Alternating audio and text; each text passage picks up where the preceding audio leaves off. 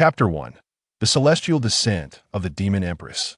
In the ethereal realm of Ling Xiao, within the Crimson Sky Domain, the night enveloped the Yu Domain forest, shrouded in darkness and tumultuous winds. Suddenly, a radiant divine rainbow pierced the heavens above the forest, akin to a shooting star streaking across the sky, vanishing within the distant firmament in the blink of an eye. Shortly thereafter, 5 additional divine rainbows surged forth from the nocturnal veil, seemingly in pursuit of the first. Ha ha ha. The sealing spell has taken full effect. The demon empress can no longer withstand it. Quickly pursue. One of the figures within the radiant trail exclaimed with exuberance. Upon hearing this, the 5 figures accelerated, racing forth with astonishing swiftness. As anticipated, the speed of the initial divine rainbow began to wane, revealing the silhouette of a woman clad in black with flowing white hair, her form beset by grievous wounds, emanating an air of disarray. Before long, the 5 pursuers had caught up. Demon Empress, meet your demise. Today, we shall avenge our master. A voice, filled with a mixture of sorrow and elation, rang out from behind her. Without hesitation, the 5 joined forces, unleashing a powerful strike. Jiang Mengli, realizing evasion was futile, positioned the jade flute she had clutched tightly before her, summoning all her strength to defend. At that moment, sensing the activation of her spiritual energy, a mysterious sigil flickered within her energy sea. Instantly, her aura plummeted precipitously. Clang! The divine light unleashed by the 5 struck the jade flute with tremendous force, producing a resonant metallic chime, but a luminous glow radiated from the flute, creating a fierce clash that sent ripples through the air. Yet, under the influence of the enigmatic seal, Jiang Mengli found herself overwhelmed. The jade flute ultimately could not withstand the onslaught. The divine light breached her defenses and struck her body with brutal impact. She was sent tumbling back several dozen paces, violently ejecting a mouthful of crimson blood that stained her garments, quickly absorbed by the dark fabric. As her eyelids grew heavier, Jiang Mengli succumbed to her grievous injuries, plummeting into the depths of the forest. Ha ha ha. Even a divine being can be slain by the might of mortals. The raucous laughter echoed through the night, the faces of the 5 brimming with triumph. Do not be complacent. We must eliminate her to prevent future troubles. One among them cautioned. The remaining 4 nodded in agreement and hastened after the direction in which Jiang Mengli had fallen. Deep within the Yu Domain forest, a humble wooden cottage awaited. Ai Changxian sat quietly at his desk, his gaze fixed intently on the half-burnt incense before him, a blend of anticipation and anxiety flickering in his eyes. Alas, only half an incense stick remains. Just 1 year left. Let there be no unforeseen. However, unforeseen events did occur. Suddenly, Li Changxian furrowed his brow as his spiritual sense detected 6 auras rapidly approaching his direction. He could only hope that these individuals were mere passers-by. Yet, fate did not align with his desires. Bang! Moments later, a thunderous sound echoed through Li Changxuan's courtyard. Blast it! With only half an incense stick left, why must an incident arise at this moment? Fuming, Li Changxian stormed out of his abode. Yet upon witnessing the scene in his yard, he was rendered dumbfounded, frozen in place. Before him lay the collapsed gate of his small courtyard, and sprawled on the ground was a silver-haired woman with disheveled hair. This was absurd. Residing in the depths of the mountains, it was already secluded enough. How could anyone dare to intrude? Even if they were mere passers-by. Miss, this is not a place for resting. As Li Changxian pondered how to deal with the half-conscious woman, 5 additional unwelcome guests silently landed outside the courtyard. Though they had yet to make contact, Li Changxian could already sense the chilling aura of murderous intent emanating from them. The 5 outsiders, seemingly oblivious to Li Changxian's presence, strode directly towards the unconscious Jiang Mengli. Hey, this is my courtyard, and it is rather impolite to enter unannounced. Li Changxian frowned, raising his voice to alert the 5. Only then did they halt, turning their haughty gazes upon him.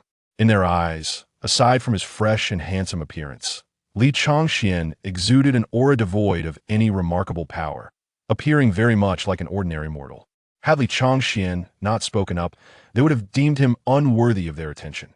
Thus, the 5 merely cast him a disdainful glance before summoning their weapons, intending to eliminate the silver-haired woman first. However, Li Changxian braced himself against the doorframe, barring their entry into the courtyard. Am I to gather you are mute?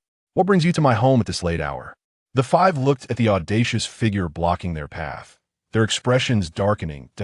As cultivators, they held themselves in high regard, believing mortals should bow their heads in their presence, exhibiting utmost respect. Yet, the man before them not only failed to welcome them, but dared to express his discontent. Consequently, one of the cultivators, his face contorted with fury, bellowed, "Having encountered a celestial being, why do you not kneel?" Bound by the conventions of the cultivation world, they could not strike a mortal without just cause, and being from reputable sects, they were mindful of their dignity. Thus, they unleashed their spiritual pressure, attempting to force Li Changxian to kneel before them. They reveled in witnessing mortals grovel beneath their overwhelming pressure, trembling as they called them celestial beings, while they themselves stood exalted, basking in the intoxicating sensation of absolute dominion. However, the anticipated scene of Li Changxian kneeling in submission did not materialize. He remained steadfast, as if the formidable aura exerted upon him held no sway. He regarded them with a bemused expression, even jesting, "You lot? What utter nonsense to call yourselves celestial. You. Who are you truly?" A wave of astonishment surged within the hearts of the five.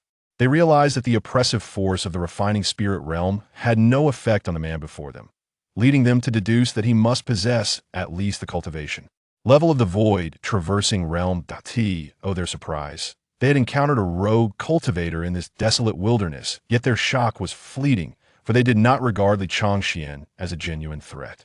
After all, they were five in number, all at the refining spirit realm, more than capable of dealing with a single rogue of the void traversing realm.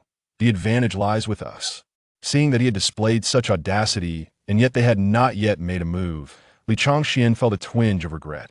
However, as the incense burned low, he knew he could not take the initiative. It was not a viable option for them to remain. Thus, he warned the five, "Do not set foot in my humble abode. I give you 3 breaths of time to depart immediately."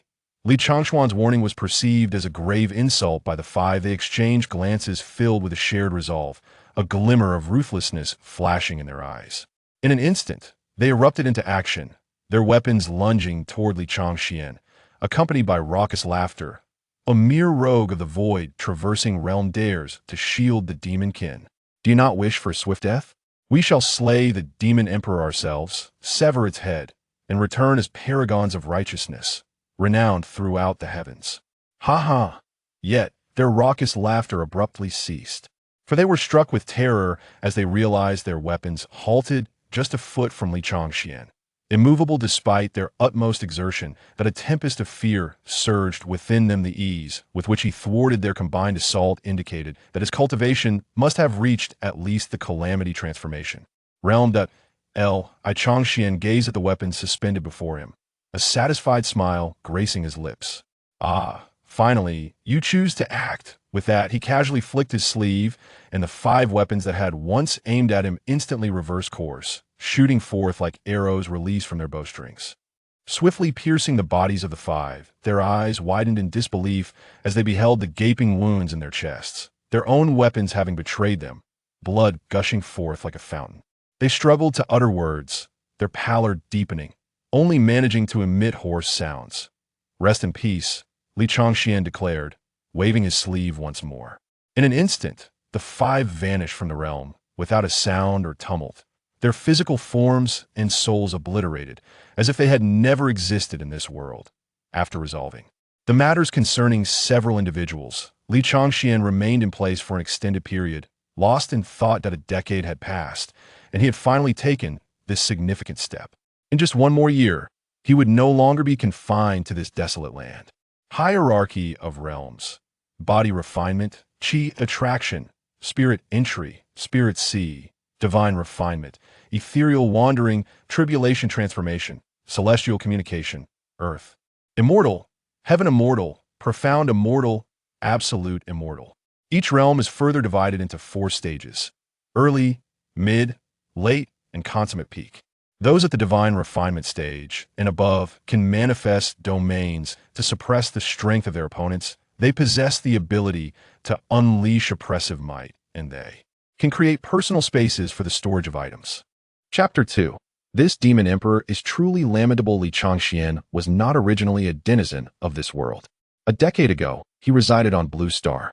During a nocturnal ascent of the Xiandu Peak on Blue Star, a bolt of lightning struck him without warning, and he found himself, body and soul, transported to this celestial realm known as Lingxiao continent. The fortunate news was that he discovered this land was conducive to cultivation.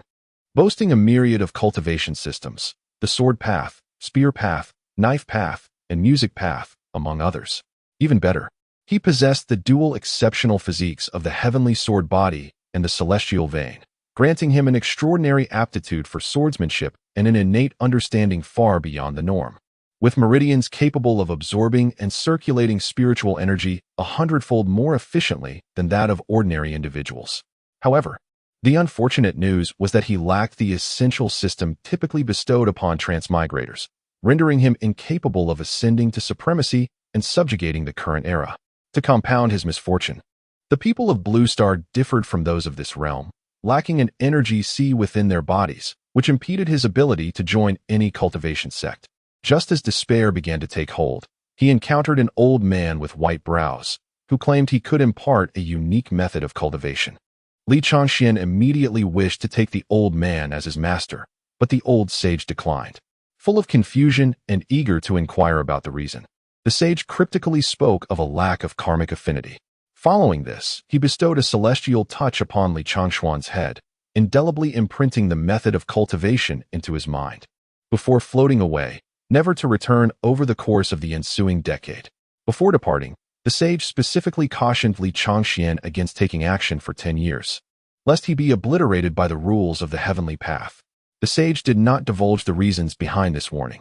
Given the peculiar nature of his physique and meridians, he was required to cultivate through the techniques imparted by the sage, gradually transforming into a body akin to that of the local populace. The 10-year period was indeed a critical juncture. Once it elapsed, the technique would activate autonomously, aiding him in establishing his energy sea and repairing his foundational path. After tonight, his earth immortal cultivation would descend into a year-long silence.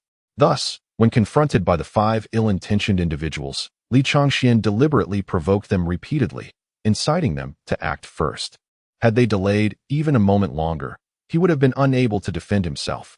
Moreover, this marked his inaugural act of taking a life, a thought that still haunted him. Moments later, standing at the doorway, Li Changxian felt his aura recede like an ebbing tide, until he bore no distinction from an ordinary mortal. This transformation was not due to a lack of cultivation prowess, but rather a genuine return to the state of a common person.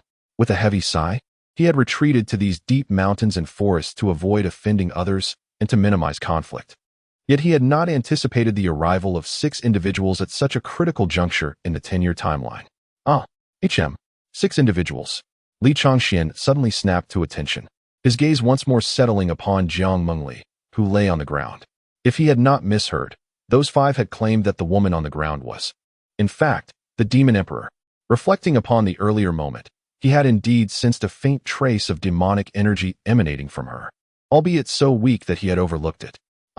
If the demonic energy is this feeble, then this demon emperor is truly lamentable. It seems that the demon emperor is rather unimpressive, being so thoroughly pursued by 5 individuals at the refining spirit stage. A look of disdain crossed Li Changxian's features. Gazing down at the frail figure of Jiang Mengli, her complexion as pale as parchment, Li Changxian found himself engulfed in a tumult of doubt. Should I save her, or let her be? A gentleman does not stand beneath a crumbling wall. A gentleman does not rescue. Indeed, perhaps it would be wiser to find a place to bury her. With his current lack of cultivation, this woman, who was likely a demon, could pose a threat to his very life if she were to awaken. Thus, Li Changxian cautiously turned Jiang Mengli over. In the dim twilight, he finally discerned her countenance, revealing that she was a young and beautiful maiden. A few streaks of blood marred her fair face, enhancing her tragic and enchanting allure. Just as Li Changxian intended to drag her out of the courtyard, the jade flute she had been clutching tightly suddenly soared from her grasp, positioning itself firmly at the entrance of the small courtyard, emanating a faint glow as if attempting to convey some message to him. Li Changxian was utterly perplexed by the flute's actions. When he reached out to remove it, he found that no amount of force could budge it, as if it had taken root in place. Left with no choice, he resolved to drag the woman, no, the demon, outside. But the flute, witnessing this, grew agitated and seemed poised to strike him down. Yet, it hesitated, seemingly in contemplation, and ultimately lowered itself, gently nudging Li Changxian back into the courtyard. Unbeknownst to him, as he was oblivious to the happenings behind him, he had become as unaware as any ordinary mortal. At this moment, Li Changxian sensed the object pressing against him. Turning around to face the jade flute that obstructed his way, he scratched his head, and after reflecting on the flute's peculiar behavior, he began to grasp the situation. Tentatively, he pointed at the unconscious Jiang Mengli and inquired, "Do you mean I should save her?" The flute swayed up and down, seemingly nodding in affirmation. Li Changxian's eyes widened in astonishment. This jade flute possessed sentience. How surprising. He had merely posed the question out of curiosity, never anticipating a response. This was hardly due to his ignorance, for he had never truly stepped into the realm of cultivation within the Lingxiao continent, and moreover, divine weapons were exceedingly rare. Even cultivators encountered them infrequently. Having since retreated to this secluded mountain forest, he had become isolated from information, resulting in his limited understanding of the world of cultivation. At this moment, Li Changxian silently resolved that, when the opportunity arose, he would forge a sentient sword of his own. Returning to the present, he looked once more at the unconscious Jiang Mengli, and then at the jade flute before him. "I cannot save her," he uttered, yet still attempted to pull her out, only to find the flute steadfastly blocking his exit. Faced with the flute's obstruction, Li Changxian was at a loss and could only turn back to the cottage, intending to leave her fate to chance. However, as he approached the doorway, the flute suddenly darted towards him, blocking his path. Li Changxian was taken aback by this unexpected maneuver. Li Changxian, exasperated by the relentless pursuit, could no longer endure the entanglement. He seized a broom from the courtyard and engaged in a scuffle with the jade flute. Sensing the diminishing vitality of its master, the jade flute seemed to grow anxious, inadvertently unleashing a beam of divine light that struck the courtyard wall. In an instant, the wall crumbled, sending dust swirling into the air. At that moment, the jade flute was poised against Li Changxian's neck. Observing the fallen wall and the chill at his throat, Li Changxian swallowed hard, contemplating the flute's hidden prowess. If you possess such power, why not reveal it sooner? He mused silently. The jade flute emitted a faint, ethereal glow, seemingly awaiting Li Changxian's response. After a brief hesitation, he relinquished the broom, signaling his acquiescence. With a heavy heart, Li Changxian lamented his current state, devoid of cultivation, and yet being bullied by a mere stick. He recognized the futility of inaction. Had that blow connected, he would have been utterly defenseless in his present condition. It was truly a case of the tiger fallen in the plains being tormented by dogs, a once mighty figure now cowed by a cane. The jade flute, too, acted out of necessity, reluctant to inflict real harm, fearing that if it were to strike him down, there would be no one left to save its master. Resigned, he laid Jiang Mengli upon a door plank and hurriedly pulled her inside. The jade flute hovered closely beside him, seemingly vigilant, wary of any mischief he might attempt. Yet once inside, Li Changxian found himself in a quandary. Devoid of even a trace of spiritual energy, how could he possibly save her? The jade flute gently prodded his shoulder, urging him to act swiftly. In that moment, both the man and the flute refrained from overstepping. Li Changxian feared the flute's aggression, while the flute feared his failure to rescue its master. Chapter 3. Because of my kindness, Li Changxian first filled a basin with clear water and gently wiped away the blood and grime from Jiang Mengli's face with a towel. As he proceeded, her true visage gradually unveiled itself before his eyes. Having lived on Blue Star and accustomed to various technological marvels, Li Changxian was momentarily taken aback by the sight of her unadulterated beauty, a wave of astonishment swelling within him. The woman's skin was as white as snow, delicate and smooth, her brows like willow leaves, her lips thin like cherry blossoms, a captivating presence, unparalleled and exquisitely radiant. Perhaps due to her grievous injuries, Jiang Mengli's fair countenance appeared somewhat pallid, yet this only added an enchanting fragility to her beauty, evoking a sense of tender pity.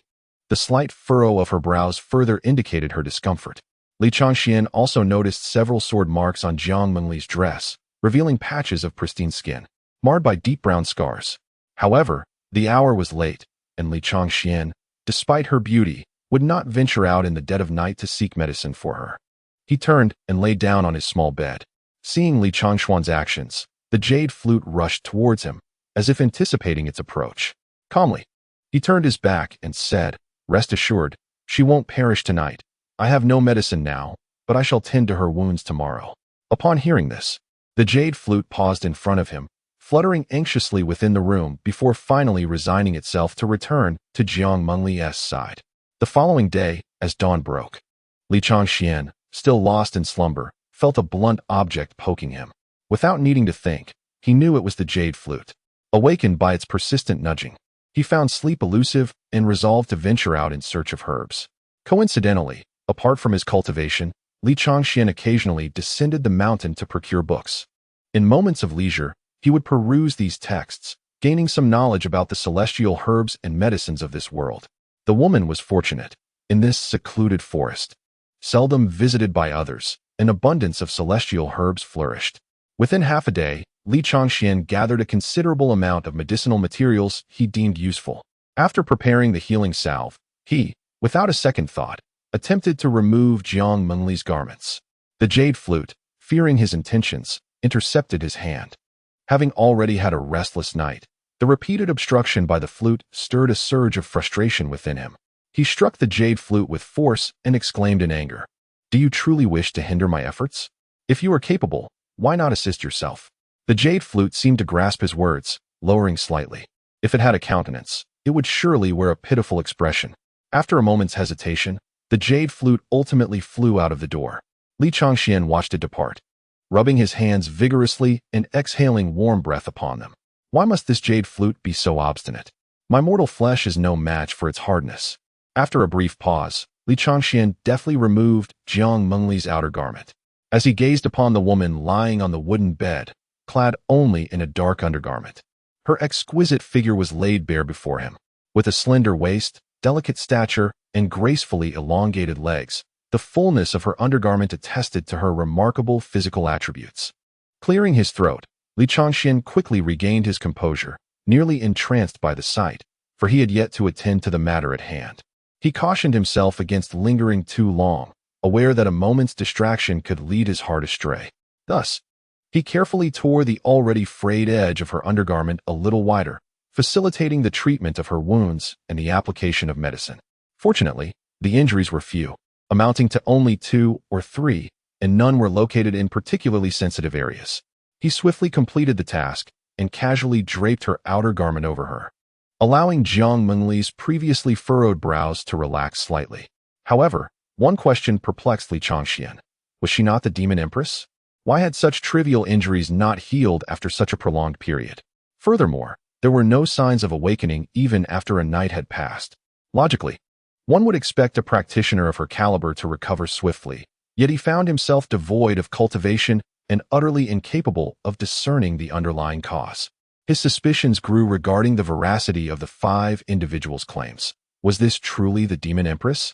Were it not for his current mortal form, he would have been tempted to probe into the realm of this demon empress, for she appeared rather lacking. Thus, 3 days elapsed, with Jiang Mengli lying on the wooden board for the entirety of that time. On the 4th day, beams of sunlight streamed through the window, illuminating Jiang Mengli's stunning visage. Her eyelashes fluttered, and she gradually opened her watery eyes, revealing a hint of confusion and bewilderment. Slightly lifting her head to survey her surroundings, she found herself in an elegantly archaic chamber, modest yet exceedingly pleasing to the eye, soothing to the spirit. Realizing she was resting on a wooden plank, she noticed a bed on the opposite side of the room. As she gently massaged her slender waist, a wave of soreness washed over her. How could one not feel discomfort lying on such a hard surface? Then, a pungent medicinal aroma wafted towards her, and she recognized her scant attire, with unpleasant ointment smeared over her wounds. Just then, the jade flute, sensing its master's awakening, swiftly flew into Jiang Mengli's hand. She grasped the flute, feeling somewhat reassured. Clad in the outer skirt that had been draped over her, she cautiously assessed her surroundings. At that moment, the door creaked open, and Li Changxian entered. Upon seeing that Jiang Mengli had awakened, their gazes met, each silently appraising the other. For a brief moment, The room was enveloped in silence. Li Changxian beheld the now upright Jiang Mengli, her brows like distant mountains, eyes akin to autumn waters, skin as pure as jade, exuding an ethereal grace that imparted a hint of the Empress's formidable presence. As Jiang Mengli surveyed the young human at the door, whose complexion resembled jade and whose demeanor was strikingly refined, she discerned the absence of any spiritual energy emanating from him. Concluding that Li Changxian was merely an ordinary mortal, she felt a slight easing of her vigilance, believing him to pose no threat. "Are you ready?" Li Changxian was the first to shatter the silence. "Did you save me?" Jiang Mengli did not respond directly to his inquiry. Instead, she maintained her frosty demeanor and coldly retorted. At her words, Li Changxian raised an eyebrow and stepped closer to her, nonchalantly replying, "Isn't it obvious? Why would you think I would save you?" Jiang Mengli found it hard to believe that someone could be so altruistic. In her worldview, whether cultivators or mortals, humans were often driven by a desire to eliminate one another. Why would this ordinary man have saved her without any apparent motive? Li Changxian hesitated for a moment, thinking it would be rather undignified to admit he had been threatened by her weapon. Because I am good," he finally stammered. Upon hearing this, a flicker of skepticism crossed Jiang Mengli's eyes. However, she chose not to dwell on the matter excessively. After all, survival was paramount. She then inquired, "Who removed my outer garment?" "In this desolate wilderness, it was clearly I," Li Changxian responded. Jiang Mengli's delicate brows furrowed slightly, a glimmer of murderous intent flashing in her eyes. How dare this lowly human touch her? Had the circumstances been different, he would have been reduced to ashes long ago. Yet, considering that he had saved her life and left her undergarments intact, she reluctantly suppressed her indignation. Chapter 4. Do you perceive me as a fool? Upon hearing this, Jiang Mengli suddenly recalled the 5 individuals who had pursued her that fateful night. In an instant, a fierce blaze of anger ignited within her, a murderous intent surging like tumultuous waves, far more intense than before. The temperature in the room seemed to drop perceptibly, a chill even reaching Li Changxian. Simultaneously, a sense of confusion arose within her. Why was she still unscathed? That night, she had genuinely believed she might perish at the hands of those few insignificant cultivators. What had become of those 5? Where are they? Jiang Mengli inquired coldly. "They have departed." Li Changxian, uncertain whether this demon empress might harm him, uttered a casual falsehood. However, Jiang Mengli was not easily deceived. To her, eliminating the demon empress represented an unparalleled opportunity to gain renown among human cultivators. No cultivator would ever relinquish such a chance lightly. Liar. Jiang Mengli discerned the deceit immediately, her jade flute soaring from her grasp. Poised against Li Changxuan's neck in the blink of an eye. "You have but one chance. Speak the truth." Her voice was chilling, as if it could freeze the very air around them. With no recourse, Li Changxian, in his current mortal form, knew he could not withstand the flute's strike and thus resorted to honesty. "I killed them." Upon hearing this revelation, Jiang Mengli was momentarily taken aback. Her beautiful eyes filled with incredulity, as if she could scarcely believe her ears. She stared blankly at Li Changxian, her expression becoming exceedingly peculiar, as if to silently ask, "Do you take me for a fool? Do not presume that saving my life means I shall hesitate to end yours." Jiang Mengli's brows knitted tightly, a displeased expression gracing her features, her tone icy and fierce. Li Changxian found himself at a loss for words. The truth was met with disbelief, while lies were equally untenable, leaving him ensnared in a dilemma. He fell silent, standing still, aware that he possessed no power to resist. Seeing him remain mute, Jiang Mengli contemplated whether to impart a slight lesson.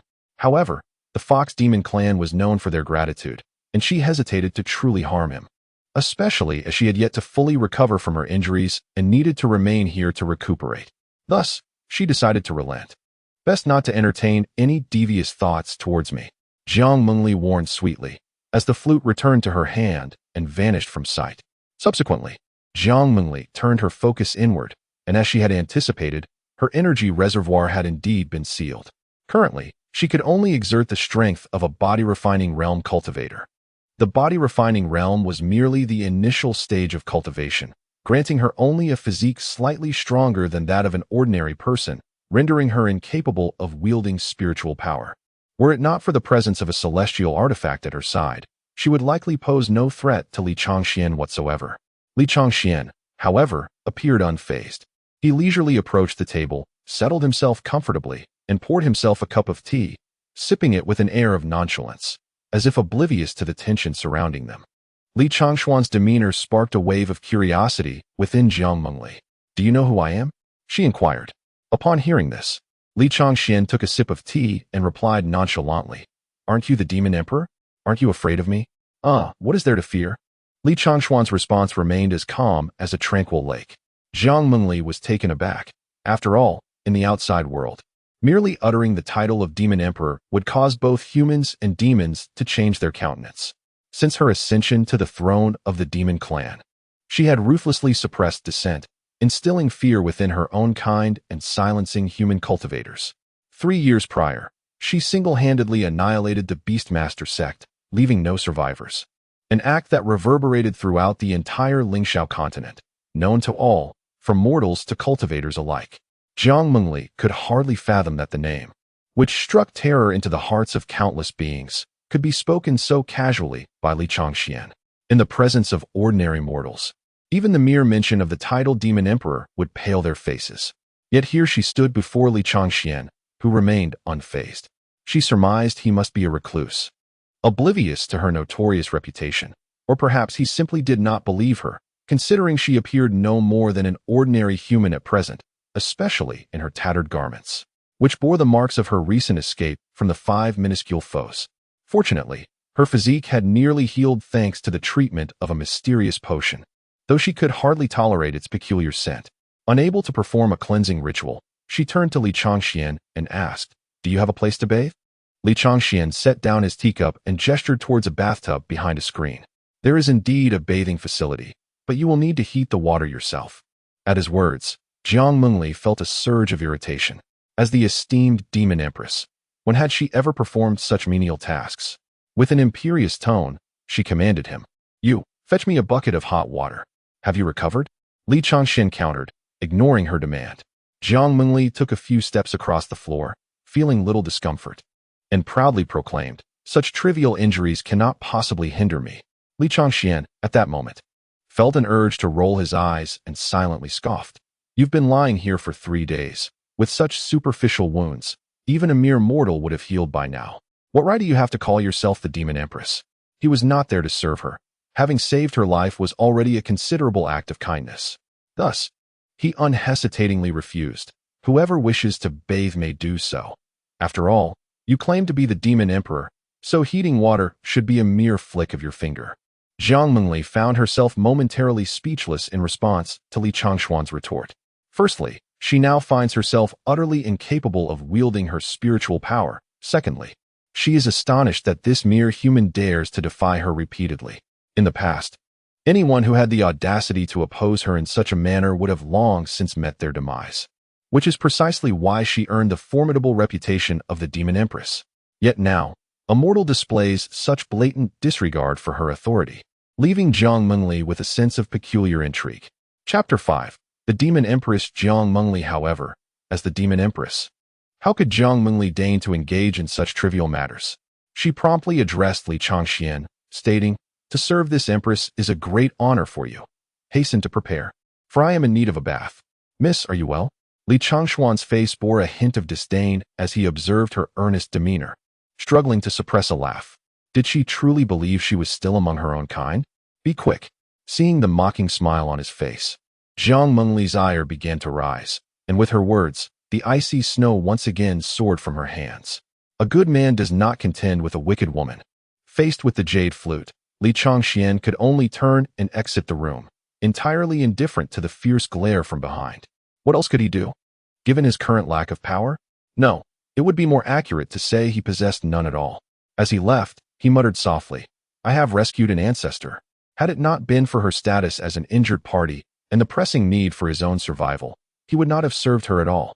Once Li Changxian had departed, Jiang Mengli revealed a satisfied expression and began to wander around the room, taking a keen interest in the peculiar objects within. Before long, Li Changxian had readied the bathing water. Just as he intended to leave, Jiang Mengli called out to him, "Hey, do you have any women's clothing for changing? This empress needs to bathe and dress. I am but a man. How could I possess women's clothing?" There is only my own, for you to use if you wish.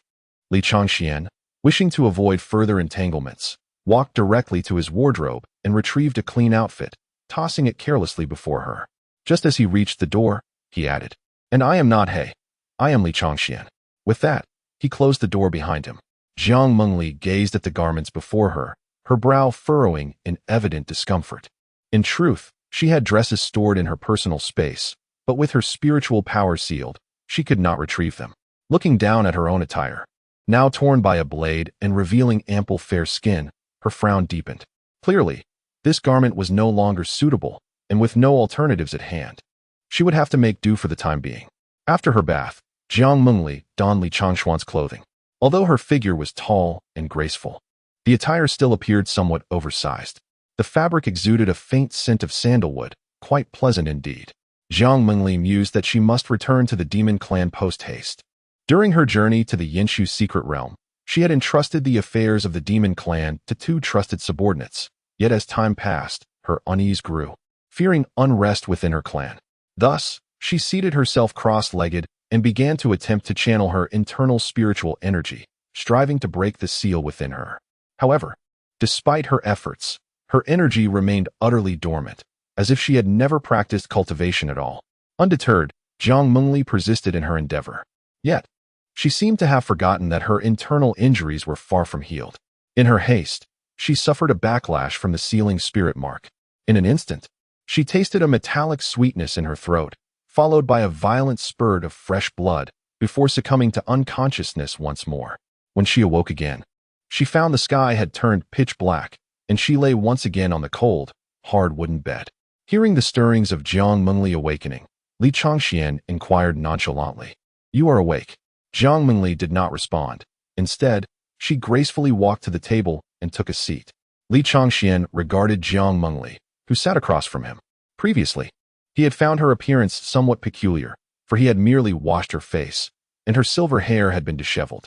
Now, after tidying herself, she appeared even more beautiful, almost flawless, save for her perpetually frosty expression. Noticing his unwavering gaze upon her, Jiang Mengli felt a flicker of annoyance. It was rare for anyone to dare meet her eyes. "Li Changxian, have you finished staring?" she exclaimed, clearing her throat. Li Changxian, feeling somewhat embarrassed and unsure of how to proceed, merely coughed awkwardly to mask his discomfort. "I still do not know your name," he ventured, attempting to redirect the conversation. Jiang Mengli furrowed her delicate brows, observing Li Changshuan's earnest demeanor. After a moment's contemplation, she coldly replied, "Logically speaking, you are not worthy of knowing the name of this empress. However, considering you have saved me twice, I shall indulge you. My surname is Jiang, and my name is Mengli." Simultaneously, Jiang Mengli was resolute in her belief that he was merely an ordinary hermit residing in the mountains. After all, the title of the demon Empress Jiang Mengli was well known beyond her realm. Even mortals had heard of her esteemed name. Jiang Mengli, Li Changxian murmured to himself. Upon hearing her name on his lips, Jiang Mengli felt a twinge of discomfort. After all, who would dare to call her by her name in everyday life?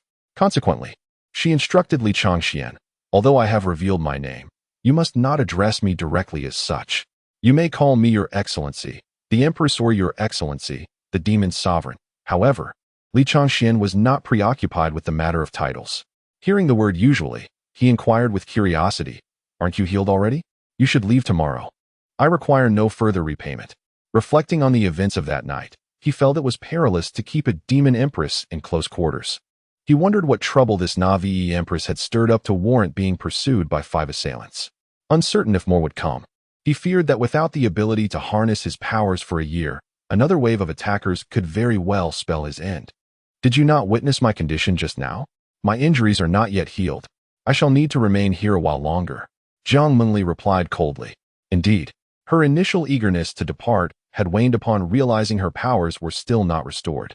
After careful consideration, she concluded that it would be unwise to return to the demon realm just yet. Firstly, her cultivation has yet to be restored. Should this news become public, it would undoubtedly disturb the hearts of the demon tribe, while the human cultivators would become restless. Secondly, the current state of the demon tribe is, in fact, rather unstable. Many leaders of the demon clan are casting covetous glances towards the throne of the demon emperor. Were it not for their fear of her formidable power, they might have already risen in rebellion. If she were to recklessly return now, and if a few leaders with treasonous intentions were to discover her diminished cultivation, it would surely incite chaos within the demon tribe. Therefore, given the present circumstances, her decision to refrain from returning to the demon clan is, at this time, the more prudent choice. However, having emerged from the secret realm and slain 5 elders of the Taishan sect, the events that transpired will inevitably come to light. She can only hope that the human cultivators remain unaware for a while longer, ideally until her powers are fully restored. Furthermore, the 5 core disciples of Tai Xian from that night are currently unaccounted for. Thus, she must expedite the dissolution of this abominable sealing spirit.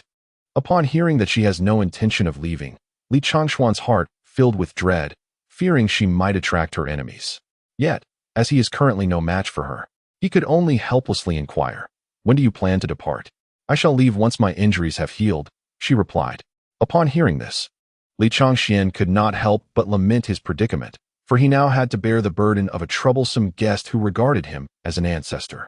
Jiang Mengli, noticing the troubled expression on Li Changshuan's face, mistakenly believed he was concerned about her taking advantage of his hospitality, and thus reassured him, "Rest assured, having saved this emperor, I shall not treat you unfairly."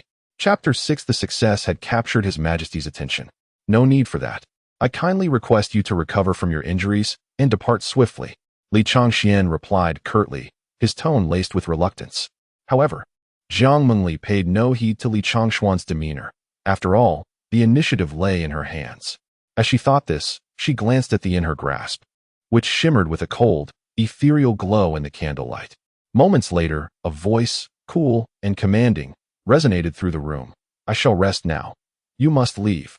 Jiang Mengli spoke expressionlessly, then rose gracefully, making her way toward the solitary bed in the chamber. By the time Li Changxian realized what was happening, Jiang Mengli had already perched elegantly on the edge of the bed, delicately arranging her skirt, as if she were the sovereign of the room. Seeing her disposition, it was clear that she intended to claim his bed, a notion that Li Changxian could hardly tolerate. Setting aside the fact that this foolish demoness had taken it upon herself to assume the role of the master, the very act of sleeping was a cherished pleasure. How could he allow her to occupy his bed? Thus, he immediately posed a soul-searching inquiry. "Are you not the demon emperor? Do you still require rest? Do practitioners of the art need to sleep?" Jiang Mengli was aware of these implications, yet her powers had been sealed, leaving her susceptible to fatigue. Furthermore, as a noble demon emperor, she had yet to settle the score with Li Changxian for having confined her to that cold, hard wooden board for several days. Therefore, she would not consent to his demands nor reveal the extent of her loss of power.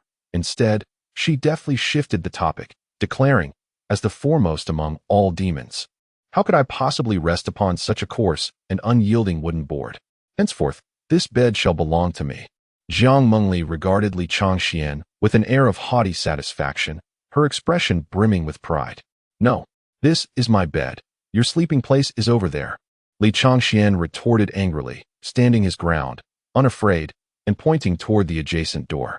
Following his gesture, Jiang Mengli's gaze fell upon the meager bedboard, igniting her fury anew.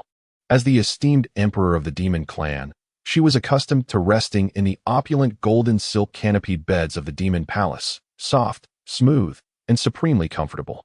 Yet now, this detestable human insect had relegated her to such a dilapidated bedboard.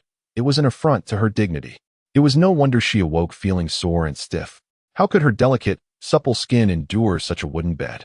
Contemplating this, Jiang Mengli's expression darkened further as she fixed a cold stare upon Li Changxian. With a frosty demeanor, she exclaimed, "Li Changxian, how dare you defy my will?" Her voice dripped with ire, as if she wished to devour him whole. Li Changxian dismissed the obstinate demoness, seemingly deaf to her words, and nonchalantly sat beside her, preparing to remove his shoes and climb into bed. Jiang Mengli's eyes widened in disbelief. She had never encountered someone so audaciously disrespectful. Enraged, her face flushed crimson as she clenched the inner hand. For no man had ever dared to come this close to her before. Jiang Mengli glared at Li Changxian with a venomous intensity, her eyes seemingly capable of inflicting 1,000 cuts upon him. Yet, Li Changxian remained blissfully unaware of her ire. leisurely removing his shoes in preparation to ascend to the bed. The fury simmering within Jiang Mengli became unbearable, prompting her to bellow, "Li Changxian, get down this instant."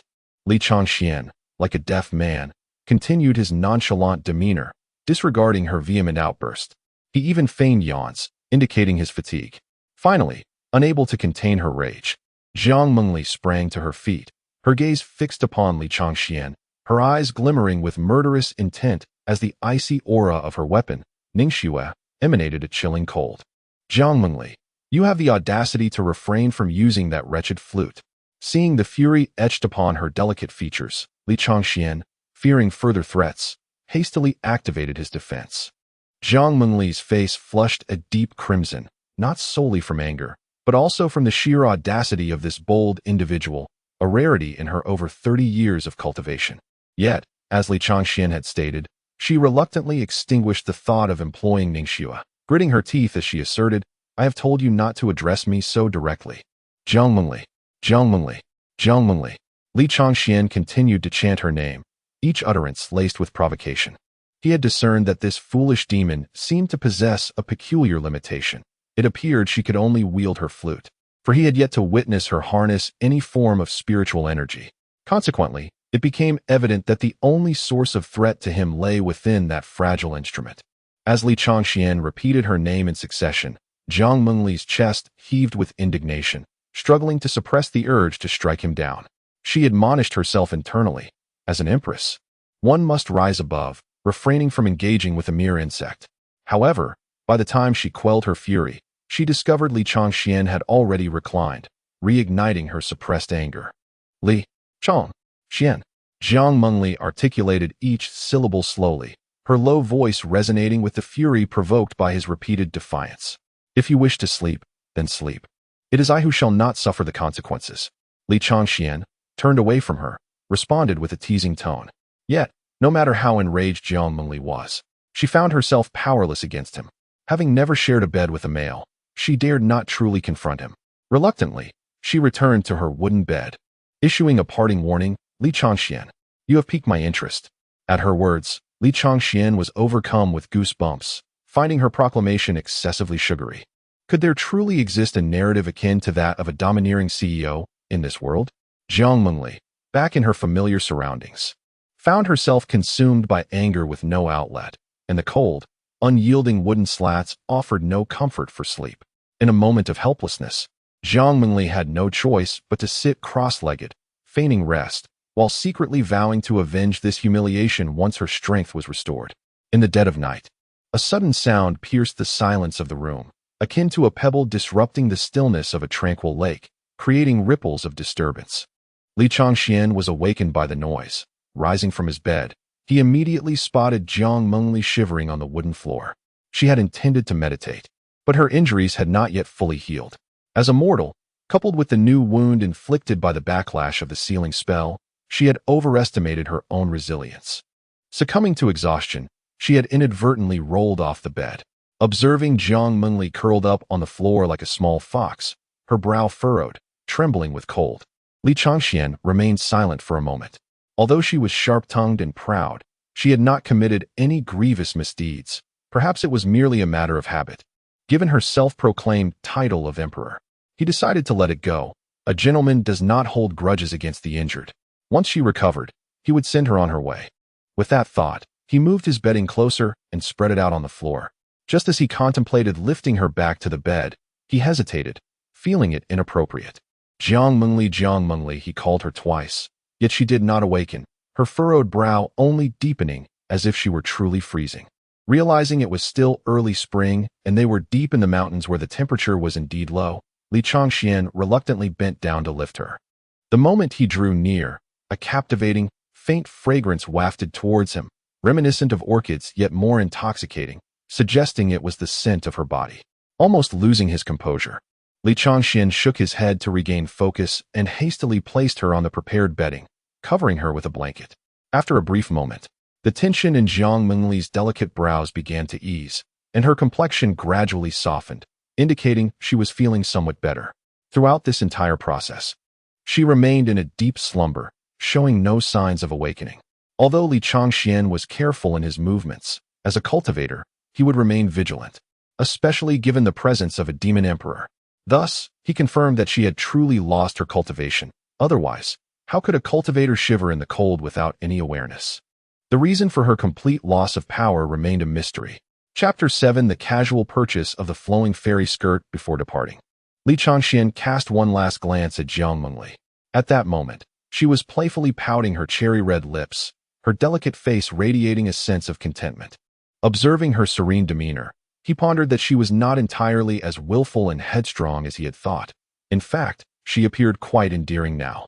The following day, as dawn broke, sunlight streamed through the window, gently illuminating the room.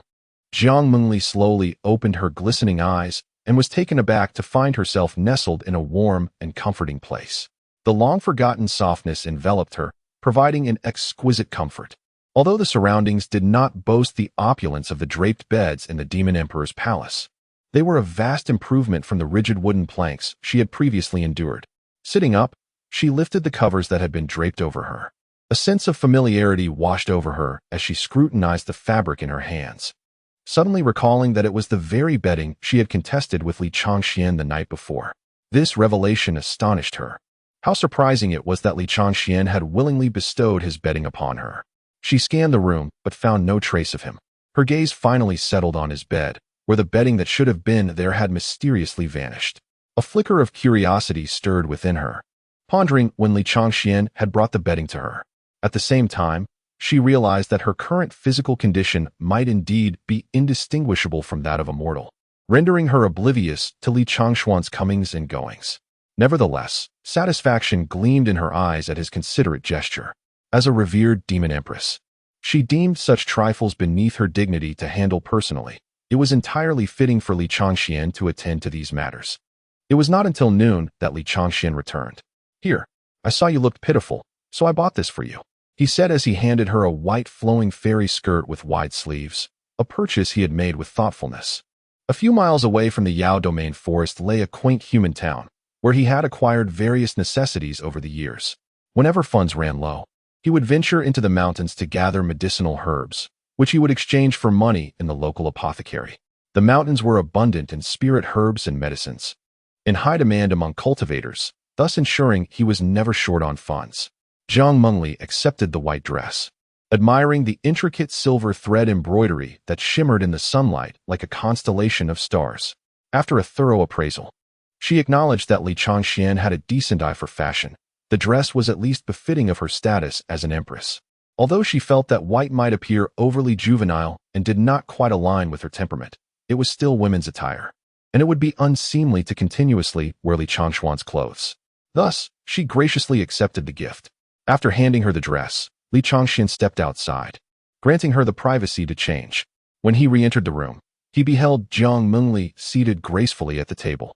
Her waist resembled a flowing ribbon, and her ears adorned with moon-like ornaments. Her fingers were as delicate as freshly cut scallions, and her lips bore the hue of vermilion. A pink silk ribbon cinched her waist, accentuating her slender figure exquisitely. The soft silk fabric embraced her figure, elegantly outlining her graceful curves. The cuffs and neckline were adorned with delicate white lace, adding a touch of elegance and sweetness to her appearance. The gentle hem of her dress danced with the breeze that slipped through the open door, resembling a wisp of smoke under the moonlight, dreamlike and ethereal. It must be said that Jiang Mengli, clad in her new attire, possessed a unique charm, while she exuded a captivating allure. Her cool and detached visage also conveyed an air of restraint. Li Changxian found himself lost in thought once more. "Jiang Mengli, when will you depart? This humble abode cannot accommodate such a grand presence." Once he regained his composure, Li Changxian hastily diverted the conversation, attempting to mask his distraction. As a pure-hearted youth, he couldn't help but feel a tinge of shyness at being so captivated in front of her. Though Li Changxuan's reaction was swift, Jiang Mengli's attention remained fixed upon him, and thus his embarrassment did not escape her notice. A smirk flickered across Jiang Mengli's mind. He was clearly entranced by her beauty. She held a firm confidence in her appearance. Had it not been for her formidable reputation, she would likely have garnered numerous admirers. Moreover, considering Li Changxian was merely a mortal dwelling in these mountains, he had probably encountered few women of her kind. Thus, she rationalized, his earlier behavior was hardly surprising. I have promised that I shall not treat you unfairly. Once you recover, you shall depart in due time. In return, I can impart to you the methods of cultivation. Should you possess aptitude, it is not beyond reason for you to reach the Qi induction realm, thereby extending your life by several decades, Jiang Mengli stated coldly. Based on her observations of Li Changshuan's dwelling, it was evident he lacked for nothing. Although it was but a single room, its decor was remarkably unique and exuded an innate elegance that was uncommon among ordinary folk. Furthermore, the garments he had presented her, while not ceremonial, were nevertheless exquisite in craftsmanship and aesthetics, certainly ranking among the finest in the realm of cultivation. Thus, she surmised that Li Changxian was a young man of poor aptitude who had retreated to the wilderness. Upon hearing that the demon empress would teach him, a flicker of interest surged within Li Changxian. Although he had already begun his cultivation journey, it was based solely on his own understanding, leaving him uncertain of the old man's teachings. The only time he had engaged in combat was a few nights prior against 5 adversaries. And now he had the opportunity to learn from her, to gauge whose teachings were superior. Therefore, Li Changxian nodded in agreement. I accept. But I shall not take you as my master. You would wish to be my disciple? That is hardly my desire. Jiang Mengli retorted coldly.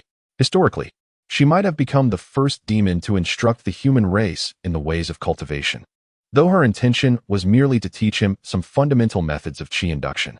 Subsequently, Jiang Mengli casually imparted a few incantations for him to try, uncertain if the demon clan's cultivation methods would be applicable to humans. Li Changxian attempted to sense the fluctuations of the celestial aura, and indeed, he could perceive its presence. However, it bore no resemblance to the cultivation techniques he envisioned in his mind, making it exceedingly difficult to absorb the spiritual energy. Consequently, he resolutely abandoned the endeavor, preferring the methods he was familiar with. Jiang Mengli, witnessing this development, assumed that his aptitude was insufficient for drawing energy into his body. As for the body refinement stage, it hardly qualified as an entry into the realm of immortality, so she did not impart the techniques of body refinement to him. Jiang Mengli had initially believed he would cherish this hard-won opportunity, yet she was taken aback when he relinquished it after a mere attempt. Curiosity piqued, she inquired, "You are giving up just like that?" To this, Li Changxian merely chuckled and waved his hand dismissively, proclaiming, "Forget it. I shan't practice anymore. By the time I emerge from this forest, I shall undoubtedly be invincible." His tone was audacious and carefree, devoid of jest. Hearing his bold declaration, Jiang Mengli was momentarily taken aback. Was he truly so desperate for cultivation that he had lost his senses? Convinced of her assessment, she ceased her attempts to persuade him. After all, she had already shared the cultivation method with him, thereby repaying his kindness. For an ordinary person, possessing a technique to draw spiritual energy could extend one's life by several decades, allowing for future opportunities to pursue their destiny as an immortal. Such a gift deserved the utmost respect and reverence. Chapter 8. The Hidden Beauty. 4 days later, Jiang Mengli was still recuperating in her room. At this moment, her internal injuries had nearly healed, and her meridians could circulate a modicum of spiritual energy. She firmly believed that once fully recovered, attaining the strength of a mid-stage qi-gathering practitioner would pose no challenge. In the small courtyard, Li Changxian reclined comfortably on a makeshift lounge chair, basking in the warm embrace of the sun. "Brotherly, what happened to your gait?" A youthful voice, tinged with a hint of naivety, jolted Li Changxian from his semi-slumber. Looking up, he saw a young lad approaching with a lively stride. "Xiao Chun, what brings you here? Where is your mother?" "Oh, my mother has caught a chill and is resting at home," replied the youth, known as Xiao Chun. His real name was Zhao Chun, a resident of Baoping Town, several miles from the ghostly forest. 5 years prior, Zhao Chun's mother had ventured into the mountains to gather herbs, but was unfortunate enough to be injured by a wild beast. She managed to escape to the doorstep of Li Changshuan's courtyard, who, upon seeing her as a mere mortal, was moved by compassion and came to her aid. Thus, whenever the Li family ventured into the mountains for herbs, they would visit this place to deliver necessities to Li Changxian, and Zhao Chun often accompanied them. As time passed, a familiarity blossomed between Li Changxian and the mother-son duo, making them one of the few acquaintances he had since arriving in Lingxiao continent. "Brotherly, how did the gate come to be damaged? Allow me to repair it," Zhao Chun said as he stepped into the courtyard. "Then I shall leave it in your capable hands." Li Changxian lazily replied with a nod. He had no intention of rising from his comfortable position, relishing the soothing warmth that enveloped him. With Li Changshuan's consent, Zhao Qin busied himself around the courtyard, the cheerful sounds of his work echoing through the air. For someone of his humble background, mending a gate was a task he handled with ease. Before long, he had successfully completed the repairs and took a seat beside Li Changxian. Li Changxian, shielding his face with a fan, heard the sound of Zhao Chun settling next to him. He casually poured a cup of tea and said, "What brings you here today? Did you not venture into the mountains for herbs?" Gasping for breath, Zhao Chun hurriedly took a sip of tea. Then, after regaining his composure, smiled and said, "Brotherly, I came today regarding a matter of great importance to you." Li Changxian, still reclining leisurely, did not remove the fan from his face and replied languidly, "What matter could that possibly be?" "Why, it pertains to your lifelong affair." Zhao Qin's voice rose a notch. Upon hearing this, the previously languid Li Changxian finally sat up straight, removing the fan from his face. A look of confusion etched upon it. With a beaming smile, Zhao Qin continued, "My mother mentioned that she has known you for 5 years and is aware that you remain unmarried. Therefore, she has taken it upon herself to seek out several suitable young ladies in the town for you. Today, she specifically sent me to inquire about your thoughts on the matter." Li Changxian found himself momentarily at a loss for words. Zhao Qin's mother was indeed quite enthusiastic. "Zhao Chun, go home and tell your mother not to concern herself with my affairs. I have my own plans," Li Changxian said, a mixture of laughter and exasperation in his voice. Having been single since his birth on Blue Star, and encountering few people upon arriving in the Lingxiao continent, he believed that such matters should unfold naturally without haste. Thus, he graciously declined Zhao Qin's mother's kind intentions. However, those around him held a different perspective, and Zhao Qin could not help but wonder, "I remember you were 20 years old 5 years ago. Brotherly, you must be 25 now. Why the lack of urgency?" Li Changxian found it difficult to explain, as the cultural perceptions surrounding such matters varied considerably between their two worlds. In the mortal realm of the Lingxiao continent, it was customary for men to marry by the age of 20, while women often wed even earlier. Moreover, he had fabricated his age to appease Zhao Qin's mother. Due to his years of cultivation, he had not visibly aged, so he simply stated an age that matched his appearance. In truth, he should be 26, as he had arrived at the Lingxiao continent at the age of 16 and spent a decade in cultivation. Nonetheless, he still bore the youthful visage of an 18-year-old. I am not in a rush regarding this matter.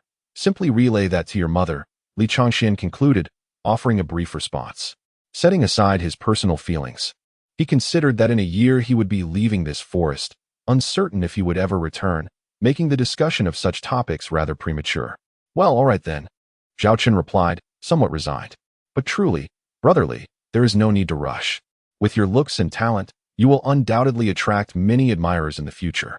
Yet, Zhao Qin noted, "Since I have known you, I have not seen any change in your appearance. Brotherly, have you practiced any form of cultivation? I read that cultivators can soar through the skies, move mountains, and even retain their youthful beauty." Zhao Qin's excitement grew as he spoke of cultivation, his eyes sparkling with longing. Unbeknownst to him, both Zhao Qun and his mother were unaware of Li Changshuan's true abilities. Li Changxian sensed his enthusiasm and asked, "You wish to cultivate?" "Of course. That way, I could protect my mother and earn respect in the town, ensuring that no one would speak ill of her again." Zhao Chun answered without hesitation, his face glowing with dreams of the future. "But if you pursue cultivation, you will have to leave the town. What will happen to your mother?" Li Changshuan's words fell like a bucket of cold water, extinguishing the flames of Zhao Qin's newfound fervor. "Then perhaps I should forget about it. My mother is more important," Zhao Qin asserted resolutely, revealing no trace of disappointment on his face. Li Changshuan's reasoning held merit. Firstly, Zhao Chun and his mother relied solely on each other, as his father had passed away before his birth.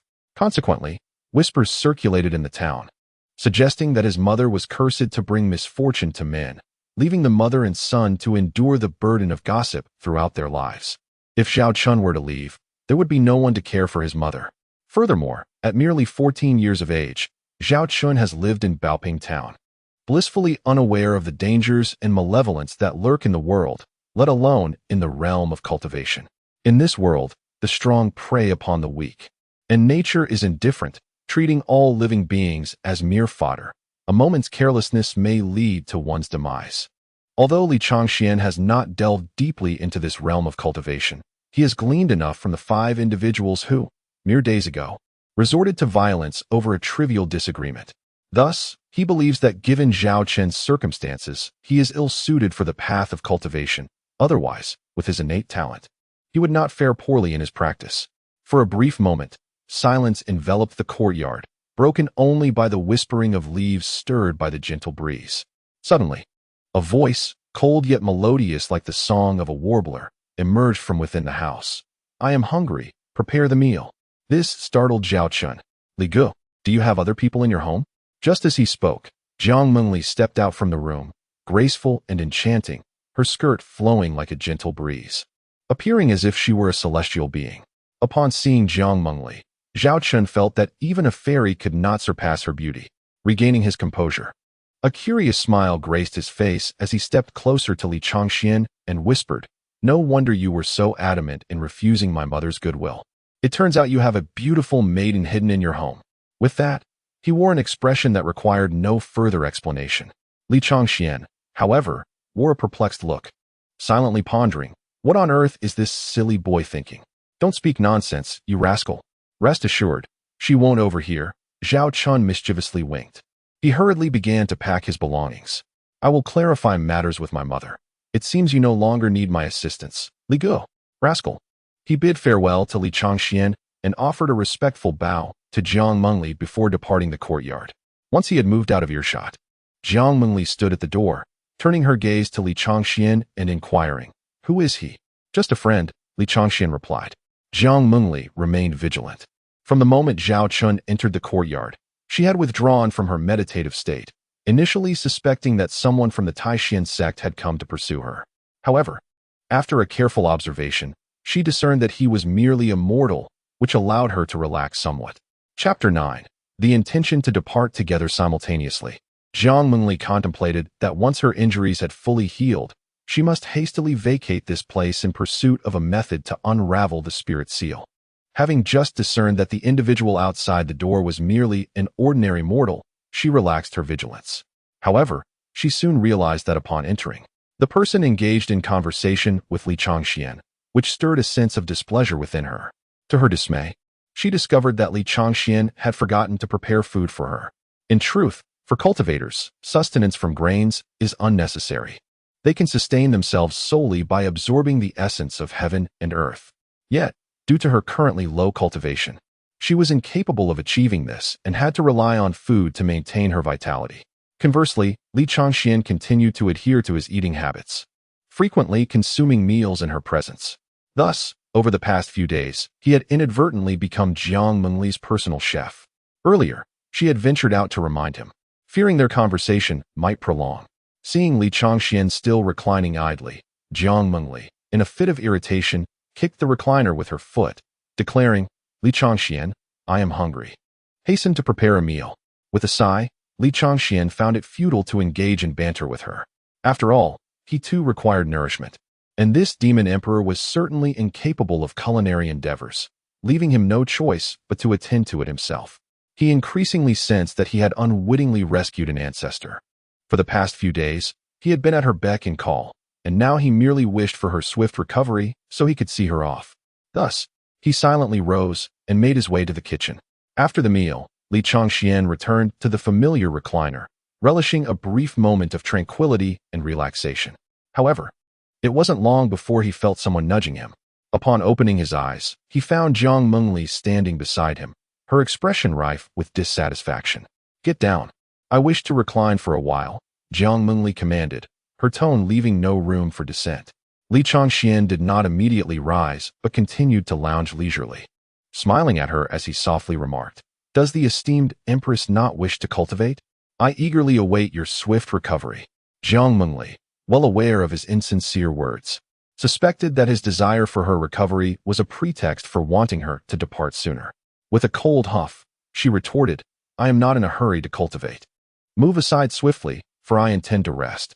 Her tone was frigid, clearly expressing her dissatisfaction with Li Changxuan's demeanor. Feigning ignorance, he remained sprawled on the recliner, ignoring her. Frustration welled within Jiang Mengli, and, in a moment of impulsive thought, a dangerous smile curled at the corners of her lips as she directly sat down beside him. Startled by her action, Li Changxian quickly shifted away, contemplating how utterly unreasonable she was. Faced with Jiang Mengli's behavior, he chose to concede, for he had no desire to incite conflict with her. Humph! Jiang Mengli let out a soft huff, inwardly deriding. To serve as my throne is truly a stroke of fortune for him. At least he possesses a modicum of discernment to step aside. Had Li Changxian not yielded, the consequences might have been dire. After all, since Jiang Mengli's birth, he was the only male to have ever come into contact with her. And that was only during her unconscious state when he administered medicine. Thus, in her perception, she had already extended considerable leniency towards him in light of the life-saving grace he had provided, given her distinguished status. Since embarking on her cultivation journey, she had navigated her path with resolute decisiveness, facing only a setback in the Yinshu secret realm. Such experiences had culminated in her proud demeanor. Meanwhile, Li Changxian found himself contemplating the notion that having the enchanting demoness perched upon him, soft and fragrant, could indeed be rather delightful. His earlier concession was not a manifestation of chivalry. Rather, it was spurred by the fleeting sense of murderous intent emanating from Jiang Mengli. He simply could not fathom this foolish demoness, whose temperament could shift so abruptly, and thus retreated to his room. Jiang Mengli reclined languidly in Li Changxuan's place, feeling supremely comfortable. Days prior, she had noticed him lounging upon this peculiar contraption, napping away, but had refrained from seizing the opportunity to try it herself, as she was preoccupied with her healing at the time. Having never encountered such a device among her kin, she found it quite pleasant. It was no wonder Li Changxian chose to repose upon it after meals, basking in the sun while sipping tea. Aside from the recliner, the other oddities within the room were foreign to her, all crafted by Li Changxian using items from Blue Star, which she naturally did not recognize. 3 days later, Jiang Mengli sat cross-legged, enveloped by swirling waves of azure energy, drifting like silken threads, winding gracefully. This was the essence of the heavens and earth, flowing continuously into her being. Suddenly, she opened her eyes, and a dazzling golden light flashed within her gaze. A subtle smile graced her lips. Her voice tinged with an undeniable hint of joy. It is done. After several days of recuperation, her injuries had healed completely. However, the Taishian forbidden technique was exceedingly domineering. Even at the pinnacle of immortality, she could only harness the strength of mid-stage qi attraction. Nevertheless, this sufficed for her purposes. This indicated that her departure from this place was imminent, yet the question of how to deal with Li Changxian lingered. Jiang Mengli pondered, her heart in turmoil. Should she still kill him? Yet, aside from his somewhat abrasive tongue and frequent transgressions, he seemed devoid of flaws. Moreover, he had not only saved her life, but had also provided her with clothing and meals. In this light, sparing his life did not seem entirely out of the question. After considerable reflection, Jiang Mengli resolved to grant him temporary reprieve, as she sought a means to lift the ceiling of her spirit. She would require a companion to attend to her needs. Furthermore, even if she chose not to take him with her, given his life-saving deed, he deserved to be allowed to leave. Otherwise, should the Taishian sect come seeking him, he would indeed face dire straits. Having made her decision, Jiang Mengli proceeded to the courtyard and called forth Li Changxian, who was still leisurely swaying upon the recliner. Li Changxian, the emperor's injury has nearly healed, and I plan to depart from this place tomorrow. Really? Li Changxian sprang up from the lounge chair, his excitement barely contained, secretly marveling. At last, this formidable deity is being sent away.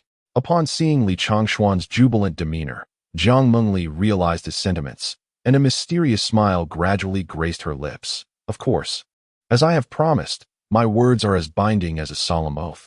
Once I am healed, I shall indeed take my leave. However, it seems you are rather pleased to hear of my departure?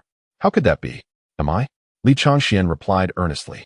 Upon hearing his response, a knowing smile appeared on Jiang Mengli's face, causing an unsettling sensation to stir within Li Changxian. Why do I feel an ominous premonition? Nonetheless, he dismissed the thought, as he was certain she would soon be gone. The following day, may the Empress enjoy a smooth journey. Li Changxian stood at the door with a beaming smile, eagerly anticipating Jiang Mengli's departure. As she reached the threshold and took a couple of steps outside, she turned back to Li Changxian and said, Li Changxian, why are you still standing there? Come along. Li Changxian looked utterly perplexed. Why would I stand here? I find you quite agreeable.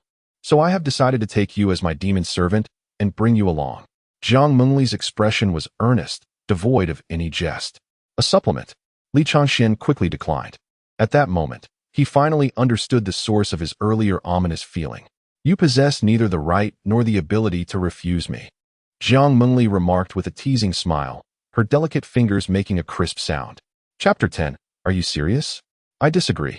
Li Changxian resolutely refused, not wishing to venture outside. The world beyond was rife with chaos and easily sparked trouble. Furthermore, Jiang Mengli's identity as the Demon Emperor was akin to a ticking time bomb, likely to attract even more complications. Naturally, Li Changxian was determined to resist at all costs. It is a privilege to earn my favor, Jiang Mengli declared with an air of arrogance. Li Changxian could not help but internally scoff, thinking, great, she's lost her mind again. What does that expression of yours mean? Li Changxian. Jiang Mengli frowned, her patience with him waning. She had tolerated him thus far, but he seemed utterly unfazed. Sensing her growing anger, Li Changxian resorted to his usual tactic. Jiang Mengli, if you have the ability, refrain from using that wretched flute. In response, Jiang Mengli merely smiled faintly. Having partially regained her powers, she believed it would be beneficial to teach him a lesson. Otherwise, he would continue to vex her. Do you truly think this emperor lacks other means? Jiang Mengli retorted coldly, her eyes glinting with a dangerous light. However, Li Changxian crossed his arms defiantly, exuding an air of indifference that only served to infuriate her further. With that, Jiang Mengli ceased to conceal her aura, instantly channeling her cultivation into the Qi induction realm. 9 ethereal fox tails emerged behind her, towering over 3 meters, swaying back and forth. Jiang Mengli had expected Li Changxian, this insignificant human, to cower at the sight of her demonic form. To her surprise, he merely gazed at her with curiosity, murmuring, so the Demon Emperor is merely a fox demon. His calm demeanor made Jiang Mengli feel profoundly disrespected, fueling her rage. In an instant, she vanished, and before Li Changxian stood a colossal 9-tailed fox, bearing its fangs menacingly at him. However, it was not a physical entity but rather a manifestation of her power, while a small fox, identical to the apparition, remained crouched on the ground, mirroring its movements. Jiang Mengli was unable to transform into her true form due to her sealed powers. She could only assume the appearance she possessed prior to the sealing.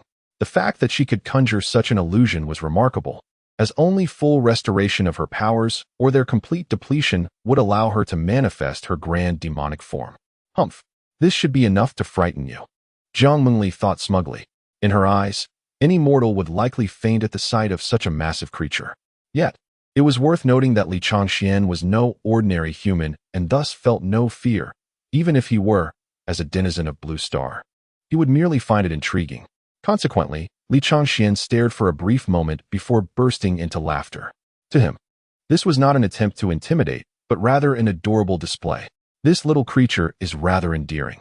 With that thought, Li Changxian chose to disregard the imposing shadow of the great fox spirit, crouching down to extend his hand towards the small fox resting on the ground.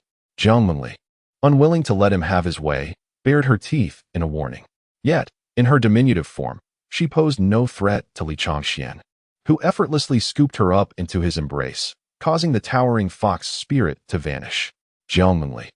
A moment of rigidity seized her body, and her expression shifted in shock. She had not anticipated that Li Changxian would dare to act so decisively, and before she could react, he had already lifted her into his arms. Li Changxian, put me down at once.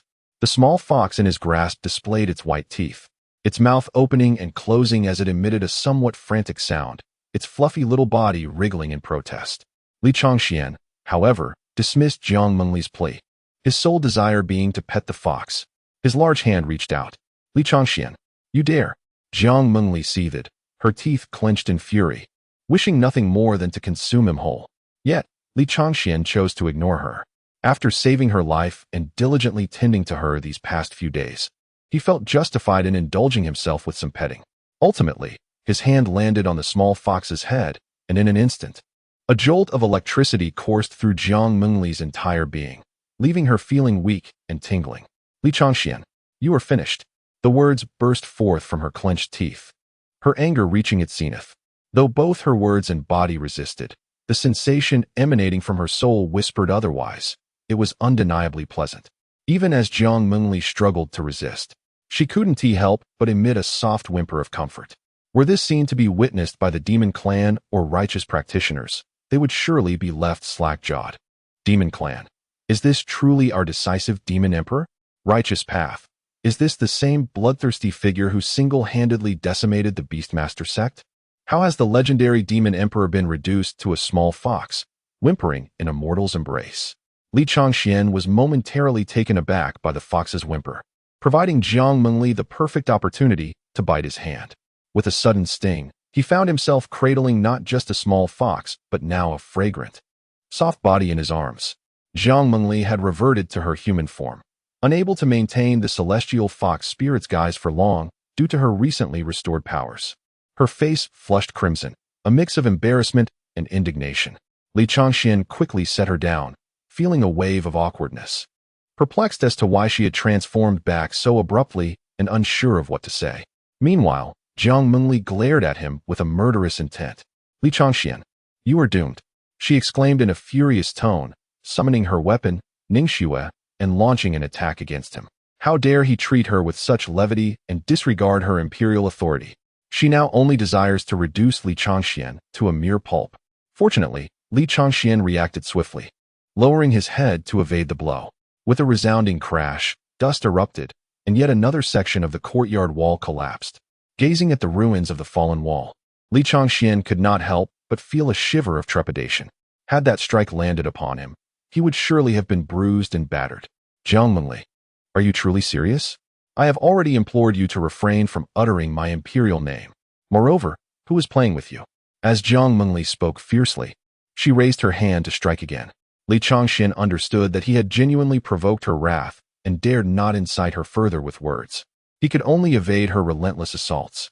Fortunately, his agility was commendable, allowing him to dodge her attacks. Yet Jiang Mengli was relentless, seemingly intent on not ceasing her pursuit until she had vanquished Li Changxian. However, despite his remarkable agility, the disparity in their realms soon took its toll on him, and he found himself physically exhausted. In a moment of desperation, he pleaded softly, "Your Majesty, I was in the wrong. Grant me my life. Please, let me avoid the underworld."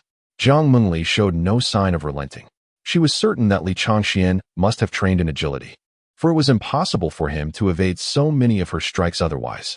Li Changxian, fearing for his life, resolved to utilize his agility to his advantage. Swiftly grasping Jiang Mengli's delicate wrist, where she held the jade flute, and softly pleaded, "I will go with you. Just cease your attacks." Unfazed by his pleas, Jiang Mengli, consumed by her fury, raised her other hand and struck directly at Li Changxian's chest. He did not evade or dodge, bracing himself to endure the blow. Chapter 11. The reason for Jiang Mengli's decline in cultivation. Am I unscathed? After a brief moment, Li Changxian felt no pain, merely a slight ache at the spot where she had struck him. He examined his body, finding himself entirely unharmed. Could it be that his body refinement had fortified him? At this moment, Jiang Mengli's cultivation was not particularly high, and she had endured the impact of that palm strike. However, he sensed that she had restrained her strength. Jiang Mengli ceased her actions, her exquisite visage set in cold confusion. "Why did you not evade? Do you truly believe this Empress would hesitate to end your life?" She had not anticipated that Li Changxian would remain still. Fortunately, at the last moment, she had lessened her force, sparing him from injury. "Had I not withstood that blow, you might have genuinely wished for my demise." Cough, cough. Li Changxian feigned weakness, yet his expression remained devoid of panic, and he exhibited no signs of pain. Should there be a next time, it will not be as simple as a single strike, Jiang Mengli warned coldly. In that moment, her anger had somewhat abated. She thought it sufficient to teach him a lesson, lest he become a burden should he sustain real harm. Indeed, Li Changxian was now cautious, aware that provoking Jiang Mengli further could lead to another strike that he could not endure. Observing his submission, Jiang Mengli's expression softened slightly. "Since you have acquiesced, let us depart. Well, if we are to embark on a journey, may I gather a few items? Is that unreasonable? What items could you possibly need? When traveling, one must eat and drink, and such necessities require funds. Unlike you, I cannot forego sustenance. At present, Jiang Mengli had regained her cultivation to the qi induction realm, allowing her to absorb the spiritual energy of the heavens and earth without the need for food.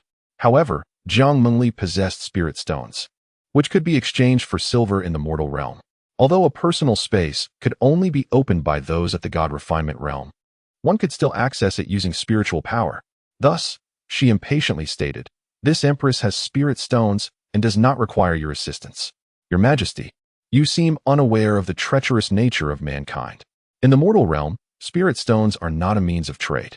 Furthermore, should they be seen by ill-intentioned individuals, what would become of you? Do you possess the confidence to prevail in such a confrontation?" Upon hearing this, Jiang Mengli furrowed her brows in surprise. "You are aware of my current predicament? Isn't it quite evident? You seem to have only the strength of the qi induction realm." A flicker of displeasure and wariness crossed Jiang Mengli's face. She had anticipated that Li Changxian would notice. After all, a sovereign of her lineage engaging in combat with a mere mortal could hardly be overlooked. Now that he had brought it to light, Jiang Mengli felt compelled to warn him, "You would do well to remain cautious. Though I am not as formidable as before, I could still easily end your life. Can I now return to retrieve my belongings?" Jiang Mengli found merit in Li Changshuan's reasoning. It was prudent to remain inconspicuous until his powers were restored. Thus, she urged, "Hurry. It would be best if you refrained from any devious intentions." Upon her consent, Li Changxian hastily returned to his chamber, gathered a few belongings, and penned a letter to Zhao Qian, informing him of his departure. In truth, even without Jiang Mengli's insistence, he had no intention of lingering here. Having confirmed Jiang Mengli's identity, he knew that her adversaries would soon track him down. As a mere mortal, it would not be difficult for them to find him. Moreover, his current state was not merely of a diminished practitioner, but rather devoid of any spiritual energy. No matter how many protective talismans he possessed, without spiritual power to activate them, they were as useless as mere stones. Conversely, his present condition, with treasures in his possession, could attract the covetous gaze of those with ill intentions, potentially leading to perilous consequences.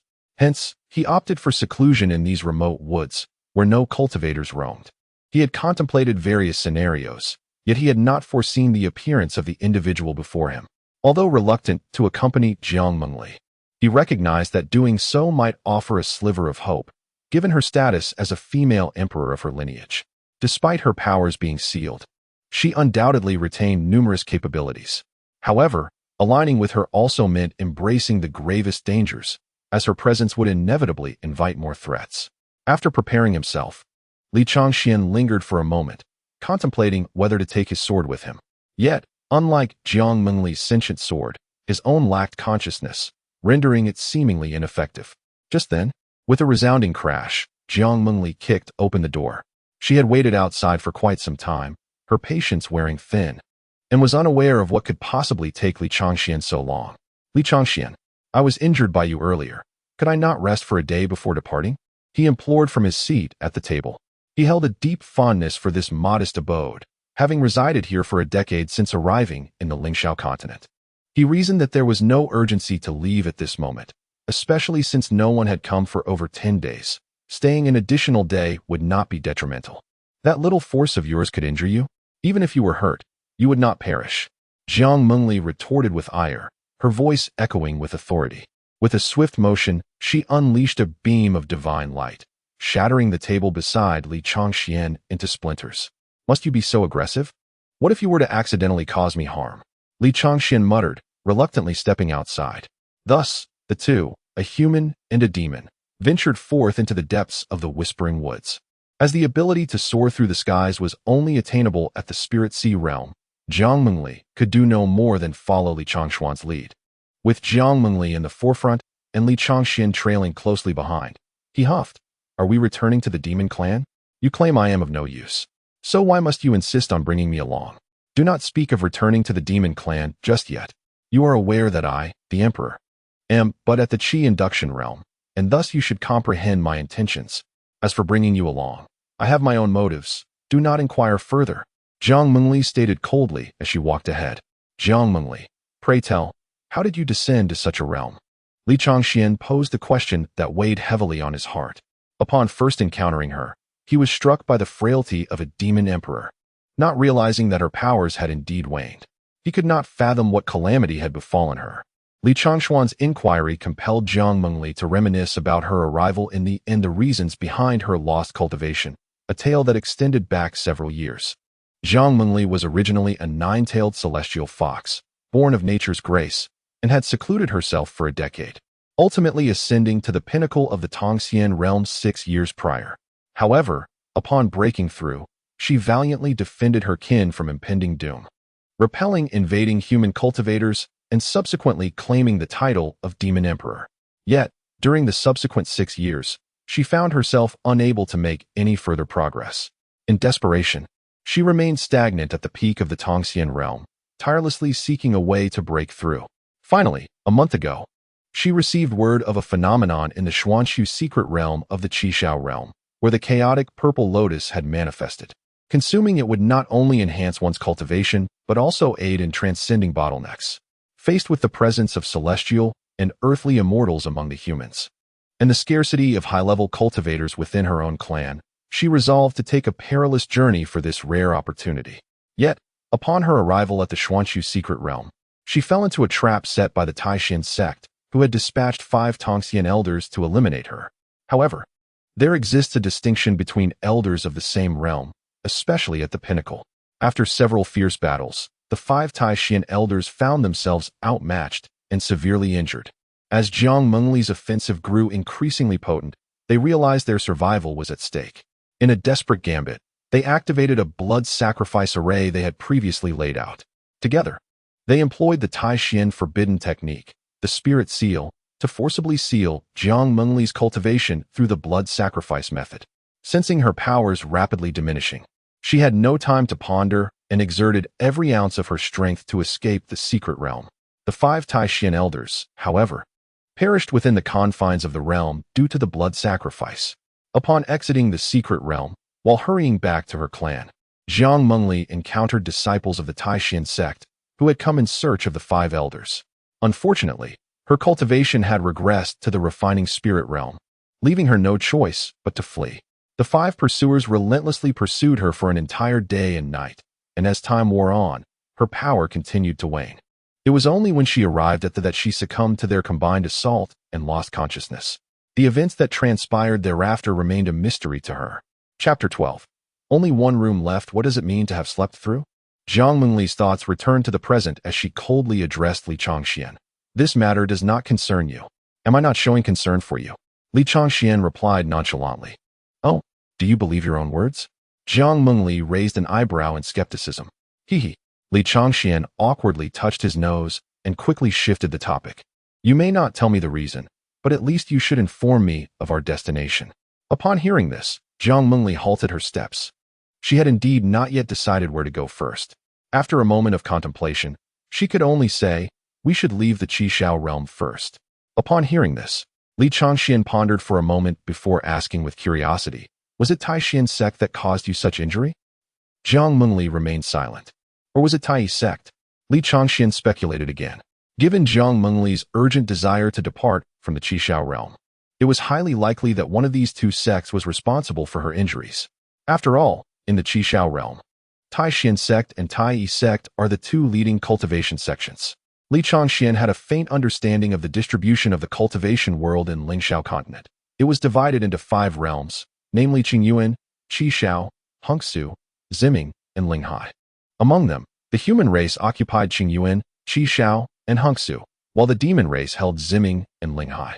Within the human race, there were 5 major cultivation sects. Fuyun Palace and Zhaixing Pavilion jointly governed the Hongsu realm, while Taishan sect and Tai sect shared control over the Qishao realm.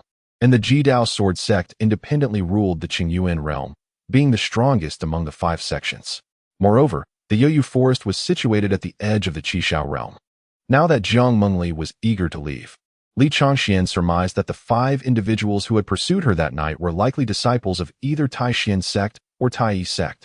Noticing Li Changshuan's hesitance and his wandering thoughts, Jiang Mengli reminded him, hurry up, otherwise, we won't be able to exit Yoyu forest before nightfall.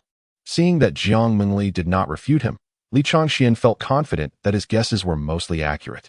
In a mischievous manner, he began to mock Jiang Mengli. Even as the Demon Emperor, you are rather lacking, aren't you? A few insignificant small sects have managed to injure you like this. Since learning that Li Changxian was unafraid of her, Jiang Mengli had become accustomed to his provocative remarks. Moreover, it was indeed her own carelessness that had led to her misfortune. She regretted not bringing companions and had ventured into the Yinshu secret realm alone, falling into the trap laid by Taishian's sect. However, it was disconcerting to hear such prominent sects referred to as insignificant by him, leading Jiang Mengli to conclude that Li Changxian was merely an ordinary person, naive to the complexities of the world.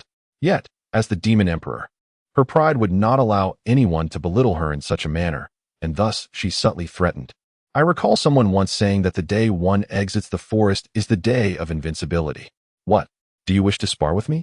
With a playful smile, Jiang Mengli gazed at him, realizing that her only recourse was to threaten him with her strength. For engaging in verbal sparring would yield no advantage, a lesson she had learned long ago. Ahem, I was compelled to come out by you. It hardly counts as genuine. Li Changxian immediately wilted. He had not anticipated that she would remember his offhand remark. Naturally, he dared not mock her now, lest he incur her wrath once more. Humph, walk faster. With a light snort, Jiang Mengli quickened her pace. The fact that Li Changxian no longer argued with her brought a modicum of relief to her heart. At long last, before the night descended, the pair emerged from the depths of the Yuan forest and arrived at a quaint mortal town, an indication that they had left the Qishao realm behind. This town, known as Danqing Town, lay at the opposite end of Baoping Town and derived its name from the frequent sales of exquisite ink and paintings. The calligraphic scrolls contained works of esteemed masters, and practitioners could comprehend the profound meaning through the appreciation of the characters or the depicted scenes, thereby gaining insights into the Tao. Consequently, this place attracted a fair number of cultivators seeking enlightenment. Before entering the town, Jiang Mengli had already concealed her demonic aura using a magical artifact from her spatial pouch, rendering her indistinguishable from ordinary folk. Unless they encountered a celestial being or someone of higher caliber, it would be difficult to discern her true nature. However, the likelihood of meeting such a powerful cultivator in this remote locale was exceedingly slim. After all, once one reached the celestial being realm, there was no need to seek understanding from others' insights for one's cultivation. Now that the two had departed from the Qishao realm, Jiang Mengli felt no rush. After a day of travel, fatigue weighed upon her, prompting her to seek a tavern for respite. Boss, we require 2 rooms. Li Changxian instructed the tavern owner upon their arrival. Seeing the striking pair, the tavern owner mistakenly assumed he understood the request and responded with a knowing smile, I apologize. Esteemed guest, but we have had an influx of cultivators recently, and only 1 room remains available. Li Changxian recognized this familiar routine from his days in Blue Star. He quickly clarified, Boss, we are not what you think. We genuinely need 2 rooms. At this, the tavern owner squinted, scrutinizing the two with skepticism. Could it be that he had misjudged? That seemed unlikely. Having managed the tavern for decades, his judgment had always been impeccable. Yet, since Li Changxian had insisted, the owner could only comply with his request. Just as he was about to fetch the keys to 2 rooms, Jiang Mengli, who had been standing behind Li Changxian, suddenly interjected, No need, 1 room will suffice. This unexpected turn of events left Li Changxian bewildered, unsure of Jiang Mengli's intentions. Stepping closer to him, she wore an enchanting smile and whispered softly in his ear, Do not think of slipping away. I shall not grant you that opportunity. Li Changxian was momentarily taken aback, for he found himself unjustly accused. Previously, their seclusion had been a matter of necessity. Now that circumstances permitted, he was merely considering their reputations. Although Jiang Mengli herself did not possess an impeccable reputation, the notion of their continued cohabitation seemed somewhat unreasonable to him. He was astonished that she had misconstrued his intentions as a desire to flee, leaving him at a loss for words. Upon witnessing Li Changshuan's apparent hesitation, Jiang Mengli felt vindicated in her assumptions, recalling their prior shared nights. With that, she gracefully accepted the key from the innkeeper, casting a charming smile in Li Changshuan's direction before ascending the stairs. Her words, of course, reached the ears of the innkeeper, who felt a swell of pride. Convinced of his astute judgment, he regarded Li Changxian with a smug expression, silently musing on how this young man displayed even more modesty than a woman. Meanwhile, Li Changxian widened his eyes in disbelief, pondering the implications of her words. What did she mean by having shared nights? Her statement was fraught with ambiguity. Yet, unable to articulate his confusion, he resigned himself to following her upstairs. Chapter 13. You wouldn't want others to know you are the Demon Emperor, would you? Upon entering the designated room, Li Changxian tidied up briefly. Yet, gazing at the singular bed in the room, he couldn't help but wonder, where will you sleep? Jiang Menli, slightly exasperated, struggled to comprehend his line of questioning. Naturally, I shall sleep on the bed. As for you, figure it out yourself. Li Changxian sensed something peculiar about Jiang Menli, especially that enchanting smile she had displayed downstairs, a sight he had never encountered before. She typically wore a cold expression. Thus, he hesitated to approach her closely. Scanning the surroundings, he discovered a sleeping couch in the room and resigned himself to spend the night there, sighing softly. After arranging the room, Li Changxian noticed that the evening was still young and decided to venture out. Although he had resided in the forest, he had never visited Danqing town. However, just as he reached the door, Jiang Menli called out to him, "Are you going out?" He nodded in response. Jiang Menli then rose and stepped outside, noticing Li Changxian still standing there in a daze. With slight annoyance, she urged, "Weren't you planning to go out? Why are you still standing there?" You wish to accompany me?" he asked, somewhat helpless. "Is that really necessary?" "Of course, I fear you might run off." Reluctantly, he acquiesced to her following him. As they stepped out, they discovered that the town was hosting a unique ink and brush competition. Essentially, it was an event where cultivators showcased their calligraphy or paintings, and the audience would evaluate whose artistry conveyed greater profundity. The victor would receive prizes provided by the organizers. Throughout their journey, Jiang Menli remained closely behind Li Changxian, her gaze fixed upon him. She showed little interest in the event. Anything she could casually produce from her spatial storage felt far superior to the treasures found within the town. Upon arriving at the venue, Li Changxian observed a bustling crowd, clearly indicating that many cultivators had gathered for the event. The competition was about to commence, with those wishing to participate invited to step forward. The prizes included the Thunder Pearl, a millennium-old Ganoderma, and a single-character sword bestowed by a renowned sword cultivator, with the winner free to choose one treasure to take home. A middle-aged man in the center of the arena called out loudly, introducing the prizes, which instantly silenced the crowd. This announcement sparked an uproar among the spectators, who began discussing which prize was the most desirable. For sword cultivators, undoubtedly the single-character sword ranked highest, but for Li Changxian, it held little allure. He was far more intrigued by the Thunder Pearl, although he could not currently wield spiritual power or conjure heavenly lightning. Detonating the Thunder Pearl would still produce a substantial thunderclap, serving as a means of self-preservation. As Li Changxian pondered, 4 or 5 cultivators had already stepped forward to participate in the competition. It appeared that only a handful possessed the capability to compete. Yet, he faced a dilemma. At present, he found it impossible to infuse his artistic essence into his calligraphy or painting. Perhaps he could solicit Jiang Menli's assistance? Jiang Menli observed Li Changxian, who was lost in contemplation for a brief moment, now gazing at her with an expression of eager anticipation, effortlessly discerning his thoughts. "This has nothing to do with me. Do not regard me with such eyes," she admonished. "No, please. I have already rescued you twice. Assisting you is but a trifling matter. Did I not impart to you the methods of cultivation?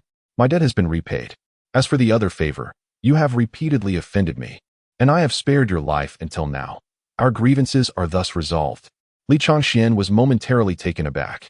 Could it truly be counted in such a manner? Had he known, he would not have acquiesced to her teaching him the ways of cultivation. If gentleness fails, then one must resort to force. Thus, Li Changxian feigned a fierce demeanor and threatened, "Jiang Menli, you surely do not wish for others to discover your identity as the Demon Empress." Upon hearing this, Jiang Menli regarded him as though he were a fool, a smirk playing at the corners of her mouth as she coldly mocked. "Do you wonder why they are oblivious to the demonic aura surrounding me?" Li Changxuan's expression froze. As a mere mortal, he was incapable of sensing the demonic energy that enveloped Jiang Menli. Her words hinted at some artifact that concealed her true nature. It stood to reason that it was no surprise they remained unaware. If her identity could be easily discerned, she would hardly be worthy of the title of Demon Empress. Should he reveal her secret, no one would likely believe him. Furthermore, if someone did believe him, he might escape, but she would surely perish in that moment. Out of kindness, he decided to grant her this reprieve. Li Changshuan's gaze returned to the deep purple orb displayed on the platform, though not essential. Possessing it would offer an additional layer of security. It seemed he would have to forego this opportunity. A sense of disappointment washed over him. "Brother, please wait." A voice called out, pulling him back just as he intended to turn away. He turned to see a young man, approximately 20 years of age, possessing a handsome visage, wielding a long sword and adorned with a jade crown. This was the first time Li Changxian encountered such a courteous practitioner and felt disinclined to dismiss him. Relaxing his brow, he replied coolly, "What is it you seek?" Though he responded, his tone did not reflect the customary subservience one might expect when addressing a practitioner. The young man, noticing Li Changshuan's courage, felt a surge of joy, convinced he had found the right person, and quickly asserted, "I can assist you in obtaining the items on the platform." Li Changxian furrowed his brow at this revelation. He understood the adage that there is no such thing as a free lunch, and thus he cautiously inquired, "What is it that you desire from me?" The young man responded with enthusiasm, "Indeed, I have a matter that requires your assistance." Li Changxian, wary and puzzled, wondered what a practitioner could possibly need from a mere mortal. He sensed that this matter was far from simple. Thus, he cautiously probed, "Speak of your request first, and I shall decide whether to assist you." "Ah, it is not a matter of great significance. I merely require your esteemed assistance to accompany me to the wasteland graveyard at the stroke of midnight." Upon hearing this, Li Changshuan's brows furrowed even deeper. Venturing to the wasteland graveyard at such an hour surely harbored malevolent spirits. Observing Li Changshuan's hesitance, the man fervently assured him, "Fear not, my friend. I seek your aid in luring forth a spirit. Rest assured, as a disciple of the extreme Dao Sword sect, I shall ensure your safety." He was indeed a disciple of the extreme Dao Sword sect, currently on a 3-year journey of cultivation as mandated by the sect's regulations. Upon departing, the sect entrusted him with a task, to capture 5 spirit entities of the 5 elements and return. However, 2.5 years had elapsed, and he was still in pursuit of the final water element spirit. Just days prior, he had managed to discover a wraith in the vicinity of the wasteland graveyard. Yet the creature was inherently timid and astute, fleeing at the slightest approach from practitioners. In recent days, he had sought assistance from townsfolk, but upon mentioning the midnight expedition to the graveyard, they had all promptly declined, eager to avoid such a venture. He later learned that the wasteland graveyard was once the site of an ancient battlefield, where locals often heard the ghostly wails of spectral soldiers and the clamor of battle echoing through the night. Thus, ordinary folk kept their distance from the area, especially at such an hour. Initially, he had approached this with a sense of trepidation, but upon realizing that Li Changxian did not display the same terror as others before him, he felt a flicker of hope. Chapter 14. The Phantoms of the Extreme Sword Sect. Li Changxian never anticipated that he was so far from the Extreme Sword Sect, yet still encountered a disciple of this esteemed sect. Indeed, it was truly the foremost sect in the realm. Furthermore, he perceived a clarity in the man's gaze, devoid of petty malice, and there was no condescension in their conversation, which put Li Changshuan's mind at ease. "Rest assured, you shall not suffer loss," the man said, his face alight with expectation, seemingly awaiting Li Changshuan's affirmative response. Just as Li Changxian was about to reply, Jiang Mengli, who had been listening quietly from the side, approached with an icy demeanor and remarked coldly, "That is acceptable, but aside from assisting us in acquiring what we desire, you must also assist us with an additional task." Li Changxian opened his mouth to speak, but was silenced by a sharp glance from Jiang Mengli.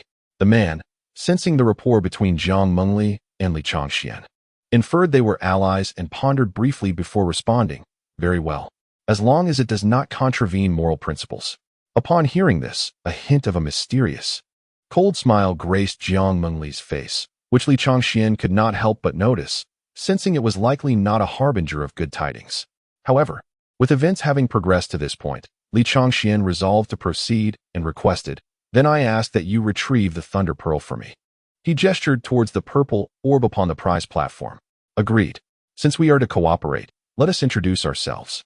I am Yang Tsong, a disciple of the inner sect of the Extreme Sword sect. May I inquire how you are both addressed?" Li Changxian was momentarily taken aback upon hearing the name. Yang Tsong, a term long forgotten, yet here it echoed in this realm, albeit phonetically.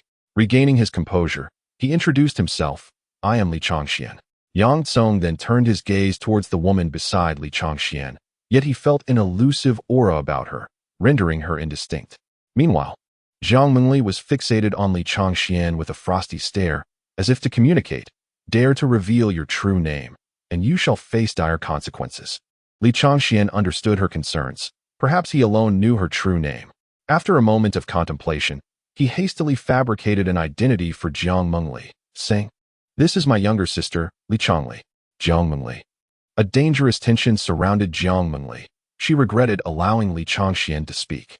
Given his propensity for mischief, what kind of identity could he possibly conjure? When had she, the illustrious demon emperor, become the sister of a mere human ant? Yang Tsong was slightly taken aback upon hearing their relationship. He noted their dissimilar appearances. While they were both striking, he assumed they were a couple. However, it was not his place to delve deeper into their affairs, so he simply replied, "I shall retrieve the Thunder Pearl for you. Please wait here a moment." With that, Yang Tsong ascended the platform with agility.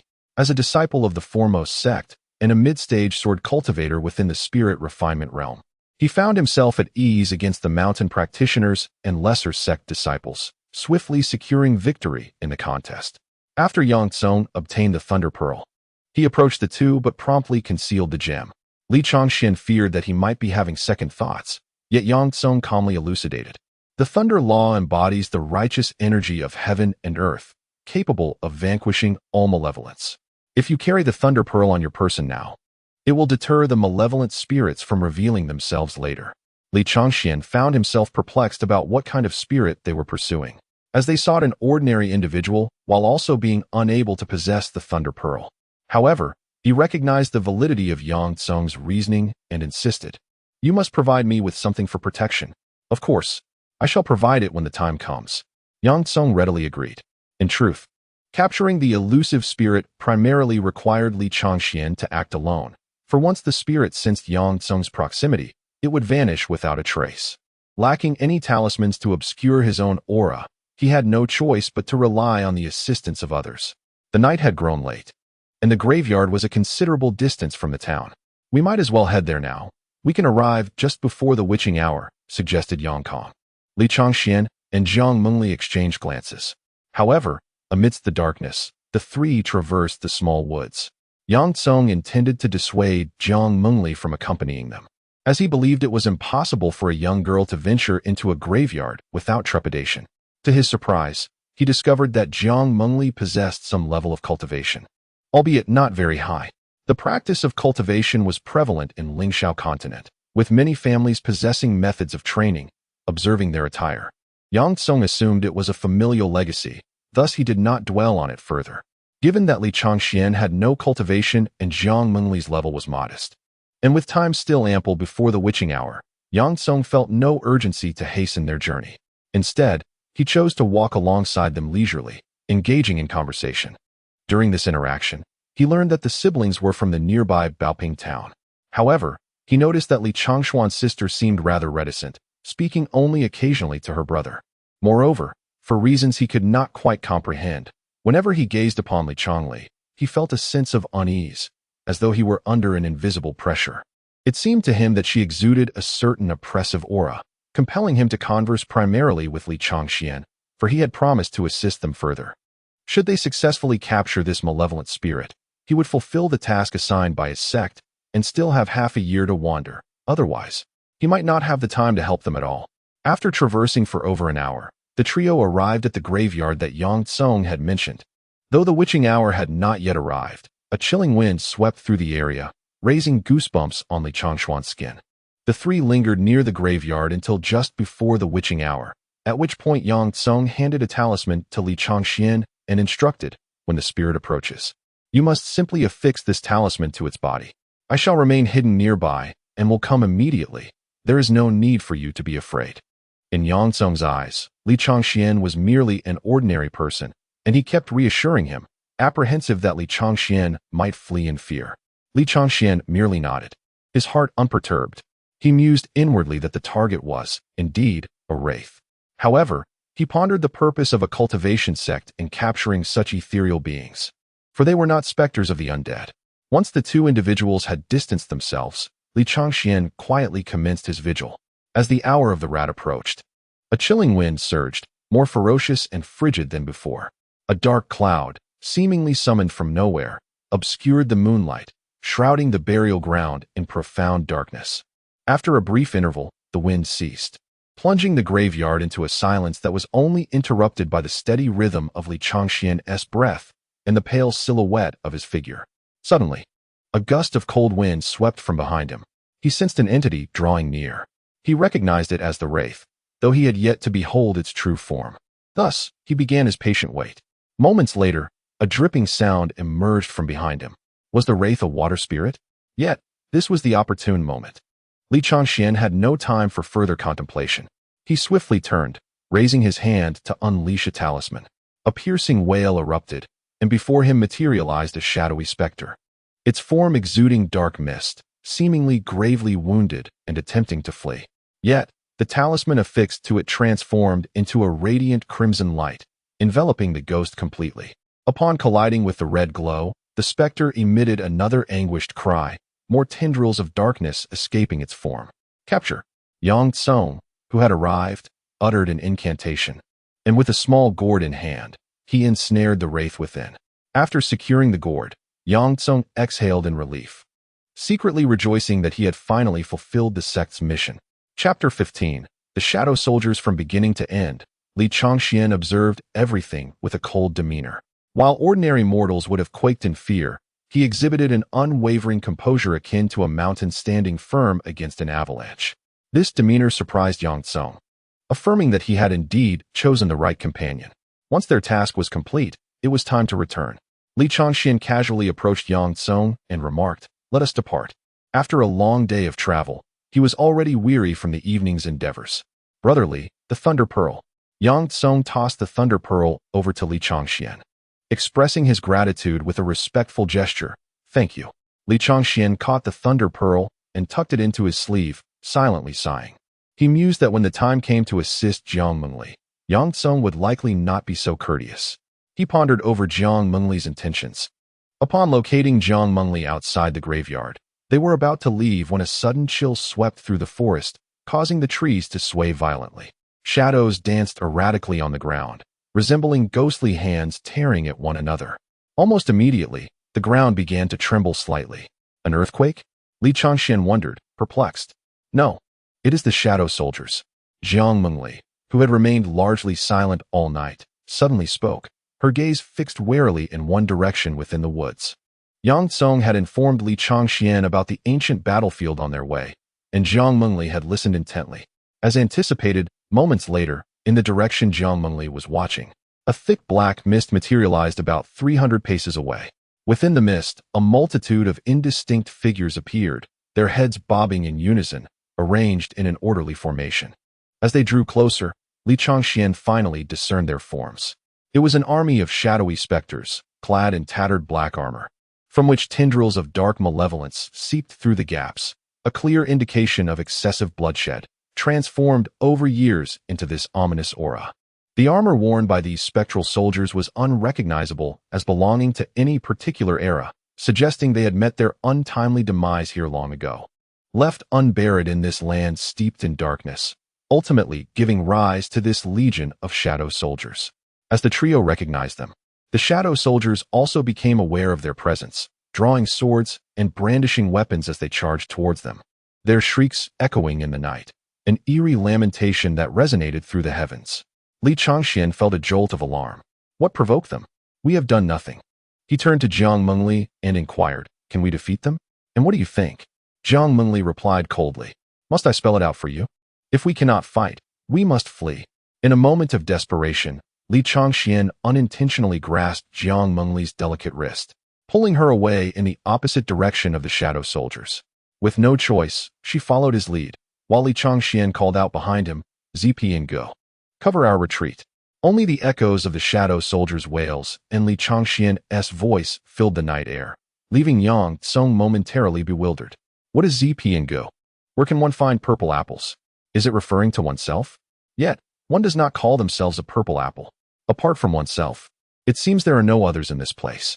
The phantoms of the underworld have arrived, and Yang Tsung has no time for contemplation. With a surge of strength, he drew his sword from its sheath, plunging into the midst of the spectral soldiers. Meanwhile, Li Changxian and his companion had already taken refuge a short distance away.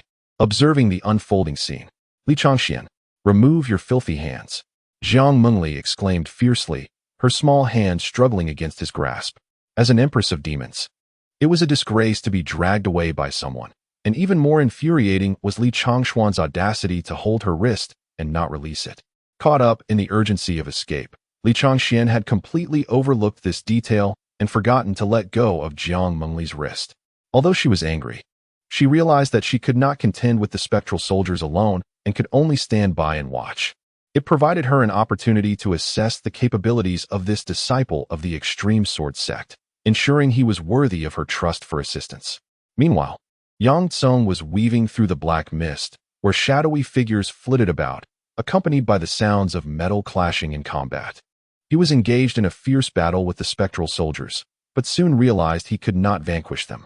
Striking their armor with his sword only produced sparks and left shallow scratches, failing to breach their defenses. It appeared that the malevolent aura in this realm had tempered the armor, rendering his ordinary sword ineffective. In desperation, Yang Tsung infused his sword with spiritual energy, which yielded some results, allowing him to slay a few of them. However, there were simply too many spectral soldiers, and each strike drained his energy significantly. He surmised that these soldiers must have been cultivated for at least 1,000 years, otherwise they would not be so formidable. Before long, he recognized that continuing in this manner was futile. He would inevitably exhaust himself, while the spectral soldiers continued to pour forth endlessly. Even if he wished to flee, escape was impossible, for he was surrounded on all sides by these phantoms, leaving him with no avenue of retreat. Li Changxian, keenly aware of the unfolding situation in the battlefield, decided to lend a hand. Considering that the purple apple had shown itself to be quite amiable and polite in their exchanges. "Purple apple, catch," he shouted, prompting Yang Tsung to turn and see a purple orb hurtling towards him. The thunder orb. Yang Tsung caught the orb deftly in his hand. As the spectral soldiers were creatures of darkness, thunder was indeed their nemesis. To his surprise, the treasure chosen by Li Changxian fortuitously aided him. Without hesitation, Yang Tsung infused spiritual energy into the thunder orb, which instantly radiated a violet brilliance, crackling with threads of lightning. The orb soared high above the ranks of the spectral soldiers, swiftly gathering a tempest of thunder.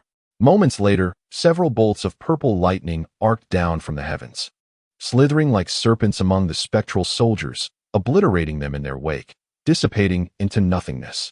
Indeed, it proved that a force could counter another. Moments ago, the malevolent spirits were vanquished under the might of the lightning, dissipating into nothingness amidst the thunderous cries that filled the air. Within a brief span, hundreds, if not thousands, of spectral soldiers vanished under the formidable force of the lightning, as if they had never existed at all. "Brotherly, I am profoundly grateful for your thunder pearl."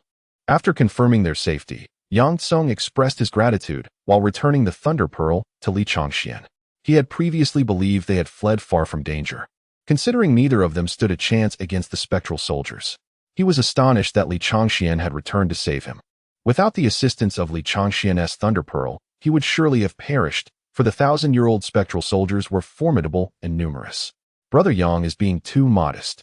Li Changxian felt they had nearly escaped without exerting any effort, and Yang Tsung's excessive gratitude made him feel somewhat embarrassed. Yet, Yang Tsung solemnly clasped his fists in thanks, exclaiming, "Alas, you are mistaken. This time, Brotherly has saved my life. Should you ever require assistance, do not hesitate to ask. I shall face any peril without hesitation. Oh, I merely hope you will exert yourself wholeheartedly in your assistance." Jiang Mengli interjected, her voice as cold as ice, devoid of any semblance of courtesy. Of course, naturally, Yang Tsung thought that helping Li Changxian's sister would indeed be a fitting way to repay Li Changshuan's kindness. He readily agreed. Yang Tsung's demeanor only deepened Li Changshuan's sense of obligation. However, he also recognized that not everyone in the realm of cultivation was as malevolent as those 5 who had perished at his hands. There remained individuals of genuine integrity and virtue. Chapter 16. Only with the reins in one's own hands can one dare to rest for a moment. The following day, Jiang Mengli and Li Changxian arrived at the entrance of Danqing town, where they found Yang Tsong waiting patiently. "Miss Li, may I inquire about your intentions?" Yang Tsong asked cautiously as they approached, a hint of confusion evident in his gaze. The previous night, Jiang Mengli had merely instructed him to wait at the town's entrance without elaborating on the assistance she required. Her enigmatic demeanor piqued Yang Tsong's curiosity. As for Li Changxian, he surmised without a doubt that they were seeking a way to restore her cultivation. "Please wait for us in Qinglian City within the Hunyuan realm. I shall inform you when the time comes," Jiang Mengli replied, her expression aloof. Li Changxian then extended an invitation with a smile. "If you do not mind the pace, Brother Yang may accompany us. I shall take my leave for now, until we meet again in Qinglian City." Yang Tsong responded hastily, departing on his sword. Feeling an unsettling chill in Li Changxian's presence, her demeanor mirrored the coldness of her words, creating an almost palpable pressure whenever he was near her. Nevertheless, having committed to assisting them, he felt obliged to honor his word, viewing the journey to Qinglian City as a mere excursion. Although traveling alongside them was not an option he entertained. Once he had left, Li Changxian inquired with some confusion, "Jiang Mengli, what is our purpose in Qinglian City? Is there truly a solution for your cultivation issue?"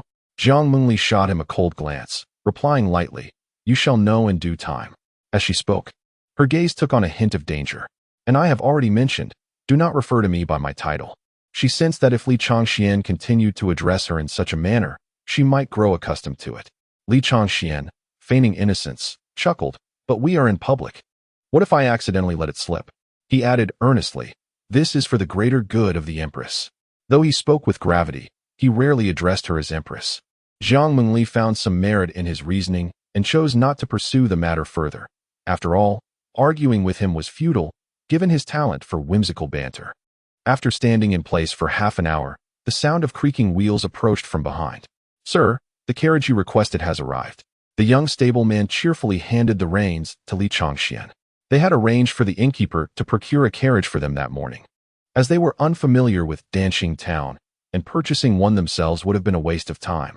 With the carriage delivered, the young stableman departed. Jiang Mengli never imagined that even she, a formidable empress, would find a day where she required a carriage for travel.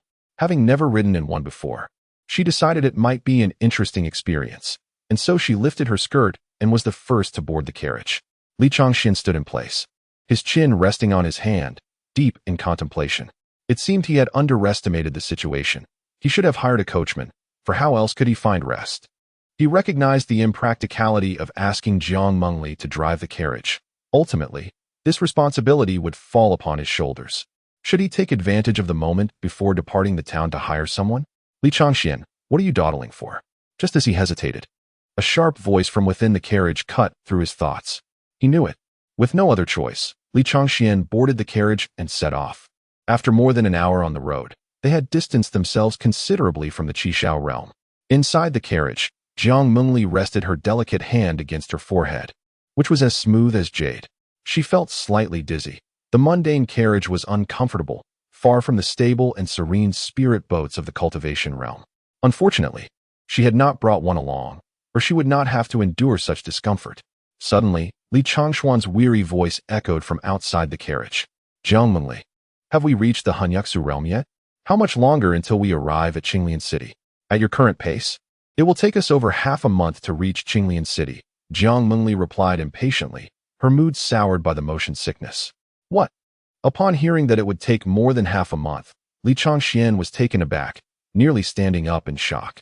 He was only vaguely aware of the layout of the Lingxiao continent's 5 realms and had not realized the distance between the two places was so vast. If he had known, he would have insisted on keeping Yang Tsong to drive the carriage. Regret washed over him as he realized he was already exhausted after just over an hour. He wondered if he could endure for half a month. "Be quiet." Jiang Mengli, already irritable, was startled by Li Changshuan's sudden outburst. Following her sharp reprimand, silence enveloped the carriage once more.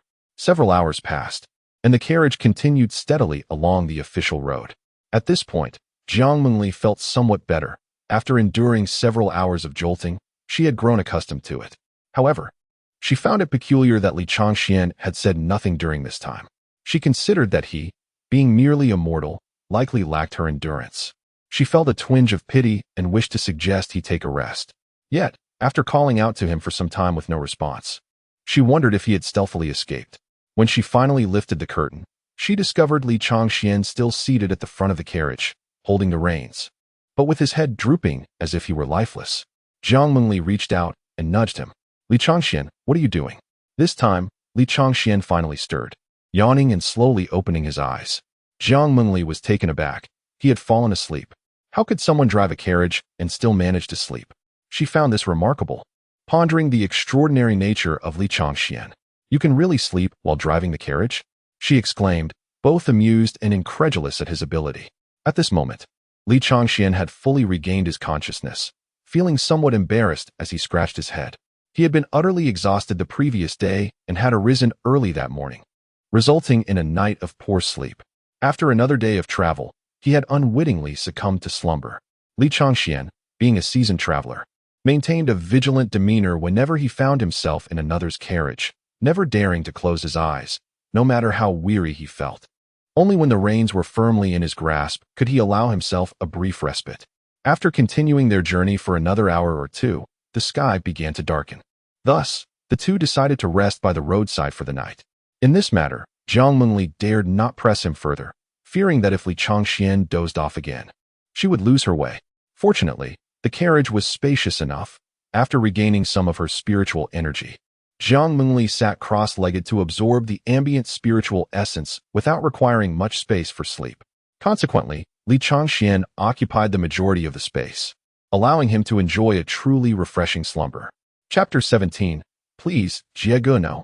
On the following day, as the sun rose over Qinglian City, a horse-drawn carriage sped along the official road, its wheels rapidly traversing the dirt path and stirring up clouds of dust. Li Changxian slowed down, just a bit. I can hardly bear it. A voice, tinged with irritation and a chill, emanated from within the carriage. Yesterday, Jiang Mengli had only just begun to acclimatize to the pace of the carriage, yet today, Li Changxian seemed to have lost his senses, urging the vehicle forward at a breakneck speed. The swiftness rendered Jiang Mengli unable to maintain her seat, let alone find comfort. She felt as if she might be sick from the relentless jostling. However, Li Changxian appeared oblivious to Jiang Mengli's pleas, continuing to push forward at the same speed. Realizing that there was still a considerable distance to Qinglian City, he had resolved to hasten their journey.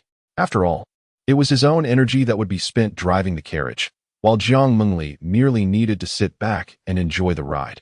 His considerations were far more numerous. Li Changxian, are you listening? Jiang Mengli, unable to contain her frustration any longer, lifted the carriage curtain and stepped out, gripping the doorframe with one hand as she glared at him with her captivating eyes. Aware that he could not overpower her, Li Changxian, who preferred to advance step by step, loosened the reins, and the carriage gradually slowed. Seeing this, Jiang Mengli relented, returning to the carriage with a haughty expression that still bore traces of her earlier ire. Li Changxian sighed. At this rate, when would he ever be able to take charge? He too desired to assert himself over Jiang Mengli. Thus, the two continued their journey at a more leisurely pace along the official road. As Li Changxian contemplated the distance they had traveled, he mused on the vastness of the Lingxiao continent. Even the boundary between the two realms had taken them quite some time to cross. He was aware that the Lingxiao continent was divided into 5 realms, each home to numerous dynasties. The dynasties were further ranked by the 5 major cultivation sections. For instance, the Yuyue forest, where he had previously resided, belonged to the Beising dynasty of the Qishao realm. The Qinglian city they were heading to, on the other hand, was part of the Qima dynasty in the Huanqu realm. Consequently, except for the Ziming and Linghai realms, the 3 realms were interconnected by official roads, allowing their carriage to traverse them. Before long, the sun reached its zenith, casting a relentless glare upon the earth, causing waves of heat to rise from the ground and warp the air. Li Changxian was soon drenched in sweat. It was evident that they had strayed far from the Qishao realm, as the temperature had noticeably changed. As the carriage entered a valley, Li Changxian suddenly caught sight of several figures looming ahead. As they drew nearer, he discerned that a group of burly men armed with various weapons stood firmly in the middle of the road. Li Changxian quickly slammed on the brakes, bringing the carriage to an abrupt halt. Inside, Jiang Mengli, who had been meditating to absorb spiritual energy, was thrown against the carriage wall due to the sudden stop. letting out a soft cry. Li Changxian, Jiang Mengli exclaimed with a cold huff as she threw open the door curtain. Upon seeing the fierce-looking men ahead, she paused momentarily in shock. What is going on? The bandits, initially fixated on Li Changxian with menacing glares, found their attention diverted upon the emergence of Jiang Mengli from the carriage. Their eyes gleamed with a predatory glint, and their grotesque faces morphed into lecherous grins. Jiang Mengli's exquisite beauty and grace were unparalleled across the Lingxiao continent, captivating the gaze of any ordinary passerby. It was no surprise that these ruffians, who seldom encountered women amidst their crude companions, were consumed by an insatiable desire to approach her. Hey, third master, who would have thought we'd be graced by such a stunning beauty today? Once you've had your fill, do remember to let your brothers enjoy some of the spoils. One of the lackeys remarked, rubbing his hands together in eager anticipation. The man referred to as the third master remained fixated on Jiang Mengli, too entranced by her allure to respond, clearly spellbound by her beauty. Meanwhile, Li Changxian was contemplating a strategy, keenly observing the movements of the bandits while discreetly inquiring, Jiang Mengli, do they possess any cultivation? Being merely a mortal himself, he could not discern the cultivation levels of others. Jiang Mengli subtly assessed the group for a moment, a faint glimmer of crimson flashing in her beautiful eyes, before replying, aside from that brutish oaf wielding the blade, who is at the mid-stage of qi induction. The rest are mere mortals. That simplifies matters. You can handle the one with cultivation. I'll take care of the others. Jiang Mengli was about to assert that she could dispatch them with a mere flick of her hand, but Li Changxian interrupted her. His voice brimmed with confidence, which caught her off guard. She was aware of his agility, yet the overwhelming number of foes made her doubt. Could it be that his offensive skills were equally commendable? With a smile, Li Changxian dismounted the carriage and snapped off a branch of moderate thickness. The bandits, witnessing his actions, brandished their weapons and cautiously encircled him.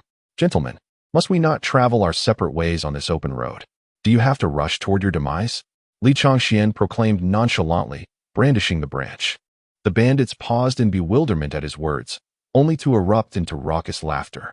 Kid, do you intend to block our blades with that twig? Look at that feeble, foolish expression. I could swat him with my bare behind, and it wouldn't hurt. The laughter continued, a cacophony of derision, as they dismissed the notion of encountering cultivators, believing that in the remote Hijiashan, no practitioner would tread on foot. Enough of the laughter. I shall indulge in the lady's company, and as for this fool, he shall be your plaything, the third master commanded gruffly. With that, several bandits swiftly encircled Li Changxian. What? No, brother Jia. Li Changxian feigned a look of terror, playing along with their antics. How did this fellow know that I am called brother Jia? Is my reputation truly that formidable? Enough of this nonsense. Let us first dispatch him, so we may proceed to support the third master. With that, over a dozen bandits, armed with machetes, spiked clubs, and long swords, charged forth, intent on reducing Li Changxian to mere fragments. Meanwhile, the third master, his face twisted in a lascivious grin, advanced toward the carriage. Upon catching sight of his lecherous demeanor, Jiang Mengli felt an uncontrollable urge to slay him, to dismember his corpse, and to extract his soul, ensuring that his existence would be more torturous than death itself. However, at that moment, she found herself devoid of such power and chose to retreat into the carriage to avoid his gaze. Noticing Jiang Mengli's return to the carriage, the third master exhibited a flicker of excitement and enthusiasm. The young lady still knows how to be shy. How delightful. I, too, prefer not to be observed while engaged in my endeavors. Ha ha, young lady, here I come. With a lascivious laugh, the third master brandished his large knife and lunged toward the carriage. Yet, as his hand brushed against the curtain, a beam of blue light shot forth from within the carriage. He attempted to shield himself with his blade, but it was too late. The blue light pierced through his forehead, sending him hurtling backward, and he fell beneath the carriage, motionless, whether unconscious or lifeless, it was unclear. Chapter 18. Beware. I may dig out your dog's eyes inside the carriage. Jiang Mengli released her grip on Ningxue's hand. Although Ningxue's full-force strike was not delivered at her peak, it struck true to the center of the third chief's forehead, rendering him beyond salvation, even by divine intervention.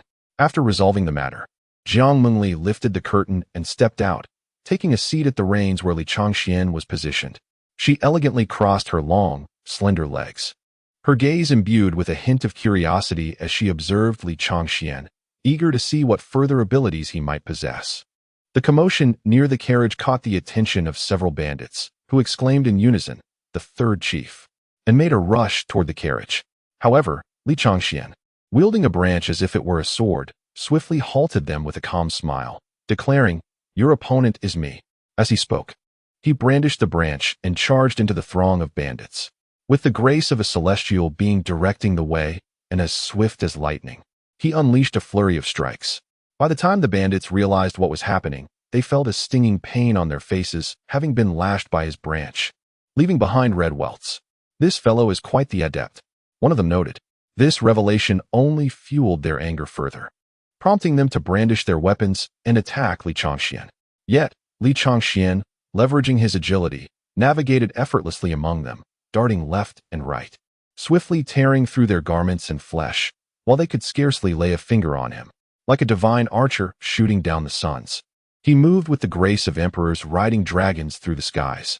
He arrived with the ferocity of thunder and departed with the calm of the tranquil sea, wielding a mere twig with the might of a celestial weapon. Jiang Mengli observed Li Changxuan's swordplay with astonishment. It was her first time witnessing him in action, and she couldn't help but feel a surge of admiration. Although her own mastery of swordsmanship was commendable, Li Changxuan's techniques seemed to eclipse her own, placing him among the elite, even in the esteemed realm of Lingxiao. Yet, she mused with a tinge of regret that Li Changxian could not cultivate. Had he the ability to train, his achievements would undoubtedly surpass even those of the sword immortals. Nevertheless, she felt a sense of relief that he could not cultivate, sparing him from becoming a formidable foe to the demon clan in the future. In the brief moment of her contemplation, Li Changxian had already wounded over a dozen bandits. However, the branch could only inflict superficial injuries, and without the ability to unleash sword energy, he was incapable of eliminating this band of marauders. Noticing Jiang Mengli merely watching, he couldn't help but voice his frustration. "Are you just going to stand there? Why not come help me? Wasn't it someone who said they would take care of these swine?" Jiang Mengli chuckled lightly, resting her chin on her hand, leisurely observing as Li Changxian was besieged by the group. Li Changxian exhaled sharply, compelled to continue battling the remaining bandits. Yet, a mere branch, no matter how skillfully wielded, would inevitably meet its limits, and soon it was rendered useless. With quick reflexes, as the branch dwindled to its final segment, Li Changxian struck hard at the tendons of a bandit wielding a sword, causing pain and numbness that made the iron blade slip from the bandit's grasp. Li Changxian steadily caught the situation, showing no mercy, as 5 others had already met their fate before him. He harbored no reservations about taking lives now. Soon, only the white figure of Li Changxian traversed among the dark shadows, the sunlight occasionally glinting off the cold steel of his weapon. Blood splattered across the scene, and in mere moments, all the bandits lay lifeless on the ground, the tips of his iron sword dripping crimson. Yet, Li Changxian remained as pristine as snow, untouched by the chaos around him. Jiang Mengli observed him at this moment. Aside from her inability to wield spiritual power, he exuded the aura of a steadfast sword immortal. How infuriating! She had been deceived. It seemed that in addition to his swift movements, Li Changxian possessed considerable prowess, she mused. After dispatching the bandits, Li Changxian swiftly returned to the side of the carriage, gazing down at the third in command, who lay on the ground, blood streaming from his 7 orifices. His face contorted in agony, eyes wide and pupils dilated. Clearly, he was beyond saving. Witnessing such a tragic demise sent a shiver through Li Changxian. Why provoke her in the first place? Jiang Mengli, with her long, elegant legs crossed, regarded him coldly. However, as she shifted, a gentle breeze lifted her skirt slightly, revealing a pair of long, fair legs, partially obscured beneath her flowing white garment. Li Changxian momentarily found himself entranced, but quickly regained his composure and averted his gaze, gently reminding her, "Cough, be careful not to expose yourself." At his words, Jiang Mengli's previously frosty expression was instantly replaced by a flush of crimson. "Look again, and I shall have your eyes." Li Changxian merely shrugged, indicating he had not been staring. "Stop dawdling, let's go," Jiang Mengli urged with a stern face before retreating back into the carriage. Li Changxian then hastily climbed onto the carriage and set off. They had both overheard the bandits' earlier conversation, and with only the third-in-command now dead, it implied the existence of the first and second-in-command. Given that the third bandit possessed mid-level qi gathering cultivation, it stood to reason that the other two would be even stronger. Li Changxian was uncertain whether Jiang Mengli could handle the situation. Their hideout remained unknown. However, being discovered was merely a matter of time, so they needed to flee quickly, hoping not to be pursued. Inside the carriage, Jiang Mengli absorbed the spiritual energy of heaven and earth, realizing that her current cultivation was far from sufficient. She needed to restore her powers promptly. Although she had managed to defeat the third-in-command today without the advantage of a celestial artifact, it had still required effort. In the past, vanquishing such lowly beings would have been as simple as crushing an ant. The stark contrast to her previous experiences left her feeling irritable and anxious, all while the grudge against the Taishan sect lingered firmly in her mind. She had always been clear-cut with her grievances. A mere glare from another would warrant her retaliation. Thus, the enmity with the Taishan sect was one she was determined to avenge. Ironically, she was currently in the Tongxian realm, and the Taishan forbidden technique, the spirit sealing seal, was effectively applicable to her. If her cultivation were to advance even slightly to the Earth Immortal realm, the spirit sealing seal would lose its efficacy entirely. The essence of the sealing spirit mark lies in its ability to confine the energy sea, rendering the spiritual power within it inaccessible and inoperative.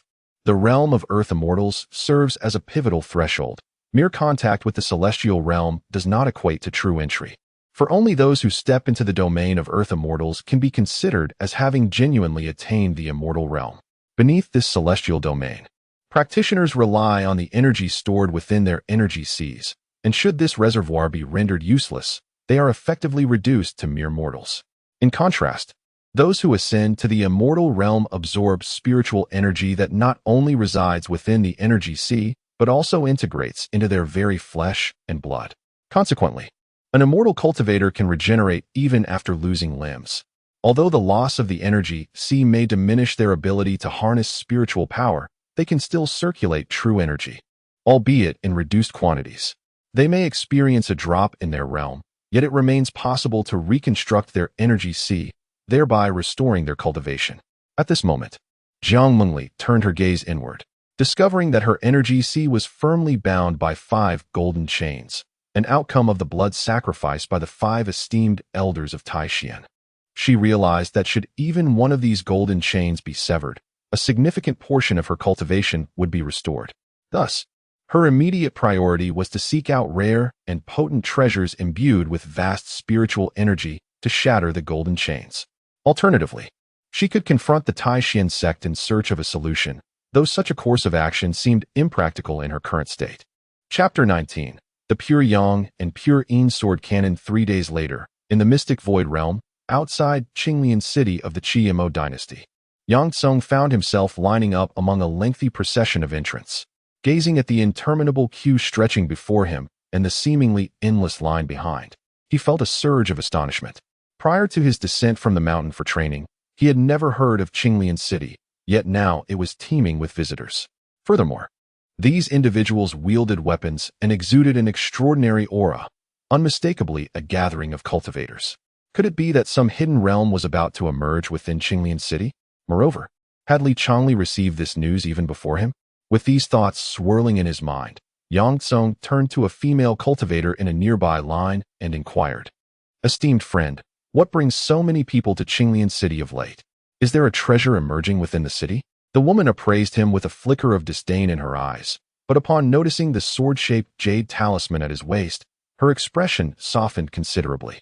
Indeed, it is said that a month ago, a brilliant green pillar of light shot up into the sky, illuminating the entirety of Qinglian city. Subsequent investigations revealed that within the Qinglian pool, there are signs of a hidden realm on the verge of manifestation. Thank you for clarifying. Yang Tsung responded with polite gratitude, realizing that while he had been searching for entities deep within the Qishao realm, the two locations were quite distant, making his ignorance understandable. The female cultivator, with a playful flutter of her eyelashes, flashed a charming smile at Yang Kong. "I am Lu Yinyan, the saintess of the Tianyin sect. Might you be a disciple of the Extreme Sword sect?" Feeling a shiver run down his spine at her demeanor, yet adhering to the tenets of courtesy, Yang Tsung replied, "I am Yang Tsung, a disciple of the extreme sword sect. Ah, so you are Brother Yangtsung. As a disciple of the extreme sword sect, why not proceed to the passage reserved for the 5 sects? Lu Yinyin remarked, her voice laced with allure and warmth, as she gestured toward the city wall where another line was forming, albeit with significantly fewer individuals. When such a hidden realm manifests in the mortal domain, the sect in charge typically establishes special passages for the 5 sects to facilitate their disciples. Given that Qinglian City falls under the jurisdiction of the Floating Cloud Palace, they are expected to oversee this, especially since the hidden realm lies within the residential city, necessitating their responsibility for the safety of the local populace. Engrossed in queuing, Yangtsung had not noticed the line on the city wall until now. Thank you, Miss Lu. He expressed his gratitude and hurriedly attempted to depart, unable to bear the tone of Lu Yinyin's speech any longer. However, just as he turned to ascend to the city tower, he felt her hand grasp his, pulling him closer. Brother Yangtsung, there's no need for such formality. Just call me Yinyin. Before he could consent, Lu Yinyin began to pout. Could you take Yinyin with you?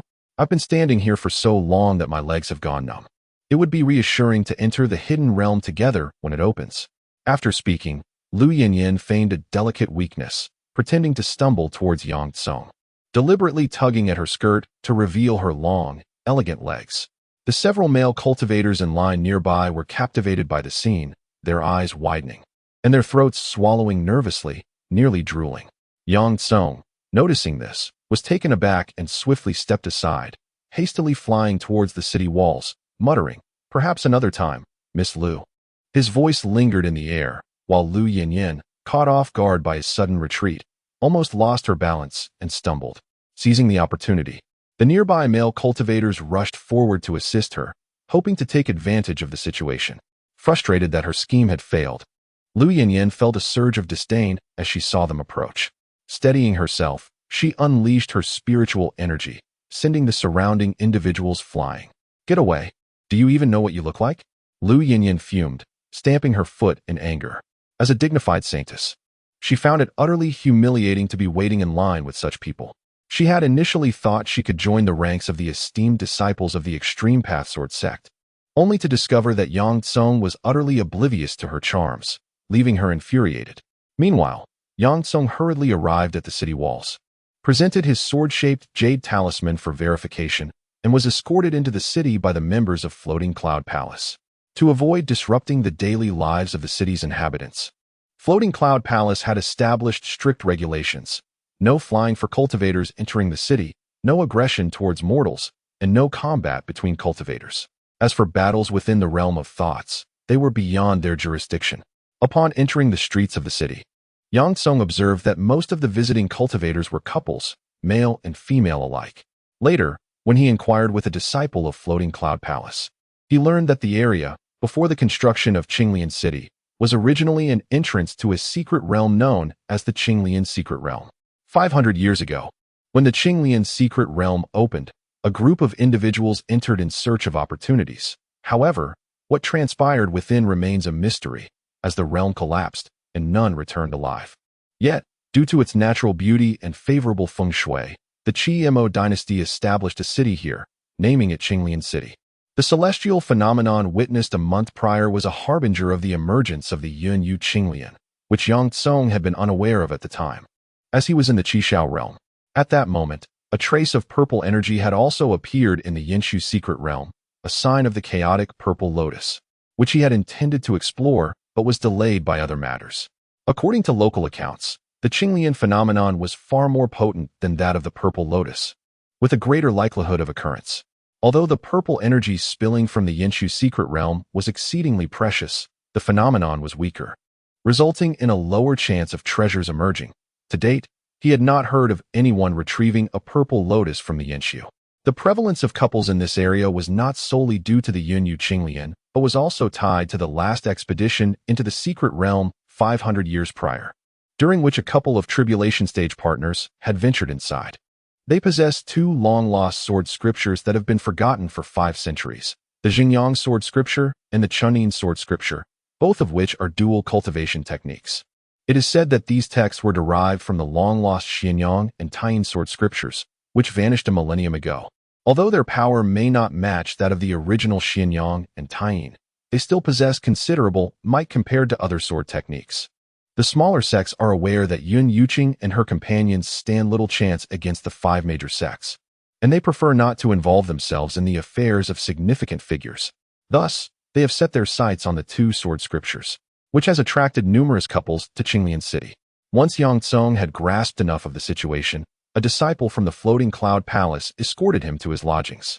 As soon as the disciple departed, Yang Tsung promptly took out a jade talisman, infused it with a hint of spiritual energy, and conveyed a message: Junior sister, hurry to the Mixed Void Realm, Qinglian City. Chapter 20. How can you lay hands on such a beautiful sister? Li Changxian and Jiang Mengli had fled from the Bandit Mountain and had been on the run for a day and a night. At this moment, they found themselves within the boundaries of the Mixed Void Realm, taking respite at a tea house beside the official road. Young man, fill the kettle. Li Changxian tossed a kettle towards the waiter. The waiter caught it deftly, and just as he was about to fetch water, he paused and inquired, would the esteemed guest prefer wine or water? Only cold water will suffice. Li Changxian responded. Having crossed over at a relatively young age, he had seldom tasted alcohol, and since arriving, he had mostly dwelled within the depths of the Yuyo forest, further devoid of the opportunity to indulge in spirits. Unsure of his own tolerance, he opted for a pot of water. Furthermore, he adhered to the principle of not drinking while driving. Consuming alcohol would render him guilty of drunk driving. However, just as the waiter handed him the water, they heard a cacophony of galloping hooves approaching from afar. Upon hearing the sound, the waiter's face drained of color, and he hastily began to gather his belongings, preparing to flee. What is happening? Li Changxian urgently inquired. The waiter halted, trembling as he replied, it is bandits. The bandits from Hejia Mountain, who usually confine their activities to that region, have ventured this far today. I advise you, young brother, to escape quickly.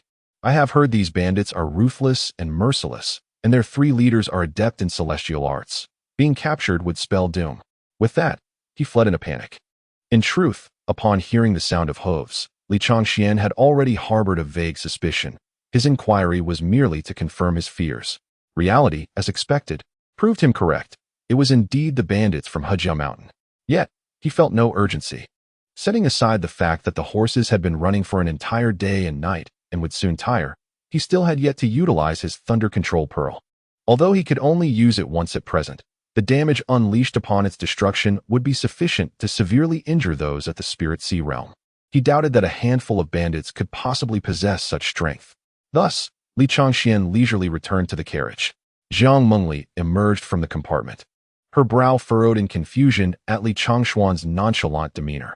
Why are we not fleeing? Those pursuing us are no ordinary foes. Can you truly contend with them? And you? As a woman, you would only find yourself in greater peril.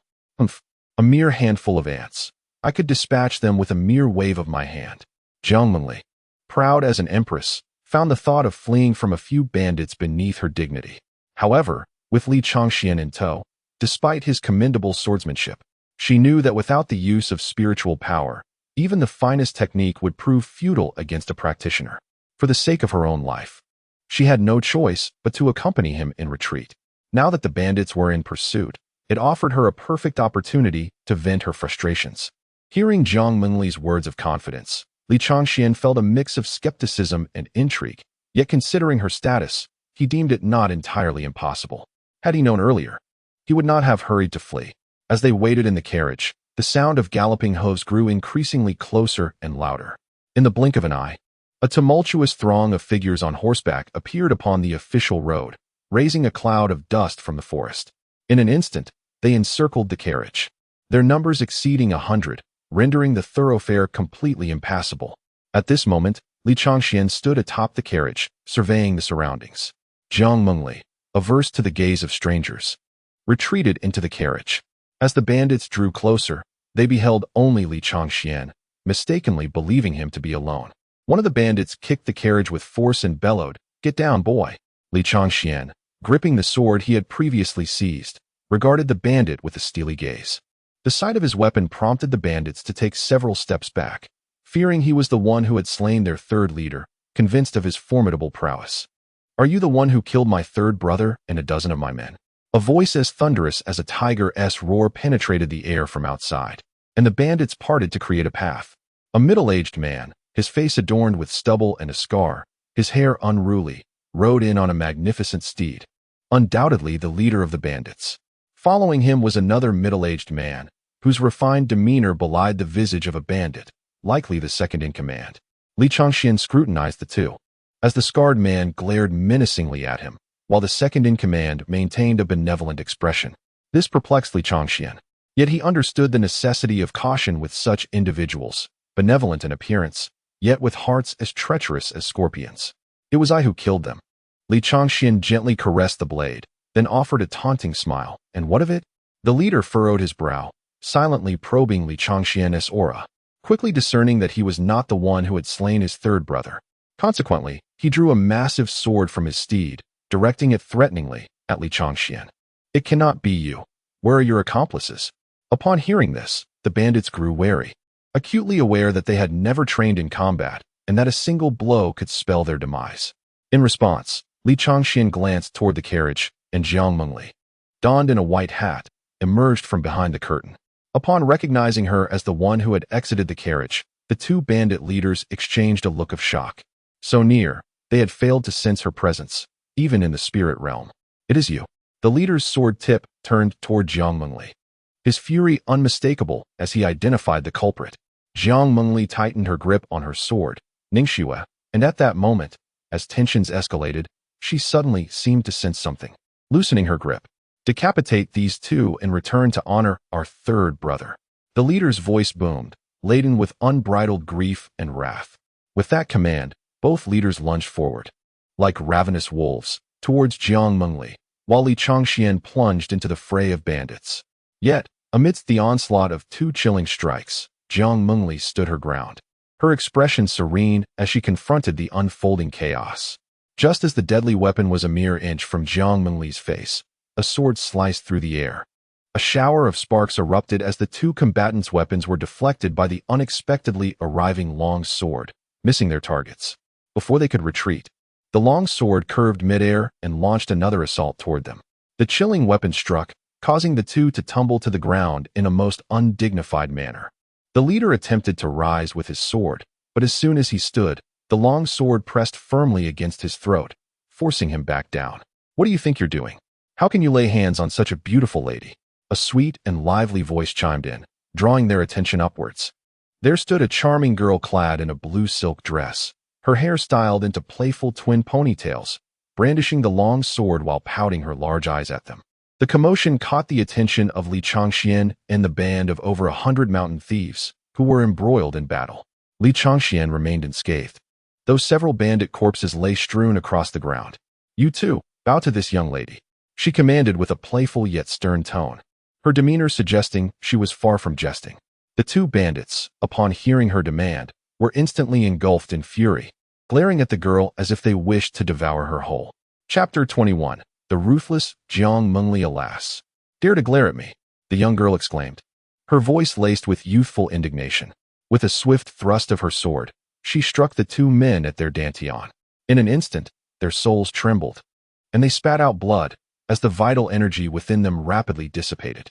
Their eyes widened in disbelief and fury, for the delicate balance of their chi had been shattered by her casual strikes, condemning them to a life of impotence. The bandit lackeys, witnessing their leader's injury, found an unexpected surge of courage and charged toward the sword-wielding maiden. Without uttering a word, she dispatched them with a kick, sending their leader crashing to the ground, kneeling in submission. Then, with a single sweeping motion of her sword, a wave of lethal energy surged forth, decimating half of the bandits in an instant. Such overwhelming force was unlike anything the bandits had ever encountered, leaving them paralyzed with fear. At that moment, Li Changxian returned to the cart, cupping his fists in gratitude to the girl. Thank you for your assistance, Mississippi. Oh, it was nothing, merely a trifling matter, she replied with a carefree smile. But you, with such a stunning beauty as your wife, must take good care of her. Realizing that he had been misunderstood again, Li Changxian attempted to clarify, she is my sister. Jiang Mengli interrupted, her alluring gaze teasingly directed at him from beneath her veil. Li Changxian was left speechless. He could sense the smugness radiating from behind her delicate fabric without even looking. "Ah, my apologies, I misjudged the situation," he conceded. The girl paused for a moment, as if recalling something, before suddenly exclaiming and hastily taking flight. A voice echoed in the air. "I have urgent matters to attend to. I shall take my leave. I prefer to remain anonymous, so there's no need to inquire about my name. The two cultivators have been rendered incapable by me. As for your fate, you may decide for yourselves." Having discerned Jiang Mengli's cultivation and witnessed Li Changshuan's formidable swordsmanship, she felt assured enough to depart. Stunned by her abrupt exit, both Li Changxian and Jiang Mengli exchanged glances, marveling at her carefree demeanor. Regaining his composure, Li Changxian turned to the two men who had just risen, a playful smirk on his lips. "So, will you seek revenge for your third brother?" The scholarly gentleman, now in a disheveled state, glanced around, his eyes darting before he feigned a smile. "No need for vengeance, no need. We aren't even true brothers. Besides, we've long harbored disdain for that little fellow. This encounter with you esteemed individuals is merely a stroke of bad luck. I implore you, great lords, to show mercy and spare us. We vow to mend our ways and forsake the path of banditry." With fervent sincerity, he knelt before Li Changxian. The sight of their second-in-command brought expressions of disappointment and disbelief to the faces of the remaining bandits, while the leader's eyes flickered with unspoken thoughts. Li Changxian disregarded him and instead turned his gaze towards Jiang Mengli, seeking her opinion. A flicker of excitement danced in Jiang Mengli's eyes, her lips curling into a playful smirk, though veiled by delicate gauze. Were any demon kin to witness such a smile, they would likely be struck with terror. Kneeling in submission, after a brief moment, Jiang Mengli spoke with an air of indifference, then let them go. Her words left not only the bandits, but even Li Changxian taken aback. Could this demoness truly possess such benevolence? The two bandit leaders, upon hearing their release, could hardly conceal their elation. Once they returned to their mountain hideout, they would undoubtedly devise their own means of retaliation. "Thank you, esteemed lady. Thank you," they exclaimed, repeatedly bowing in gratitude, albeit with a glimmer of malice creeping into their eyes. The remaining bandits, witnessing their leader's unexpected demeanor, stood frozen in place, bewildered by their chief's behavior. Yet they were acutely aware that their fates rested precariously in the hands of their captors, for the disparity between those with cultivation and those without was stark. Just moments ago, that young maiden had effortlessly claimed the lives of dozens of their brethren, perhaps even holding back in her mercy, while they found themselves utterly defenseless. Reluctantly, after their leader's fervent expressions of thanks, they retreated to their mountain, their hearts a tumult of conflicting emotions. As they observed the fading figures, Li Changshuan's brow furrowed. He understood the wisdom in the adage about not letting a tiger return to the mountain, and he doubted Jiang Mengli was oblivious to this truth. However, when he turned to look, he found Jiang Mengli had already leaped atop the carriage, her skirt fluttering gracefully as she began to play her flute. What was this? She still had the presence of mind to perform? Yet, he soon realized his assumptions had been misguided. With each note that flowed from Jiang Mengli's lips, an enchanting melody resonated through the forest. Waves of azure energy surged forth with her music, cascading through the air like silken threads, swiftly enveloping the fleeing bandits. Though the melody was sweet and melodious, to the ears of the bandits, it morphed into a dirge of death. Upon hearing the tune, their heads throbbed as if 1,000 insects crawled within their minds, akin to countless silver needles stirring in their brains, rendering existence unbearable. The forest echoed with the haunting sounds of the flute intertwined with the agonized wails of many, a heart-wrenching cacophony that reverberated through the woods. Many bandits, unable to withstand the torment, drew their blades and took their own lives, while others, in a fit of desperation, bashed their heads against the trees, ultimately meeting their demise in a gruesome manner. Among those who still clung to life, despite their excruciating pain, they turned towards Jiang Mengli, covering their ears as they repeatedly bowed in supplication, pleading for mercy. Ultimately, their fervent bows left them bloodied, exposing their white bones. For a fleeting moment, Jiang Mengli paused, and they dared to hope they had evaded death, feeling a flicker of luck. Yet, as she beheld their hopeful expressions, a cold smile flitted across her lips, and she resumed her haunting melody. This time, the notes were no longer gentle and soothing. They surged forth with a frenetic intensity. The sound waves crashed upon the remaining few like relentless tidal waves, causing the trees in the forest to sway violently under the pressure of the sound. Under the haunting melody, a few individuals attempted to struggle for a brief moment, but as the music penetrated their ears, their heads exploded instantaneously, leaving a gruesome array of crimson and ivory upon the ground. The flute sound abruptly ceased. At this moment, Li Changxian stood frozen, a cold sweat cascading down his back. Was this truly the Jiang Mengli he knew? Such brutality! While the mountain bandits deserved their fate, had it been himself, he would have ended their lives with a single stroke. Jiang Mengli's method of execution was utterly inhumane. She offered them a glimmer of hope, only to extinguish it with her own hands, providing a fleeting ray of light before casting them into eternal darkness. Her actions were indeed worthy of the title Demon Emperor. Perhaps he had misjudged her before. This was her true demonic nature. This was the first time he witnessed Jiang Mengli's genuine prowess. Previously, he had seen her wielding a mere flute, using it solely as a close combat weapon, akin to a sword. He had assumed she was solely adept in swordsmanship, but it appeared she was equally skilled in the art of music, with her musical prowess surpassing that of her swordsmanship. Lost in contemplation, Li Changxian remained in a daze for an extended period. Jiang Mengli gracefully leaped down from the top of the carriage, and, upon noticing Li Changxuan's stunned state, a satisfied smile crept across her lips. "Let us see if you dare to underestimate me again." She knew that her ruthlessness was essential for claiming the title of Demon Emperor.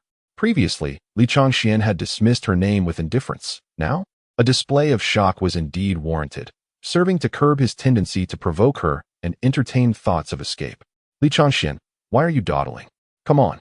Her voice, a blend of chilliness and playful mockery, echoed from the carriage. "Oh, right." Li Changxian feigned calmness and returned to the carriage. Jiang Mengli regarded him with a hint of derision. "What's wrong? Do you think me cruel? Do you now believe I am the Demon Emperor?" I never claimed disbelief," Li Changxian replied, acknowledging that he had never truly doubted Jiang Mengli's identity. He merely lacked understanding of her methods. But that was no longer the case. "Humph. It is best that way." Jiang Mengli huffed lightly before retreating into the carriage. Li Changxian let out a sigh of relief, feeling a sense of acquiescence. Moments later, a carriage began to traverse the official road at a leisurely pace. Chapter 22. The Spirit Xiong Treasure Pavilion the following day. After enduring another 3 or 4 hours of travel, Li Changxian and Jiang Mengli finally arrived at the first city within the Qi dynasty. Upon presenting the travel permit, purchased from the innkeeper at Danqing town, Li Changxian drove his carriage into the city. Indeed, wealth can move mountains in this world. As long as one possesses sufficient money and spirit stones, anything can be acquired.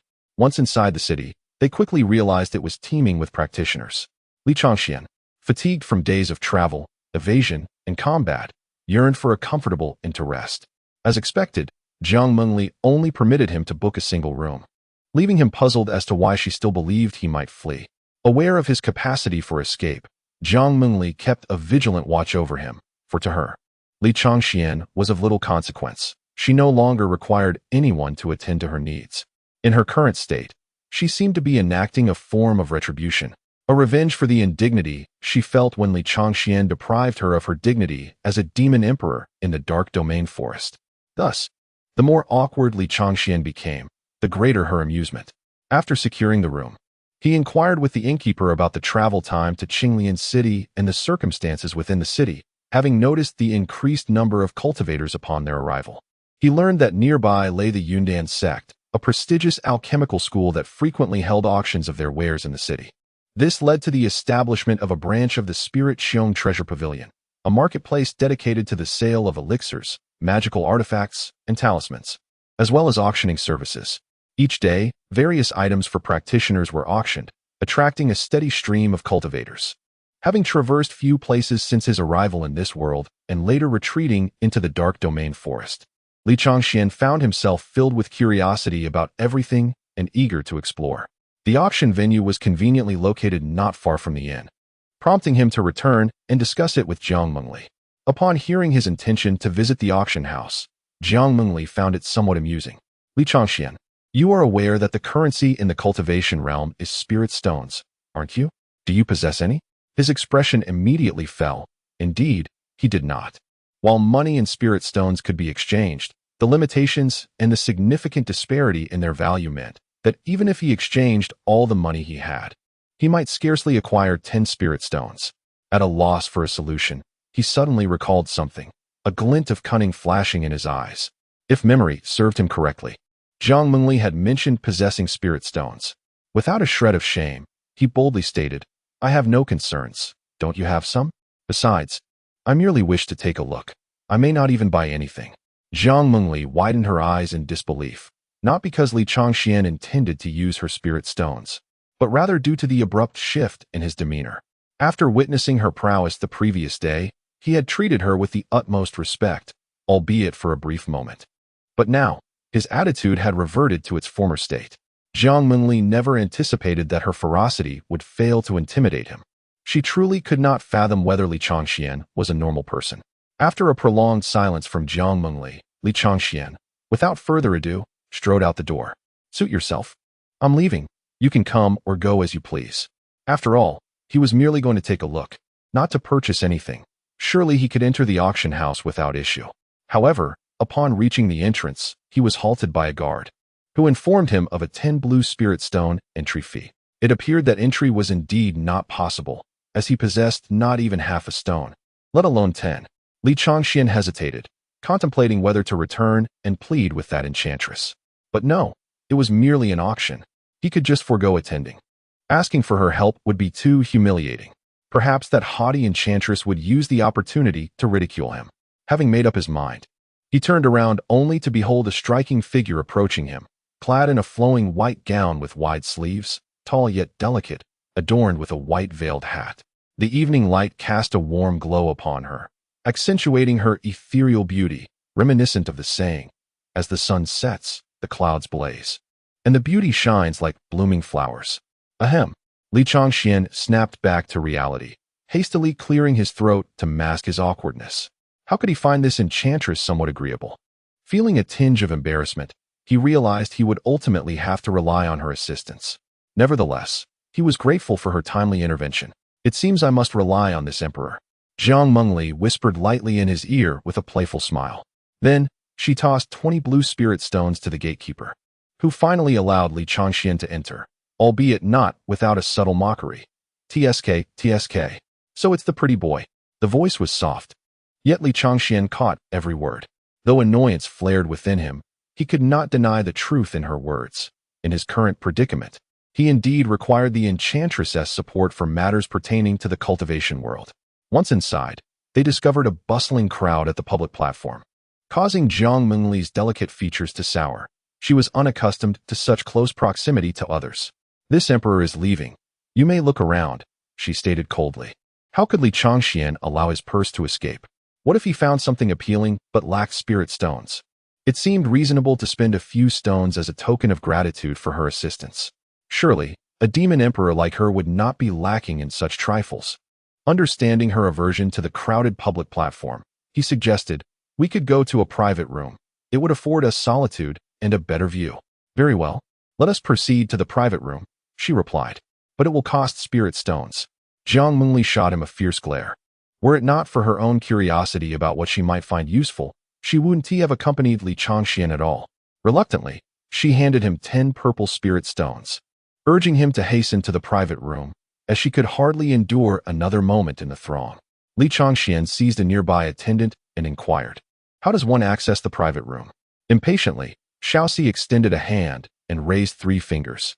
300 spirit stones. "Ah, I only have 10. Is that acceptable?" Li Changxian replied, producing the purple spirit stones from his possession. Upon hearing the meager amount of 10 stones, Xiaoxi's impatience grew, and he scoffed. "10? Are you jesting?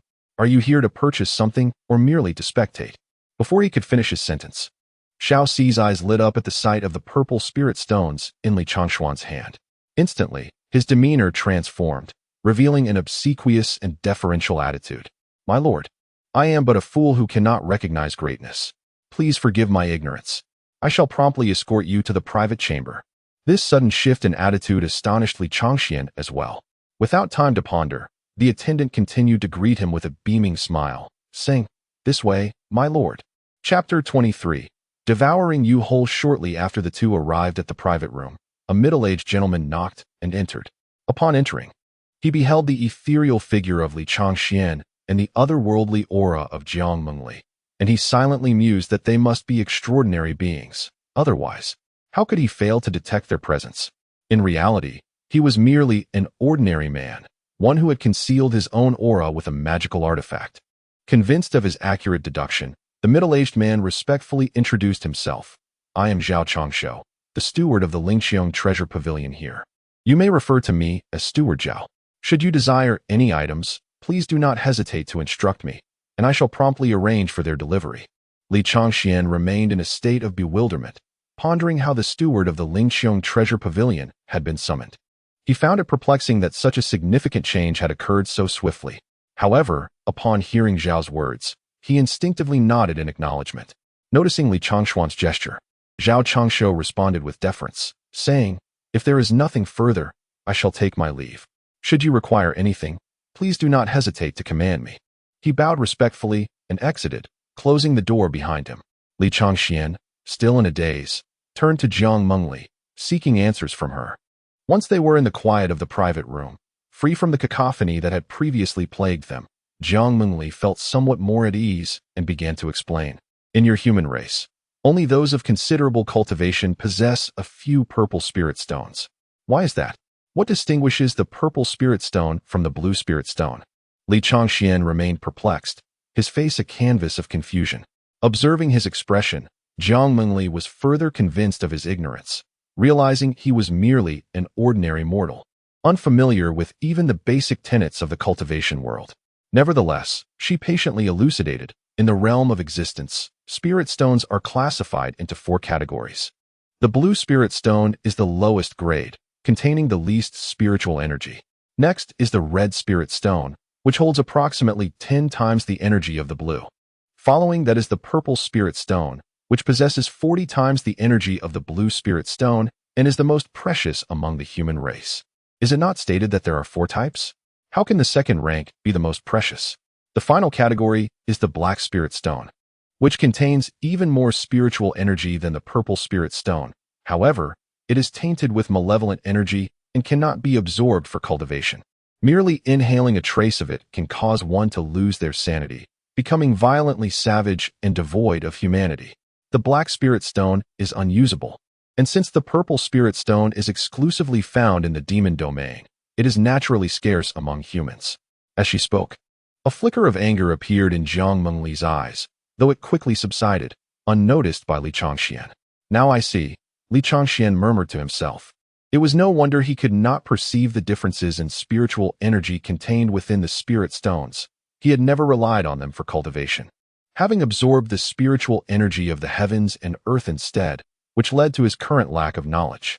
However, he recalled that Jiang Mengli also absorbed the energy of the heavens and earth during her cultivation, prompting him to question, if you possess spirit stones, why do you not absorb the energy within them during your practice? Because the energy within spirit stones does not circulate through the heavens and earth. Lacking a trace of the natural Tao, the likelihood of breakthrough is significantly greater when absorbing the energy of the heavens and earth. As one ascends to higher realms, the path to breakthrough becomes increasingly arduous. Thus, cultivators, upon reaching their peak, refrain from absorbing the spiritual energy contained within spirit stones prior to their breakthrough. Jiang Mengli, having long struggled with her inability to advance, places great importance on this matter, which is why she has consistently abstained from using spirit stones. However, her response piqued Li Changshuan's curiosity, as this was a question he had long wished to pose. Jiang Mengli, what was your realm before your cultivation declined? Jiang Mengli cast him a frosty glance, her tone tinged with discontent. The pinnacle of the transcendent realm. Upon hearing this, Li Changxian was momentarily taken aback, but a subtle glimmer of joy flickered across his face. It appeared that this demoness empress was not as formidable as she seemed. If he could endure for another year, he would still be able to surpass her.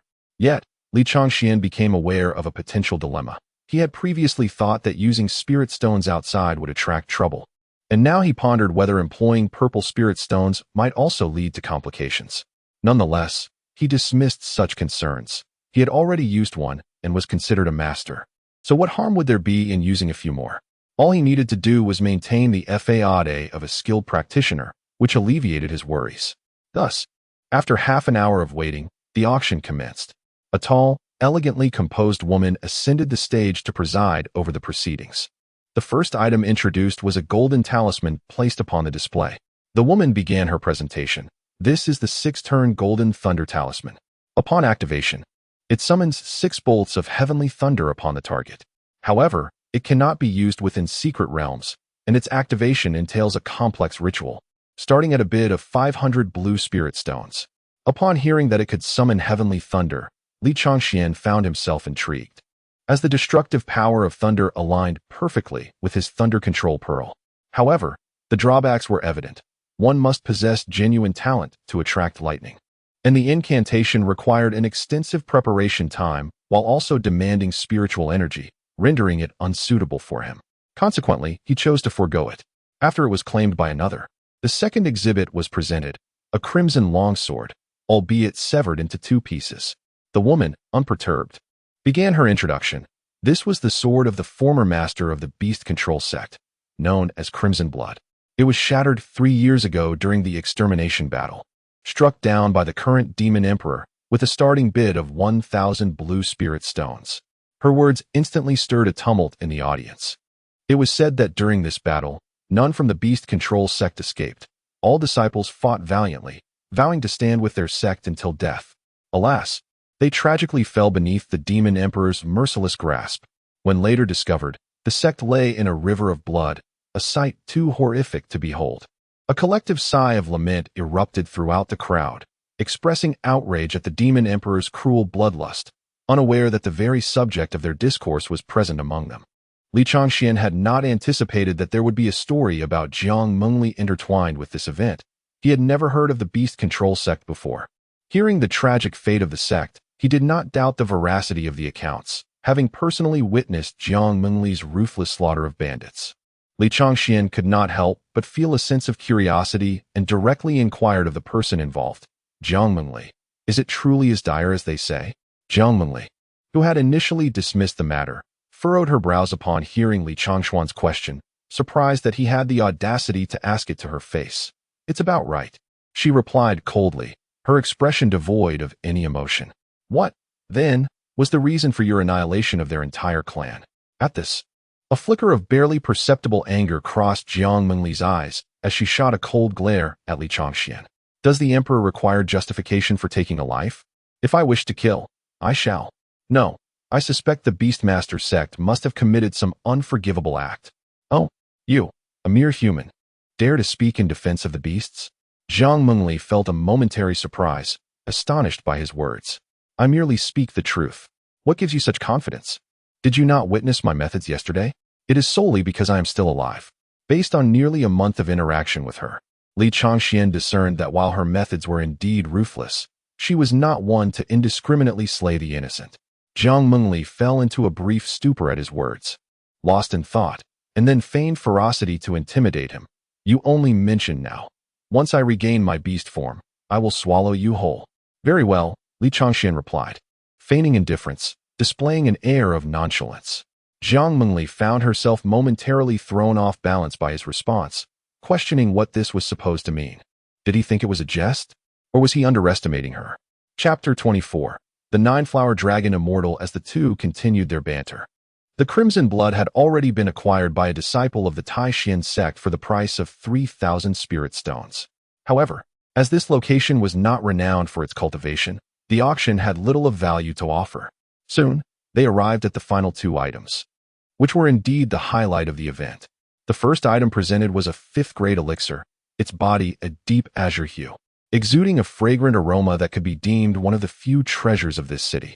This was the Qingmu Dan, personally refined by an elder of the Yundan sect, capable of regenerating severed limbs, reconstructing meridians, dispelling miasma, and neutralizing myriad poisons. The bidding commenced. Such a high-grade elixir lacked a starting bid, yet regrettably, Li Changxian found it of no use to him.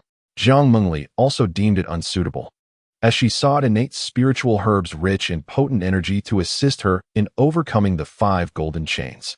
At this moment, the two truly resembled mere spectators. Before long, the last item was unveiled. As the curtain was drawn, a delightful fragrance wafted through the air, clear and enchanting. The nine-flowered dragon immortal. It was said that the dragon immortal only thrived in places abundant with spiritual energy, producing a single leaf and bloom every century. Although it would cease to grow after 900 years, it would continue to absorb spiritual energy. One could only wonder how many years this particular dragon immortal had flourished, for its scent was remarkably pure and distant. Some among the audience had already recognized the final auction item, exclaiming in astonishment and engaging in animated discussion. Jiang Mengli, too, took notice. Though she was unaware of the specific medicinal properties of this herb, she could already sense the immense spiritual energy it contained. While it may not rival treasures such as the Yun Yuqing Lian and the Chaos Purple Lotus, this was the sole herb she had encountered on her journey that could assist her in breaking through the spirit seal.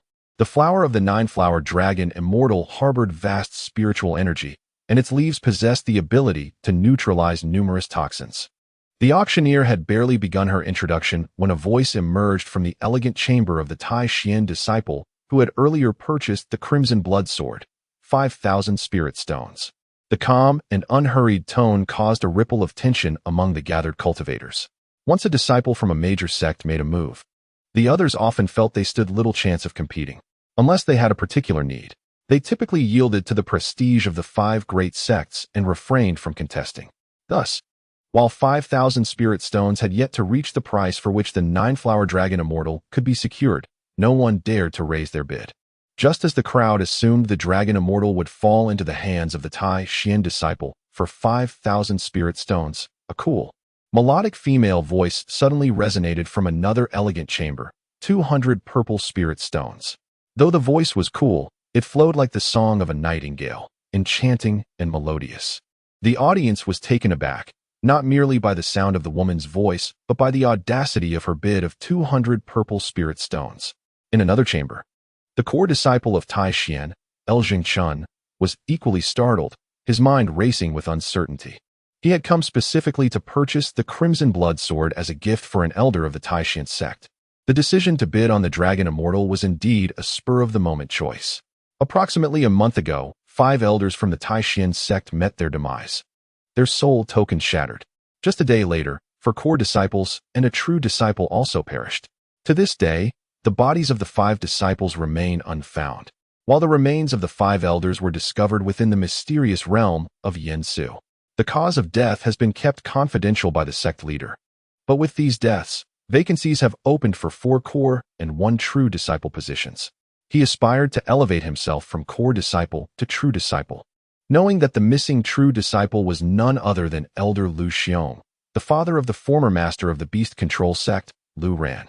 The crimson blood sword, a relic of his son, was what Lu Xiong was in search of.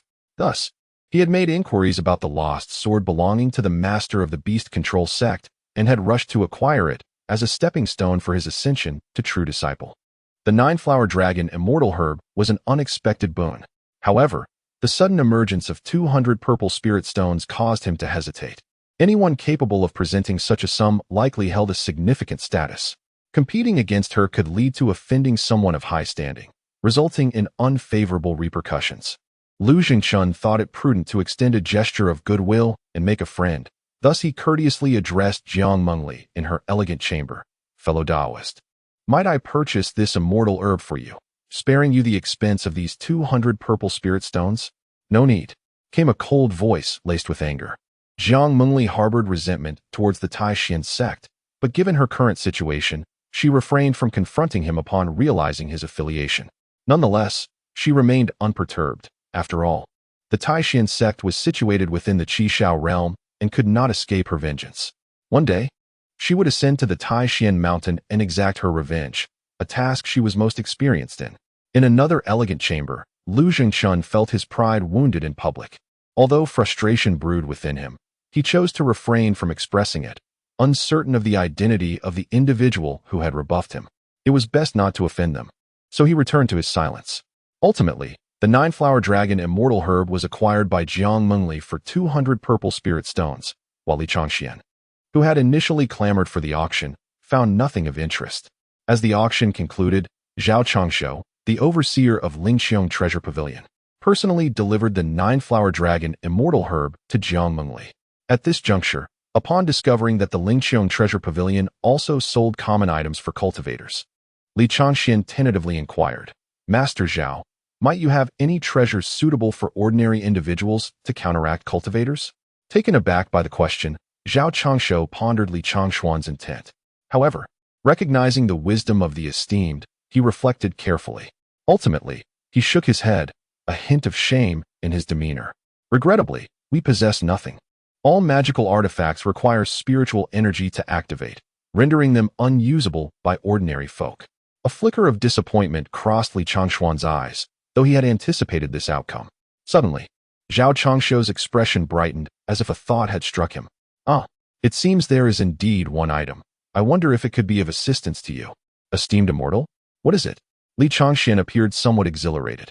Within the Lingqiong Treasure Pavilion, there existed the spirit storage pills, which, when consumed by mortals, could bestow them with a fleeting moment of spiritual power. These came in 2 grades. The 2nd grade allowed one to reach the mid-stage of the Qi-gathering realm, while the 5th grade granted the prowess of the mid-stage of the Spirit Sea realm. "I shall take 100 of the 5th grade spirit storage pills," Li Changxian exclaimed with uncontainable excitement. Being without cultivation and yet accompanying Jiang Mengli had left him feeling quite constrained, as danger lurked at every corner. Previously, he had managed to fend off bandits. But should a cultivator appear, even one merely at the Qi-gathering stage, he would find himself at a significant disadvantage. Upon hearing Li Changshuan's words, Jiang Mengli could not help but smile faintly. "Do you think this is akin to a meal? Wanting so many? Even if you could purchase them, you would need your life to utilize them." "Indeed, Senior," Zhao Changshuo quickly chimed in from the side. While the spirit storage pills were undoubtedly beneficial, every advantage came with its drawbacks. Otherwise, there would be no need for cultivation, and one could simply consume pills daily. Chapter 25. What a delightful affair this soup is. Alas, Immortal, this 2nd grade spirit storage pill will deplete the vitality and harm the meridians of mere mortals. Zhao Changshuo exclaimed hastily. He surmised that the elixir was intended for someone of great importance to Li Changxian, and should any misfortune befall them, he could not bear the consequences. Thus, he felt compelled to elucidate the adverse effects of the pill.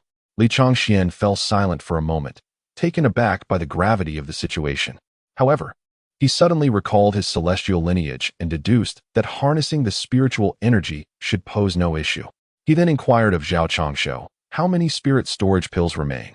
"There are 10 2nd grade and 3 5th grade pills," Zhao Changshuo replied. "I shall take them all." "How much for the total?" "The 2nd grade pills are priced at 100 spirit stones each, while the 5th grade, due to lack of demand, are merely 1,000 spirit stones each. In total, that amounts to 3,500 spirit stones for you, Immortal." Li Changxian regarded this bargain with a sense of assurance, unlike Jiang Mengli, who would likely interpret such a price as an affront to her worth rather than a boon. He pondered who this extravagant woman might wed in the future, speculating that she could find herself in dire straits. Yet, he mused, the Demon Emperor would certainly not lack for spirit stones. His real concern was her fierce disposition, which might deter suitors. However, Immortal, the pills are not here in the Lingqiong Treasure Pavilion and cannot be delivered immediately. Nonetheless, the delivery service is swift. Perhaps I might send someone to your residence shortly? Zhao Changshuo's voice brought Li Changshuan's thoughts back to the present. "Very well, let it be so," Li Changxian replied promptly. After informing Zhao Changshuo of his lodgings at a nearby inn, Jiang Mengli carefully stowed the 9-flower dragon Immortal and departed alongside him. By this time, darkness had enveloped the sky. As they exited the auction house, Jiang Mengli swiftly soared towards the inn, leaving Li Changxian standing alone. He sensed something amiss. She typically shadowed him closely, fearful of his departure. He speculated that her urgency might be linked to the dragon Immortal. Upon returning to the inn, Jiang Mengli retrieved the 9-flower dragon Immortal and scrutinized it intently. Under the moonlight, the blossoms emitted a soft, white luminescence, their fragrance soothing and delightful. True to the rumors, the plant boasted 9 petals and 9 leaves, with the petals resembling dragon heads. Each leaf bore a flower, climbing in succession, creating the appearance of a dragon with 9 heads. No wonder it was called the Dragon Immortal. In truth, if it were refined into a pill, it would facilitate the absorption of its spiritual energy allowing for easy consumption without the need for further refinement. However, for Jiang Mengli, it was unnecessary. A few strands of spiritual energy would suffice to break the spirit seal, and she lacked the time to concoct the elixir. Thus, she chose to swallow the flower whole, leaving behind the 9 leaves, which she found no use for due to their detoxifying properties. Upon ingestion, an instantaneous surge of immense spiritual energy from the dragon and phoenix elixir erupted within Jiang Mengli, akin to a deluge breaching a dam, tumultuous and overwhelming. This energy coursed through her meridians, restlessly swirling as if striving to break free from her corporeal form. Fortunately, Jiang Mengli was no ordinary individual. Her meridians had been refined during her cultivation, rendering her capable of withstanding such a formidable influx of spiritual power. After approximately a quarter of an hour, the energy from the elixir was fully absorbed by her. At this moment, although the energy circulating within her meridians was vast, she experienced no discomfort. After all, she had once reached the pinnacle of celestial transcendence, endowing her with considerable physical resilience. Under her continuous guidance, the energy within her meridians accelerated and intensified. Eventually, satisfied with the level of circulation, she forcefully directed it towards her qi. The overwhelming spiritual energy surged into the qi, causing 5 chains to radiate golden light in response to the incoming energy. Mysterious runes emerged from the chains, enveloping Jiang Mengli's qi, preventing any external energy from entering and the internal energy from escaping, thus thwarting any potential resonance between the two. However, the spiritual energy from the elixir continued to press against the chains, and the runes began to operate at an increasingly rapid pace. This mutual resistance generated immense power within the qi, causing Jiang Mengli to furrow her brow in discomfort, sweat beading upon her forehead, clearly enduring considerable agony. Ultimately, under the relentless assault of the spiritual energy, a slight fissure appeared in one of the golden chains. Jiang Mengli felt a surge of joy in her heart and focused intently on channeling her energy towards the breach in the chain. With a resounding crash, just as her spiritual power was nearly depleted, one of the golden chains shattered, releasing a portion of the vast energy from her qi. The force generated by the destruction of the sealing chain clashed with the escaping energy, prompting Jiang Mengli to cough up a mouthful of blood before losing consciousness once more. However, this time, the corners of her mouth curled into a faint smile, clearly satisfied. Although the dragon and phoenix elixir paled in comparison to the blue lotus and purple lotus, she was nonetheless pleased to have severed a chain. Having regained some of her cultivation, her journey to Qinglian City felt more assured. When she awoke again, she found herself lying on a bed, covered with a quilt. The caregiver who had attended to her previously was nowhere in sight. As Jiang Mengli rose and descended from the bed, she was suddenly greeted by the sound of footsteps outside the door, accompanied by an enticing aroma that made even her disinclination for food stir her appetite. "Oh, chicken soup has arrived." Li Changxian entered, carrying a clay pot. "Chicken soup?" Jiang Mengli murmured to herself, for this was the first time she had encountered such an enticing dish. "Are you feeling better?" Li Changxian gently placed the clay pot on the table and inquired. Jiang Mengli understood the implication of his question. Upon introspecting, she found that, as before, one of the golden chains had indeed broken, and her cultivation had been restored to the initial stage of the spirit refinement realm, aligning closely with her expectations. She had regained some strength. Jiang Mengli spoke softly as she gracefully approached the table and took a seat. Observing this, Li Changxian promptly filled a bowl and placed it before her, smiling gently as he did so. Such unrequested attentiveness often hints at ulterior motives. Jiang Mengli was acutely aware that persuading him to perform even the simplest tasks typically required considerable coaxing. Today, however, this stubborn mule, who advanced only under duress, was behaving unusually kindly. Thus, despite her strong desire for the soup, she suppressed her cravings and regarded him with a subtle, inquisitive smile, resolutely refraining from drinking. Noticing her inaction, Li Changxian pushed the chicken soup toward her once more. "Your Majesty, do enjoy the soup," he urged, his tone shifting to one of greater familiarity. This alteration in address only served to deepen her reluctance. She remained silent, observing him intently, curious about his intentions. "Your Majesty, partaking in this soup is indeed a delightful affair. Why do you not drink?" Li Changxian pressed, Unable to contain his insistence, Jiang Mengli continued to gaze at him, silent as ever. The chill of his silent treatment was palpable. Suddenly, Li Changxian slammed his hand on the table, exclaiming, "Why not drink? Drink! Drink!" This unexpected outburst startled Jiang Mengli. "Li Changxian, what are you doing?" she exclaimed. Apologizing profusely, he replied, "I beg your pardon, I beg your pardon. My emotions got the better of me, and I unintentionally channeled my fervor into this outburst." Jiang Mengli furrowed her brow, casting a sidelong glance at him. "What on earth are you babbling about?" Chapter 26. Sister Mengli, what is it that you wish to convey? You seem quite mad today. Jiang Mengli pouted, unable to contain her impatience. He, did I not purchase a few bottles of elixirs from Lingxiong Treasure Pavilion? I was hoping to borrow some spirit stones from you. Li Changxian explained with a smile as he took a seat. Upon returning to the inn, he found Jiang Mengli asleep on the floor and had carried her to bed. Remembering that he would need her spirit stones later, he felt it necessary to approach her with some humility.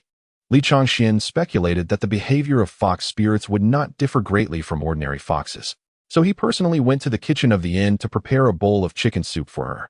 "Oh, so that is the matter. When you initially wanted to buy 100 spirit pills, I thought you had an abundance of spirit stones." Jiang Mengli chuckled, her eyes sparkling mischievously. It was a rare occasion to see Li Changxian so obedient.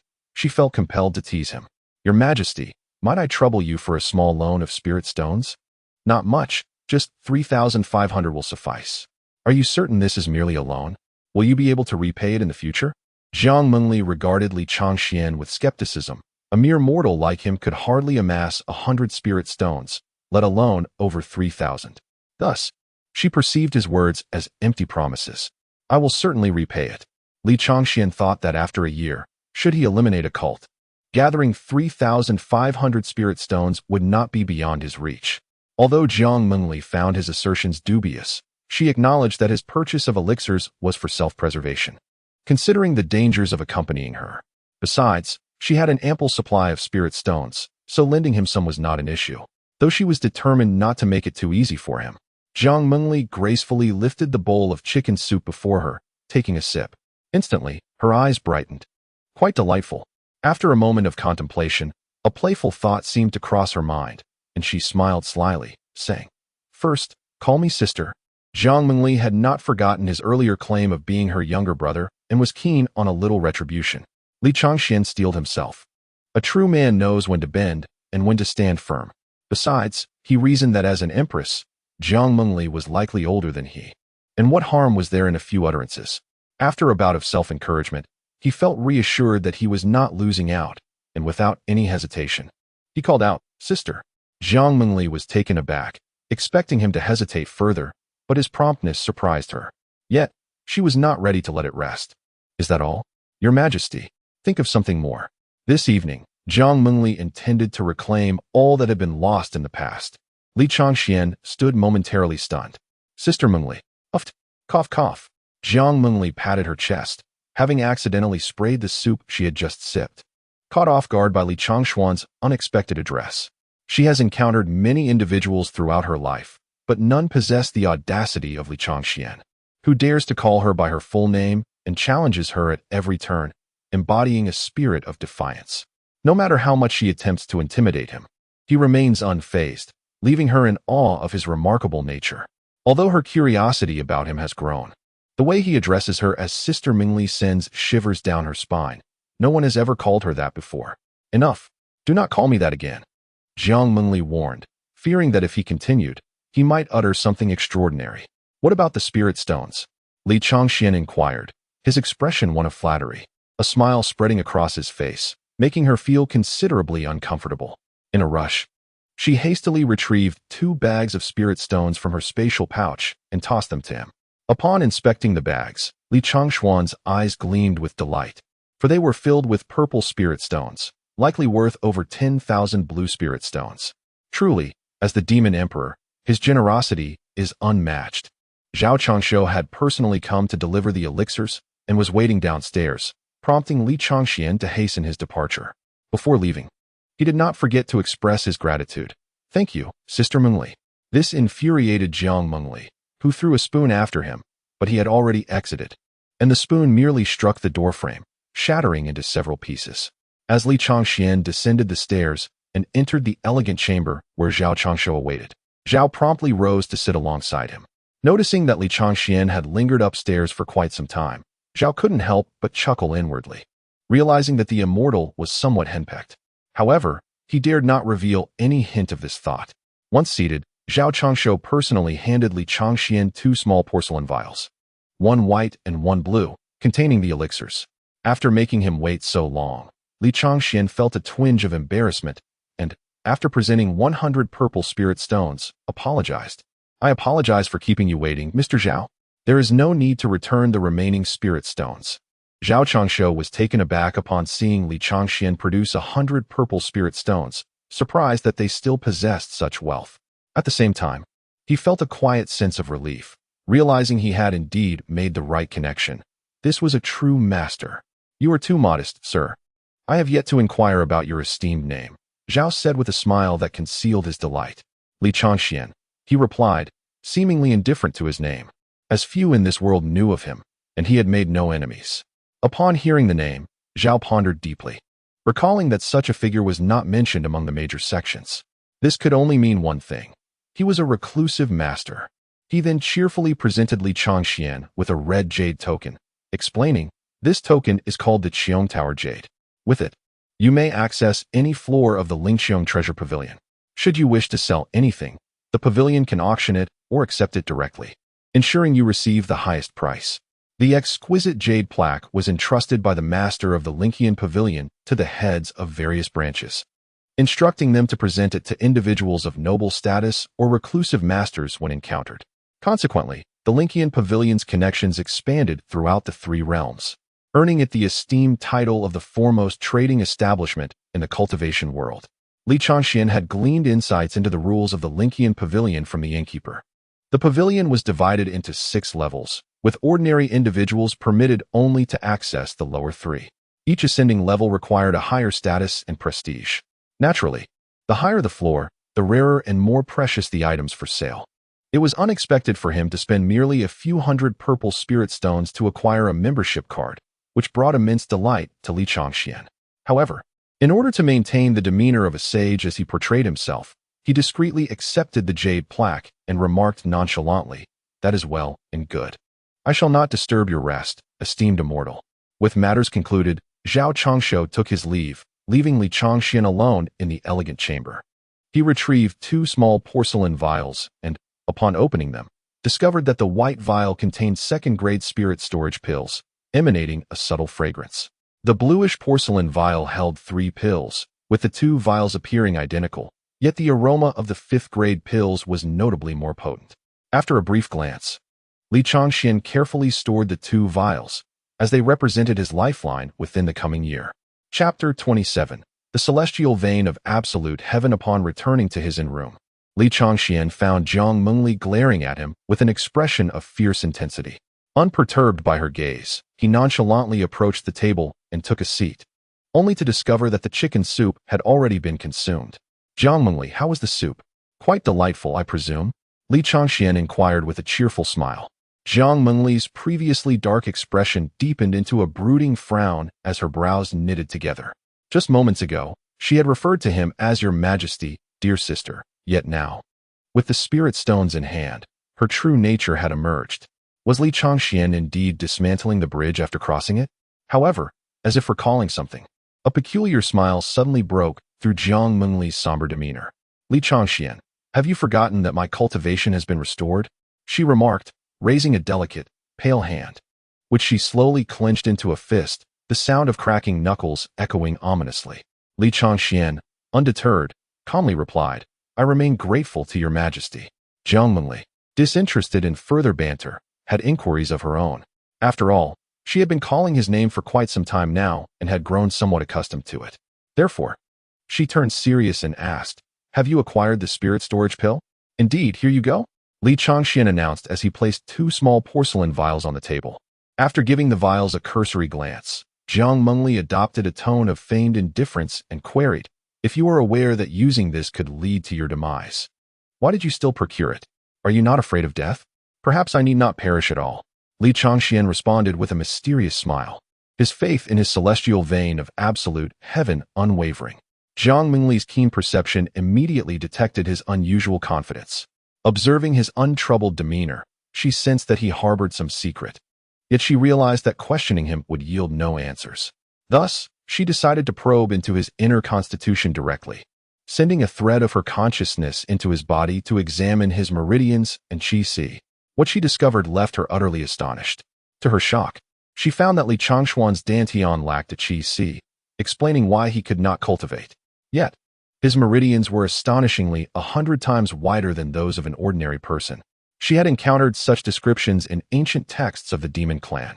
The celestial vein of absolute heaven was characterized by precisely this, meridians far more expansive than those of others, allowing for the rapid absorption of spiritual energy from the heavens and the swift circulation of internal spiritual power. Consequently, one's cultivation speed would be exponentially accelerated, and one would possess formidable strength compared to peers of the same realm. However, no such individual had appeared in the Lingxiao continent for millennia. As Jiang Mengli delved into his consciousness, Li Changxian suddenly felt as if he were unclothed, exposed for all to see, and thus he questioned, "Jiang Mengli, what are you doing?" Snapping back to reality, Jiang Mengli tentatively inquired, "You are the celestial vein of absolute heaven?" Li Changxian nodded, affirming her deduction, and added, "I told you there was no need for concern. Who is worried?" Jiang Mengli retorted. Jiang Mengli pondered deeply, realizing that he was aware of his own constitution. She recalled all the peculiarities of Li Changxian, his exceptional talent in swordsmanship and his unparalleled celestial vein. Such an individual could only cultivate by stepping into the realm of immortality, storing spiritual power within his body. Otherwise, he would be utterly incapable of any practice. Yet, even upon entering the immortal realm, lacking a sea of qi would render him significantly weaker than his peers. A person of Li Changshuan's caliber was destined to stand at the pinnacle of the human celestial gates.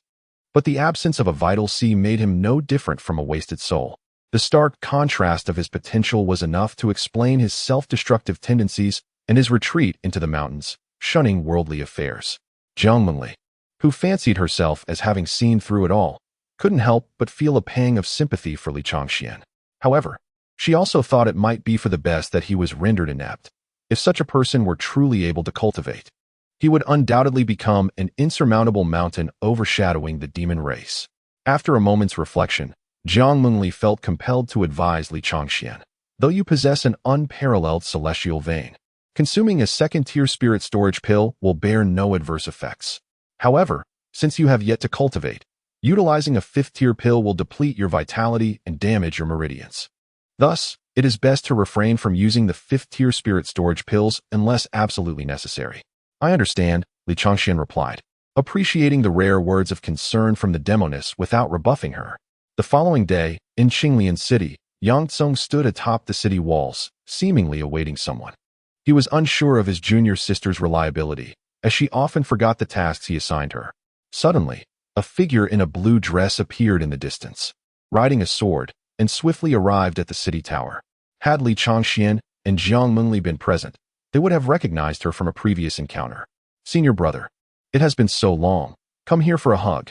The girl in the blue dress exclaimed upon seeing Yang Tsung rushing towards him. Yang Tsung, noticing her approach, quickly pressed his forehead against hers. "Cough, cough. Do take note of your surroundings," he gently reminded her. It was only then that the girl became aware of the nearby disciples from Floating Cloud Palace, who were watching her with amused expressions. A blush crept across her cheeks as she shyly handed over her sword-shaped jade talisman. "I am Yishiru, an inner disciple of the extreme Dao sword sect." Indeed, the newcomer was Yang Tsung's junior sister and the daughter of his master. Yang Tsung had embraced apprenticeship at an early age, joining the extreme Dao sword sect at the tender age of 4, while Yishiru was born merely half a month later, making her his junior sister. Thus, they had grown up together, training side by side. Once the disciples of Floating Cloud Palace confirmed Yishiru's identity, they permitted her entry. Initially, a female disciple from Floating Cloud Palace escorted Yishiru to her lodgings. After she tidied herself up and emerged, she eagerly inquired of Yang Tsung, "Senior brother, is there a secret realm emerging this time?" Yang Tsung nodded.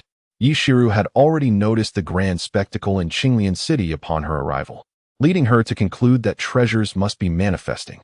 Yishiru, being the daughter of an elder within the extreme sword sect, had never ventured beyond the confines of her sect until now. Yang Tsong, having commenced his training earlier than she, had descended the mountain for his own experiences, returning to the sect with an array of delightful stories to share. While the extreme sword sect boasted secret realms for disciples to cultivate in, the safety measures rendered them rather mundane and devoid of excitement, which had long since bored Yishiru. Thus, Yang Tsong promised to guide her into a secret realm on their next excursion down the mountain, compelling her to rush to him upon his call. Although Yishiru had encountered secret realms before, they were always well trodden by others, and she had little desire to partake in such ventures. Upon hearing her senior brother's summons, she surmised he had discovered a new secret realm, prompting her hurried arrival. "How long until it opens?" she inquired eagerly, her youthful face alight with anticipation. According to the older brothers from the Floating Cloud Palace, it should be another 2 or 3 days. "Ah, must it take so long?" Yishiru exclaimed, her impatience palpable. Although she did not particularly lack for rare treasures, the thrill of acquiring them through her own efforts was what truly brought her satisfaction. "Can you not wait just 2 or 3 days? Moreover, we are not in a rush. My brother still needs to await 2 friends." "Ah, what sort of friends? Male or female?" Upon hearing this, Yishiru's excitement faded, replaced by a touch of irritation. Yang Tsong, mindful of the favors he owed and recalling that he had initially sought their assistance, merely smiled and replied, "You will find out in due time." "Ah, your silence suggests they must be female. When we return to the sect, I shall inform my father that you are tarnishing our reputation outside." Chapter 28. Familiarity breeds comfort. The following day, Yang Tsong and Yishiru traversed the streets of Qinglian City. Yang Tsong had initially intended to remain indoors, but his junior sister, having never ventured beyond the sect, was filled with curiosity about everything and insisted on accompanying him early in the morning. As they stepped out, the vendors had yet to open their stalls, leaving only a few establishments serving breakfast. Though Yishiru's enthusiasm for shopping had waned somewhat, her spirits remained noticeably high. "Brother, who exactly are those 2 friends of yours? When did they arrive?" Yishiru inquired as they walked. Yang Tsong had not revealed their identities the previous day, leaving her restless throughout the night, fearing that her brother's naive nature might lead him to be deceived by the charms of others. Hence, she rose early to persuade him to explore the city. Upon hearing her question, Yang Tsong pondered briefly before replying nonchalantly, "Who they are, I do not know.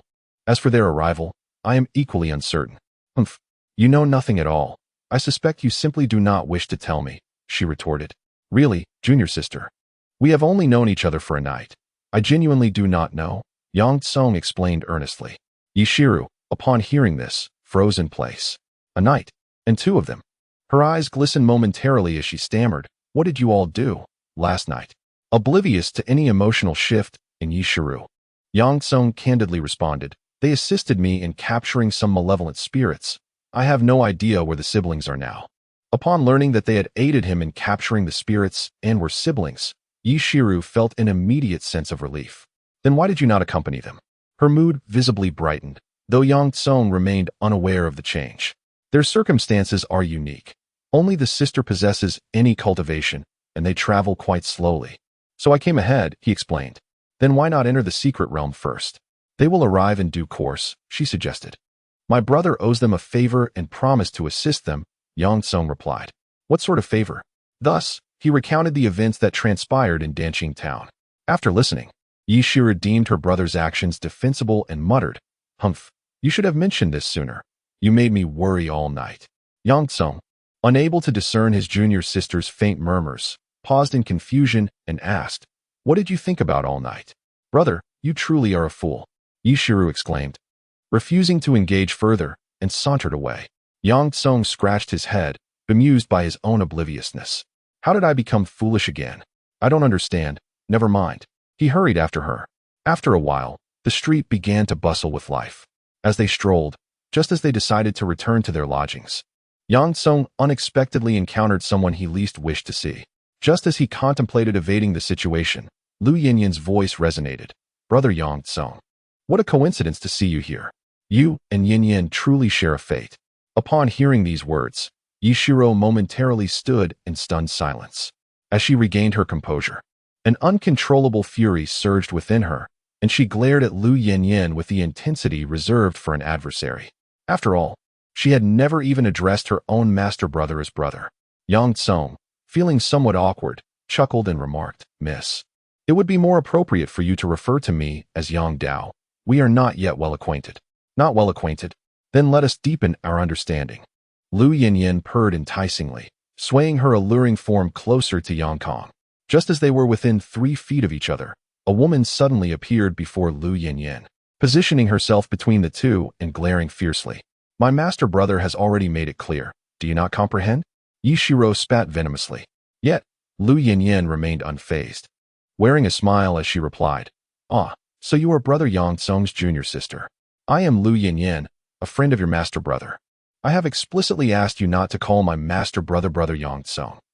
Yishiro gritted her teeth, seething. Had it not been for the prohibition against fighting among cultivators within the city, she would have eagerly thrust her sword at this vixen who clung to her master brother. However, given that Yishiro was merely 15 and appeared quite petite and youthful compared to the more mature Lu Yanyan, the latter regarded her as a mere child. Despite feeling the hostility emanating from Yishiro, Lu Yanyan, recognizing her status as a disciple of the extreme Dao sword sect and a junior sister of Yang Tsong, chose to suppress her displeasure. She then turned to Yang Tsong with a smile. "I presume, brother Yang." Yishiro's penetrating gaze interrupted her. "You must be here for the secret realm as well, right? If we are unable to acquire the Yunyu Qinglian, it should be no trouble for us to join forces and obtain the Zhengyang Pure Yin sword cannon. We can cultivate together then," Lu Yanyan added, casting a flirtatious glance at Yang Tsong, which elicited a shiver of discomfort from him. Yishiro, previously unaware of the treasures within the secret realm, now found herself taken aback to learn that the Yunyu Qinglian and the Zhengyang Pure Yin sword cannon would soon emerge. She had heard of both treasures. The Yunyu Qinglian was renowned for its rich, profound spiritual power and vitality, capable of mending damaged meridians and expediting recovery from injuries permanently. The Zhengyang Pure Yin sword cannon was rumored to be a dual cultivation sword technique for partners, comprising 2 volumes, Zhengyang and Pure Yin, which could be practiced separately. Yet their combined use would yield transformative power. Thus, for this seductive woman to propose practicing with her master brother was nothing short of brazen. Unwilling to allow this vixen to snatch away her master brother right before her eyes, Yishiro resolutely pushed Lu Yanyan a little farther away and indignantly declared, "Even if we enter the secret realm, my master brother will be with me. There is no chance for you." She paused for a moment and added, "My master brother would never cultivate with you." Upon witnessing a heated argument between 2 individuals, Yang Tsong felt a surge of apprehension. Given his junior sister's fiery temperament, he feared she might not restrain herself from engaging in the fray. Without hesitation, he grasped Yishiro's hand and hastily retreated, exclaiming, "Junior sister, let us return." By the time Lu Yanyan comprehended the situation, the pair had already distanced themselves. She turned to see Yishiro being led away by Yang Tsong, her countenance adorned with a provocative tongue-out gesture and rolling eyes, exuding an air of triumphant glee, which incensed Lu Yanyan, prompting her to stomp her feet in frustration. Upon their return to the inn, Yishiro, donning a serious expression, began to interrogate her elder brother. "Speak. Who was that Lu Yanyan today? And how do you know her?" Although Yang Tsong harbored an aversion towards Lu Yanyan, he remained oblivious to the reason behind his junior sister's ire and could only recount the events that transpired a few days prior at the gates of Qinglian City. Once Yishiro grasped the full context of the matter, she felt a wave of relief wash over her, yet she did not forget to caution him, "Elder brother, keep your distance from her in the future. One glance is enough to discern that she is not a person of good character." Yang Tsong nodded in agreement. Meanwhile, Yishiro silently resolved that it would be prudent for her to keep a vigilant eye over her elder brother. Chapter 29. The enforcement of domestic discipline after spending a night within the city. Li Changxian found himself summoned by Jiang Mengli the next morning just as he was about to board the carriage. They would not be traveling by carriage any longer. Jiang Mengli had an inkling that the Qinglian secret realm was about to open, and taking a carriage would undoubtedly delay their arrival. Indeed, her purpose for venturing to Qinglian City was to seek the Yunyu Qinglian. A month prior, while she resided in the Demon Clan's imperial palace, she had received word that both the Yunyu Qinglian and the Chaos Purple Lotus would soon emerge, with the latter having a lower probability of appearing. However, at that time, she was hindered by her inability to break through to the Earth Immortal realm. Although the chances of the Yunyu Qinglian's emergence were favorable, they were of no use to her, which is why she had journeyed to the Yinshu secret realm. Unbeknownst to her, the ambush set by the Taishan sect had compelled her to return to the Qinglian secret realm in hopes of seizing the Yunyu Qinglian to restore her cultivation. She pondered whether the Taishan sect would lay another secret ambush this time. As for the floating cloud palace, they were likely still unaware of the situation. From what she could ascertain, the Taishan sect had not made this matter public. Otherwise, the entire Lingxiao continent would be abuzz with news of the Demon Emperor's entanglement with the Taishan's secret arts, prompting the human race to commence extensive searches. She was uncertain why the Taishan sect chose to remain silent, but for her, this was a fortuitous development. Upon hearing Jiang Mengli's decision to forego the carriage, Li Changxian felt a surge of joy, for it meant he would no longer toil exhaustively to drive the carriage. "Let us depart the city," Jiang Mengli declared, striding toward the city gate. Noticing Li Changxian still rooted in place, she urged, "What are you dawdling for? Hurry up. What about the carriage? What shall we do? If we lose it, so be it." Jiang Mengli, uninterested in further discourse, conjured a thread of spiritual energy to bind around Li Changshuan's waist, pulling him along. "Alas, it cost me money. At the very least, we could sell it before leaving." Li Changxian protested as he trailed behind. Jiang Mengli seemed oblivious to his complaints and continued forward without a second thought. "What a wasteful woman," he muttered under his breath, unable to sway her resolve. However, at that moment, Jiang Mengli had already regained half of her cultivation, and her hearing had sharpened considerably. His words easily reached her ears. Jiang Mengli halted, turning her striking gaze upon him with a fierce glare, causing Li Changxian to instinctively cover his mouth and shake his head with a chuckle. "I'm not wasteful. Let us hurry. Aren't we pressed for time?" On that day, en route to Qinglian City, many cultivators witnessed a curious sight. A stunning female cultivator clad in a white gown soaring through the air at remarkable speed, her hand gripping a thread of spiritual energy, which was tied to the waist of a handsome young man who was being pulled along by her flight. A group of travelers observed the two as they zipped by, one of them pointing and exclaiming, "Look, they must have angered their lady and are now subjected to domestic discipline." The questioner stroked his chin, suddenly enlightened, realizing that such a family rule existed. "Jiang Mengli, could you please slow down a bit? I can't endure this," Li Changxian pleaded, being pulled through the air by strands of spiritual power. He had not anticipated that the new method of travel, wherein Jiang Mengli dragged him through the skies, would make him prefer the role of a carriage driver instead. Jiang Mengli, seemingly oblivious to his pleas, deliberately increased her speed. This was an act of retribution. How could she forget his earlier mockery when he had driven the carriage? Had it not been for her display of forceful prowess, he would likely have continued at a leisurely pace, only to vex himself further. She scoffed internally at his audacity to label her a spendthrift. A person of his caliber would surely end up foolishly courting a wife in the future. Finding that shouting was futile, Li Changxian opted to close his mouth.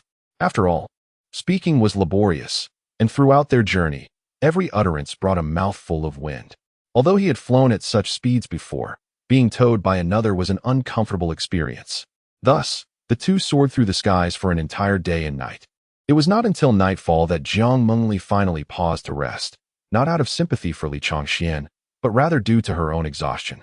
Li Changxian, having remained motionless, posed no strain on her. After all, Jiang Mengli had only recently reached the initial stage of spirit refinement, and it was taxing to carry such a large individual. Otherwise, she would have simply asked Yang Tsong to transport them both directly.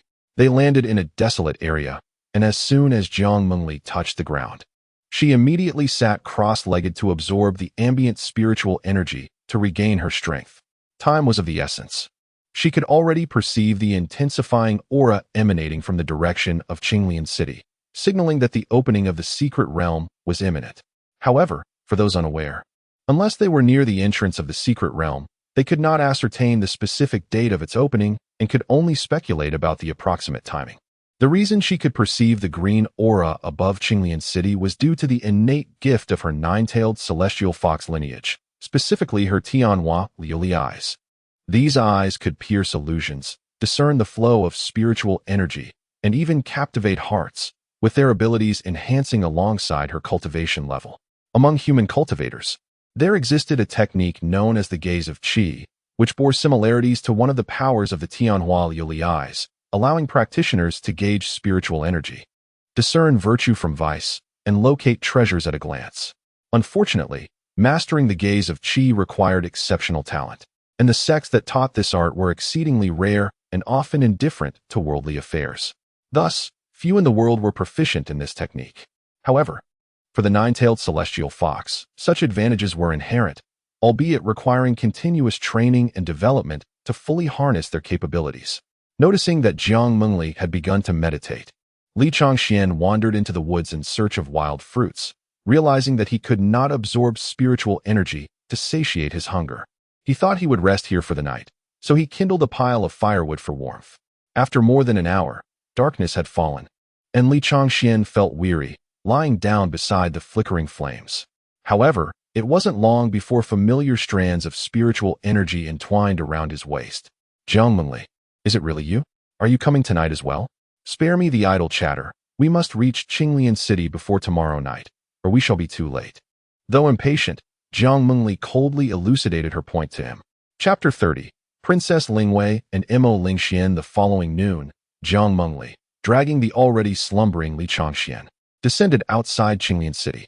It was not until they landed that Li Changxian lazily opened his drowsy eyes. Exhausted from the previous night, he had succumbed to sleep, reasoning that with no pressing matters on the journey, he might as well rest. As for Jiang Mengli, she was no longer surprised. She had witnessed Li Changxian sleeping even while driving the horse-drawn carriage, so seeing him doze while she carried him through the air was nothing remarkable to her. The two ambled toward the city gates, and upon casting his gaze upward, Li Changxian was greeted by the three ancient characters emblazoned above, Qinglian City. "Ah, we have arrived," he exclaimed with delight, initially fearing they would stop to rest once more. Now that they had reached their destination, he anticipated a much-needed respite, and his spirits lifted considerably. At that moment, the city was bustling with cultivators, among whom there might be those who had encountered the demon emperor, prompting Jiang Mengli to don a sheer white veil to conceal her face. With the opening of the Qinglian secret realm imminent and the expected arrivals already present, the queue for entering the city had diminished significantly. The entrants were divided into two lines, one for common folk and the other reserved for practitioners of cultivation. As Li Changxian was merely a mortal and Jiang Mengli lacked the guise of a disciple from a human sect, she completely masked her aura and joined him in the line for commoners. However, just as they reached the front, where the gatekeeper was examining their entry permits, a melodious yet commanding voice broke the air. "Princess Lingwei of the Qima dynasty has arrived." At this proclamation, the people in Li Changshuan's line immediately knelt, with the exception of the two of them. The cultivators in the other line turned to face the direction of the city gates, slightly bowing, fists clasped in salute. Curious, Li Changxian turned to where they were bowing and soon heard the sounds of footsteps, the clatter of hooves, and the creaking of wheels. Gradually, a magnificent and exquisite carriage came into view, crafted from precious sandalwood, adorned with intricately carved railings and jade-like embellishments. The carriage's roof was embroidered with golden threads into elaborate patterns, reminiscent of a phoenix soaring through the skies. Its crimson wheels, grand and imposing, were decorated with delicate crystal pendants that swayed gently with the carriage's movement, casting a kaleidoscope of colors in the light. Even the horses pulling the carriage were of the rare and noble violet breed, flanked by armored guards in front and behind, with two orderly rows of maidens following closely. The carriage's size was far beyond that of an ordinary vehicle, akin to a mobile palace. If only they had traveled in such luxury from the outset.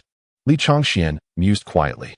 As the carriage drew nearer, he finally discerned the silhouette of a woman seated behind the sheer veil. Undoubtedly the Princess Lingwei of the Qima dynasty they had heard about.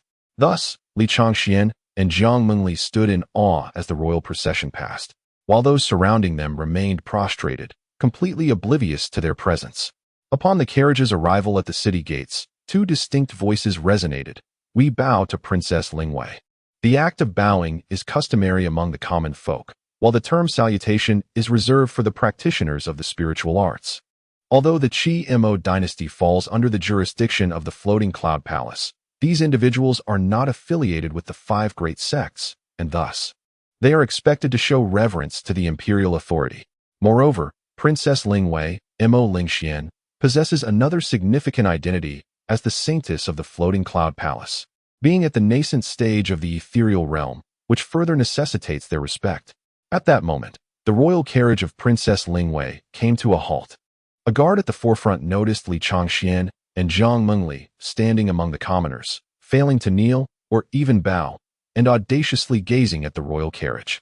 He immediately approached them, raising his voice in inquiry. "You two have encountered the royal carriage. Why do you not kneel? Is this a display of disrespect towards the imperial authority?" Upon hearing this, Li Changxian found himself at a loss for words. However, the thought of kneeling was utterly inconceivable to him. He would not bow even to heaven and earth, so how could he submit to her? As for Zhang Mengli, it was unnecessary to elaborate. She had always been the one to command others to kneel before her. Were it not for her current lack of strength, a mere utterance from her would have been enough to incinerate the entire Qinglian city, or even to storm the Qi Mo palace. Yet, having come this far, Zhang Mengli was unwilling to concede. The notion of kneeling was entirely out of the question, akin to a corpse that could not be moved even in death. Therefore, neither of them responded. Li Changxian continued to scrutinize the carriage, feigning ignorance, while Zhang Mengli shot a piercing glare at the guard. Renowned for her fierce reputation, a mere glance from her could instill fear in even the most formidable of beings, causing them to kneel in submission. How could a mere guard withstand such intensity? At the instant the guard met Zhang Mengli's murderous gaze, he was so frightened that he nearly stumbled backward, retreating repeatedly, unable to utter a word. Utterly at a loss for how to proceed. Inside the carriage, Mo Lingxian had already spotted the two of them, for amidst a sea of kneeling figures, their standing forms were conspicuously out of place, easily visible from the carriage. Curious about the commotion, Mo Lingxian lifted the light veil and emerged, eager to discern the situation. However, upon catching sight of Li Changxian, she was momentarily taken aback. She found the young man strikingly handsome, exuding a remarkable charm that appealed to her aesthetic sensibilities. At the same time, Li Changxian beheld the true visage of Princess Lingwei, recognizing her beauty as breathtaking. Yet, when compared to the enchanting Zhang Mengli, she paled in comparison, and thus he found her less captivating. Just as Mo Lingxian regained her composure and was about to inquire about the matter, another figure emerged from within the city. It was Yang Tsung from the Extreme Sword Sect, who had the honor of meeting Princess Lingwei. He quickly approached to offer his greetings, cupping his fists in respect. Although he hailed from the foremost of the 5 major sects, he remained courteous in the presence of the royals. Initially, he had been waiting atop the city wall for Li Changxian and Zhang Mengli, intending to greet them upon their entry. However, he was taken aback to witness the sudden appearance of Mo Lingxian, and even more astonished to see the siblings completely disregard him, not only failing to kneel, but unabashedly sizing him up. Mo Lingxian personally intervened, fearing that lingering a moment longer might result in their capture. So he hurriedly stepped in to salvage the situation. Upon seeing the newcomer, Mo Lingxian raised an eyebrow yet remained courteous, inquiring, "Greetings, Taoist Yang. What brings you here?" "Oh, these two are my junior disciples. I, Yang, have descended from the mountain to accept apprentices on behalf of my master. And I have brought them into the ranks of the extreme Dao Sword sect." Yang Tsung fabricated a casual lie to appease her, realizing that any other excuse would be difficult to navigate. "I see. Being allies of the extreme Dao Sword sect, it is only fitting that a bow of respect be offered," Mo Lingxian replied with a smile, her expression inscrutable as to whether she believed him or not. Yang Tsung leaned closer to the two, lowering his voice to a barely audible whisper. "Brotherly, a simple gesture of acknowledgement will suffice." He then glanced at Zhang Mengli, urging her to join in as well. Zhang Mengli ignored him entirely, elegantly rolling up her sleeves and proceeding into the city without a hint of hesitation. And none dared to impede her passage. Observing Zhang Mengli's boldness, Li Changxian silently pondered, "If she is unbothered, then neither shall I be." He promptly followed her into the city, leaving Yang Tsung alone, feeling utterly flustered in the wind. Have these siblings always possessed such audacity? Moments later, Yang Tsung hastily forced a smile, offering his apologies. "My junior disciples have yet to enter the sect and are unfamiliar with the customs. I hope the princess will not take offense." Mo Lingxian, her gaze drifting towards the city, responded absent-mindedly, it is of no consequence. Then I shall take my leave, Yang Tsung declared, swiftly retreating into the city, feeling the piercing glares of a group of guards directed at him, which made him quite uncomfortable. Once he departed, the captain of the guards approached, questioning, "Princess, shall we simply allow these two to enter? Should I investigate their identities further?" Mo Lingxian merely shook her head. No need. Chapter 31. Upon arrival after Yang Tsung entered the city, he hurriedly chased after the two individuals. Once he caught up, he teasingly remarked, "Brotherly, your siblings' actions are truly unconventional. Today, I must express my gratitude to Brother Yang for coming to our aid." Li Changxian replied courteously with a clasped fist. "Ah, it was but a trifling matter, nothing of significance," Yang Tsung responded, then turned his gaze to Jiang Mengli. "Miss Li, may I inquire what assistance you require from me?" Jiang Mengli paused momentarily, her expression indifferent as she stated, "I need your help to obtain the Yunyu Qinglei." Upon hearing this, Yang Tsung was momentarily taken aback. He had previously speculated that Jiang Mengli's mission was related to the Qinglei secret realm, believing she sought merely a random treasure within. He did not anticipate that her target was the Yunyu Qinglei itself. However, having already committed to assisting her, he could not retract his promise and replied, "Given the number of participants entering the secret realm this time, with representatives from Floating Cloud Palace, Star-Picking Pavilion, and Taishin Sect, I can only do my utmost. Once we enter the secret realm, I will have my own arrangements." "Ah, Miss Li, you two intend to enter the secret realm?" Yang Tsung exclaimed in astonishment. He had assumed Jiang Mengli meant for him to enter and secure the Qinglei for her, never considering she would venture in herself. After all, during his time in Danqing Town, he had discerned that Jiang Mengli possessed merely the cultivation of the Qi induction realm. Entering the Qinglei secret realm would render her nothing more than cannon fodder. Now, observing Jiang Mengli enveloped in a soft, ethereal glow, he could no longer discern her cultivation level, surmising she must have employed a treasure to conceal her aura. This realization imbued her with an air of mystery and intrigue.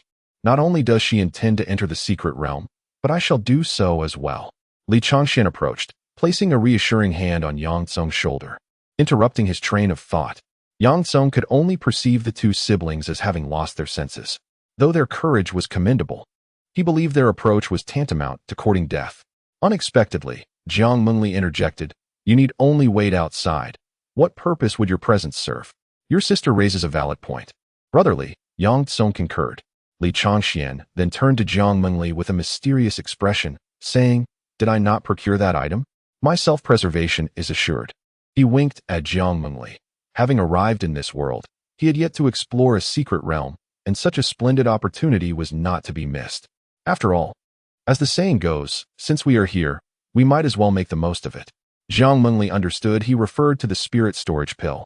Indeed, with the Qi induction realm coupled with the thunder control pearl, he would possess the capacity to fight, as long as he stayed close to her. Ensuring his safety would not pose a problem. Thus, Jiang Mengli refrained from opposing him and expressed her agreement. Meanwhile, Yang Tsung remained bewildered, finding the siblings' behavior peculiar and their conversation strange, leaving him only half comprehending their exchange. "Brother Yang, do you have any further matters to attend to? If not, we should find a tavern to settle in," Li Changxian said leisurely, wandering aimlessly. I had mentioned earlier that you two have been accepted into our sect.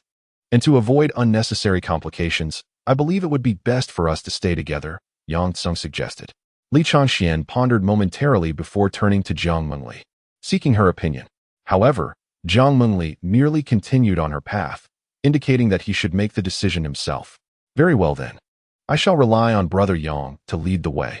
Under Yang Tsung's guidance, the two arrived at an inn reserved by the Floating Cloud Palace specifically for the disciples of the 5 great sections. It was indeed a significant improvement over the inns lining the streets outside. After Yang Tsung conveyed their purpose to the disciples of the Floating Cloud Palace, they promptly arranged 2 rooms for the pair without delay. Before entering their respective rooms, Jiang Mengli took a moment to warn Li Changxian, "Do not even think about escaping secretly." Li Changxian was left speechless, unable to comprehend the significance of such daily threats. If he truly wished to flee, what use would her warning be? Once he had settled into his room, Li Changxian succumbed to a deep slumber. Although he had rested the previous night, the rapid flight and biting cold wind had hindered his sleep. As dusk approached, he remained oblivious to the passage of time. while Jiang Mengli knocked persistently at his door, fully aware of his presence inside. Yet, there was no response. Frustrated, Jiang Mengli forcefully kicked the door open. Bang! Startled, Li Changxian leapt from his bed to find Jiang Mengli standing there, having barged in. What on earth are you doing, Jiang Mengli? Could you allow me a moment of peaceful sleep? The Azure Lotus secret realm is about to open. Jiang Mengli replied flatly. At her words, Li Changshuan's drowsiness vanished in an instant. How is it happening so soon? Otherwise, why do you think I hurried you along this path?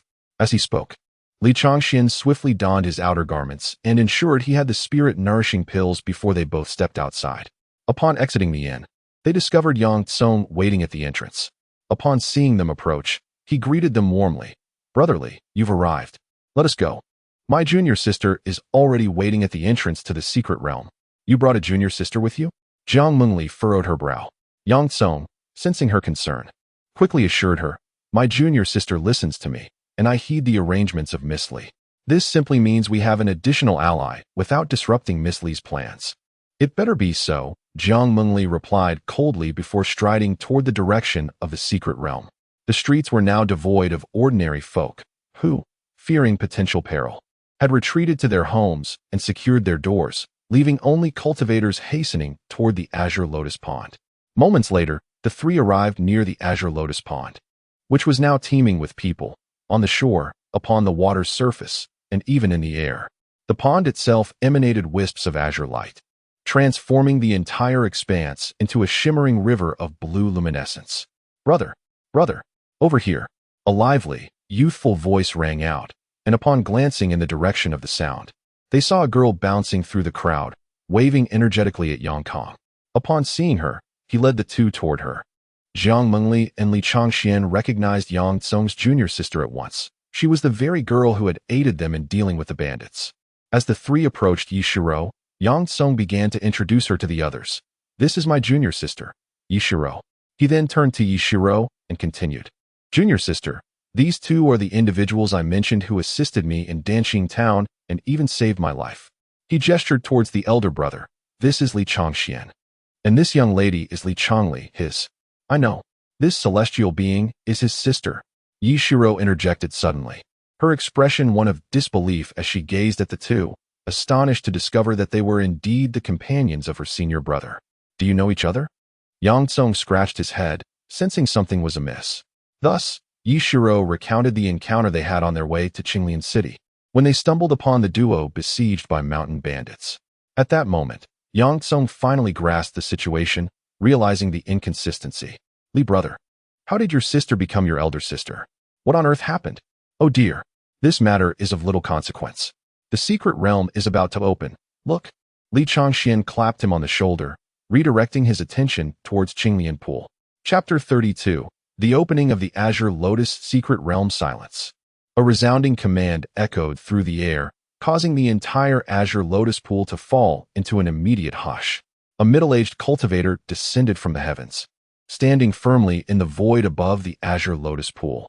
After casting a cold glance at the gathered crowd, he proclaimed, I am Mei Shirley, an elder of the inner sect of the Floating Cloud Palace, entrusted with overseeing this venture into the Azure Lotus secret realm.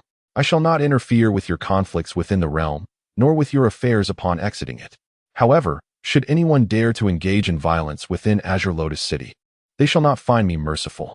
This served as a warning to those who might disregard the rules, lest their pursuit of fortune lead to chaos that could jeopardize the interests of Azure Lotus City. After all, the Qi-Mo dynasty and the Floating Cloud Palace share intricate ties. The saintess of the palace is none other than a princess of the Qi-Mo dynasty, who shall also enter the secret realm. The safety of Azure Lotus City is a responsibility that the Floating Cloud Palace must uphold. Li Changshuan's attention was wholly captured by the elder's name.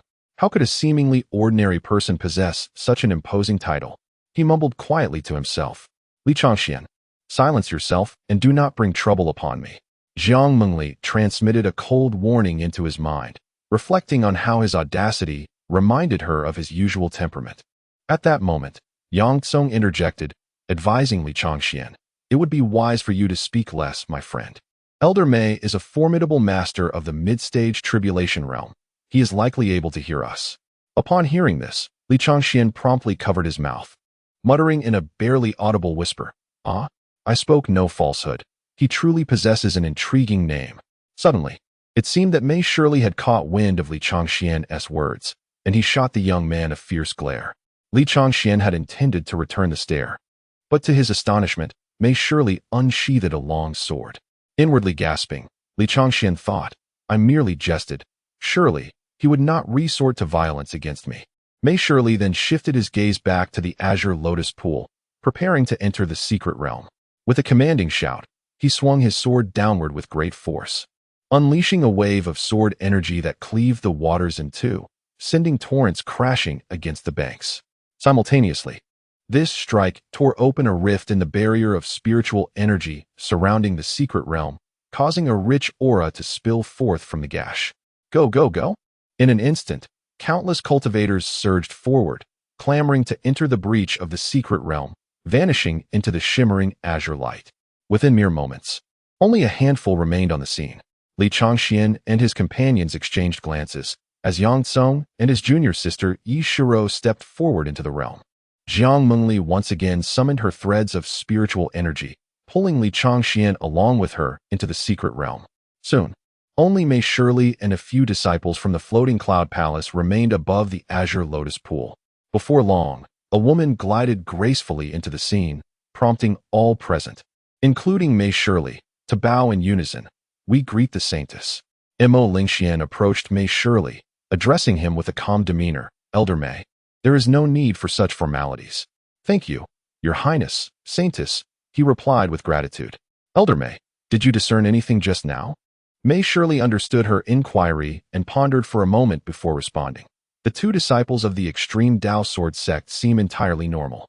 As for the man, I perceive him to be an ordinary mortal. However, the veiled woman accompanying her eludes my discernment, and I cannot shake off the vague sensation that she exudes as certain. Elder Mei, please feel free to speak candidly. A sense of oppression. My apologies for causing the saintess to witness this. Upon hearing this, Mo Lingxuan's expression flickered, deep in thought, as she murmured, "A sense of oppression?" In truth, I felt the same when I first laid eyes on Jiang Mengli at the city gate. She emanated an aura of danger. In her presence, I felt exceedingly insignificant, as if she could take my life at any moment, her eyes brimming with confidence and lethal intent. Thus, when I saw Jiang Mengli swaggering into the city before me, I dared not send anyone to intercept her. After much contemplation, Mo Lingxian instructed Mei Shirley, "If she has not committed any acts harmful to the sect or the common folk, we should strive to avoid conflict with her." "Understood," Mei Shirley replied respectfully. Subsequently, Mo Lingxian dove down, her form gradually vanishing into the ethereal light of the Qinglian pool. In the Qishao realm, at the main hall of the Taishan sect, the sect leader, Shang Wanyu, sat in contemplation at the head of the hall. "Song Qingshan, have you dispatched any elders to the Qinglian secret realm?" "No, only a few disciples have gone to explore the secret realm," replied the deputy sect leader with an air of discontent.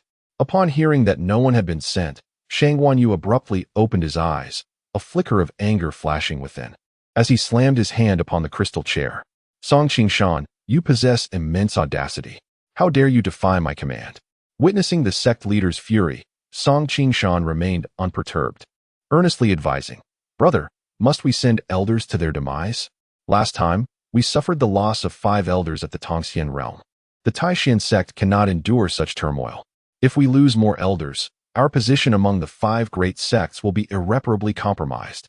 Shang Wanyu's chest heaved with indignation. His finger pointed accusingly at Song Qingshan standing below, rebuking, "Last time, the demon emperor likely fell victim to our secret technique, and she will not forsake the opportunity of Yun Yu Qinglian. This is our singular chance. It is too late to act now, and I cannot stand idly by as you jeopardize the Taishan sect." Song Qingshan retorted with composure. Hearing his words, Shang Wanyu's fury escalated. "What do you mean by jeopardize? When the demon emperor is slain, launching a formidable assault on the demon race will be effortless. Among the 5 great sects, we are the closest to the Ziming realm. With countless purple spirit stones at our disposal, how could the Taishan sect not thrive? When the time comes, do not merely speak of the 5 great sects. We may even find ourselves seated at the pinnacle of the celestial gates. My intentions are solely for the benefit of the Taishan sect. How can there be any notion of its destruction? Ultimately, is this truly for the good of the Taishan sect, or is it a matter of personal vendetta? Brother, you know in your heart the truth of the matter. With such truths laid bare, Song Qingshan no longer held back, candidly expressing the thoughts that had taken root within him. Shang Guanyu appeared to be struck at a vulnerable point. Although fury brewed within him, his tone weakened. Even if we refrain from action, do you believe others are not tempted? Everyone covets those amethyst spirit stones. Let us not forget how various sects attacked the demon tribes 6 years ago. Regardless of your words, brother, it is now too late. I hope the sect master will act wisely. With that, Qingshan took his leave. As soon as he spoke, Song Qingshan's figure vanished from the sect master's grand hall, leaving Shang Guanyu alone within. Shang Guanyu's expression darkened, lost in contemplation. Eventually, a sinister and murderous glint crept onto his face, and with a sudden, forceful strike of his palm, he reduced a chair below to mere powder. Chapter 33. The hidden light of the clock drum beast within the secret realm of the Azure Lotus. When Li Changxian opened his eyes once more, he was greeted by a verdant expanse of towering trees, amidst which the calls of birds and the roars of beasts echoed in a harmonious cacophony. Majestic mountain peaks rose continuously, suffused with rich spiritual energy that permeated the very fabric of the universe, visible to the naked eye as it coursed through the veins of the earth. Rivers and mountains, cliffs and precipices, azure skies and white clouds, all coalesced to create a miniature world. At this moment, Jiang Mengli was guiding him through the air within the secret realm, which afforded him such a broad vista. However, he soon found himself pondering, where were the purple apple and his junior sister? It dawned on Li Changxian that only he and Jiang Mengli were present, with no sign of their companions. It appeared that the secret realm had transported them separately, placing each individual in a distinct location at varying times. Oh, but how shall we locate them? There is no need to search. Simply follow the water source, and we shall inevitably meet. How do you know they will also follow the water? Are you foolish? The Yun Yu Qinglian grows by the water's edge. Li Changxian found himself momentarily speechless. Unaware that the Yun Yu Qinglian was indeed an aquatic plant, he was taken aback by the retort of the person he had just called foolish. After half an hour of flight with Jiang Mengli, they finally discovered what appeared to be the largest river in the vicinity. The river was not only filled with rushing waters, but also contained strands of blue spiritual energy that flowed gently along its course, resembling an endless ribbon of azure silk being washed within the waters. Follow the river, Jiang Mengli instructed coldly, leading the way. Li Changxian had no choice but to obediently trail behind her. After 3 or 4 hours of walking, they arrived at a tranquil lake. Being merely immortal, Li Changxian felt utterly exhausted. Upon seeing the lake, he hurried over and scooped up the water to drink. Perhaps due to the abundance of spiritual energy within the water, he felt invigorated and as light as a feather the moment he swallowed. Jiang Mengli, let us rest for a while. I can hardly move, Li Changxian sighed. Squatting by the lakeside, Jiang Mengli found merit in his suggestion and began to meditate, absorbing the spiritual energy of the realm. After all, the spiritual essence here was far more abundant than in the outside world, and neglecting to cultivate would be a waste. Noticing Jiang Mengli in meditation, Li Changxian understood that she had acquiesced to his request. He then shouted exuberantly and leapt into the lake. Upon hearing the splash, Jiang Mengli opened her eyes to behold Li Changxian swimming in the water, and a smile involuntarily crept upon her lips as she thought to herself how childlike he appeared at that moment. A quarter of an hour later, as Li Changxian returned to the shore, Jiang Mengli sensed his movements and stood up, preparing to continue their journey. However, when he approached her, Jiang Mengli suddenly noticed that he was holding a dull, gray object. What is that? Jiang Mengli inquired, her brow furrowing. It seems to be a sword, which I just picked up from the lake, he replied. At his words, Jiang Mengli's expression turned grave. This place is not safe. We must leave quickly. As she spoke, she instinctively unleashed strands of spiritual energy to bind around Li Changxuan's waist, intending to lead him away. However, halfway through her flight, Jiang Mengli realized that they could not escape. They were ensnared within a barrier surrounding the lake. She attempted to strike the barrier with her, but found it still impenetrable. In exasperation, she returned to the ground and lamented, "What a mess this is! Is this truly my fault?" Li Changxian felt quite aggrieved, but escaping was of utmost importance. He inquired, "What has happened here? Why is there a barrier?" Jiang Mengli did not respond to his question. Instead, she confirmed. You said you found the sword in the lake? Li Changxian nodded. Upon receiving confirmation, Jiang Mengli gracefully soared above the lake, producing and gently playing a note. Instantly, a chill radiated across the lake's surface, propelled by the sound waves. Wherever the waves traveled, the water froze, and the fish that had been joyfully swimming just a moment ago were abruptly encased in ice. Within seconds, the entire expanse of the lake was transformed into a glistening ice sheet, reflecting the light in a dazzling display. Witnessing Jiang Mengli's prowess, Li Changxian couldn't help but admire her skill inwardly. Soon, the ground began to tremble subtly, and the ice surface quaked violently. Under this intense disruption, the recently frozen surface began to crack. A thunderous roar erupted from beneath the ice, and the surface began to shatter, sending splintered chunks of ice and water flying in all directions. Li Changxian had no choice but to draw his embroidered sword to shatter the incoming ice fragments. Another 3 resounding roars echoed from beneath the lake, revealing what lay below the water's surface. To his astonishment, he beheld a creature resembling a turtle, with the head of a dragon and the tail of a lion. Most remarkably, this beast was entirely transparent. Had it not been for the light reflecting off its form, it would have been nearly invisible. Due to its transparency, Li Changxian could distinctly see a collection of assorted objects within its belly: garments, weapons, and a heap of bones. Presumably the remains of fallen cultivators who had previously entered the secret realm. What manner of creature is this? It appears so peculiar. Li Changxian voiced his bewilderment. This is an invisibility bell beast. The barrier was likely triggered automatically by it sensing an intruder in its territory, preventing others from entering. But we inadvertently found ourselves trapped within the barrier, Jiang Mengli explained, observing the gradually awakening giant. Then how do we escape?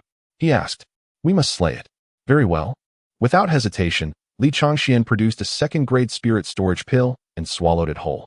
Jiang Mengli was caught off guard and could only shake her head in resignation. A smile creeping onto her lips as she concluded he was simply overly excited at the prospect of wielding spiritual power. The moment Li Changxian ingested the pill, he immediately felt threads of spiritual energy coursing through his meridians. Indeed, it is merely the strength of the mid-stage qi-gathering realm, yet it is certainly better than nothing. Thus, Li Changxian promptly unsheathed his rusted sword and, facing the hidden light bell beast, unleashed a sword strike, sending forth a wave of sword energy. However, before it could reach its target, the energy dissipated. It appeared that the prowess of the qi-gathering realm was still insufficient to sustain the sword energy, and Li Changxian could not help but sigh inwardly. Beside him, Jiang Mengli was momentarily taken aback by Li Changxuan's display. For some cultivators, even upon reaching the Spirit Sea realm, the ability to manifest sword energy was not guaranteed. She was astonished that Li Changxian, in the qi-gathering realm, could achieve this, albeit with less than satisfactory power. It seemed this young man indeed possessed extraordinary talent, though it was a pity that he could not cultivate further. Having failed with his first attempt, Li Changxian remained undeterred. He once again summoned the spiritual energy throughout his body, casting the rusted sword from his grip and directing the flying sword to continue its assault on the hidden light bell beast. He dared not approach the colossal creature too closely. The disparity in size was immense, and a misstep in close combat could result in being crushed underfoot. However, his qi-gathering realm flying sword felt like nothing more than a mere tickle to the beast, inflicting no harm whatsoever, and instead, it thoroughly incited the creature's wrath. The hidden light bell beast roared furiously, shaking its mountainous body, causing the ground to tremble slightly. Li Changxuan's flying sword was sent hurtling back by the force of the beast's anger. Meanwhile, Jiang Mengli stood quietly by, observing Li Changxuan's actions without uttering a word or extending her assistance, merely curious to ascertain the extent of his abilities. At that moment, the hidden light bell beast finally noticed the 2 humans disturbing its slumber at the shore, and its eyes ignited with fierce fury. It opened its cavernous maw and unleashed a thunderous roar, sending forth a series of powerful sound waves that surged towards them like a tidal wave. Chapter 34. The Jade Tablet. Wherever the sound waves traversed, sand, stones, and trees were sent into disarray.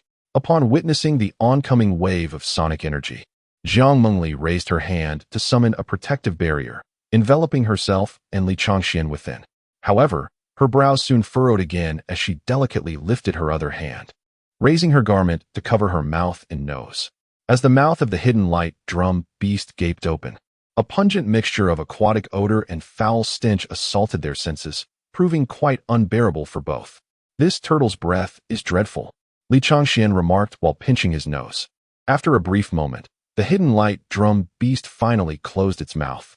Jiang Mengli, unwilling to delay any longer, had initially rushed to pull Li Changxian away, fearing that dealing with the creature would consume precious time, potentially allowing others to seize the Yunyuking lotus before them. Regrettably, she had still arrived too late. Thus, Jiang Mengli swiftly drew her sword, wielding it like a flute, unleashing waves of sword energy that materialized out of thin air, relentlessly striking at the colossal creature before them. The sword energy collided with the hidden light drum beast, sending sprays of water in all directions, yet failing to breach its shell-like defense, only inciting its fury further. With a thunderous roar, the hidden light drum beast summoned torrents of water from all directions, transforming them into a barrage of spears that shot forth with the speed of lightning and an impressive force. Jiang Mengli was left with no choice but to unleash a frigid blast to freeze the onslaught, redirecting ice shards back at the beast. Nevertheless, numerous water spears still hurtled towards Li Changxian, who was unable to defend himself and could only evade. The water spears struck the ground, creating deep craters. Jiang Mengli found herself at a loss for a solution against the beast. In the past, such formidable creatures would have fallen before her hand with ease, but now, she found herself unable to penetrate its defenses, resulting in a stalemate. She possessed methods to confine it, yet could not eliminate it, nor could they escape this realm of confinement. At that moment, Li Changxian discerned Jiang Mengli's predicament, recognizing that the hidden light drum beast was composed entirely of water. Suddenly, an idea sparked in his mind. "Jiang Mengli, try this," he exclaimed, tossing the thunder pearl into the air. Jiang Mengli expertly caught it, though she wondered how a treasure that seemed ineffective against such a creature could possibly help. Yet, with no other options available, she resolved to treat the desperate situation as a chance for salvation. After channeling a trace of spiritual energy into the thunder pearl, it soared skyward, reminiscent of their encounter with the ghostly soldiers in the graveyard, swiftly accumulating a storm of thunder.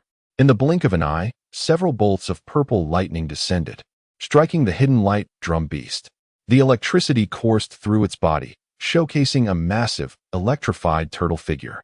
The beast writhed in apparent agony, emitting mournful cries, revealing its fear of thunder and lightning. As the tempest of lightning continued to strike, the creature's movements grew increasingly sluggish. In a final act of desperation, it extended its long neck, concealed within its shell, gathering strength to strike at the thunderstorm, seemingly intent on knocking the thunder pearl down. At this moment, Jiang Mengli perceived an opportune moment. With her delicate hand, she grasped the flute's body, and they emitted an ethereal blue light. In an instant, she unleashed a formidable strike towards the exposed neck of the bell beast. The creature, having gathered its energy, retaliated with a blow directed at the thunder pool above, which subsequently shattered, causing the thunder pearl to return to Li Changxian's hand. At that moment, as it attempted to retract its neck, Jiang Mengli's sword energy had already reached its target. The blade glided through, severing the head, yet instead of blood, water gushed forth from the wound. Jiang Mengli then landed gracefully before Li Changxian, who was examining the thunder pearl in his hand, relieved that it remained intact. Soon, the entirety of the bell beast's form collapsed in the midst of the waterless lake. Just as Jiang Mengli intended to continue her journey, Li Changxian, seemingly having observed something, urgently called out, "Wait a moment." Following his gaze, Jiang Mengli looked towards the center of the lake. Under their scrutiny, the corpse of the luminous bell beast began to dissolve rapidly, transforming into streams of spring water that flowed back into the lake, swiftly replenishing its waters. Its inner spiritual power continuously dissipated into the heavens and the earth, nourishing the secret realm. From within its body, various items began to fall. And seizing the opportunity while he could still harness spiritual energy, Li Changxian reached out into the void above the lake, causing a jade slip to soar into his grasp. Li Changxian had awaited this moment eagerly, yearning to claim his reward, for after such a strenuous battle, it would feel unjust not to acquire something. Even as a mere spectator, using his spiritual sense, he He scanned the jade slip and discovered it contained a sword scripture. However, there was no time for thorough examination, as Jiang Mengli had already taken his hand, urging him onward. Along the way, Li Changxian, feeling somewhat bored, engaged Jiang Mengli in conversation. Jiang Mengli, if you obtain the Yunyu Qinglian this time, will your cultivation be completely restored? I'm not certain, Jiang Mengli replied nonchalantly. She truly lacked clarity on whether the spiritual power of the Yunyu Qinglian would suffice. However, recalling that the nine-leaf dragon Immortal had once severed a chain, she speculated that the precious Yunyu Qinglian should be capable as well. She had never encountered the Yunyu Qinglian before. She only understood its effects and was unaware of how its spiritual power compared to that of the nine-flower dragon Immortal. If consuming the Yunyu Qinglian did not allow her to break the remaining 4 chains, she would need to continue searching for a third extraordinary treasure to assist her in breaking the sealing mark. Nevertheless, even if she could not restore herself to the pinnacle of the celestial realm, she should be able to reach the upper echelons of the calamity transformation realm, alleviating the need for trepidation in her future quests for treasures. Once your cultivation is restored, will you return to the demon clan? At that point, will you grant me my freedom? Li Changxian inquired tentatively.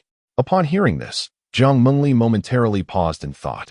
She had not contemplated this question before. Initially, while in the ethereal forest, her intention had been to eliminate him, but throughout their journey, she had come to feel that sparing his life was not unthinkable. Thus, she replied softly, "It depends on your performance." Hearing that there were conditions involved, Li Changxian felt a twinge of disappointment, pondering that accompanying her to the demon clan might prove futile. Although being accompanied now seems of little consequence, there is no time for idle chatter. Let us hasten, Jiang Mengli urged coldly. Thus, the two continued their relentless journey. Along the way, they encountered numerous opportunities and cultivators. However, Jiang Mengli had no interest in engaging with them, allowing the others to vie among themselves. This, however, proved a trial for Li Changxian, as it was his first venture into the secret realm. His first encounter with such an array of rare treasures, yet he could only observe, unable to seize them. As they pressed onward, the river widened, and the spiritual energy within the waters grew increasingly potent, nearly transforming into a river of condensed spiritual essence. A strong premonition surged within Jiang Mengli's heart. They must be nearing the Yun Yuqing Lotus. Chapter 35. An encounter with Lu Yanyan as Yang Tsong and Yi Shiro entered the secret realm. They quickly realized they were alone, devoid of any other individuals nearby. They speculated that this secret realm operated on a time-based teleportation system, transporting individuals to different locations during various time periods. This arrangement, however, proved advantageous, as it spared them the immediate conflict over opportunities upon entering the realm. Should we seek our own fortunes first, or assist them in finding the Yunyu Qinglian? Yi Shiro inquired. Let us search for the Yunyu Qinglian first. We can seize any opportunities that arise along the way, Yang Tsong replied. Indeed, I shall follow your lead, Yi Shiro responded, nodding obediently. After surveying their surroundings, Yang Tsong ascended into the air on his sword, heading towards a direction rich in spiritual energy, for the growth of the Yunyu Qinglian required an abundance of such energy. Wait for me, brother, Yi Shiro called softly, her voice delicate as she followed suit on her flying sword. As they soared through the skies, their perspective broadened, allowing them to observe the intricate flow of spiritual energy within the secret realm. Oh, the concentration of spiritual energy here surpasses that of our sect. What a pity we cannot cultivate here for a while, Yi Shiro remarked, gently caressing the strands of flowing spiritual energy around her. Yang Tsong, hearing her words, teased. If you truly understood the value of diligent cultivation, you would not have been stuck at the spiritual sea realm for so long. Even if I were to leave you here, you would likely neglect your training. Humph.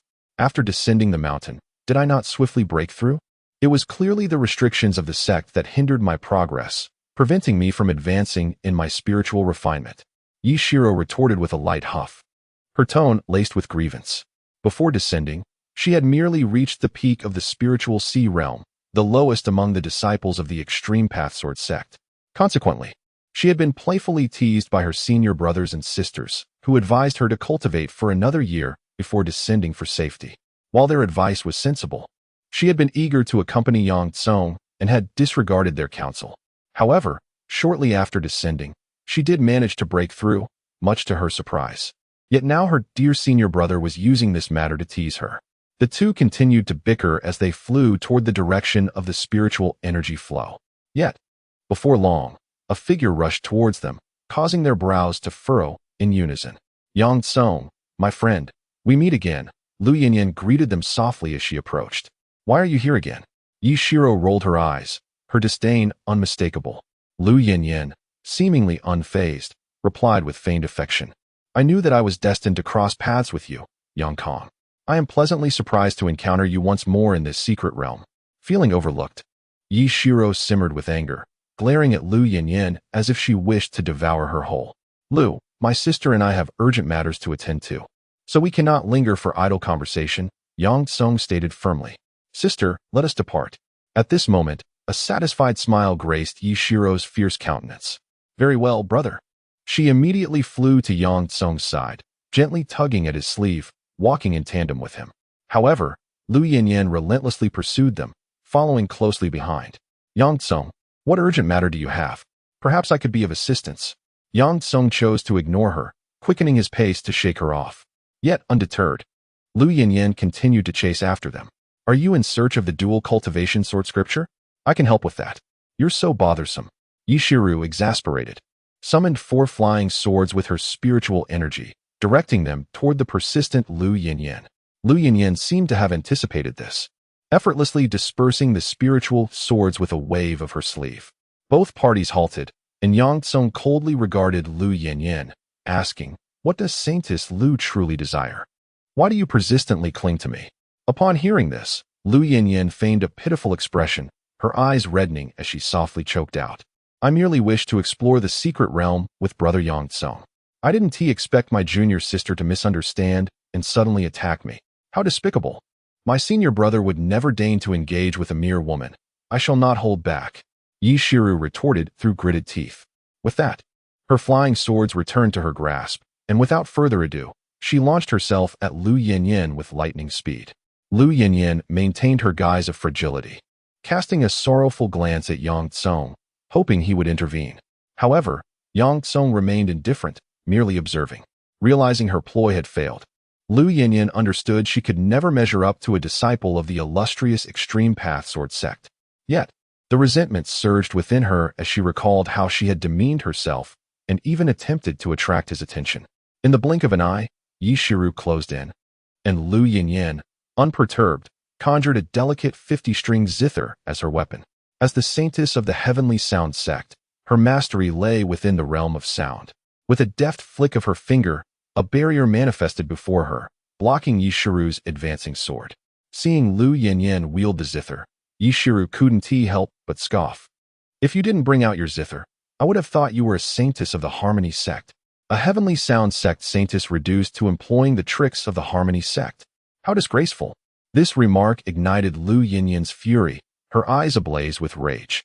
She plucked another string, sending a wave of energy hurtling toward Yishiru's waist. Unfazed, Yishiru lightly tapped her toes against the void, gracefully leaping to evade the attack. The energy wave struck behind her, parting the clouds. Had it made contact, it would have surely severed her in two. Haha, have I struck a nerve? You're furious now, aren't you? Yishiru taunted relentlessly. I have endured your insolence for far too long. Lu Yinyan shot back, her fingers dancing over the strings, unleashing dozens of energy blasts from various angles. Humph, do I fear you? Yishiru, with an unyielding demeanor, relinquished her grip on the sword hilt, allowing the blade to levitate before her, spinning at an astonishing speed. 1 became 2, 2 became 4, enveloping her in a protective cocoon. The intersecting forces collided with the whirling sword, but were instantaneously dispersed into nothingness by the high-frequency vibrations of the blade. Just as Yishiru contemplated launching an offensive, she was interrupted by Yang Tsung's voice. Junior sister, cease your games. We must attend to serious matters. Upon hearing her senior brother's words, Yishiru cast a resentful glare at Lu Yinyan, vowing, this time, I shall let you off the hook.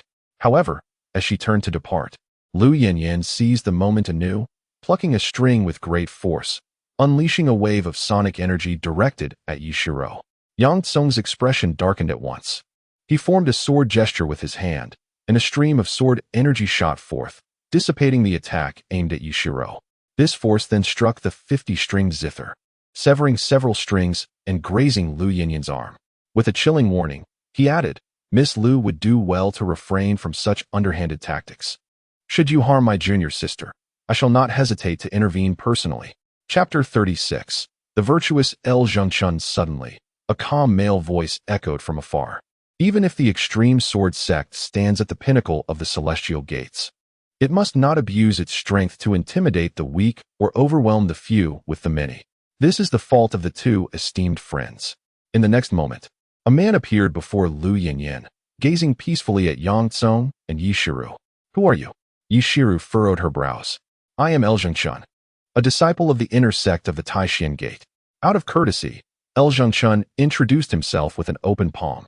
Upon hearing he was a disciple of the Taishan Gate, Lu Yinyan's eyes flickered subtly, betraying her thoughts. What business is it of yours? Yi Shiru retorted. Clearly irked, El Zhengchun, undeterred by her tone, replied calmly, I observed from a distance for quite some time.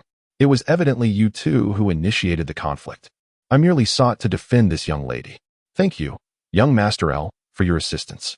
However, this matter indeed arose from my own provocation towards this sister, and her retaliatory actions were justified. Lu Yinyan leaned slightly towards El Zhengchun, gently concealing her injury while frowning slightly, presenting a delicate and pitiable visage. This sight tugged at El Zhengchun's heartstrings, prompting him to gently grasp her tender arm, declaring with righteous indignation, Fear not, young lady. They were the aggressors, acting with overwhelming numbers against you. I, El, shall uphold the gentlemanly spirit. Having witnessed this injustice, I will ensure you are not wronged. Meanwhile, Yang Tsong and his companion were left bewildered, pondering the absurdity of the scene before them. Esteemed friends, it would be prudent to apologize to this young lady. Given her gentle disposition, I am certain she would forgive you. Otherwise, it would not reflect well on the extreme sword sect to bully a vulnerable woman. El Zhengchun earnestly proposed to Yang Tsong and his companion. Hearing this, both Yang Tsong and Yi Shiru rolled their eyes in unison, baffled by his reasoning. Moreover, how could one perceive Lu Yinyan as a weak woman? Just moments ago, she had unleashed lethal strikes and executed a sneak attack. Brother, let us depart, Yi Shiru suggested softly, to which Yang Tsong nodded in agreement. They deemed it futile to reason with someone like him and preferred to locate Li Chongxian and Jiang Mengli swiftly. Alas, are you two leaving? Engaging in such unjust actions and thinking to escape is truly a disgrace to the dignity of our 5 great celestial gates. El Zhengchun raised his voice in reproach as they attempted to leave. However, he did not dare to confront them physically, knowing he was no match for either. Upon hearing his words, Yi Shiru suddenly turned around, mocking El Zhengchun. Does your Taishan Gate only consider talent and disregard intellect when recruiting disciples? How else could they have admitted someone like you? Truly, your name fits you well, an ass indeed. After delivering her scathing retort, she even made a face, fully embodying her mockery. This situation left the elegantly attired Lu Zhengchun infuriated, his face flushed with indignation, momentarily at a loss for words. After a brief interval, Yang Tsong and Yi Shiru's figures vanished into the horizon. Lu Zhengchun remained speechless for a while, ultimately managing to utter, This woman is truly coarse and utterly unreasonable. Meanwhile, Lu Yinyan displayed a demeanor of feigned guilt, expressing her gratitude. Thank you, young Master Lu, for your righteous words. I did not anticipate that it would also bring you trouble. Let us not dwell on them. Miss, are you unhurt? Lu Yinyan deliberately clutched the wound on her arm, which had already stained her sleeve crimson, and Lu Zhengchun naturally took notice. Thank you for your concern, young Master Lu. It is but a minor injury. She continued. I am Lu Yinyan, the holy maiden of the Tianyin sect. You may call me Yinyan. A minor injury can still leave a scar, which is particularly unfortunate for young ladies such as yourself. Upon hearing this, Lu Yinyan feigned alarm. Young Master Lu, will I bear a scar? As she spoke, she rolled up her sleeve, revealing not only the wound, but seemingly purposefully exposing her delicate, alabaster arm.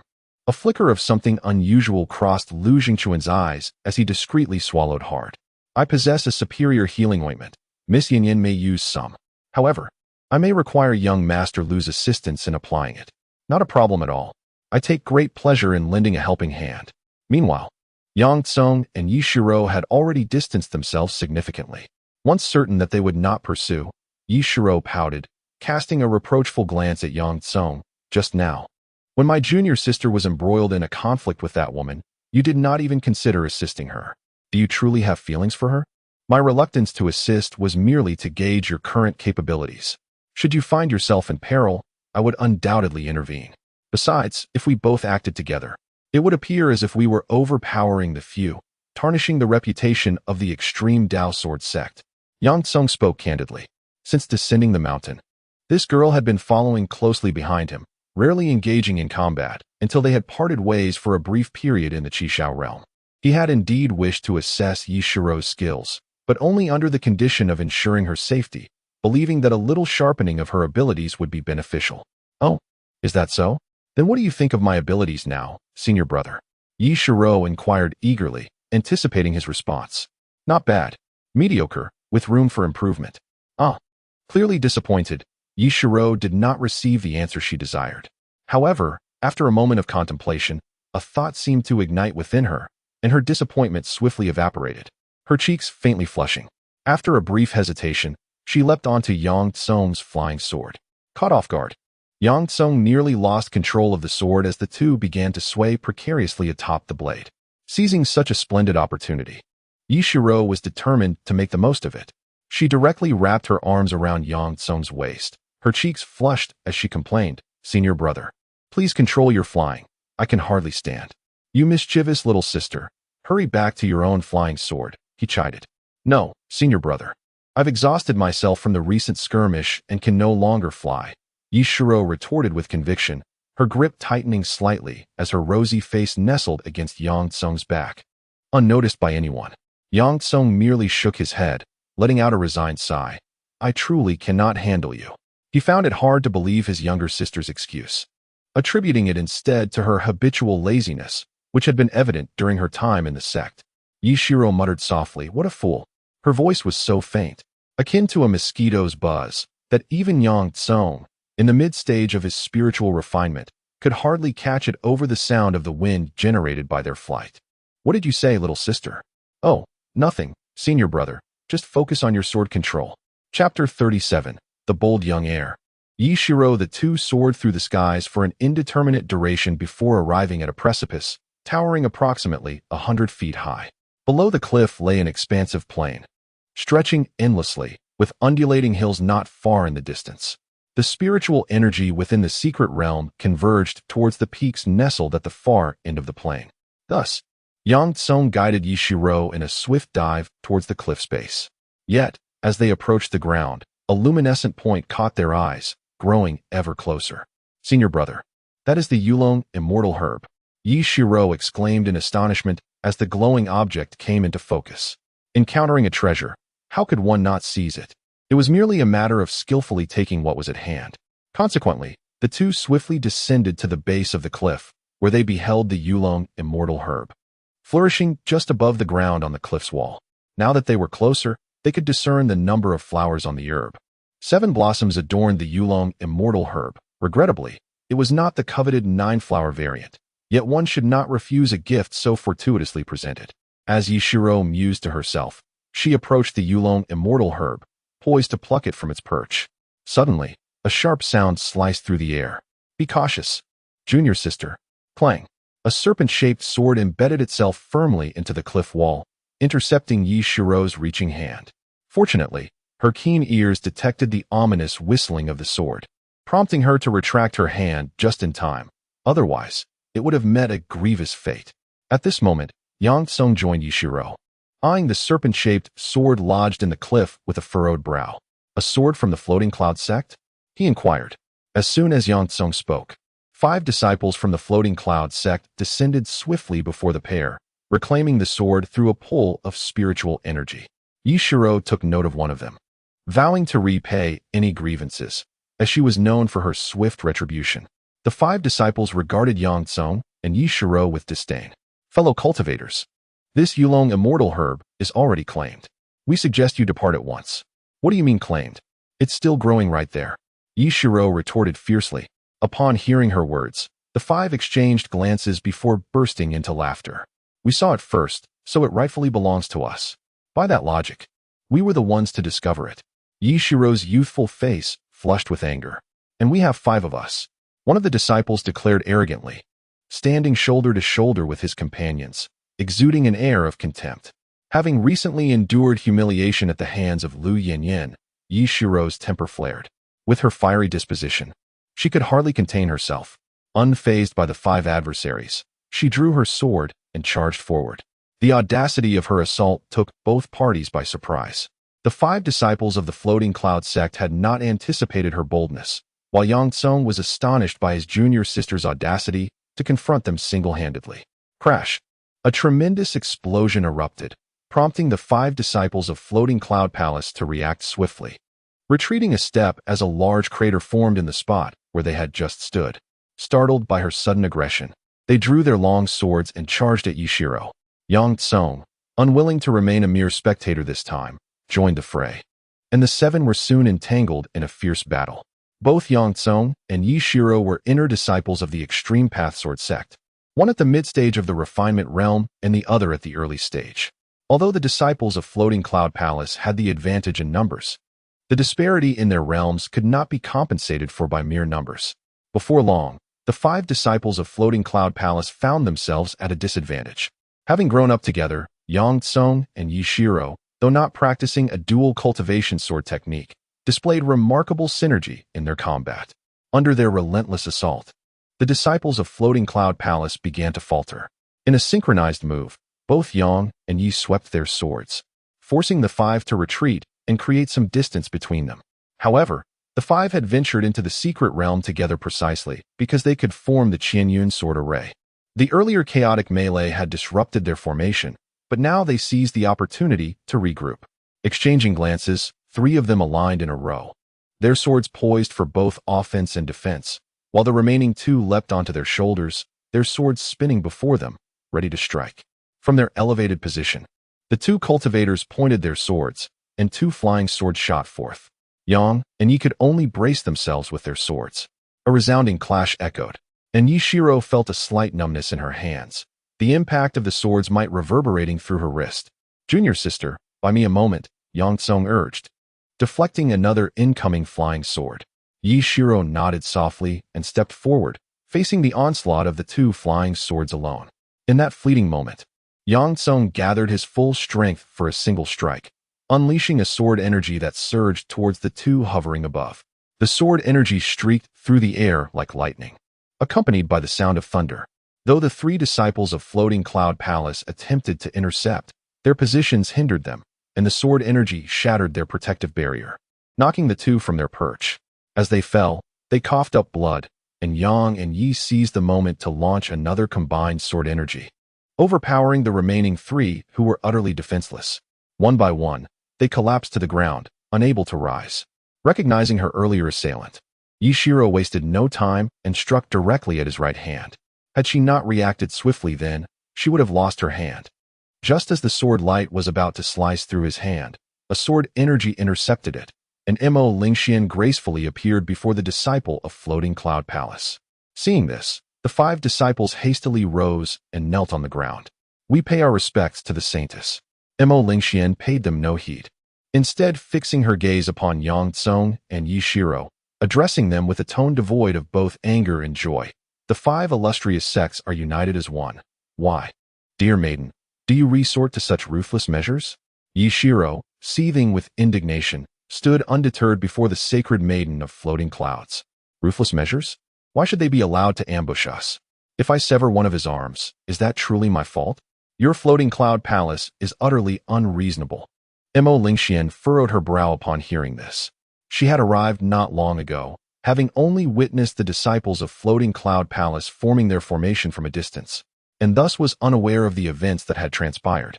She turned to Yishiro and inquired, "What actions have my disciples undertaken? Shouldn't you be asking them instead?"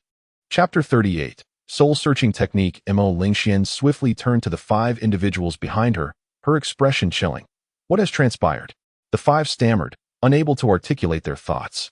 Unable to recall the details, the holy maiden interjected, "I shall provide the answers for you." Merely a few seconds of hesitation prompted Mo Lingxian to unleash the soul-searching technique upon the man who had ambushed Yishiro. The disciple let out a pained cry before collapsing into unconsciousness.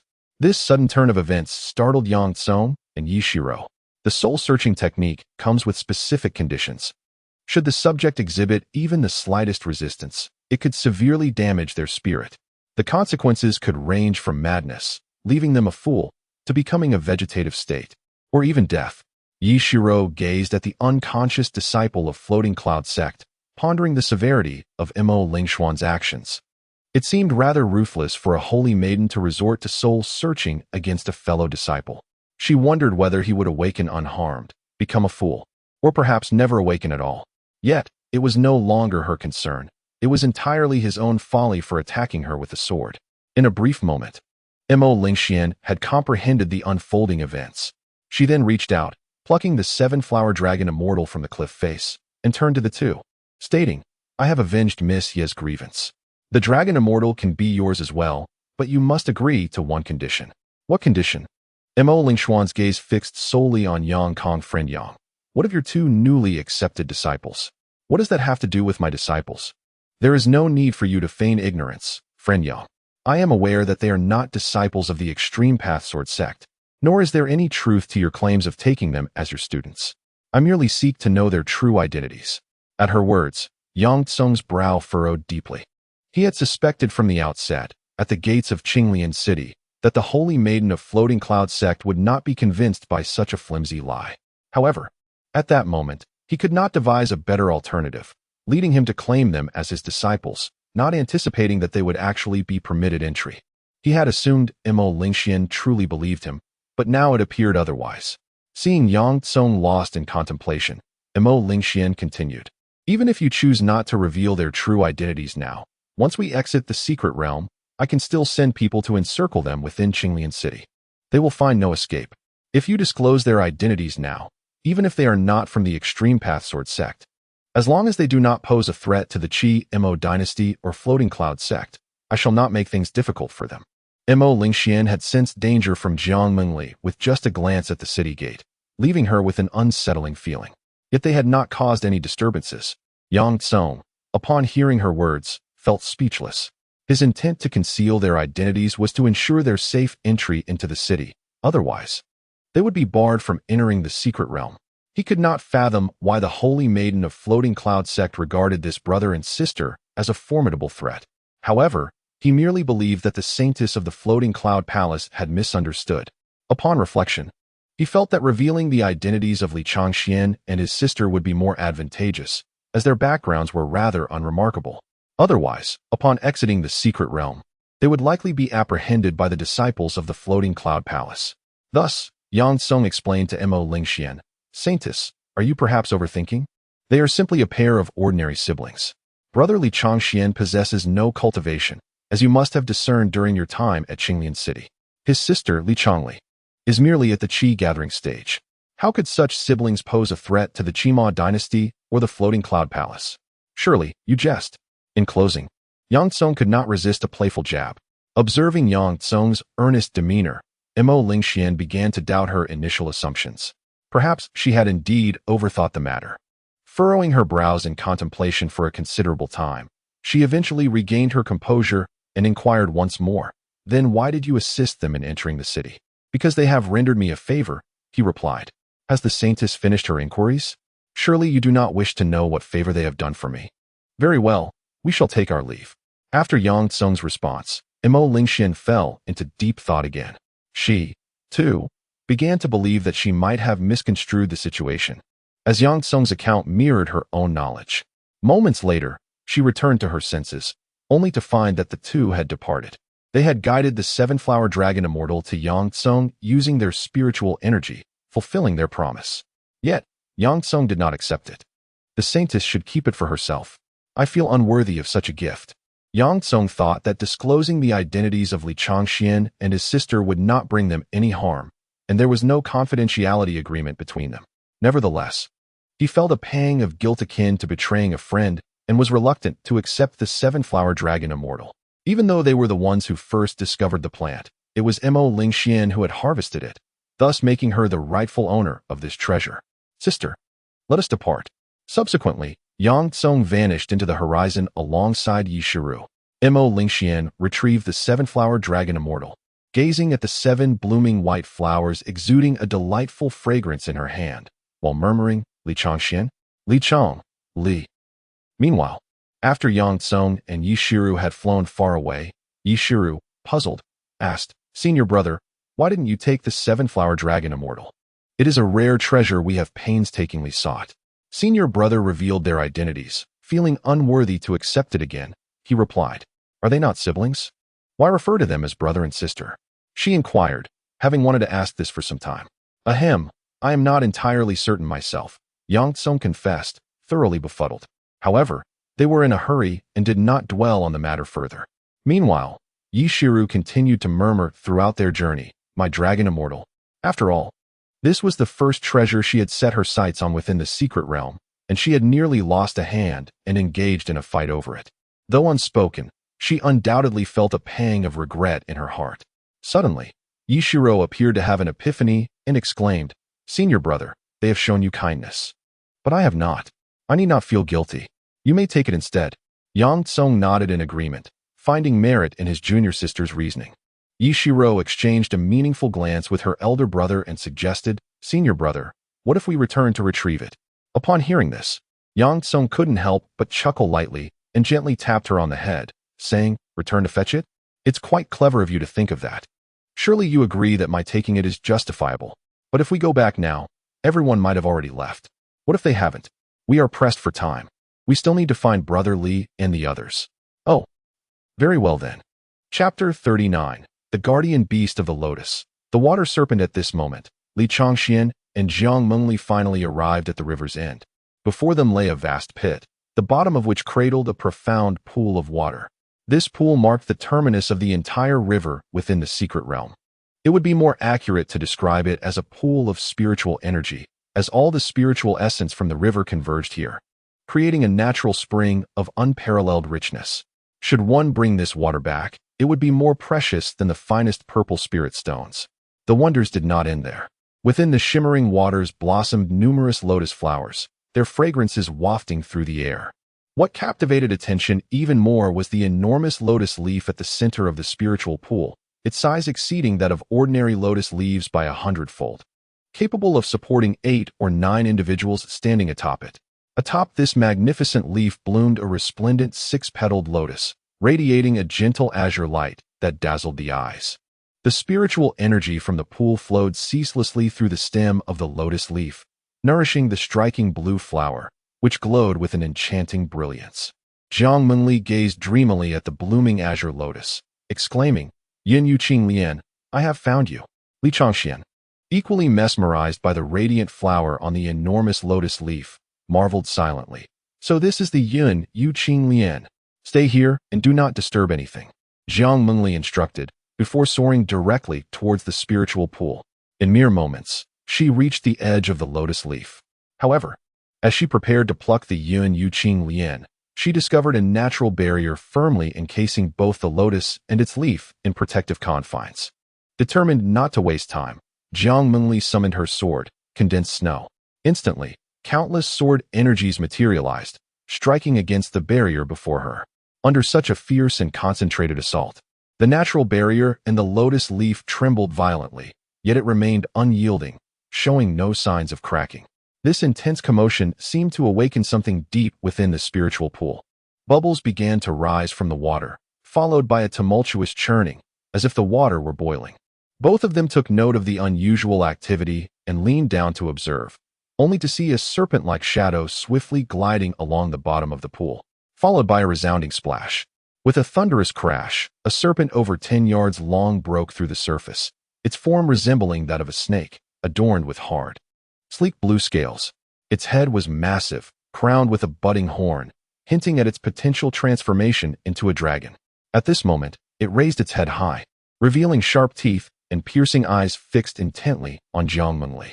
Understanding that this was the guardian beast of the Yin Yu Qing Lian, Jiang Mengli realized that defeating it was the only way to obtain the coveted lotus.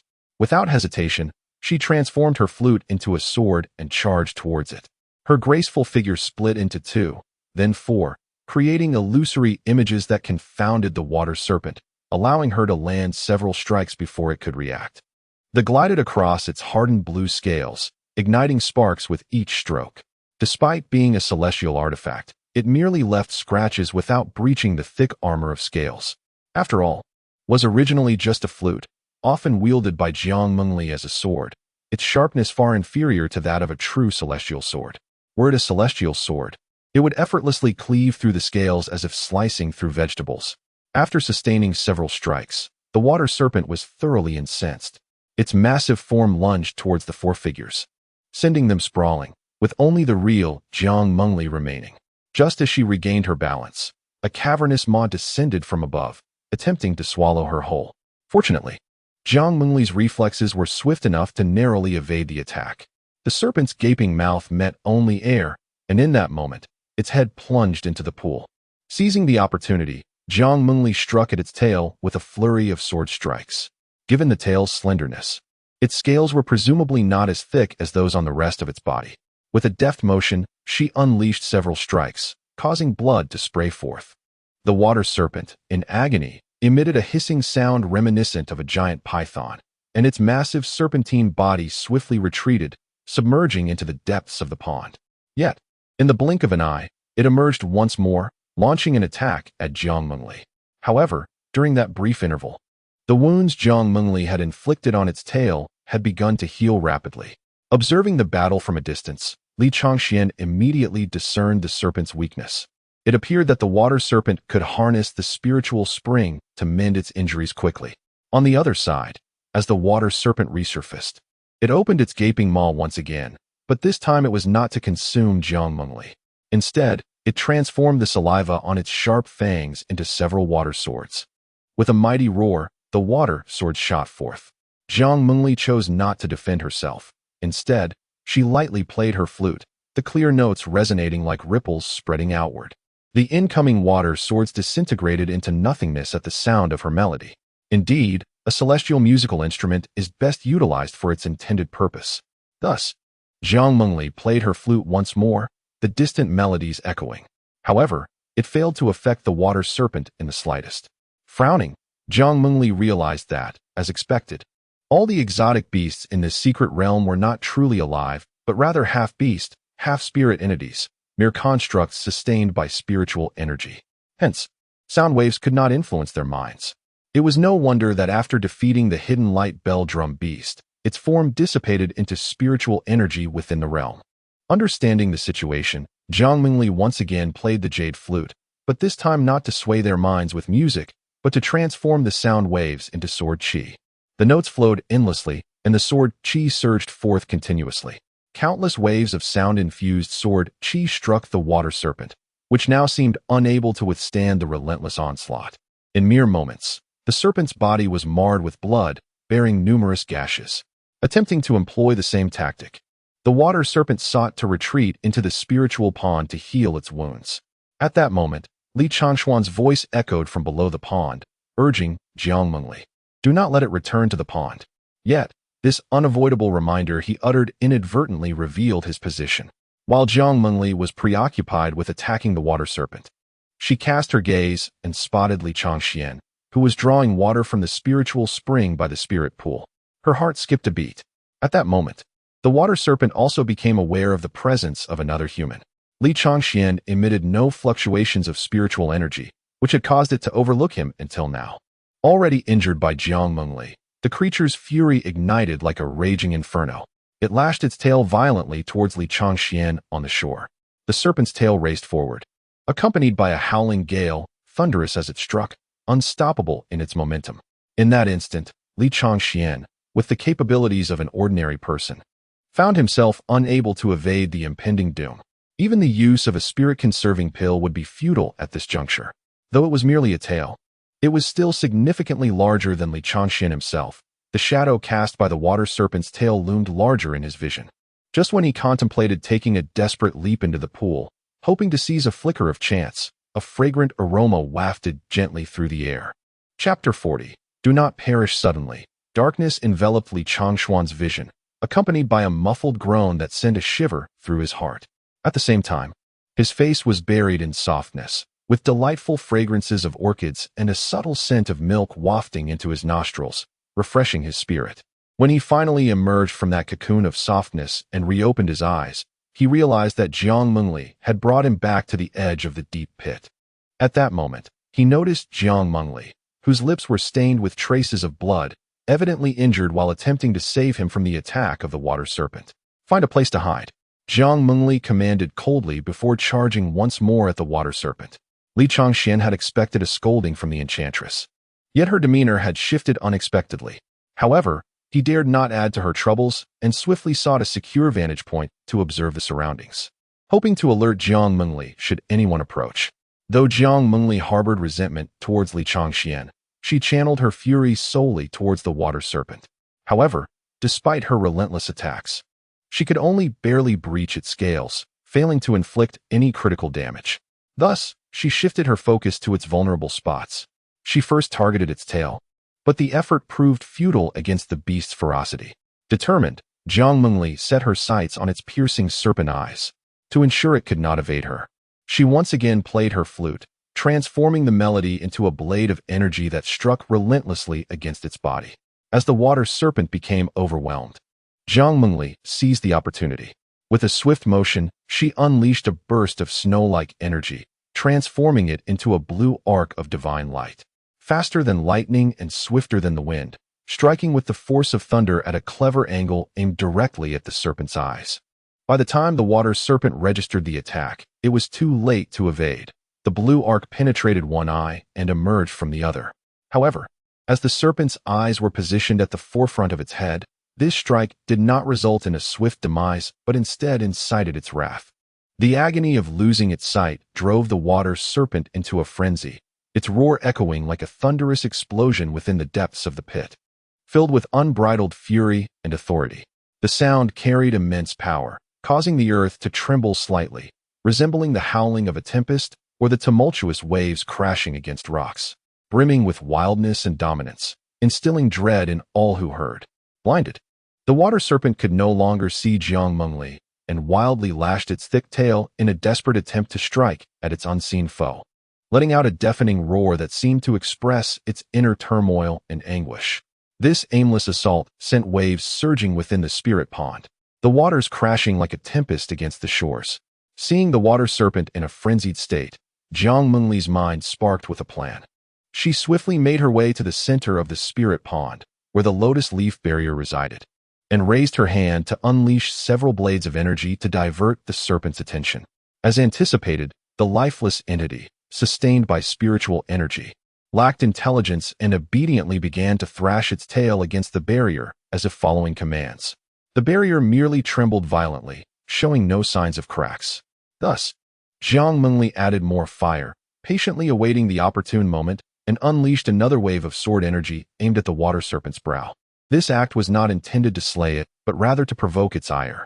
As expected, the water serpent howled to the heavens once more, opening its cavernous maw and gathering a sphere of spiritual energy. Encircled by rippling water, infused with murderous intent, Jiang Mengli had no choice but to quietly retreat to a safe distance. Once the water serpent finished gathering its power, the sphere emitted a blinding white light, hurtling towards the lotus leaf barrier, resulting in a cataclysmic clash that sent shockwaves rippling outward. From the center of the spiritual pond, the waves of energy radiated outward, causing the robes of Li Changxian, standing outside the pond, to flutter violently. When the deep pit fell silent again and the mist dissipated, one could see the lotus leaf barrier had developed several fine cracks, while the water serpent appeared gravely injured. As the guardian beast of the rhythmic azure lotus, the water serpent was inherently linked to the barrier. Its shattering inflicted harm upon itself, a realization that Jiang Mengli had belatedly grasped. Before long, the water serpent, seemingly exhausted, plummeted heavily back into the spiritual pond. Jiang Mengli, now disinterested in its plight, soared towards the shattered barrier, intent on seizing the rhythmic azure lotus and making her swift escape. However, just as she prepared to shatter the barrier entirely, the rhythmic azure lotus, as if sensing the upheaval from the outside, began to tremble violently. It then emitted a dazzling azure light, and the barrier shattered completely, releasing a pillar of azure light that soared into the sky, tinting the heavens of the entire secret realm with a soft blue hue. Even those 100 miles away, such as Yang Tsung and Yi Shiru, could not help but notice the luminous azure pillar rising not far from them. Junior sister, let us hasten. If Brother Li and the others see this, they surely would have come. Yi Shiru nodded, acquiescing to her senior's command. In an instant, the two transformed into beams of sword light, racing towards the direction of the light pillar. Such a celestial phenomenon instantly captivated all cultivators within the secret realm, causing them to cease their endeavors and gaze towards the distant azure glow. What a spectacle! The rhythmic azure lotus has manifested. Shall we not go witness this marvel? Indeed. Indeed. We may not be able to obtain it, but surely a glimpse would suffice. Let us go. In a heartbeat, countless figures surged towards the azure pillar. Moments later, as the pillar vanished, 6 petals of the rhythmic azure lotus floated serenely at the center of the lotus leaves, radiating a gentle azure light. Jiang Mengli inwardly lamented, realizing that such an extraordinary spectacle would undoubtedly attract many. She hastily reached out and grasped the azure lotus, swiftly darting to Li Changshuan's side, only to find him standing there in a daze. Seeing him still rooted in place, Jiang Mengli urged, "We must leave. It is too late to escape." Li Changxian replied calmly. Following his gaze, Jiang Mengli beheld dozens of figures encircling the deep pit, simultaneously erecting barriers to prevent their escape. These were cultivators seeking opportunities nearby, who had rushed over upon witnessing the anomaly of the azure lotus. Initially, they were merely curious to see what the rhythmic jade lotus looked like, for they believed that only the disciples of the 5 great sects could possess such a treasure. They dared not confront those formidable figures.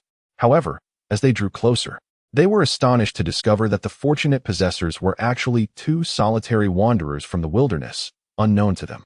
With these individuals not being affiliated with the 5 great sects, their fears dissipated, and they thought, if these 2 could acquire the lotus, why could they not seize it themselves? Li Changxian kept a vigilant eye on the crowd, poised to spring into action at any moment, and quietly inquired, "Jiang Mengli, do you have confidence in breaking through?" With a hint of uncertainty, she replied, "Not with your words, no. The Empress must stay here with me." Li Changxian urged anxiously. Seeing his flustered demeanor, Jiang Mengli could not help but smile inwardly.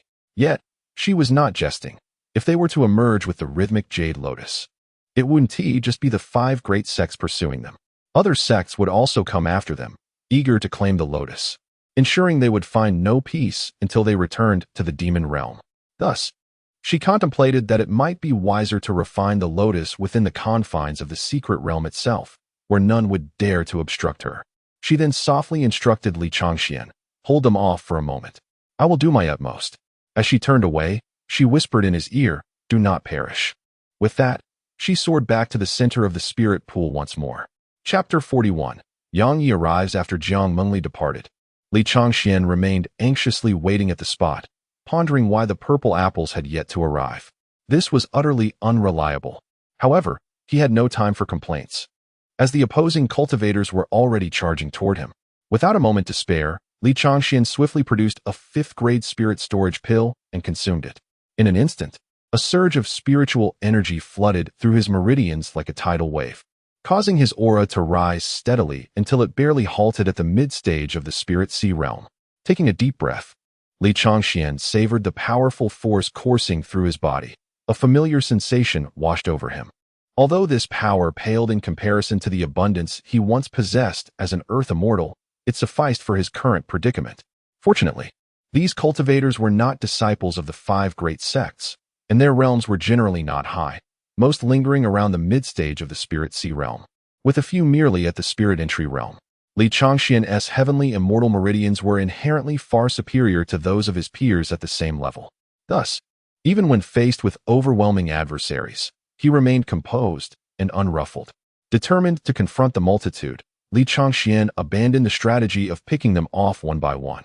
In a flash, he soared into the air, and a rusted sword flew from a distance, landing securely in his grasp. Gripping the hilt, he fixed his gaze upon the approaching crowd, murmuring to himself, "I have yet to test the might of the sword technique imparted by that old man." He swiftly infused spiritual power into the rusted sword. In an instant, strands of sword energy surged forth like ripples, and with a powerful sweep of the sword, he unleashed a horizontal slash toward the throng. A glimmer of cold light flashed, and dust swirled chaotically across the battlefield. The foremost few opponents were sent flying, blood spilling from their mouths.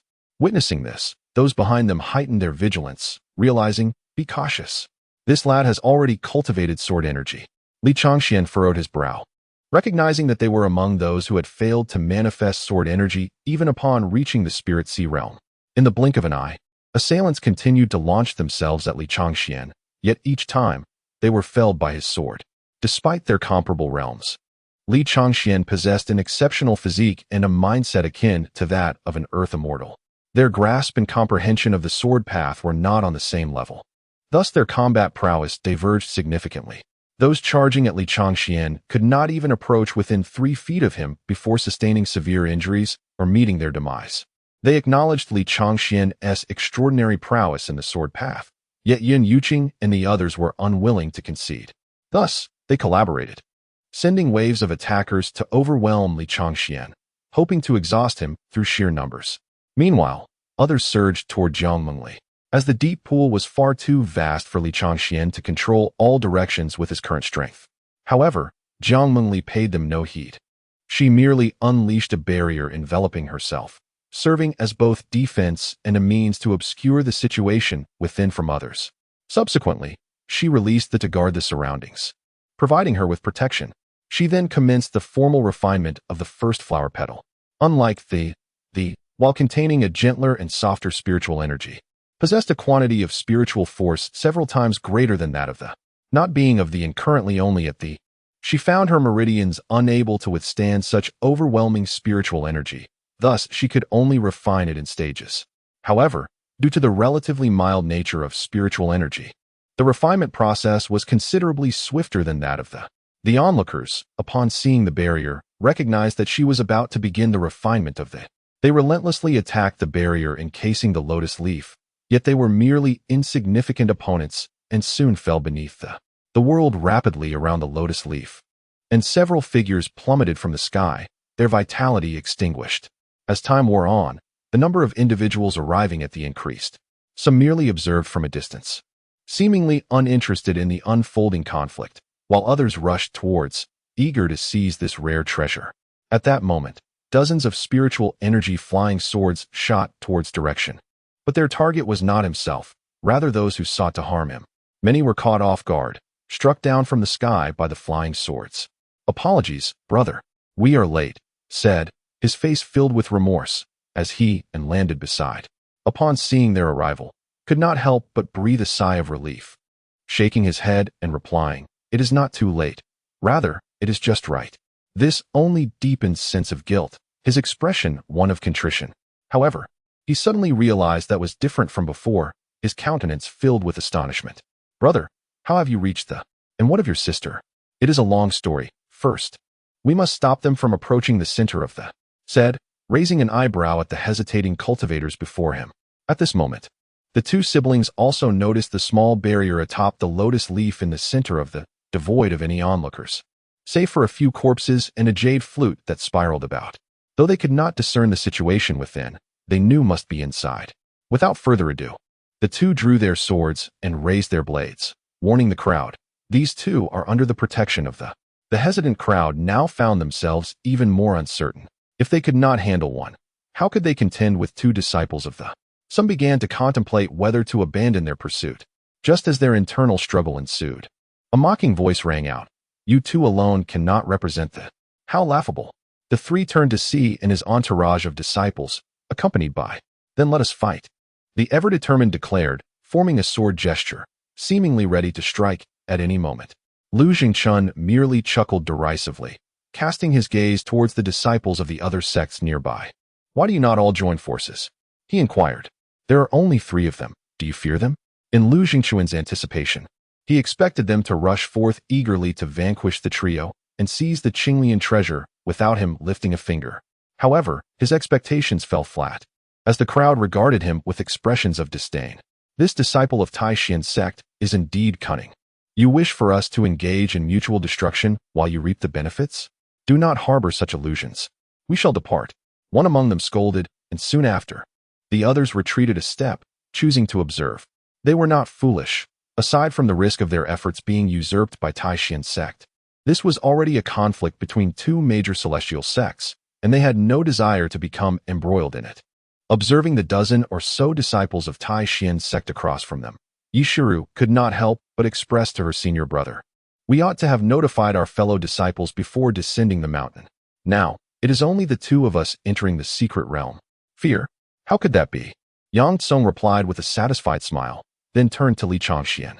"Brotherly, I entrust my sister to you." Li Changxian nodded, and thereafter, the two of them stepped forward, brandishing their swords to confront the disciples of Taishan sect. Li Changxian also soared to the center of the spirit pool, standing before the barrier, contemplating how much longer Jiang Mengli would require to emerge.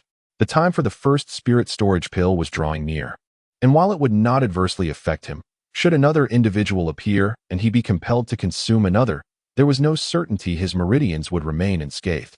Chapter 42. Surely, you would not wish for any misfortune to befall your master?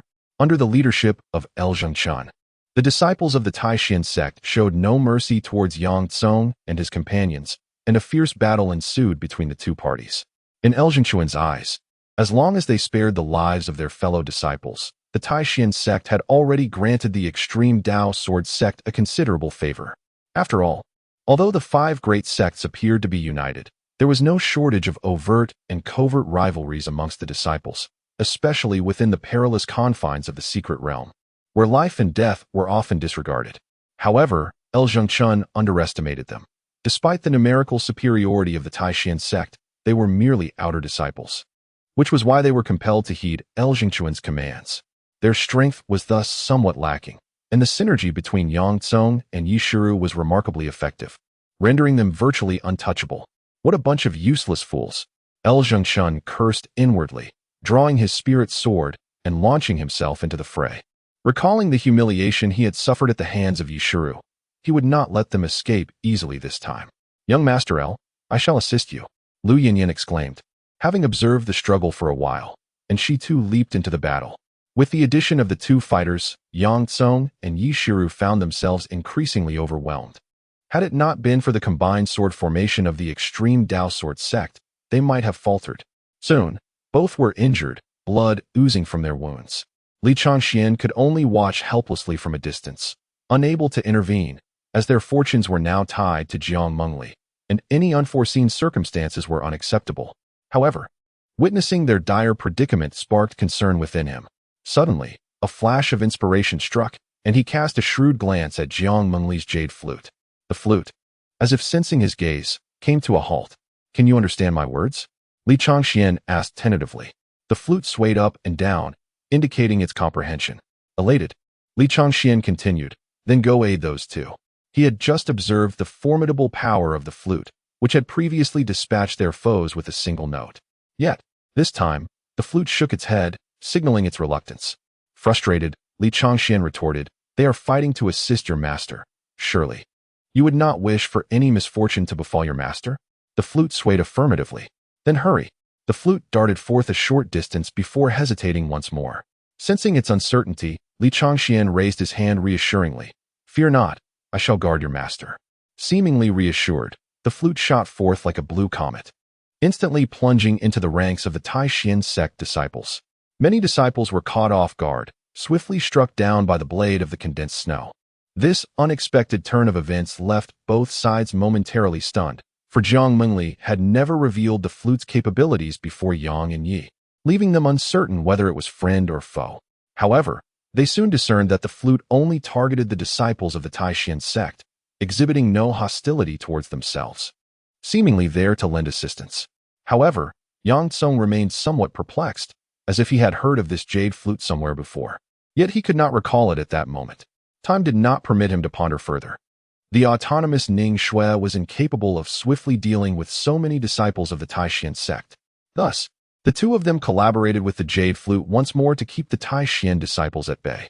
"This flute is exceedingly malevolent. Everyone, exercise caution." Lu Jingchun could not help but caution. At this juncture, Lu Jingchun had already sensed something amiss. Why would there be a sentient artifact within this secret realm? Could it be that some significant figure had also entered? Or was this jade flute a fortuitous opportunity within the realm? Not seeing the owner of the flute make an appearance, Lu Zhengchun presumptively concluded that it was an unclaimed treasure. Consequently, he directed his attack once again at Yang Tsong and his companion, intending to eliminate them before seizing the masterless artifact.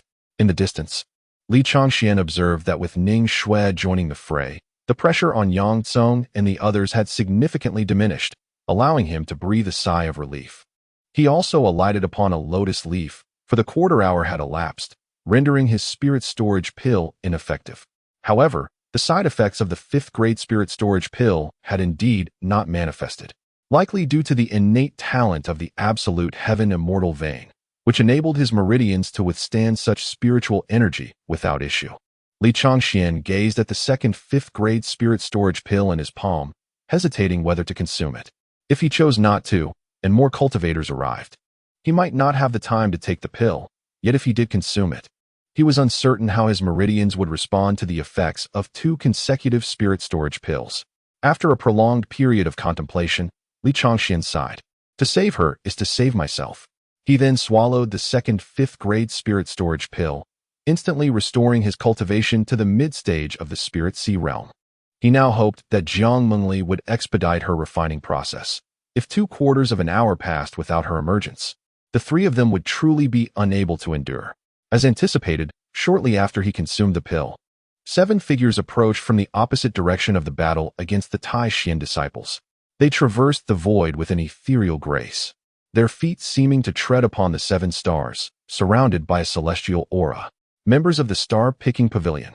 Li Changshuan's gaze fixated on the newcomers, recognizing their identities. However, these 7 individuals were relatively courteous. Instead of attacking immediately, one of them inquired, "Esteemed friend, is the Yun Yu Qing Lian within this barrier?" Gesturing towards the small barrier beside Li Changxian. "If I were to say no, would you believe me?" "Of course not," the individual replied, unperturbed, maintaining a calm demeanor. Although they had arrived late, the aura of the Yun Yu Qing Lian emanated from the barrier behind Li Changxian, and they could not be mistaken. Hearing this, Li Changxian took a cautious step forward, placing the barrier behind him and raising his rusted sword towards the 7, clearly indicating his stance. Seeing Li Changshuan's attitude, the leader repeatedly gestured with his hands, saying, "Friend, let us prioritize harmony. Let us prioritize harmony." This left Li Changxian bewildered, uncertain of the newcomer's true intentions. However, those from the star-picking pavilion are certainly not mere spectators. Li Changxian, weary of indulging him in this charade, swiftly shook his rusted sword, causing the long swords that had just been engaged in battle to tremble and soar towards him. 100 flying swords poised themselves, their blades quivering, seemingly ready to pierce the air at any moment. Since harmony is to be cherished, I kindly request that you all retreat beyond the spirit pool. Yet the 7 did not advance nor retreat. The leader, gazing at the multitude of flying swords before him, was momentarily taken aback, then clapped his hands in admiration. To think the spirit sea realm could achieve such prowess, truly remarkable talent. However, suddenly, his expression turned frigid. What a pity! As soon as the words left his lips, the 7 sprang into action, launching themselves towards Li Changxian. In that very instant, the 100 poised flying swords also surged forth, accompanied by a sound akin to thunder and lightning. Yet, their power seemed insufficient to inflict harm, as the attackers deftly intercepted them. Seizing the opportunity while the flying swords occupied their attention, Li Changxian retrieved a wine gourd and took several hearty swigs. Instantly, a surge of spiritual energy coursed through his meridians. Although his aura still lingered in the spirit sea realm, his true strength had ascended beyond it. This was the water from the spirit spring that he had deliberately gathered while Jiang Mengli and the water serpent were engaged in their conflict. Li Changxian reasoned that since he lacked a spiritual sea to store energy, by drinking the spirit spring water and harnessing the energy within, he would effectively possess spiritual power. Chapter 43. Li Changshuan's initial encounter with the saintess of floating clouds. Though he was indulging in the divine spring while drinking, Li Changxian could hardly afford to ponder such trivialities in the heat of battle. He summoned the might of his sword once more, directing his flying swords to relentlessly assail the 7 members of the star-gathering pavilion. At that moment, the 7 finally realized the extraordinary prowess of Li Changshuan's sword skills. A single individual was able to restrain all 7 for an extended period. Left with no alternative, they joined forces, unleashing a collective strike that sent the surrounding flying swords hurtling away. They then charged once more at Li Changxian. Li Changshuan's sword had long been poised for action, and with a flick of his wrist, the rusted blade shot forth, weaving through the 7 adversaries with deadly intent. Though he did not slay them, 4 of them bore wounds, each stained with blood. This was the unique flying sword technique that Li Changxian had devised, distinct from the teachings of the ancient Taoist masters. Upon witnessing their injuries, the 7 were instantly engulfed in fury, and one of them unleashed a powerful palm strike towards Li Changxian, the force akin to a tempest, overwhelming in its might. Li Changxian found himself with no avenue of escape, for behind him stood Jiang Mengli. Just as he prepared to exert all his strength to cleave through the attack, a figure of a woman appeared above the spiritual pond, effortlessly dissipating the impact of the strike. Did the saintess of floating clouds also desire the Yunyu Qinglian? Upon seeing her, the 7 members of the star-gathering pavilion halted, inquiring coolly. Mo Lingxian did not respond. Instead, she turned her gaze towards Li Changxian, asking softly, "Are you Li Changxian?" Momentarily taken aback, Li Changxian wondered what kind of play was unfolding. Nevertheless, he replied, "Yes." Mo Lingxian paused, lost in thought for a moment, before her expression gradually turned indifferent. "You should hand over the Yunyu Qinglian. I can ensure your safe passage out." "I do not possess it," Li Changxian replied, exasperated. For the Yunyu Qinglian was not in his possession. "Unless you surrender it, you will not leave the secret realm alive. I've already said it is not with me. You are being obstinate. Then let us fight." Li Changxian could hardly be bothered to engage in further dialogue with her. If she wanted the Qinglian, she should be straightforward about it, without all the circumlocution. At this, Mo Lingxuan's demeanor grew cold, and she charged at Li Changxian. "You are no match for me." Meanwhile, the Taishan sect was beginning to falter. Lu Zhengchun had also taken note of the arrivals from the star-gathering pavilion and floating clouds palace. He had come to the realization that the likelihood of acquiring the Yunyu Qinglian was slim. However, he was determined to seize the unclaimed jade flute. Seizing a fleeting opportunity as the jade flute passed before him, he summoned his spiritual energy to momentarily halt its motion. In that brief moment, he discerned 2 archaic characters engraved upon the flute, causing his face to drain of color and his expression to shift to one of terror. He instantly withdrew his hand from the flute, and without hesitation, he fled at full speed from the spiritual pond towards the exit of the secret realm. Disregarding the other disciples of the Taishan sect, Li Yinyan, having focused her attention on him, was unaware of his reasons for such a sudden retreat. Yet she pursued him nonetheless. The remaining disciples of the Taishan sect, unaware of L. Jingchuan's disappearance, found themselves exhausted, forced to muster their last reserves to fend off the assault of 2 and a flute. After a few exchanges with Mo Lingxian, Li Changshuan's rusted sword shattered. Yet he noticed that Mo Lingxian had refrained from employing any truly harmful techniques, which left him somewhat perplexed. Meanwhile, the 7 members of the star-picking pavilion could only observe from a distance, constrained by the fact that she was the saintess and the secret realm lay within her territory. At this moment, both combatants paused. Mo Lingxian gazed at Li Changxian, fervently advising, "Surrender the Yunyu Qinglian, or none of you will escape the secret realm." The absurdity of her words nearly elicited laughter from Li Changxian.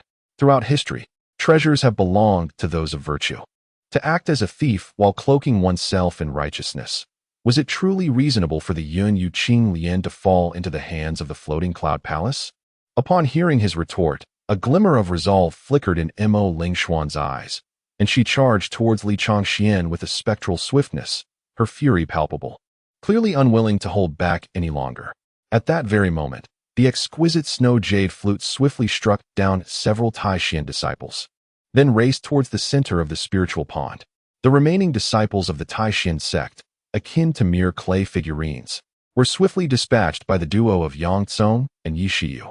The situation unfolded with the star-picking pavilion's members observing from the sidelines. As the Taishan disciples lost their combat effectiveness, subdued by Yang Tsong and Yi Shiyu, while other cultivators retreated to the periphery of the spiritual pond to watch. Only Li Changxian and Mo Lingxian remained engaged in battle. As Mo Lingxian closed within 3 feet of Li Changxian, the jade flute surged forward. It effectively intercepted Mo Lingxuan's strike, causing both the flute and Mo Lingxian to stagger back a couple of steps. Subsequently, The jade flute hovered in front of Li Changxian, remaining still. It seemed as if Li Changxian had an epiphany, and he grasped the exquisite snow jade flute, feeling its cool, refined surface. The flute offered no resistance. Li Changxian quietly acknowledged that it intended for him to wield it as a weapon. The flute expressed that had it not been for its master's prior instruction to protect him during his seclusion to refine the Qing Lian, it would not have allowed him to use it. Mo Lingxian regarded the suddenly intervening jade flute with a perplexed expression, unable to comprehend such an artifact that could autonomously counter her assault.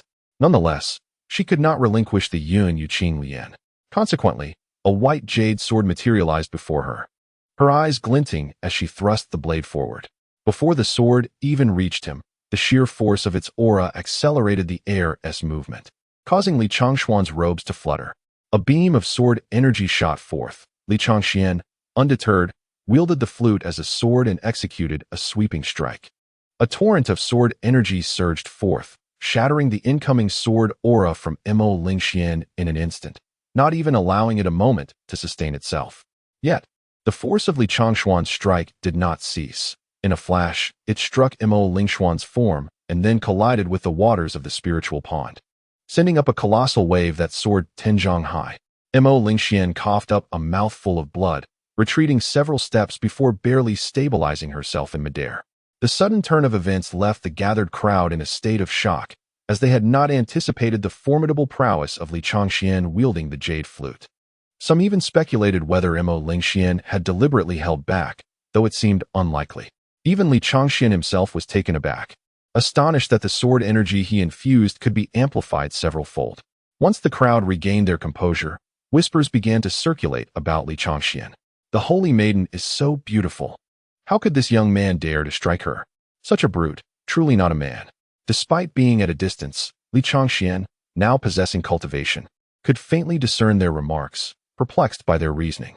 Is it permissible for others to strike him? And yet, because the assailant is Mo Lingxian, he must endure without retaliation? Is there such a logic in the world? Amidst the fervent debate, a sudden calamity ensued. The spirit pool erupted with a thunderous crash, and the previously subdued water serpent surged forth, its injuries having miraculously healed. Its eyes, now restored, glowed a deep crimson. Upon surfacing and spotting the crowd, it lashed out, sending Mo Lingxian flying with a swift tail strike. The 7 members of the star-picking pavilion attempted to subdue it together, but to their astonishment, the water serpent unleashed a roar that sent shockwaves through the air, causing blood to stream from their noses and mouths as they were hurled backward. Upon noticing the multitude of onlookers surrounding it, the water serpent opened its gaping maw and unleashed a torrent of water that swept across the area, toppling a vast expanse. Any cultivator touched by this water found their flesh sizzling, transforming into blood, and anguished cries echoed throughout the vicinity. At this moment, only Li Changxian remained at the center of the spirit pool, guarding beside Jiang Mengli. The water serpent, fueled by rage, wasted no time in lunging toward him. Yang Tsung and Yi Shiro, witnessing the chaos, attempted to rush to his aid. However, as they soared toward the spirit pool, the water serpent, seemingly possessing a sixth sense, struck back with a powerful tail sweep. They found themselves powerless to resist, instantly coughing blood as they were flung back to the shore. Chapter 44. The emergence of the demon emperor Li Changxian, wary of the impending peril, consumed the remaining spirit spring water in one swift gulp. In an instant, a surge of spiritual energy coursed through his meridians like an explosion. Realizing the ominous implications, he felt a sharp pain radiating from his veins, a harbinger of injury. This demoness, had she not merely instructed him to delay for a moment? Yet nearly a quarter of an hour had elapsed, and she was still absent. Cursing her now would serve no purpose. The gaping maw of the water serpent had already descended upon him. He could only summon a protective barrier of spiritual energy to envelop the entire lotus leaf. With a resounding crash, the water serpent clamped its jaws onto the barrier, causing it to fracture under the immense pressure. To the onlookers, it appeared as though the serpent had fully consumed the lotus leaf. Many cultivators, filled with trepidation, chose to flee rather than remain spectators. Others, however, were still tempted by the spirit spring water, hoping to partake once the serpent was vanquished. At this moment, Li Changxian could no longer withstand the strain and realized the true nature of the creature Jiang Mengli had unleashed. Despite his relentless attacks into the serpent's mouth, inflicting grievous wounds, it refused to relinquish its grip. Ultimately, the protective barrier shattered with a final crack, and Li Changxian was engulfed by the encroaching darkness. It was over. Yang Tsong slapped his forehead, lamenting his tardiness, feeling as though he had botched the situation. The siblings Li Changxian had been swallowed by the serpent. Just as the crowd believed Li Changxian had met his demise, the serpent's mouth suddenly emitted a faint pink glow, followed by a thunderous explosion that sent its massive form crashing against the shores of the spirit pond. From the lotus leaf, a pillar of light surged skyward, more magnificent than the celestial event accompanying the emergence of the Yunyuking lotus. Yet this was not merely an omen. It was an aura that struck fear into the hearts of many cultivators. Within the light, a male silhouette became discernible alongside a female figure, whose presence was accentuated by 9 towering fox tails, unmistakably marking her as something other than human. Amidst the radiance, Li Changxian stood before Jiang Mengli, albeit in a rather disheveled state. Gradually, the aura surrounding him receded until he resembled an ordinary mortal once more. Jiang Mengli, having emerged from the barrier, now embodied a half-human, half-demon form, with crimson eyes and white hair. Yet, in Li Changxuan's gaze, there was no trace of astonishment or fear. He merely smiled gently, returning it to her. Did we not agree on a brief moment?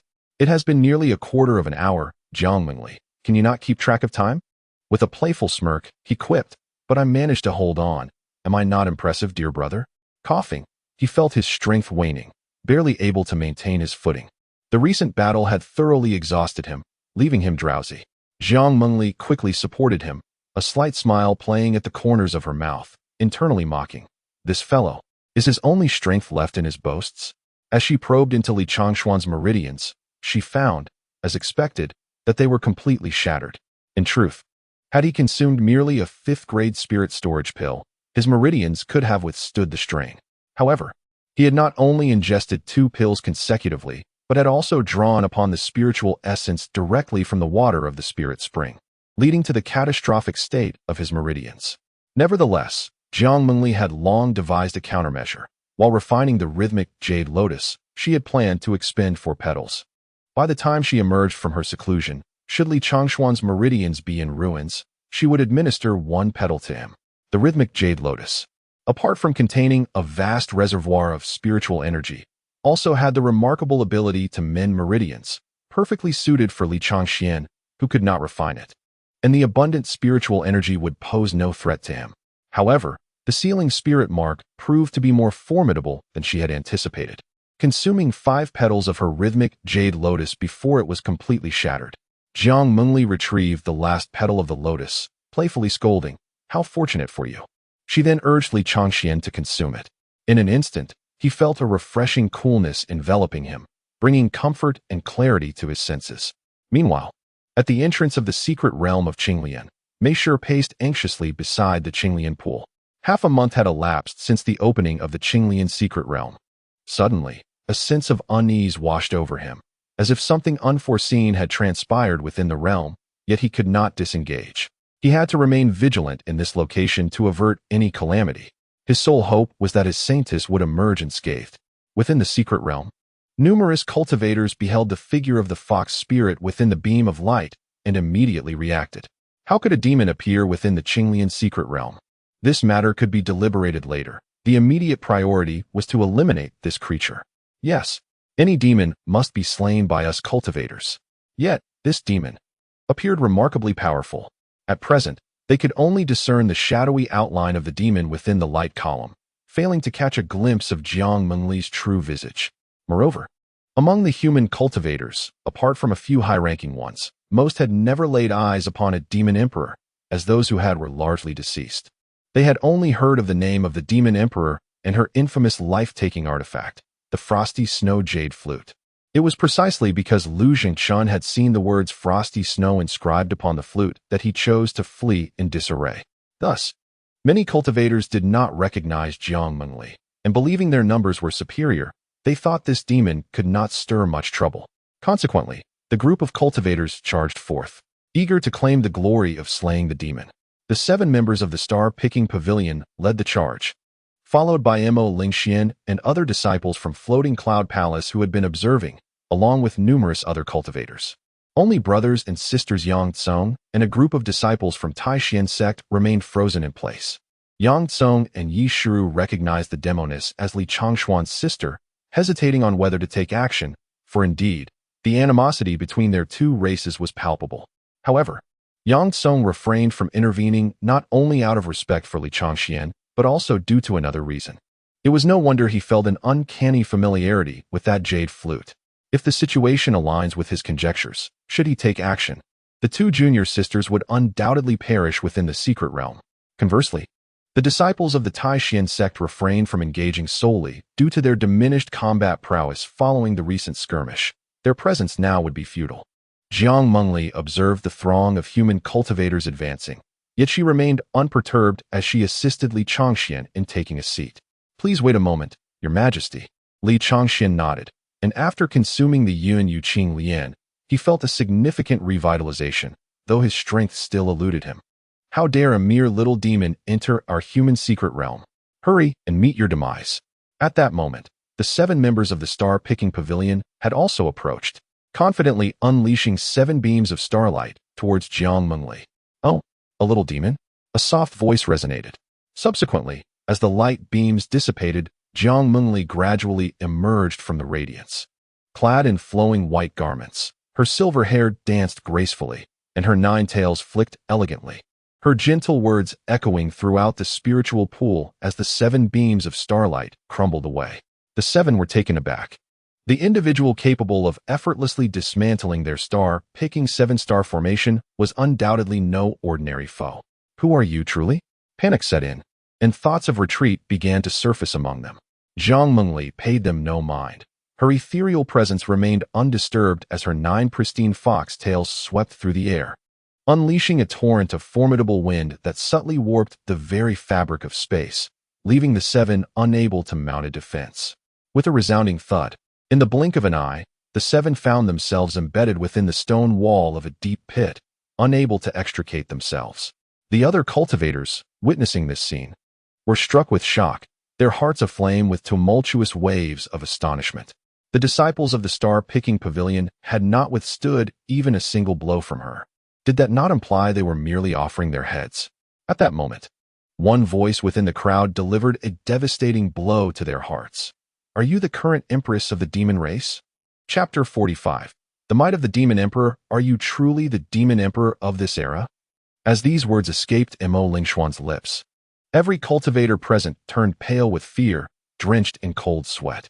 They had merely come to explore a secret realm, hoping to seize a few opportunities. How could they have encountered such a rare occurrence as the Demon Emperor? Each one lamented their ill fate, wishing they had refrained from joining the spectacle. For they were not formidable figures of any sect. One careless breath from the Demon Emperor could extinguish their lives. All they desired now was to flee.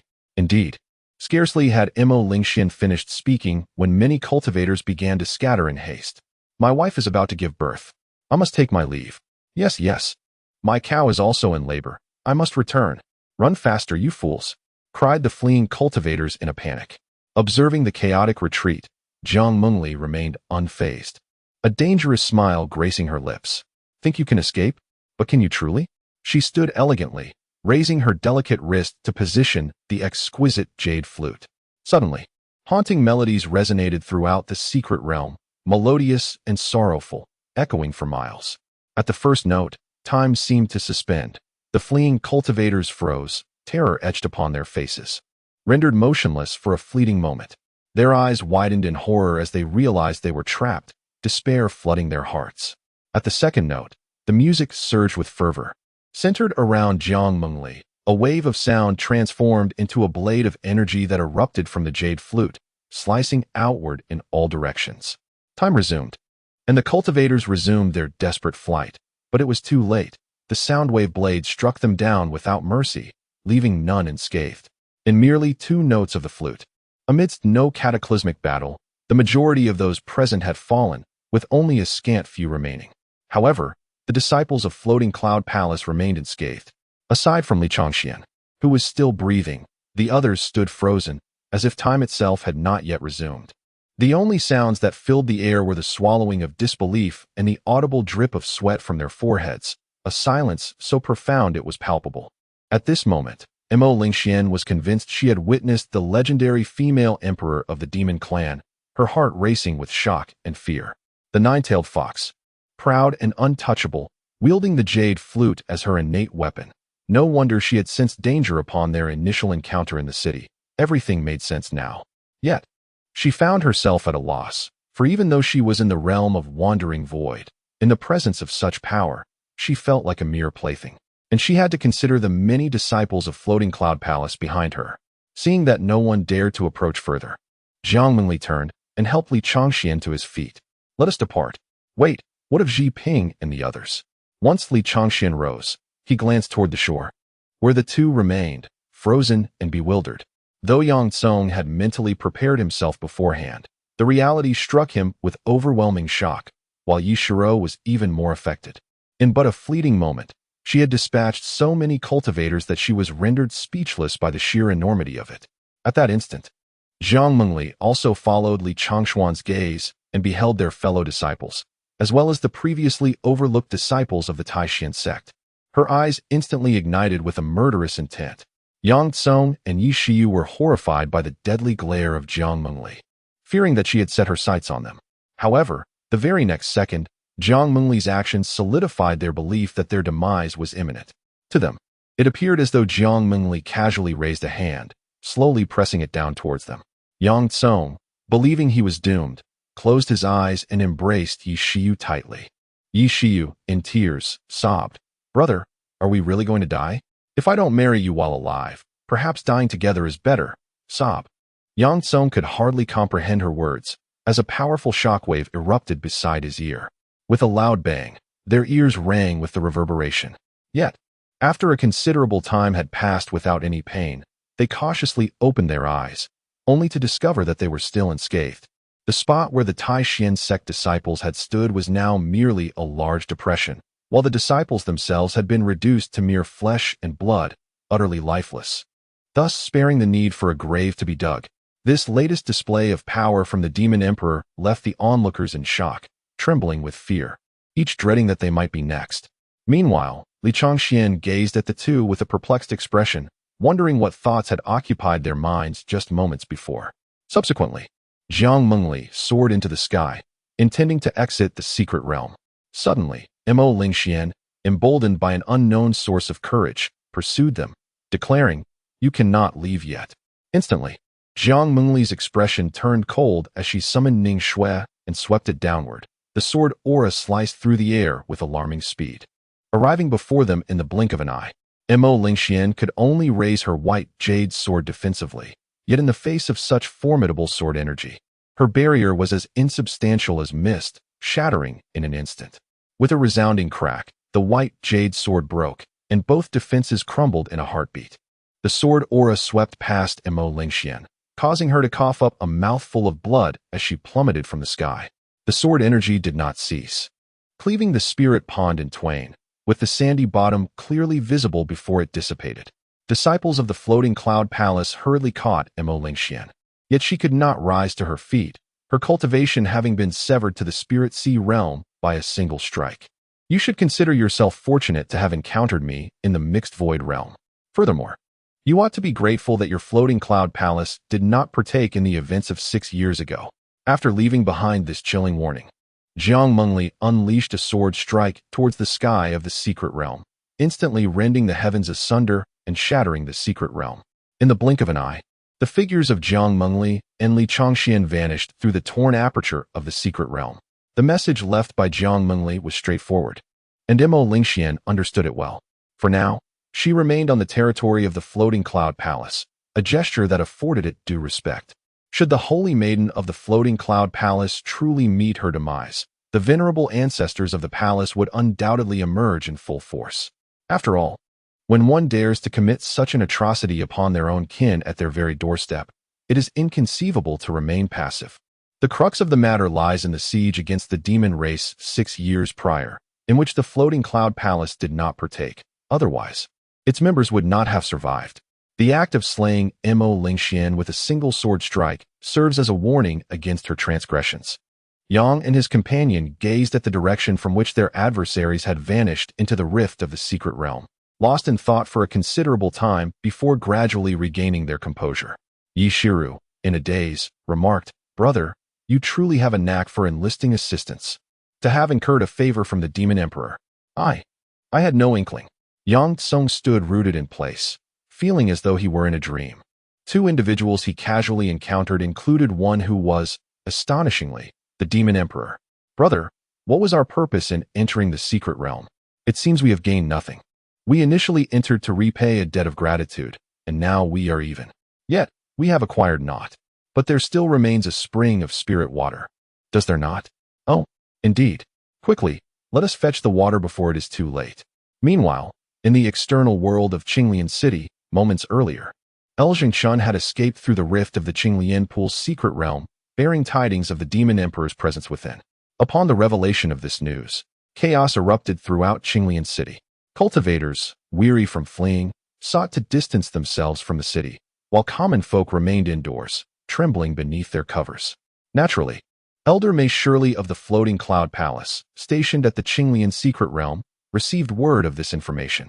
After rigorously confirming its veracity, he immediately relayed the news back to the Floating Cloud Palace and took his position at the entrance of the Qinglian Pool, awaiting developments. Before long, an overwhelming aura and surging demonic energy emanated from within the Qinglian Pool. Mei Shirley sighed, acknowledging what was destined to arrive has indeed come. Though reluctant to confront the Demon Emperor alone, he understood that the Floating Cloud Palace's fate hinged on protecting Qinglian City. With a resounding explosion, the Qinglian Pool split asunder, sending torrents of water skyward, effectively showering parts of Qinglian City. Subsequently, Jiang Mengli soared into the air alongside Li Changxian, her form restored to that of a human, rendering it difficult for ordinary individuals to discern whether she was human or demon due to the overwhelming demonic aura surrounding her. Upon her appearance, Mei Shirley positioned himself before her, anticipating that the Demon Emperor would emerge with a wrathful disposition, potentially seeking to annihilate Qinglian City. He felt compelled to obstruct their passage. Upon seeing him, Jiang Mengli furrowed her brows in displeasure, declaring, "Dare you impede this emperor? I shall make an effort," he retorted. No sooner had he spoken than an immense pressure descended upon him, akin to that of Mount Tai, forcing him down to the ground like a lifeless amphibian, blood trickling from the corner of his mouth. In this disheveled state, it was unfathomable that he was a formidable being at the mid-stage of the Tribulation Transcendence realm. Thereafter, Jiang Mengli strode confidently past him, accompanied by Li Changxian. Upon realizing his inability to intervene, Mei Shirley bravely implored, "Might the Demon Emperor show mercy and spare the lives of the citizens within the city?" Jiang Mengli paused momentarily, a hint of amusement dancing in her eyes as she regarded him. "And what if I choose not to?" Mei Shirley found himself at a loss, for before her, he lacked even the capacity to act, let alone protect the lives of an entire city. However, should Qinglian City truly face annihilation, he would undoubtedly suffer dire consequences. A fate worse than death. His only hope was for reinforcement from his sect to arrive swiftly. Yet, Jiang Mengli was all too aware of his underlying intentions. Although he feigned noble intentions, it was clear he was merely motivated by a fear of punishment from his sect. Jiang Mengli had no time to indulge him, responding coolly, "I am not like your human cultivators, who take pleasure in slaughtering the defenseless." With that, she stepped forward, and in an instant, both figures vanished from within Qinglian City. As Mei Shirley watched her depart, he felt a deep sense of shame wash over him, as if Jiang Mengli had struck a chord of truth within him. He simultaneously felt a sense of relief that 6 years prior, Fuyun Palace had not joined in the assault against the demon clan. Otherwise, he would now be nothing more than a pool of blood. Chapter 46. Not worried about him at all. A day later, Li Changxian slowly awakened. He realized that he had returned to the house within the enigmatic forest. Attempting to rise, he felt the familiar ache coursing through his body, though he had regained some strength. The only memory he retained from the previous day was of Jiang Mengli severing the barrier of the secret realm to lead him away, guiding him out of Qinglian City. The subsequent events were shrouded in obscurity as he had succumbed to unconsciousness from sheer exhaustion. As for Jiang Mengli's decision to leave Yang Tsung and Yi Shiyu behind, Li Changxian refrained from voicing any concerns, fully aware that their identities would render them traitors to humanity if they had accompanied him. Their involvement in aiding him within the secret realm still allowed for some justification, as Jiang Mengli had not revealed herself at that time. Upon noticing that he was alone, Li Changxian momentarily speculated that Jiang Mengli had returned to the demon tribe. Feeling a flicker of joy at his newfound freedom, mingled with an inexplicable sense of loss. After a brief period, hunger gnawed at him, prompting him to rise slowly in search of sustenance. However, before he could push the door open, Jiang Mengli's figure suddenly materialized before him, nearly startling him. Restoring one's cultivation had its downsides. Her sudden appearance was unsettling, as he had yet to adapt. "Jiang Mengli, you haven't left yet?" Li Changxian blurted out, reflecting his assumptions. "Oh, are you so eager for this emperor to depart?" Jiang Mengli regarded him with a hint of amusement. This made Li Changxian feel rather uncomfortable. There was something peculiar about her demeanor since her cultivation had returned. "Now that your affairs are resolved, shouldn't you return to the demon tribe? That is a matter for this emperor to decide. Why do you seem more anxious than I?" Cough. "I merely feared to delay the affairs of the Empress." Jiang Mengli settled herself by the table, stating, "Considering your assistance in saving this emperor, I shall wait for you to recover before I leave." Li Changxian was momentarily taken aback. Was this truly the Jiang Mengli he knew? "Oh well, I am hungry. Could you prepare some food for me?" Jiang Mengli raised an eyebrow. "This emperor only stated that I would leave after you have healed. I never promised to care for you." Then what purpose does your presence serve?" Li Changxian retorted, bemused. Although he was not incapacitated, he had endured significant internal injuries for her sake. He had hoped Jiang Mengli had finally decided to demonstrate a more human side by staying to aid him until he was well. It seemed, however, that he had overestimated her intentions, and indeed, she appeared not to be human at all. Seeing his expression, Jiang Mengli sighed in resignation, tossing him a parting remark, "Just wait here." With that, she vanished from sight. Li Changxian was left uncertain about what she would bring back. Fully convinced she would not be preparing any meals. Bored, he began to wander around the room and discovered that the letter he had left for Zhao Chun was no longer there, indicating that Zhao Chun had indeed visited him once. Moments later, Jiang Mengli returned, this time bearing a handful of wild fruits. He had anticipated the meager offerings, given Jiang Mengli's usual habits. However, one could only make do with what little they had. It was certainly better than having nothing at all. Since the last departure, the room had been devoid of food, and he found himself unable to prepare a meal. In the end, Li Changxian managed to select 2 or 3 fruits that were not poisonous. Fortunately, having lived here for a while, he recognized some of them. Otherwise, he would have surely perished at Jiang Mengli's hands. Jiang Mengli gazed at the few fruits he had chosen, her expression one of confusion. Li Changxian felt compelled to explain.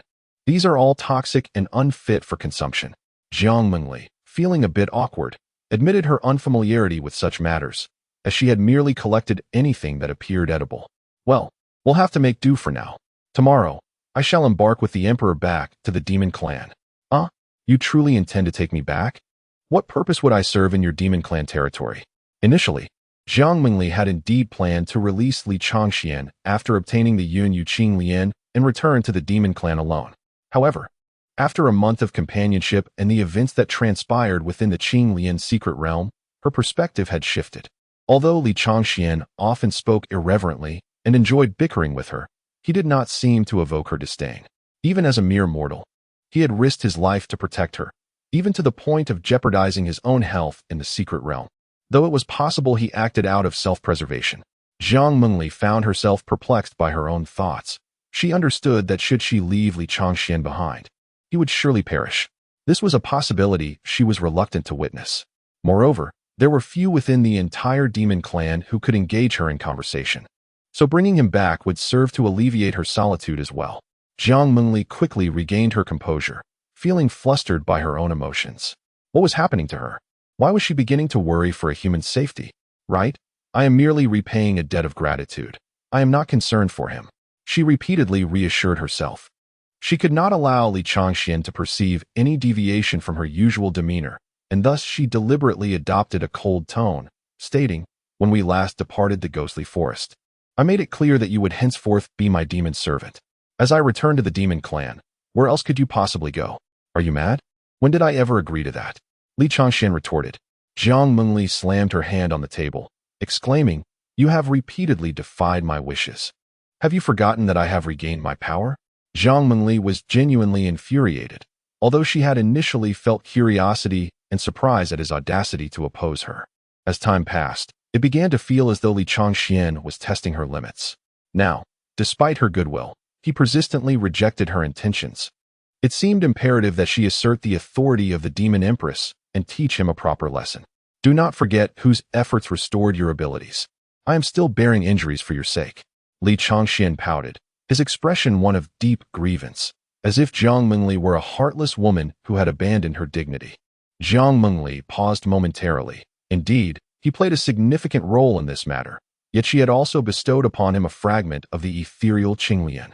Nevertheless, given the assistance he rendered to the emperor within the secret realm, it was likely that his deeds had already circulated throughout the cultivation world. Did he truly believe he could continue to live serenely within the territory of the human race? Reluctantly, Jiang Mengli felt compelled to remind him of his current predicament, hoping to encourage him to willingly accompany her. After all, with her own strength, it would be a challenge to forcibly take him without giving him a chance to resist. Upon hearing Jiang Mengli's words, Li Changxian fell into deep contemplation. She was indeed correct. His previous departure from this place had been to evade the Taishan sect. Even if Jiang Mengli chose not to take him away, he would have no option but to leave this location, even if he managed to hide outside.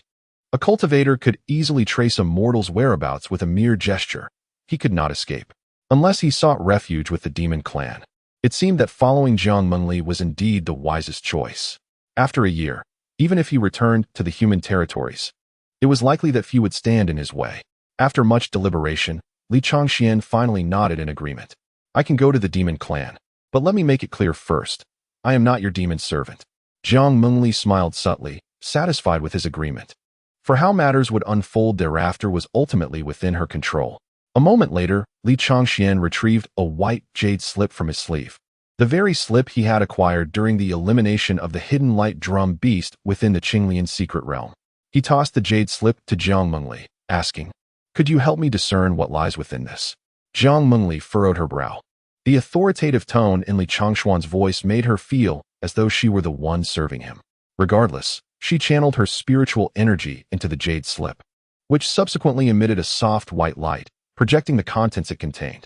As Li Changxian gazed at the densely packed small characters that appeared in the projection, he recognized them as the same he had encountered in the secret realm. Indeed, it was a sword scripture. Was it the Zhenyang sword cannon? The pure Yin sword cannon? Or perhaps a dual cultivation sword technique? Chapter 47. The gift of the sword scripture, the Zhenyang sword scripture? The pure Yin sword scripture? Or perhaps a dual cultivation sword technique? Li Changxian could not help but exclaim, unaware that he had obtained what many cultivators yearned for within the mysterious realm. It could be said that during this venture into the Qinglian secret realm, the two most precious opportunities had been seized by Li Changxian and Jiang Mengli. However, Li Changxian seemed oblivious to the rarity of this sword scripture. He meticulously read through it from beginning to end, ultimately shaking his head, which prompted Jiang Mengli to raise an eyebrow in curiosity. "What's wrong? Are you not satisfied?" "No, this sword technique is subpar. It is of no use to me," he replied. "Do you understand what you are saying?" Although Jiang Mengli was aware of Li Changxuan's exceptional swordsmanship, the Zhenyang Pure Yin sword scripture was indeed a rare gem across the entire Lingxiao continent. She was taken aback by Li Changxuan's apparent disdain. Yet, Li Changxian truly found it lacking. While the technique was subtle, it still fell short of what he had previously learned, making it hard for him to appreciate. "I genuinely cannot utilize it. Moreover, it is a dual cultivation sword technique. Are you going to practice it with me?" he complained. Jiang Mengli thought to herself that he had a point, and since she could not cultivate it, practicing would merely enhance physical strength without further benefit. Li Changxian then picked up the jade slip and presented it to Jiang Mengli. "Would you like it? It's yours." "Humph. As the master of the Tao of Sound, what do I need with this sword scripture?" Jiang Mengli huffed in displeasure. If Li Changxian deemed it unworthy, she certainly would not covet it either. Besides, she had no intentions of practicing the Zhenyang portion. Did he truly expect her to train alongside him? Seeing that Jiang Mengli also declined, Li Changxian found himself in a quandary. Although he looked down upon it, he could discern that it was indeed a good sword technique. It would be too regrettable to simply discard it. After all, he was a sword cultivator and cherished excellent sword techniques. After pondering for a moment, he seemed to have an idea and hastily inquired of Jiang Mengli, "Can you locate Yang Tsong and the others?" Jiang Mengli furrowed her brow. Having already surmised Li Changshuan's intention to bestow the sword scripture upon the two, "We need to return to Qinglian City to try. It's too far from here to sense their presence. How long will it take to reach Qinglian City?" 1 hour. "Oh, so soon. Let us go this time. We shall head directly back to the demon realm." With that, Jiang Mengli swiftly lifted into the air, grasping Li Changxian by the shoulder. A method different from their previous journey to Qinglian City. Otherwise, at this speed, by the time they reached Qinglian City, he would have been blown dry by the wind. An hour later, Jiang Mengli had brought Li Changxian to the outskirts of Qinglian City. They did not enter. Instead, Jiang Mengli released her divine sense to search for the two. Due to the events of the previous day, various cities in the Xianyu realm were now guarded by elders from the Floating Cloud Palace or the Star-Gathering Pavilion to ensure swift support if Jiang Mengli were to appear again. Moments later, Jiang Mengli soared into the direction outside Qinglian City, accompanied by Li Changxian. Initially, Yang Yi and his companion were merrily on their way, but they were suddenly startled by the sight of two familiar white figures ahead. Trembling with uncertainty, they hesitated to greet them, overwhelmed by the formidable presence of Jiang Mengli, which rendered them speechless. This feeling had first emerged when Yang Tsong encountered them in Danqing Town, and now, with Jiang Mengli's cultivation restored, it was even more palpable. Perhaps sensing their discomfort, Jiang Mengli set Li Changxian down and vanished. Li Changxian hurriedly approached the duo, tossing the jade slip of the sword manual to Yang Tsong, and expressed his heartfelt gratitude. "Thank you both for risking your lives to save me yesterday." Yang Tsong, not rushing to respond, cautiously inquired, "Li brother, are you human or a demon?" "Of course, I am human. What are you thinking?" Li Changxian exclaimed. Nonetheless, Yang Tsong remained somewhat reserved, examining the jade slip that had been thrown to him. "Li brother, what is this?" "Oh, this appears to be the sword manual known as Zhengyang Chanin. I have no use for it, so I'm giving it to you as a token of my appreciation." Upon hearing that it was the sought-after sword manual coveted by countless cultivators in the secret realm, Yang Tsong was rendered speechless with astonishment. However, he insisted on returning it, softly stating, "What transpired yesterday was merely fulfilling a promise I had made. I truly cannot accept this sword manual. You know, I am just an ordinary person. This sword manual is of no use to me. Please, you must keep it." Li Changxian, noticing Yang Tsong's persistent refusal, concocted a little lie, thinking to himself, "I can't just tell him I'm giving it away because I don't value it." At this moment, Yi Shiyu, who had been observing quietly, eagerly chimed in. "Senior brother, yes, let us accept it." Her eyes sparkled with enthusiasm, seemingly genuinely fond of the manual, though it was unclear whether it was for the sword manual or for the person who wielded it. After a moment of internal struggle, Yang Tsong sighed. Very well then. Despite harboring many doubts, he understood he had no right to question, and although Jiang Mengli was not present, she was undoubtedly watching from somewhere nearby. Reluctantly, he swallowed his inquiries. With a farewell, Li Changxian bid them goodbye, and then vanished before their eyes, evidently taken away by Jiang Mengli. Once they departed, Yang Tsong stood in place for a long while. After Jiang Mengli's true identity had been revealed yesterday, he had speculated that Li Changxian was being threatened by the Demon Emperor, yet logically, that made little sense. A mere Demon Emperor had no reason to threaten a mortal, as there was nothing to gain from him. As for the previously claimed sibling relationship, it was evidently fabricated, and he did not believe it. However, from today's events, he felt increasingly convinced that Li Changxian did not appear to be under duress. Otherwise, it would be improbable for Jiang Mengli to return solely to deliver a jade slip to him.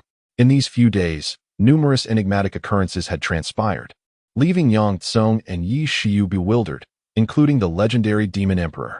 In the rumors they had previously heard, the Demon Emperor was a merciless killer, committing acts of massacre without a moment's hesitation. However, they emerged unscathed yesterday, and Jiang Mengli had not harmed them. In fact, she had refrained from slaying any innocents within the secret realm, aside from the perplexing incident where she annihilated the disciples of the Taishan sect with a single strike. They found themselves intact after exiting the secret realm, with only the elder Mei Shi Li of the Floating Cloud Palace sustaining minor injuries. They encountered numerous discrepancies that contradicted their previous beliefs, leading to a shift in their perception of the demon race. After a considerable time had passed, Yang Tsung suddenly inquired of Yi Shiru, junior sister, why were you so eager to acquire this sword scripture? What else could it be for? To practice together with my senior brother, of course. But this is a dual cultivation sword scripture. Humph. Who says that a senior brother and sister cannot practice a dual cultivation scripture together? Well, you have a point. As they conversed, they hastened towards the Qingyuan realm. Yi Shiru flew on her sword, trailing behind Yang Tsung, softly murmuring, foolish senior brother. The hints are so blatant. Yet you still fail to grasp my intentions. Chapter 48. The City of Demons and the Palace of Demons 2 days later. In the realm of the demon clan, Linghai, a radiant divine rainbow streaked across the sky, within which two figures could be discerned. Observing the rivers and mountains racing by beneath them, Li Changxian appeared somewhat anxious. After all, this was his first encounter with other demons apart from Jiang Mengli. Jiang Mengli, what do the other members of your clan look like? Are they also half human, half demon? Why do you ask this? I'm merely curious. You'll find out soon enough. After a brief silence, Li Changxian suddenly inquired, are there any humans in your demon realm? No. Then, when I arrive, won't the other demons wish to kill me? That is a possibility. What? You must protect me. You brought me to the demon realm, so you must take responsibility. As he spoke, Li Changxian grasped one of Jiang Mengli's delicate arms. Release me. Do you believe I would cast you down to become a mere puddle? Jiang Mengli's voice turned indignant as she shot an exasperated glare at Li Changxian. Then you cannot let go. After all, it was you who abducted me, and you must be accountable. Upon hearing this, Li Changxian not only refused to release her, but tightened his grip, clutching tightly at Jiang Mengli's sleeve. This maneuver left Jiang Mengli both amused and exasperated, yet she maintained her icy demeanor as she insisted, let go. I will ensure your safety. She was well aware that the majority of demons harbored animosity towards humans, and the desire to slay him was indeed prevalent. However, since Li Changxian was brought back by her, very few would dare to act against him without her command. Once Jiang Mengli provided her assurance, Li Changxian reluctantly loosened his grip, feeling an overwhelming sense of insecurity. He hoped that this year would pass swiftly, otherwise, the feeling of being devoid of any cultivation was simply unbearable. Everywhere he went, he felt like an insignificant insect, vulnerable to extinction at any moment. After more than an hour of travel, an expansive ocean gradually came into view. This was Linghai, the namesake of the Linghai realm, as over half of it was comprised of ocean. At the juncture where ocean met land, there lay a solitary island, surrounded by numerous cities of varying sizes. Upon this island stood a magnificent palace. The cities were built around the mountains, with residences nestled by the waters, and the island was strategically located at the estuary of the rivers flowing from the land of Linghai. Despite the distance, Li Changxian could clearly discern the layout of the cities surrounding the island. The residences and the palace on the island were not dissimilar to the royal palaces of the human realm prior to his arrival. He had expected the demon structures to evoke a sense of oppression. As they drew closer, Li Changxian could make out the three ancient characters inscribed above the city gates, City of Demons. The entire city was 100 times larger than the Qinglian city they had previously visited, with walls towering more than 10 zhang high. The streets within were neatly arranged. Shops lined in succession, and the overall orderliness suggested little difference from the cities of the human realm.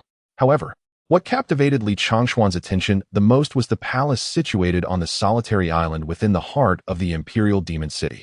The island, encircled by sheer cliffs, was inaccessible to ordinary folk, with the resplendent palace of the demon clan perched atop. The sentinels stationed atop the city walls seemed to have noticed the two figures approaching at a swift pace, and immediately began to sound the alarm.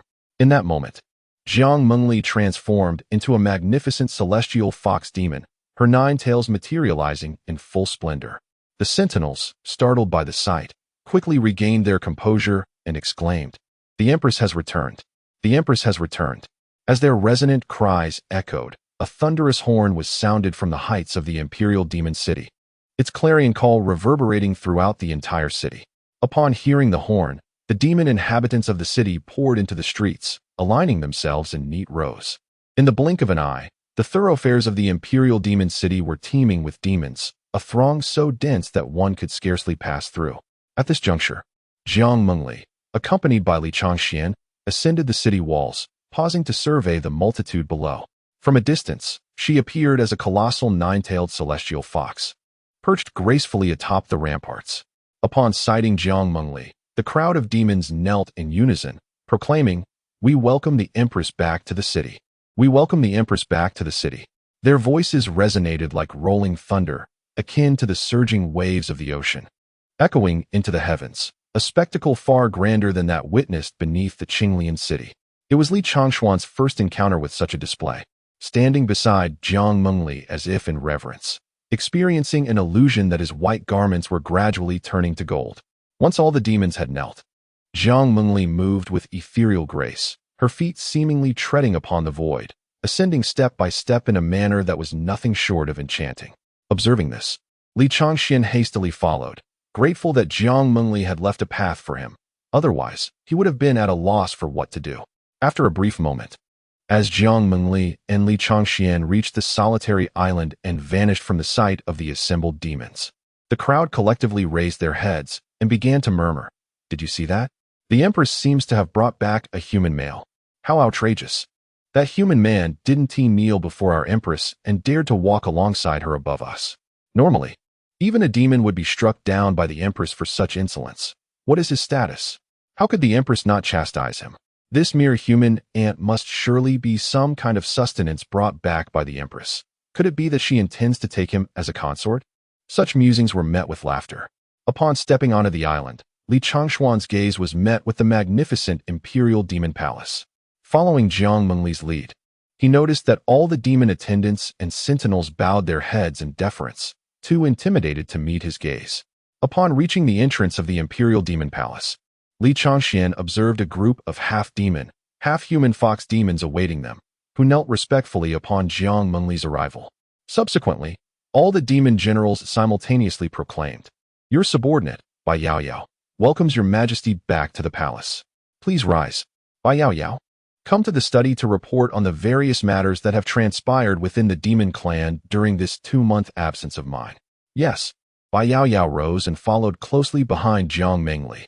As Jiang Mengli prepared to leave, Li Changxian was uncertain whether he should accompany her. So he spoke up, "Jiang Mengli, what about me?" Jiang Mengli paused momentarily, coming to a halt. At this utterance, the already quiet palace entrance grew even more silent, with even the sound of breathing becoming distinctly audible. The guards of the demon clan stationed at the gate lowered their heads, fearful that raising them too high might cost them their lives. At this moment, Bai Yao Yao finally took notice of this bold individual, and Li Changxian's words sent a shiver down her spine. Who is this person? How audacious to directly address the emperor by name. Alas, it seemed he was destined for a grim fate, and she dared not intervene, as she thought it best for her majesty to handle such matters herself. However, after a prolonged silence, the scene she had anticipated did not unfold. Instead, Jiang Mengli turned to face him and simply remarked, "You may explore on your own for now. I shall seek you out shortly." She then addressed the captain of the guards beside her, saying, "Xiong Tai, show him around the imperial demon palace." The captain, named Xiong Tai, promptly stepped forward and half-knelt, clasping his fists, "At your command." Historically, the imperial demon palace guards have always been directly subordinate to the demon emperor, requiring no military orders. The emperor's word is the command of the guards. Even though he felt a sense of indignation at having to accompany a mere mortal on a tour of the imperial demon palace, he understood that the emperor's command was not to be defied, and thus he could only comply. Chapter 49, The Iron-Eating Beast. Xiong Tai, perhaps sensing the dissatisfaction of Xiong Tai and several demon generals, Jiang Mengli infused a wisp of her essence into Li Changshuan's body. With a mere wave of her sleeve, she vanished from sight. This act left Bai Yao Yao and Xiong Tai in a state of disbelief. How could the Empress not have struck down this insignificant human with a single blow? Even more astonishing, she had bestowed upon him a fragment of her own demonic energy. It is known that demons can discern identity through this energy. Thus, granting him a wisp was tantamount to her personal presence. Had the Empress not been preoccupied with an urgent matter, entrusting Bai Yao Yao with the defense of the demon realm, she would never have shared even a trace of her essence. Yet, this mere mortal received it so effortlessly. What had transpired during this month that led the esteemed Empress to bring back a human and treat him with such kindness? With little time to ponder, Bai Yaoyao cast a resentful glare at Li Changxian before retreating to her study, disappearing in an instant. Li Changxian, bewildered, wondered what he had done to provoke her ire. Moments later, he sensed an intense gaze fixated upon him. The guards around him wore expressions of discontent. After a brief pause, Xiong Tai commanded the other demon guards. You shall continue your watch over the Imperial Demon Palace. Any dereliction of duty will be met with military discipline. Yes, it was, after all, a directive from the Empress. And Xiong Tai dared not disobey. He then addressed Li Changxian, saying, "Follow me." Thus, Li Changxian accompanied Xiong Tai into the Imperial Demon Palace. Having never even visited a human royal palace, his heart brimmed with curiosity. Under Xiong Tai's guidance, he explored the grandeur of the demon realm's imperial residence. The first sight that greeted him was the palace's towering walls, forged from colossal black stones, intricately engraved with ancient demonic runes that shimmered with an enigmatic glow. The gates were monumental and imposing, adorned with copper nails that sparkled like stars. The door knocker was shaped like a double-headed serpent, exuding an aura of dread. Upon entering the palace, he beheld an expansive courtyard, its floor laid with azure jade stones, each intricately carved with vivid demon totems. At the center of the courtyard stood a colossal bronze cauldron, encircled by 9 dragon figures, their mouths releasing clouds of mist, shrouded in mystery. The palace architecture featured soaring eaves and intricate brackets, exuding a majestic aura. The golden glazed tiles glittered with an otherworldly radiance under the sun, while copper bells hung from the eaves, swaying in the breeze and producing a melodious chime. The pillars were as robust as ancient trees, adorned with vibrant murals depicting the valor of demon kings in battle and the ethereal grace of demon queens in dance. Deep within the palace, a garden flourished with a harmonious arrangement of exotic flowers and herbs, all exuding rich spiritual energy. Some burned with fiery warmth, while others radiated a chilling frost. Amidst the pavilions and towers, water flowed gently, and waterfalls cascaded, enveloped in mist. Upon the lake's surface, lotus flowers blossomed, their petals translucent as crystal, with a faint white glow emanating from their centers. As he journeyed along, Li Changxian was utterly astonished. Had he not known that this was the imperial palace of the demon clan, he would have believed he had stumbled upon a celestial paradise. Displaying the demeanor of a rustic lad visiting the city for the first time, he naturally caught the attention of Xiong Tai, who could not help but scoff at his naivety. At that moment, after having explored most of the imperial palace, Li Changxian was abruptly brought back to reality by the sound of Xiong Tai's derisive laughter. "Wait a moment," he said. "What is it?" Xiong Tai replied impatiently. Though he halted his steps, Li Changxian did not respond. Instead, he circled around Xiong Tai, scrutinizing him closely. This behavior made Xiong Tai uneasy, for no one relishes being examined like a statue. Frowning deeply, he issued a grave warning. "What are you doing? Do you wish to challenge me?" Li Changxian merely furrowed his brow. Then a spark of realization ignited in his eyes as he inquired, "Are you a panda demon?" He had sensed something peculiar about Xiong Tai's appearance. Though he possessed a human body with a bear's head, he appeared far from fearsome and even bore an inexplicable charm. Upon closer inspection, with his white head, dark eye patches, and black ears, he resembled the national treasure of his homeland.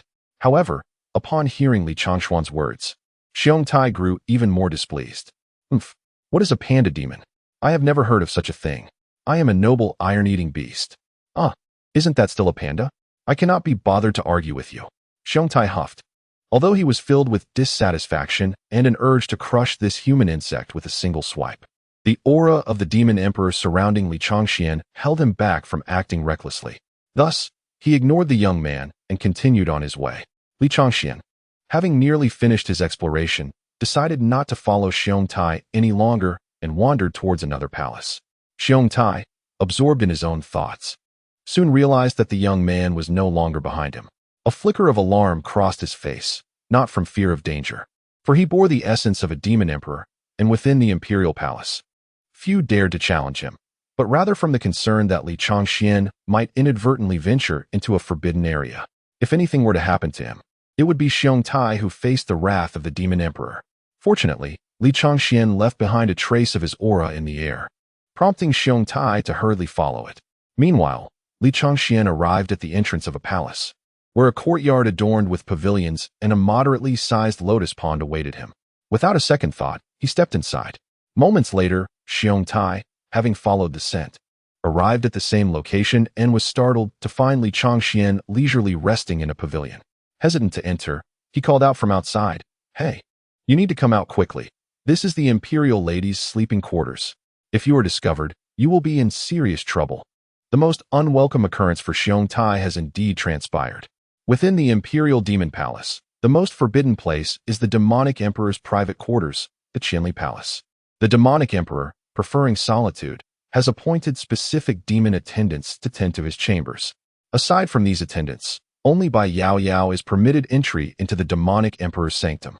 Should other demons require urgent matters addressed, they must relay their messages from outside the courtyard, where the guards vigilantly remain, never daring to cross the threshold.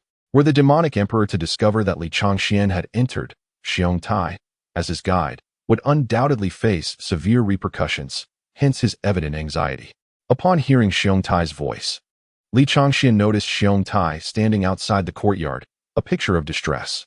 He wondered if the situation was truly that dire. After all, they had been in close quarters for nearly a month. Was it so problematic to linger in her courtyard for a while longer? Thus, Li Changxian remained unperturbed and beckoned to Xiong Tai, saying, "Captain Xiong, come in and rest. It is sweltering outside.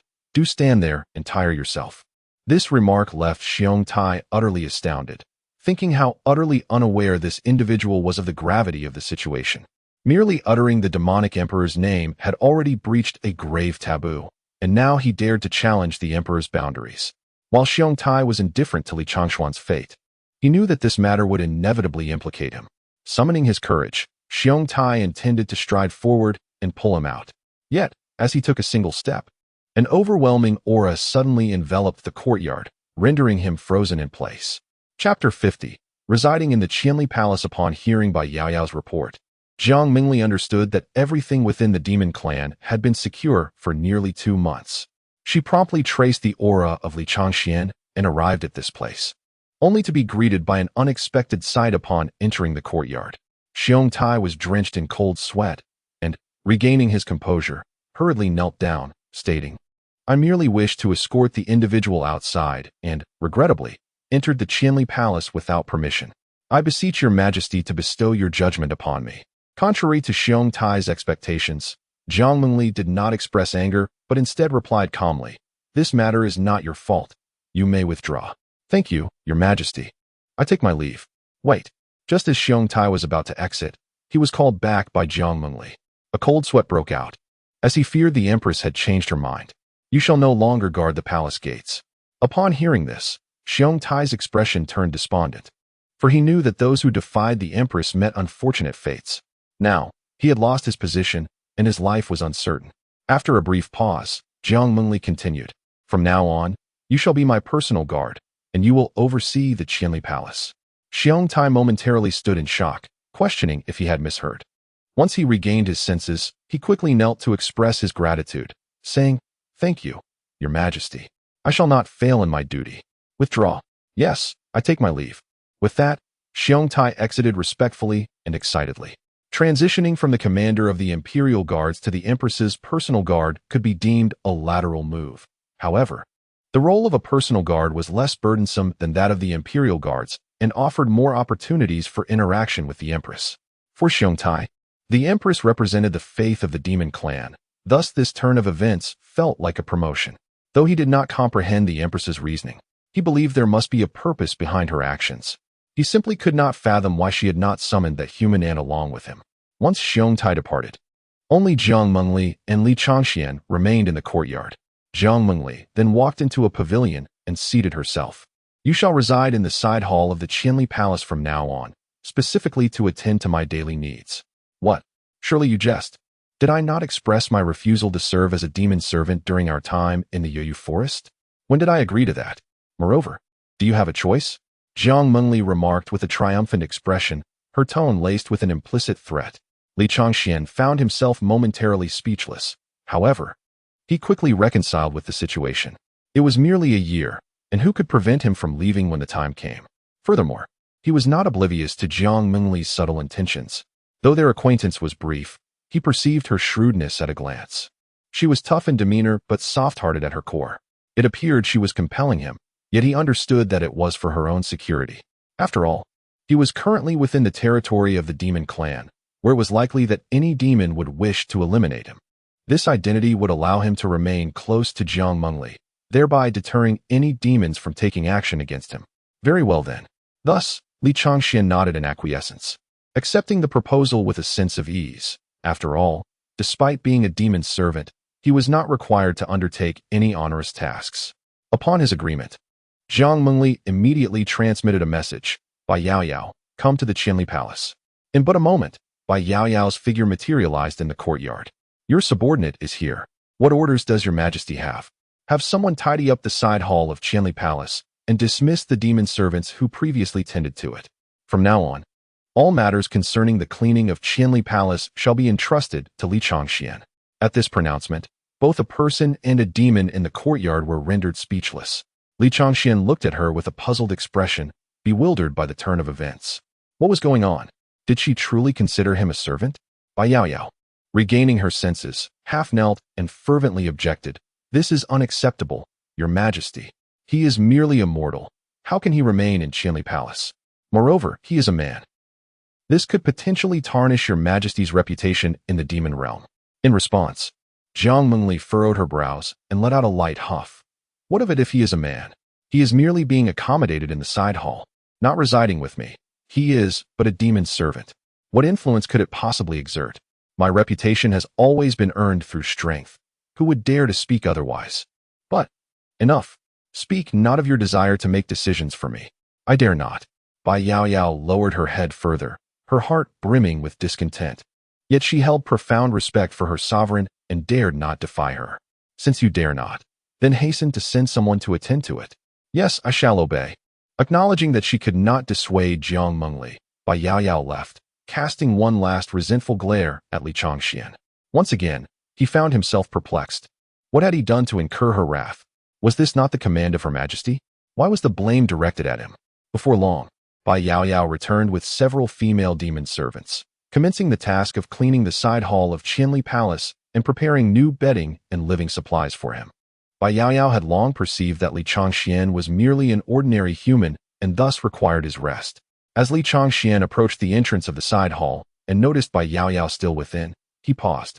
After a moment's hesitation, he stepped inside, beginning to survey the layout of the side hall, which, barring unforeseen circumstances, would serve as his residence for the upcoming year. The interior was as antiquely elegant as his abode in the Yuyuan forest, albeit more exquisitely adorned.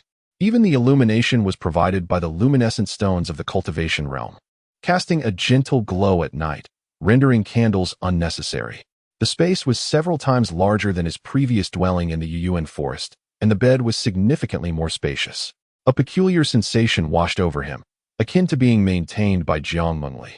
At this moment, Bai Yao Yao also took note of Li Changxuan's perusal of the room, gliding towards him with that same resentful glare fixed upon him.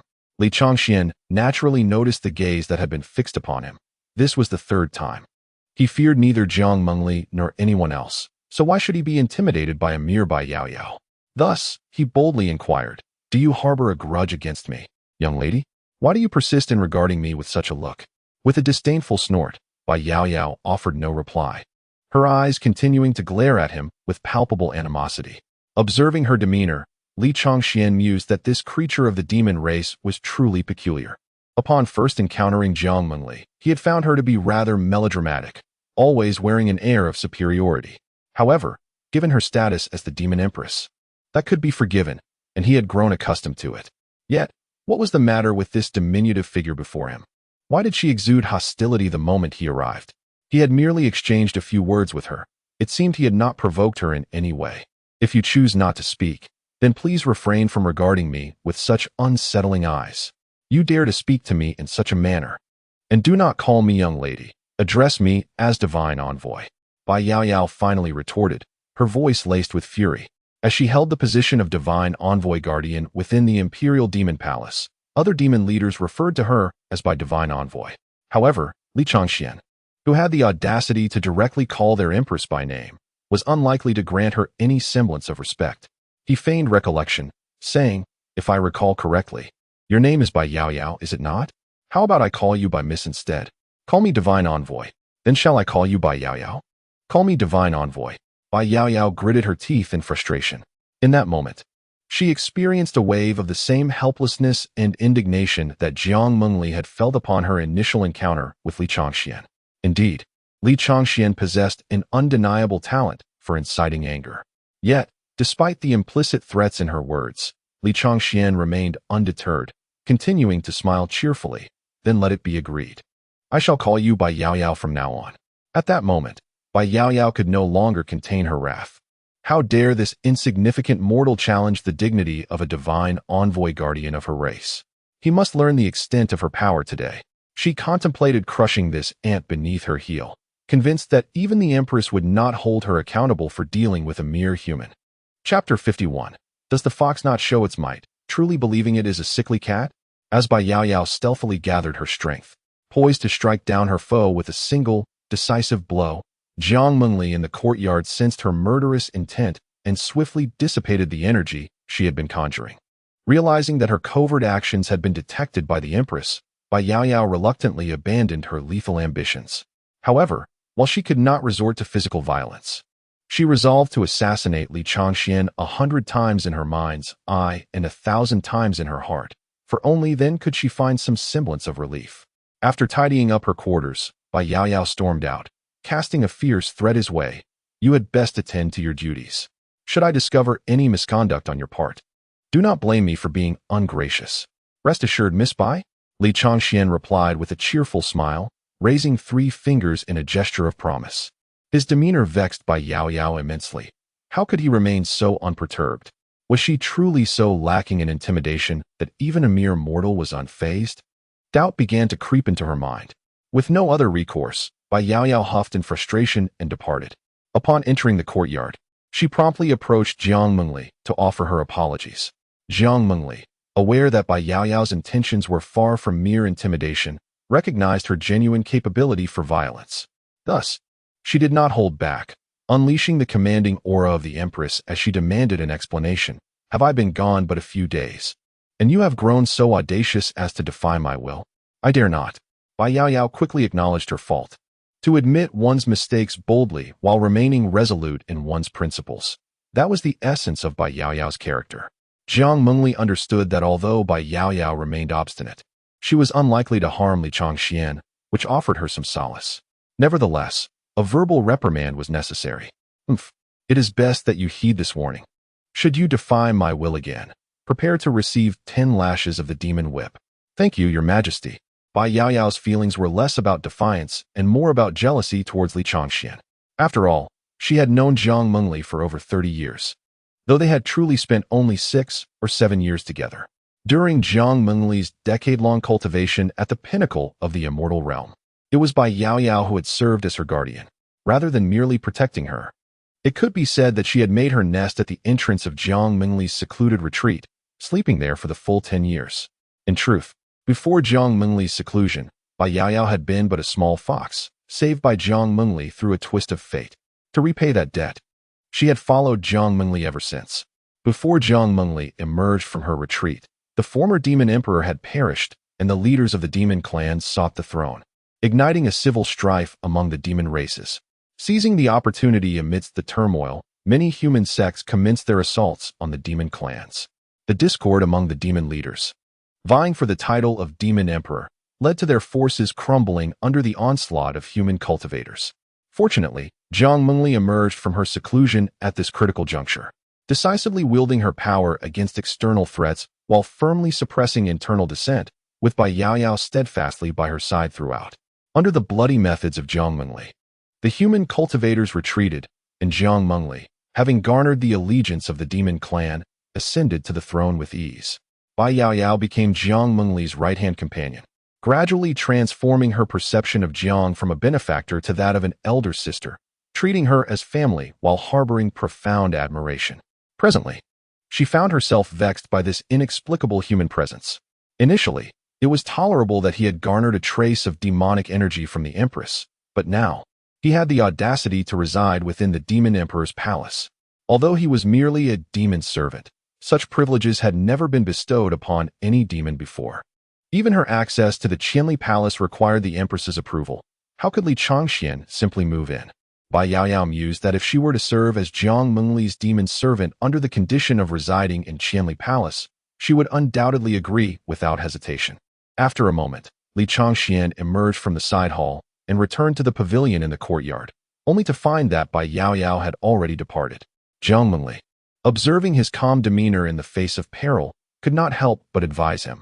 While you are within the Imperial Demon Palace, it would be prudent to temper your disposition. After all, the Empress is present. Li Changxian smiled knowingly. That's good to know. Not everyone possesses the same fortitude as I do. One should be cautious to avoid untimely demise. Jiang Mengli regarded him with a proud expression. In truth, Li Changxian had already perceived Bai Yaoyao's intent to strike and was waiting for Jiang Mengli to intervene, but he had not anticipated being seen through. Unabashed, he suggested, why not simply issue a decree forbidding others from attacking me? It would save us all this trouble. Jiang Mengli, upon hearing this, merely smiled seductively and replied leisurely. What is your station? Merely a lowly demon servant. On what grounds should others refrain from harming you? Even if I were to issue a command, would the leaders of the various demon clans heed it? It is already a considerable grace that I can spare your life. Should you not be profoundly grateful to me? Jiang Mengli's rationale for such arrangements was indeed sound. Otherwise, allowing a mere mortal to dwell within the Imperial Demon Palace would undoubtedly provoke discontent among the clan leaders. His identity as a demon servant would alleviate suspicion. More importantly, Jiang Mengli relished the thought of witnessing his discomfort, eager to see if he would maintain his lofty demeanor thereafter. Day after day, he appeared unafraid of anyone, yet now, he was reduced to hiding behind her. As for Jiang Mengli's sarcastic jests, Li Changxian had long since grown accustomed to them, as long as he had a place to stay. He had no intention of truly serving her. Soon, night fell, and Li Changxian found himself lost in thought within his chamber when suddenly he heard Jiang Mengli's voice in his ear. Li Changxian, hurry and fetch some water. I wish to bathe. In that moment, he was momentarily taken aback, realizing that this demoness was once again intent on stirring trouble. Hey, Jiang Mengli, Your Majesty, are you still there?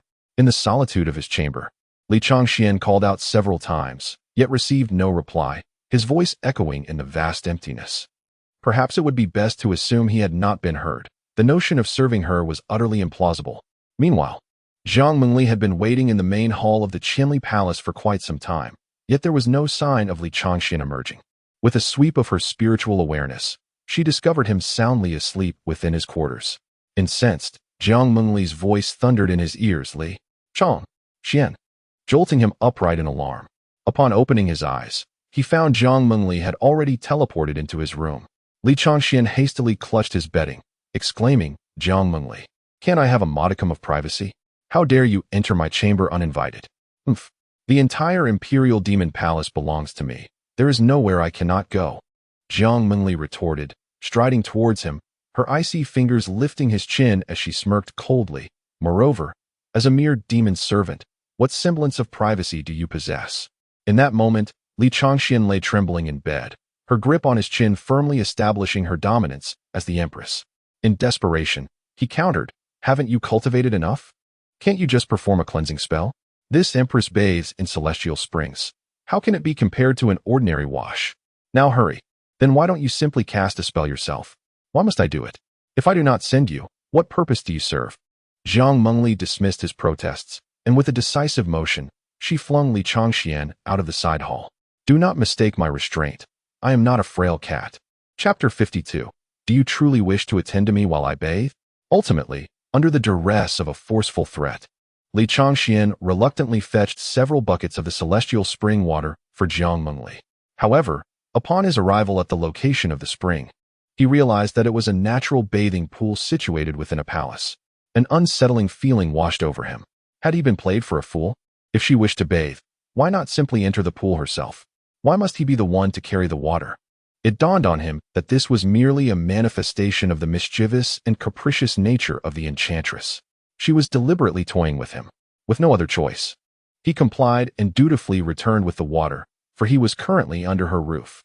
Simultaneously, Li Changxian resolved quietly within himself that after enduring this for a year, he would rise to a position of power over the enchantress. Before long, he had filled the bathing tub in Jiang Mengli's chamber with the ethereal liquid. Meanwhile, Jiang Mengli sat before a dressing mirror, clad in a sheer white undergarment. This delicate attire could hardly conceal her alluring figure, and even with Li Changxian present, she exhibited no signs of modesty. Fortunately, having encountered her form before, he did not react unusually. Is the water filled? May I return to rest now? Li Changxian yawned, his demeanor appearing weary and listless. Jiang Mengli let out a light laugh, her smile radiating charm. You are now my enchanting attendant, naturally. You must assist me in my bathing. At her words, Li Changxian was momentarily taken aback, failing to grasp the full implication of her statement. Once he regained his composure, a jolt of alertness surged through him, banishing his drowsiness. His expression morphed into one of disbelief. Jiang Mengli, are you jesting? What do you think? Jiang Mengli gazed at him with a bewitching look. Li Changxian hesitated for a moment, inwardly acknowledging that she was indeed a vixen, her smile captivating. Subsequently, Jiang Mengli, disregarding his stunned expression, sauntered over to the bathing tub. Noting that he remained frozen in place, she teased, Aren't you going to leave?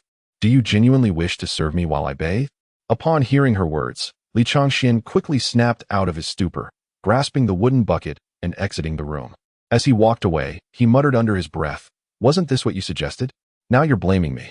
Once he had left, Jiang Mengli couldn't help but smile to herself, feeling an inexplicable joy at witnessing Li Changxuan's flustered state.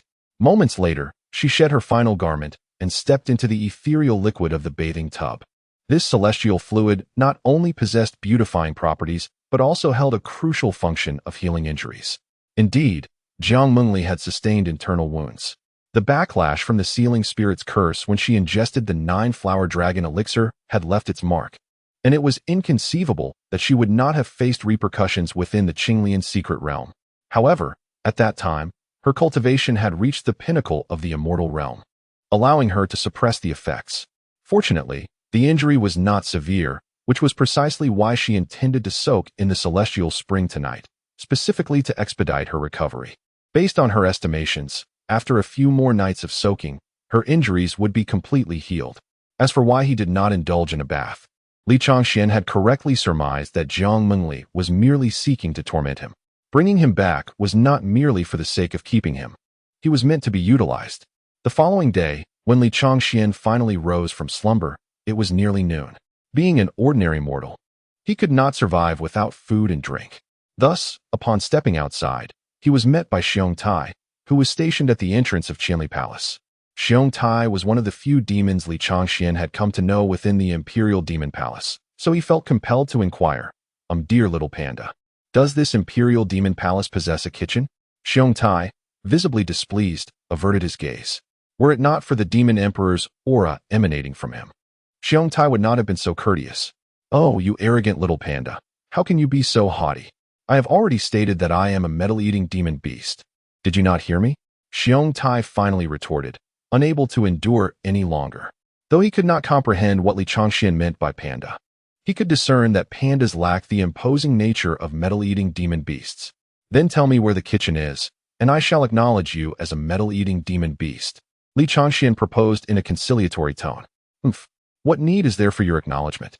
Xiong Tai scoffed, yet he was truly exasperated and eventually instructed a nearby demon soldier. You, take him to the demon kitchen. Thank you. I promise I shall no longer refer to you as Little Panda. Instead, I shall call you Old Iron. The title Old Iron was indeed splendid. Li Changxuan's face lit up with joy as he followed the demon soldier away. Xiong Tai refrained from further comment. After all, Old Iron held far greater gravitas than Little Panda. However, during their journey to the demon kitchen, Li Changxian noticed that the guiding demon soldier remained exceedingly respectful, along with the other demon soldiers they encountered along the way. He found it perplexing, as this was not the first instance.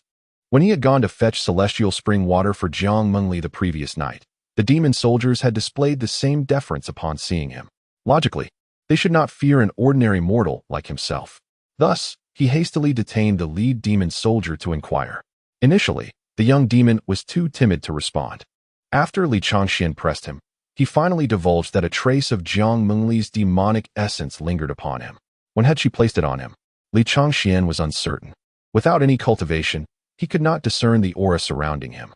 Yet, This revelation made everything clear. No wonder the demons treated him with such respect. Of course, this did not apply to the two exceptional demons. Li Changxian soon grasped Jiang Mengli's intent. It was merely to prevent the demons within the Imperial Demon Palace from taking action against him. It seemed that this demoness held him in quite high regard. She had fulfilled her promise made during their journey to the demon realm. Before long, the young demon soldier led him to the kitchen of the Imperial Demon Palace.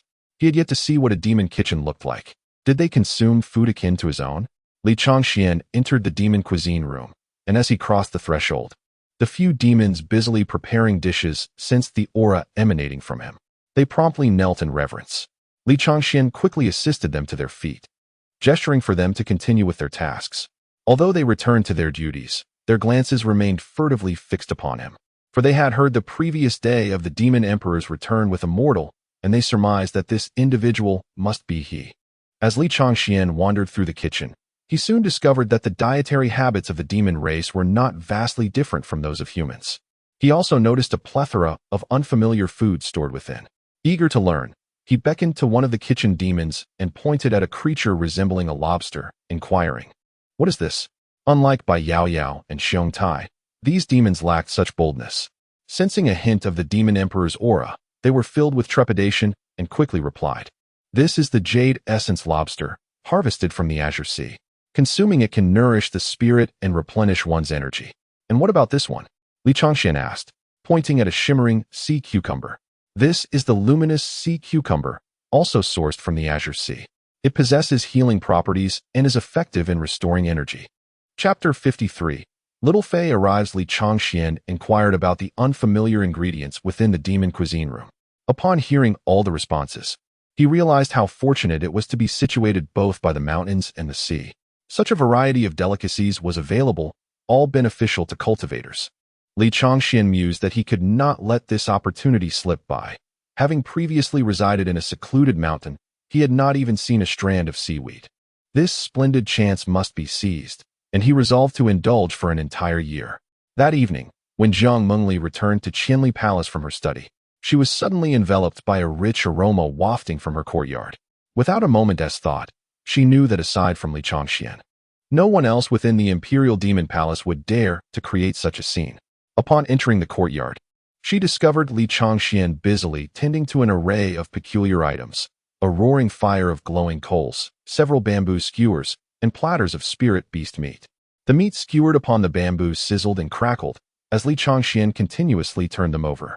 The delightful scent of roasting meat drifted into Jiang Mengli's nostrils, tantalizing her senses. Intrigued, she inquired, "Li Changxian, what is this? An outdoor barbecue? Should I give it a try? It looks delicious." Li Changxian eagerly handed her a skewer of perfectly roasted meat. Jiang Mengli gazed at the unfamiliar dish in his hand. Although the aroma was enticing, its appearance was less than appealing. However, seeing the expectant look in Li Changxuan's eyes, she accepted it. After a moment's hesitation, she opened her petite mouth and took a bite. The moment the flavor graced her palate, her eyes widened in surprise. Having not eaten in a long while, she found the dish remarkably delectable. The last meal she had was a bowl of chicken soup that Li Changxian had prepared on their journey to Qinglian City, and she now felt this dish could rival that exquisite soup. "How is it? Tasty, right?" Li Changxian asked with eager anticipation. While there were barbecues in this realm, none could compare to the methods and seasonings he had brought from Blue Star. "It's decent," Jiang Mengli replied nonchalantly, moving to sit nearby. She would never admit that it was indeed quite good, lest it tarnish her image as the demon empress. At that moment, Li Changxian noticed that Jiang Mengli had changed back into the dark dress she wore when they first met. Uncertain of his own thoughts, he casually inquired, "Jiang Mengli, whatever happened to the flowing fairy skirt I gifted you?" Upon hearing this, Jiang Mengli hesitated for a moment. Then, a glimmer passed through her eyes as if she had seen through something, and she feigned indifference. "I lost it. Such a garment is not worthy of my status." "Oh." Although Li Changxian maintained a facade of indifference, a sense of melancholy crept into his heart, his voice betraying his disappointment. Yet, he quickly reconciled his feelings. It was only natural for Jiang Mengli, as a demon empress, to dismiss such mundane possessions. What a pity, though, for the considerable sum he had spent. Sigh. Li Changxian sighed deeply within. Suddenly, With a serious expression, he expressed his gratitude to Jiang Mengli. Thank you for that thread of demonic energy. He had returned to Qianli Palace tonight specifically to convey his appreciation to Jiang Mengli. Although the demoness had a tough exterior and was somewhat ruthless in her actions, she was rather considerate towards him. Aside from the time he had angered her when exiting the Yoyu forest and received a slap, and the journey to Qinglian City where she had dragged him along, she had provided him with spiritual stones and a strand of demonic energy for protection. While these gestures might seem trivial to Jiang Mengli, they were, for Li Changxian at this moment, a lifeline. Currently, without taking a spirit storage pill, he would struggle to contend with even a minor demon. Seeing Li Changshuan's earnest demeanor, Jiang Mengli was momentarily taken aback. Was this really the Li Changxian she knew? Why was he being so courteous today? Normally, he seemed intent on driving her to exasperation. His serious demeanor was quite unfamiliar to her. If you dare to defy my will again, I shall not hesitate to reclaim what I have given, Jiang Mengli said with a gentle smile. Once something is given, it cannot simply be taken back, especially when it is from the esteemed Empress. Li Changxian chuckled lightly. If she were to reclaim it, his activities within the Imperial Demon Palace would undoubtedly become problematic. Well, if you truly wish to express your gratitude, refrain from inciting my ire and prepare a bowl of chicken soup for me every day, Jiang Mengli suggested, though she found this barbecue quite enjoyable. It could not compare to the allure of that chicken soup from the inn.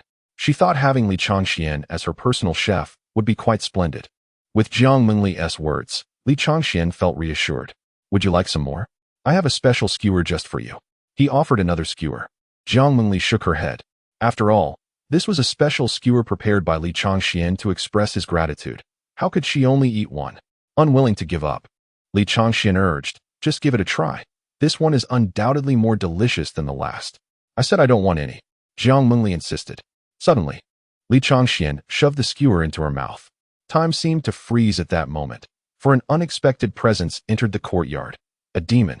Bai Yaoyao walked in and was instantly struck by the sight of Li Changxian feeding the Empress, feeling as though thunder had struck her. The three of them stood in stunned silence. Bai Yaoyao's face was filled with disbelief. How could her Empress, after just 2 months away, have undergone such a transformation? Empress, you must strike him down. Quickly, eliminate this human ant. If he dares to stuff such unknown food into your mouth this time, next time he might go even further. Bai Yaoyao silently cried out in despair. Li Changxian was the first to react, quickly retrieving the skewer. Ahem. Jiang Mengli soon regained her composure, clearing her throat discreetly to mask her embarrassment, and then calmly inquired, Bai Yaoyao, what brings you here? Although her tone remained unperturbed, a faint blush crept onto her delicate face. Upon hearing Jiang Mengli's question, Bai Yaoyao also snapped back to reality. Your Majesty, I have come to fetch the divine spring water for you. It was only after Jiang Mengli's reminder that Bai Yaoyao recalled the purpose of her visit to the Qianli Palace. Earlier in the day, she had overheard a few minor demons discussing how Li Changxian had fetched water for their esteemed Empress the previous night. Upon hearing this, Bai Yaoyao was filled with indignation. Did this not imply that Li Changxian could freely enter and exit the Empress's chambers? Such a notion was intolerable to her. Thus, she felt compelled to undertake the task herself. Yet, to her surprise, upon entering, she was met with the scene from moments ago. No need for that. Let Li Changxian handle it, Jiang Mengli replied nonchalantly, her blush fading away. But Your Majesty, he is ultimately a man. Is it truly appropriate for him to enter the Empress's chambers in such a manner? Bai Yaoyao protested. Fetching water is merely a task for servants. What is inappropriate about him, a demon servant, doing so? Jiang Mengli countered. Bai Yaoyao wished to argue further, but Jiang Mengli vanished from sight, returning to her chambers, leaving behind the lingering echo of her command. Li Changxian, be sure to fetch the divine spring water on time tonight. Chapter 54. The Law of Temptation. Li Changxian. This evening, ensure you procure the water from the celestial spring. Certainly. Li Changxian responded with tranquility, even gesturing an okay towards Jiang Mengli's chamber. Unlike the previous night, he did not exhibit any reluctance. Even without the threat of force, he willingly acquiesced. After all, he was indulging in the exquisite delicacies of the mountains and seas, and Jiang Mengli had even bestowed upon him a fragment of demonic essence. He felt that engaging in these minor tasks was hardly a loss. However, this infuriated Bai Yaoyao, who thought to herself, how could my Empress be so accommodating? And what of Li Changxian? Thus, she regarded him with the same seething glare as the day before, wishing fervently to devour him whole. Li Changxian, feeling the icy gaze from Bai Yaoyao, nonetheless greeted her with a smile. Lady Bai, would you care for a skewer? Humph. Bai Yaoyao huffed disdainfully. Li Changxian, wishing to entice her further, picked up a skewer only to realize it was the very piece he had just offered to Jiang Mengli. The roasted meat glistened enticingly, leaving him uncertain whether the sheen was oil or the lingering essence of the demoness. He could not help but swallow hard. Resigned, he placed the skewer onto a nearby plate and picked up a small fan, directing a gentle breeze towards Bai Yaoyao. The aroma of the grilled meat wafted through the air, infiltrating her nostrils. Bai Yaoyao, a known glutton, had never encountered Li Changxuan's culinary skills from the Blue Star. Now, upon catching the scent of the barbecue, her resolve weakened, her mouth watering profusely. Stealing a glance at the delicacies being grilled over the coals, she surreptitiously swallowed again. How infuriating! This detestable human dares to use her weakness against her. Humph! Bai Yaoyao vowed silently that even if she were to leap from the Imperial Demon Isle, she would never partake of a morsel crafted by a mere mortal. Li Changxian, observing her subtle salivation masked by an air of defiance, recognized her as a little glutton. Thus, he took a skewer, savoring a few bites in her presence, audibly smacking his lips. Oh my, how delectable! Before long, Bai Yaoyao's previously hostile expression began to transform under the influence of the enticing aroma, shifting towards longing. Seizing the opportunity, Li Changxian pressed on. Lady Bai, would you care for a taste? It's truly delightful. At his words, Bai Yaoyao's longing gaze morphed into suspicion. What exactly are you plotting? Li Changxian, exasperated, shrugged his shoulders in explanation.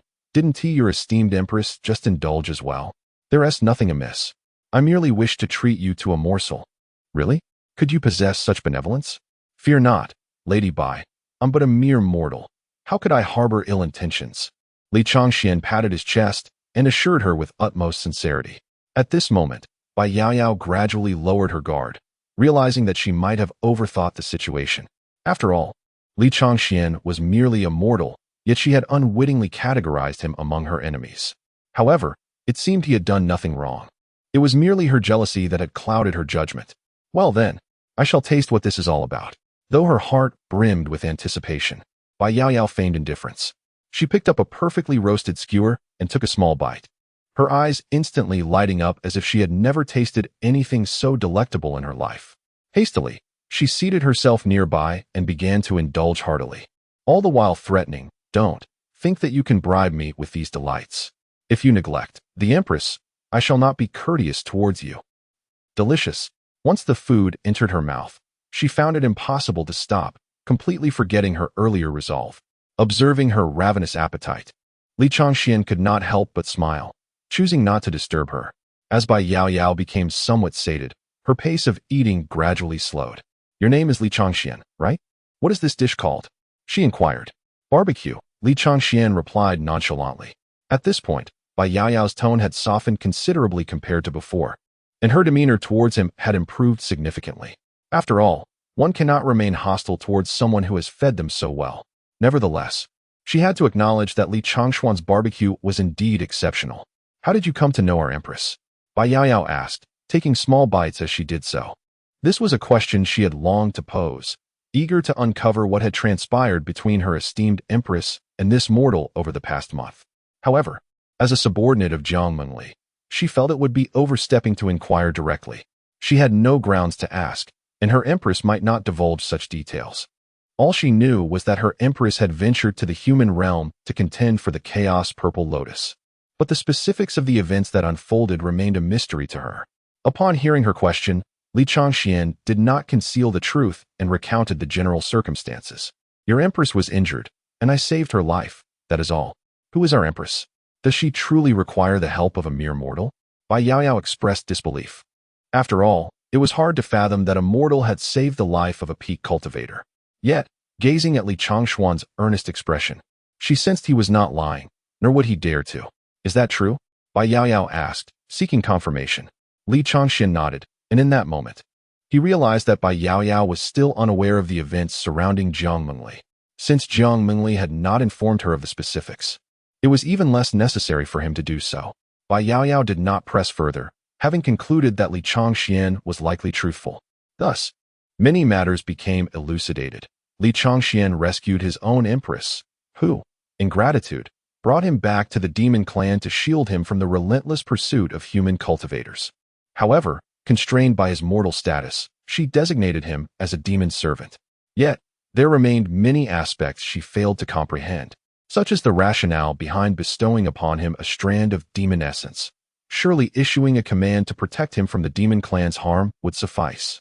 Furthermore, why was he granted residence in the side hall of Qianli Palace? Surely, she herself did not enjoy such privileges. While Bai Yaoyao was lost in contemplation, Li Changxian re-emerged from the courtyard, brandishing a skewer of grilled delicacies. Outside the courtyard, several individuals were drawn by the mouth-watering aroma of his barbecue, their stomachs rumbling in anticipation. "Hey there, allow me to treat you to something delightful." As Li Changxian stepped beyond the courtyard gate, he promptly thrust several skewers into the hands of the vigilant Xiong Taizhou. Before Xiong Taizhou could fully register the unexpected gesture, Li Changxian had already returned, leaving behind a casual remark, "No need for thanks." Xiong Taizhou, gazing at the unfamiliar yet enticingly prepared food in his hands, felt a wave of trepidation under the eager stares of his subordinates. After a moment of inner conflict, he ultimately decided to share the treats. Soon, the air outside the courtyard was filled with continuous exclamations of delight. "Commander Xiong, this is truly exquisite. Oh my, it's absolutely delectable." Chapter 55. An unexpected encounter at the spring pool. As Li Changxian returned to the courtyard, he found Bai Yaoyao preparing to depart. Upon his approach, she immediately donned a fierce expression and threatened, "You had best not let me discover any offenses or transgressions against Her Majesty the Empress, or I shall not hesitate to retaliate, even if you bear her." However, compared to before, the hostility in her tone had significantly diminished. Li Changxian mused that the recent barbecue had not been in vain, as it had helped to cultivate a better relationship with the two most antagonistic in the Imperial Demon Palace. "Rest assured, Miss Bai, given your Empress's temperament, if I truly were such a person, it would hardly be your place to intervene." "Humph, it had better be so." Though Bai Yaoyao spoke with bravado, a flicker of doubt crossed her mind. She distinctly remembered that upon the Empress's return yesterday, Li Changxian had audaciously uttered her full name. Had anyone else dared to show such disrespect, they would have been swiftly dealt with. Yet yesterday, nothing had been said. She felt that Li Changshuan's final remark remained uncertain. Soon after, Bai Yaoyao vanished from the courtyard. Following her departure, Li Changxian tidied up and, as he had done the previous night, went to the spring pool to fetch water. He then returned to Qianli Palace and knocked on Jiang Mengli's chamber door. "Come in." Jiang Mengli's voice drifted softly from within. Before long, after several trips back and forth, Li Changxian filled the bathing tub. Thinking he had fulfilled his task, he intended to take his leave. "Wait." A gentle voice halted his steps. "What is it? Do you require anything else from me?" Jiang Mengli furrowed her brows, suddenly realizing how much Li Changxian had changed this evening. Hadn't he previously been thrown out and threatened with force? Now he was accommodating her requests, which felt rather unusual to her. "Pour out the water. I no longer wish to bathe." Li Changxian paused, recognizing that her capricious nature had resurfaced. What to do? What else could he do but comply with her wishes? After all, she had shown him kindness. Tonight, feeling somewhat benevolent, he decided to express his gratitude. Since she disliked barbecued food and there was no time to prepare chicken soup, he would indulge her whims this evening, even if he was aware she was teasing him. Thus, Li Changxian complied and poured out the water from the bathing tub, while Jiang Mengli observed in silence. She pondered how he could be so compliant. Despite her blatant teasing, she couldn't believe he hadn't perceived it. To her surprise, he still obediently followed her command. "Humph, this is hardly entertaining. You're free to go," Jiang Mengli said, feeling a hint of frustration as Li Changxian completed his task. Now that he was no longer opposing her, she found herself somewhat unaccustomed to the change. Once outside, Li Changxian caught a whiff of his own scent. "Oh dear, the aroma of barbecue clings to me. I've become thoroughly marinated. It seems I must also indulge in a bath, yet I cannot employ any cleansing technique." However, upon returning to my chamber, I recalled that bathing necessitates fetching water. I thought it wiser to head directly to the bathhouse, thus sparing myself the inconvenience of running back and forth. So, Li Changxian took a fresh set of garments and made his way to the bathing pool. This new attire was delivered by Jiang Mengli's servant, and indeed, its quality and fabric were vastly superior to what he currently wore. After a brief moment, Li Changxian leisurely stepped through the entrance of the Immortal Spring Bathhouse. At that moment, a few happened to pass by and spotted him entering the hall. Isn't the Immortal Spring Bathhouse the exclusive bathing chamber of the Empress? How could a man enter? You see, he is a personal brought back by they, who has not only acquired a trace of the Empress's ethereal energy, but also resides in the side hall of Qianli Palace. He must be here to fetch water for the Empress. Let us hasten our steps to avoid an encounter. Is that so? Yet I do not see him carrying a bathing bucket. Rather, it seems he intends to. Oh, come now. Why are we worrying about this? All right, fine. Inside the Immortal Spring Bathhouse, a sense of utter relaxation enveloped Li Changxian as he submerged himself in the warm, natural spring. He stretched his spine, feeling the tension ease away, and thought to himself, indeed, the Empress knows how to indulge. This bathing experience was unlike any other. Though he was unaware of the spring's specific properties, the warmth enveloped him entirely. Not only did it soothe the surface of his skin, but it also relaxed his meridians, limbs, and bones into a state of profound comfort. Thus, in this tranquil environment, the weary Master Li inadvertently drifted into slumber. After approximately a quarter of an hour, another graceful figure approached the exterior of the Immortal Spring Bathhouse. Jiang Mengli's intention for bathing extended beyond mere physical comfort. It was also to heal from the backlash of the. Thus, her earlier reluctance was merely a ploy to provoke Li Changxian. She arrived at the bathhouse with the resolve to soak in the spring. Without further thought or a scan of the interior with her spiritual awareness, she boldly pushed open the door, assuming her exclusive bathing chamber would be unoccupied, as none had ever dared to intrude. The immortal spring pool within was expansive, shrouded in a haze of steam and ethereal energy. Li Changxuan's head was entirely submerged beneath the veil of mystical water vapor, and thus Jiang Mengli did not notice the presence of another in the vicinity of the pool. She first raised her hand to cast a protective barrier, and then the sound of rustling filled the air. Should Li Changxian open his eyes at that moment, he would behold a figure of exquisite beauty, with skin as flawless as jade and a silhouette so enchanting it would quicken his very blood. With elongated and fair legs, akin to the exquisite jade of mutton fat, delicate arms gracefully concealed the ample form of a voluptuous beauty. A cascade of silvery hair, smooth and lustrous, shimmered softly in the light. All of this was unadorned by any fabric or veil. Suddenly, with a splash, that enchanting figure, capable of captivating his very soul, vanished beneath the surface of the bath. Li Changxian showed no signs of awakening. After a moment, Jiang Mengli gently brought her fingers together, tenderly scooping the celestial water to pour over her delicate limbs. Her hair, styled in twin buns, resembled clouds, while her complexion, like jade, glowed softly. Her graceful demeanor exuded elegance, as snow-like adornments sparkled against her golden attire. The water splashed, creating a rhythmic melody that danced in Li Changxuan's ears, both intermittent and soothing. At the sound, he finally stirred from his slumber, his drowsy eyes fluttering open. In a haze, he realized he had dozed off in the hot spring. But what was this incessant dripping sound? No, there was someone else. In an instant, clarity returned, and he instinctively rose to a half-sitting position. A voice broke through the mist, followed by a head emerging from the vapor. Their gazes met, and for a moment, they were both taken aback, remaining in stunned silence for what felt like an eternity. Chapter 56. Will you hold me responsible? In an instant, a celestial visage appeared in Li Changxuan's eyes. Beneath the steam of the hot spring, Jiang Mengli's ethereal beauty flushed ever so slightly. Her eyes, like clear pools, sparkled with clarity. Her delicate brows were finely etched, and her silvery hair cascaded like a waterfall, rippling in the hazy glow of the water. On her exquisitely unearthly face, an unparalleled beauty, seemingly out of this world, blossomed. Her fair complexion, smooth as snow, and her enchanting eyes brimmed with the essence of autumn waters, revealing a hint of bewilderment. Bewilderment? Upon regaining his senses, Li Changxian unconsciously cast a glance beneath her graceful neck. As white as porcelain, fortunately, the hot spring was deep enough that even with Jiang Mengli's tall stature, only two pristine orbs were revealed. Yet, even with that fleeting glance, Li Changxian A sword immortal with a decade of mastery, realized the impossibility of his grasp. At this moment, Jiang Mengli gazed back at him, momentarily forgetting her peak cultivation, her mind stalling in shock.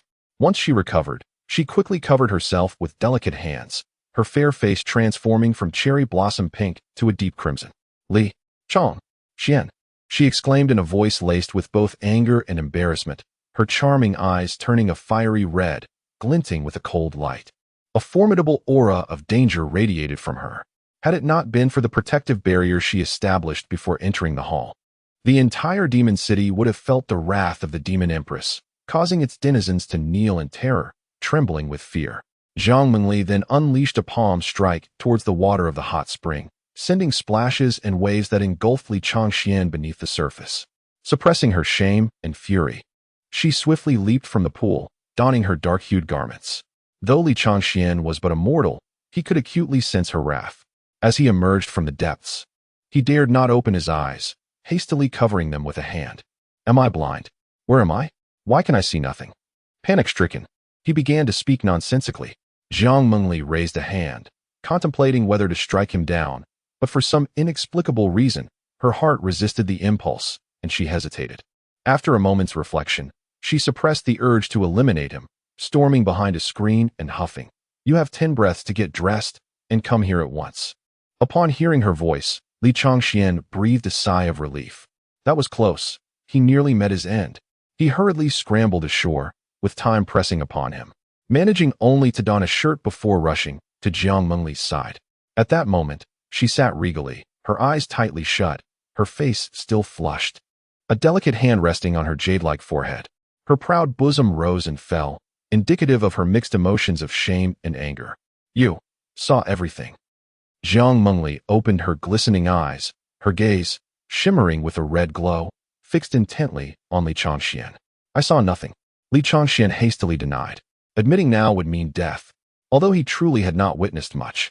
To be candid, I would not harm you. Perhaps it was a test, or perhaps sincere. Jiang Mengli inquired once more. Will you keep your word? Humph. When have I ever broken a promise? After receiving assurance, Li Changxian did not hesitate long and confessed. I truly did not see anything. You are aware of how deep that bath is, aren't you? Why did you not speak when I entered? Did you not see anything at that moment? I was asleep, otherwise. I had no reason to come out later, would I? Li Changxian scratched his head, feeling somewhat embarrassed. Who permitted you to bathe in the Immortal Spring Palace? Are you not aware that this is my exclusive bathing pool? I did not know. Li Changxian protested earnestly. He then muttered softly, Moreover, you never informed me. Upon hearing this, Jiang Mengli's expression turned cold. Yet, after a brief moment, she reflected that Li Changxian was not entirely incorrect. It was also her fault for neglecting to sense the atmosphere upon entering, naively assuming that no demons would dare intrude upon the Immortal Spring Palace. Forgetting that she had brought back an extraordinary person. Considering he truly had not seen much, perhaps she could let him off this time? Suddenly, Jiang Mengli's countenance changed. She was astonished at herself for harboring such thoughts. Why was she becoming increasingly lenient with him? She was uncertain of her own feelings. Had it been anyone else committing the same act as Li Changxian, they would have perished countless times over. However, since encountering Li Changxian, she seemed to have transformed significantly, yet only in relation to him. Now, sharing a pool with him, if it were anyone else, they would have had no chance to speak, simply reduced to ashes. Although she felt anger, she found that her heart was more filled with shyness, which caused her to hesitate in taking action. She was still unclear about her own state. Could this be a side effect of the Tai Xian forbidden technique? Could it influence one's character? Yet, why was it the same with others? She could not fathom it, and chose not to dwell further. After a period of self-persuasion, Jiang Mengli resolved that it would be prudent to administer some form of punishment. Otherwise, she would truly be indulging him, and who knows, he might one day dare to ride atop her head. Even so, having intruded upon my bathing pool and seen me, what do you think should be done? Jiang Mengli implied that he should contemplate a suitable punishment himself.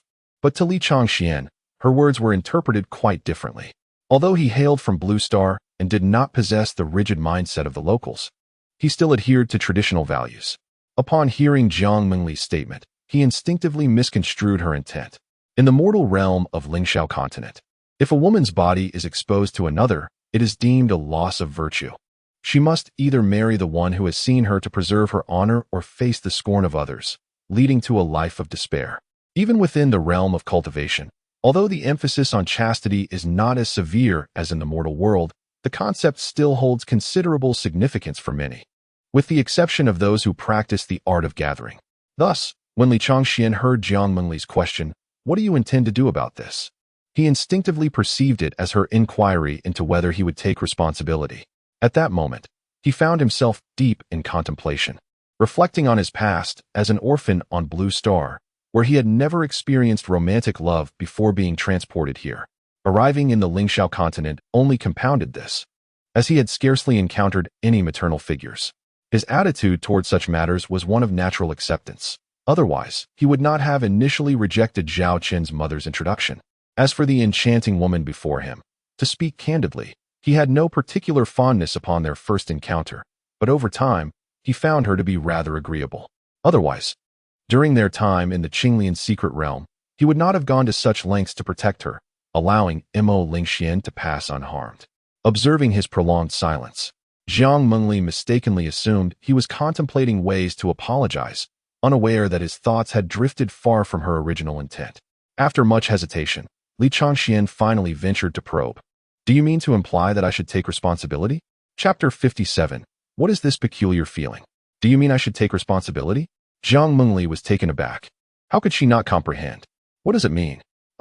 Li Changxian hesitated for a moment, feeling somewhat uneasy about asking, as it made him seem like a heartless man. However, he thought it prudent to seek clarity. "Are you implying that I should be responsible for you?" Initially, Jiang Mengli was perplexed, wondering what responsibility meant. Upon regaining her senses, it seemed she understood, and her face flushed crimson. "Li Changxian, do you even realize what you are saying?" Jiang Mengli exclaimed, her cheeks burning with indignation. Upon hearing her words and seeing her flustered expression, Li Changxian instantly grasped that he had misunderstood the situation. Thankfully, he had inquired further, otherwise, it would have been quite awkward. He patted his chest in relief. My apologies, if that is not the case, then I must have been mistaken." Jiang Mengli, however, was immediately displeased. "What do you mean by if that is not the case? Does Li Changxian not find me worthy?" In an instant, her demeanor shifted, and she angrily retorted, "You better clarify what you mean by if that is not the case. Am I not worthy of you? How absurd. No. What I meant to say is that the esteemed Empress possesses unparalleled beauty, and I am but a mere mortal, unworthy of your grace." Li Changxian hastily offered his flattery, fearing that his future days could become quite uncomfortable. Upon hearing this, Jiang Mengli's expression softened slightly. However, she dared not allow Li Changxian to choose his words freely.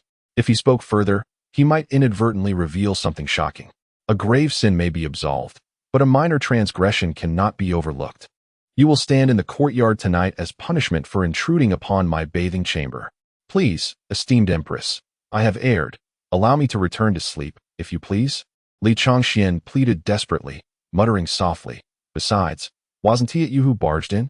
Jiang Mengli seemed not to hear his quiet murmurs, instead gazing at him with an alluring smile. "Very well, if you are not to be punished, then." "Really?" Jiang Mengli suddenly rose, gracefully walking to stand before Li Changxian, and with a charming smile, said, "Of course, but your two eyes may not remain intact." Her seductive gaze locked onto his. "In that case, I shall accept the punishment." Li Changxian quickly realized, stammering softly, "I didn't see much, after all. Since you are to be punished, then hurry along." Jiang Mengli chided him playfully, striking him with a palm that sent him flying. Li Changxian quickly stood up and hurried back to the courtyard. Fortunately, Jiang Mengli had restrained her strength. The blow only caused superficial pain, and he did not suffer internal injuries or bleed. By the time Jiang Mengli returned to the Qianli Palace, Li Changxian was already standing in the courtyard. "Should this emperor discover any signs of your idleness, brace yourself for an additional 10 days of standing." After uttering these words, Jiang Mengli stormed back to her chamber, her fury palpable. As the hours swiftly passed into the midnight hour, Li Changxian found himself shivering from the biting cold. The imperial demon city, perched by the sea, became increasingly frigid as night fell. Being merely immortal and clad in but a single layer of undergarment, it was no surprise he felt the chill keenly. Nevertheless, his mind wandered elsewhere. It was precisely due to the cold that his drowsiness diminished, and his thoughts often drifted back to the earlier events. The mere recollection of certain pale, delicate things would ignite warmth within him, providing a modicum of comfort against the biting wind. Moreover, he sensed that Jiang Mengli had been excessively kind to him, even if his own thoughts veered toward the improper. In accordance with the customs of the cultivation world, an incident such as the one that just transpired, regardless of misunderstandings, would typically result in dire consequences for a mortal at the hands of a cultivator. After all, she was a ruthless demon emperor, unflinching in the face of death. In the depths of the silent domain forest, a mere embrace had warranted a slap from her. Yet now, she seemed content with a mere token punishment. He couldn't dismiss the notion that she might feel indebted to him for saving her life. However, this reasoning felt tenuous, for during their time in the Qinglian secret realm, she had willingly sacrificed a petal from the precious Yunyu Qinglian flower to save him. Such a treasure, for which countless cultivators would vie fiercely, she had used on him without hesitation, later bestowing him with demonic energy for protection. And now resorting to only a slight reprimand. He began to wonder if the demoness had developed feelings for him. This line of thought would at least provide a semblance of explanation. When he misinterpreted Jiang Mengli's intentions earlier, he pondered the possibility that if he had not been mistaken, if she truly expected him to take responsibility, he would certainly not be averse to it. It was not out of a desire for comfort or a sense of obligation. Yet the reason eluded him. Even he was unaware that his feelings for Jiang Mengli had transcended mere friendship. As Li Changxian trembled in the courtyard, Jiang Mengli remained wide awake indoors. Though she was not accustomed to sleep, her insomnia tonight was due to a different concern. After returning from the bath, an unsettling anxiety gripped her, believing it to be worry over the aftereffects of the supreme forbidden technique. She hastily retrieved all the ancient demonic texts from the Imperial Demon Palace. At that moment, numerous jade slips whirled around her, each inscribed with knowledge. To enhance her efficiency, Jiang Mengli unleashed her spiritual consciousness, navigating through the slips in search of information regarding the Taishan sect. As her consciousness traversed each slip, the information would swiftly materialize in her mind. Finally, after sifting through countless slips, she stumbled upon one that chronicled the Taishan sect. Jiang Mengli began to read it slowly. The essence was straightforward. The Taishan sect, evolved from the Xianyi sect, emerged in ancient times when ferocious beasts ravaged the land, bringing calamity to humanity. Thus, a group of cultivators arose, refining the spiritual essence of heaven and earth. Capable of soaring through the void and splitting mountains and rivers, these were the primordial practitioners of cultivation. In their valiant efforts to combat the ferocious beasts, they united in collaboration, enduring tremendous sacrifices before finally subduing the ancient monstrosities, restoring peace to the realm.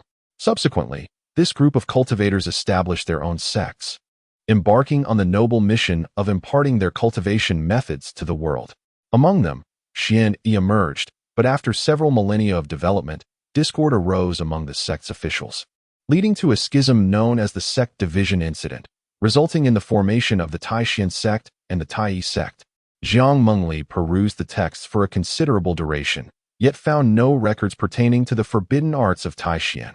With a tinge of desperation, she clung to a slender hope and continued to read the remaining content. Upon reaching the final passages, her countenance brightened with elation, for she indeed uncovered references to the forbidden techniques of Taishan. The jade slip revealed that the Taishan forbidden arts were initially devised to combat the ancient beasts. Yet those deemed excessively brutal were classified as forbidden techniques. Among these was the spirit sealing seal, which required the practitioner to perform a blood sacrifice. The greater the number of sacrifices, the more formidable the power unleashed. However, the sole drawback was that the essence and souls of the sacrificial individuals would be completely consumed by the array, leaving no chance of survival, which was why it was designated as a forbidden art. Upon completing her reading, Jiang Mengli discovered that those who invoked the spirit sealing seal would suffer a total loss of their cultivation without any lingering repercussions, with no mention of any impact on their psyche. She sighed in relief, grateful for the absence of aftereffects. Yet a new perplexity arose within her. What was the nature of the peculiar feelings she harbored for Li Changxian? Chapter 58, The Nature of the Fox Clan. In gratitude the following day, Jiang Mengli had not slept a wink. As dawn broke, she stepped out of her chamber and beheld Li Changxian in the courtyard. His eyelids fluttered incessantly, resembling two candles on the verge of extinguishment, swaying precariously in the wind. Upon hearing the door creak open, Li Changxian jolted awake, and upon setting his gaze upon Jiang Mengli, an involuntary expression of sorrow flickered in his eyes. "Have you found relief after standing all night?" Jiang Mengli refrained from responding. In truth, she had not been particularly angry. By the time he emerged from the bath, her ire had dissipated, replaced instead by a sense of indignation that had prompted her to impose the punishment of standing. Noticing her silence, Li Changxian mused that she must have found solace, for otherwise, she would surely have denied it vehemently. "Your Majesty, may I take my leave now?" he inquired. Jiang Mengli offered a slight nod in response. Instantly, Li Changxian felt a wave of relief wash over him, dragging his weary body, his half-closed eyes barely able to stay open. He staggered towards the side hall, without uttering a word of farewell. Jiang Mengli, accustomed to his behavior, found nothing amiss in his actions. On his way back to his chamber, Li Changxian coughed a few times. Once he entered his room, he collapsed onto the bed, surrendering to slumber. Subsequently, Jiang Mengli proceeded to the Imperial Library to attend to matters concerning the Demon Clan. The governance of the Demon Clan diverged greatly from that of mortal kingdoms. There was no need for court sessions as mortals observed. In the realm of demons, the Demon Emperor presided over myriad demons, while various demon tribes were under the jurisdiction of their respective demon kings. In times of peace, the demon kings meticulously managed affairs within their territories. They would report the status of their realms to the Imperial Demon Palace at designated intervals, allowing the Demon Emperor to make informed decisions. Unless confronted with significant issues within the Demon Clan or summoned by the Emperor, the Demon Kings would not venture to the Imperial Palace casually. Thus, the Imperial Demon Palace was not overly populated. Jiang Mengli's daily responsibilities primarily involved addressing the petitions submitted by the various Demon Kings, tasks which she found not overly challenging. However, today, she appeared somewhat distracted. Although her eyes were fixed on the written reports, her thoughts galloped wildly, wandering uncontrollably elsewhere. Even Bai Yaoyao, who attended to her, sensed something amiss with Jiang Mengli and, filled with curiosity, could not resist asking, "Is there something weighing on your Majesty's mind?" Startled by Bai Yaoyao's voice, Jiang Mengli hastily returned to the present. After pondering for a moment, she deemed it harmless to inquire of Bai Yaoyao, for she herself was equally perplexed. "Bai Yaoyao, do you perceive any changes in me since my return?" Bai Yaoyao, upon hearing this question, scrutinized Jiang Mengli intently. She then endeavored to recall the Jiang Mengli of 2 days prior, searching for any discernible differences. Yet, she felt there was nothing particularly altered. Suddenly, her eyes sparkled, as if she had recalled something of great significance. A faint smile graced her lips as she exclaimed, "Indeed, the Empress has returned even more enchanting than before." Jiang Mengli, who initially wore an expression of anticipation, saw that look vanish the moment she heard this response. With a hint of resignation, she replied, "That is not what I meant regarding her transformation. What about other aspects?" Bai Yaoyao's expression darkened. She raised her hand to gently pinch her chin, feigning contemplation, and after a moment of reflection, she said, "Yes." Upon returning to the Imperial Palace, the Empress surprisingly donned a white gown, having followed her for over 30 years.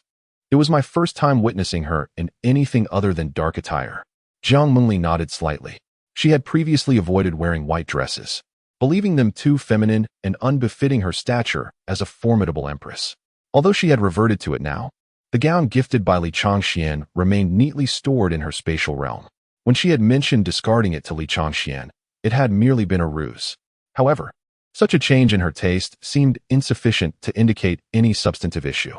"Is there anything else?"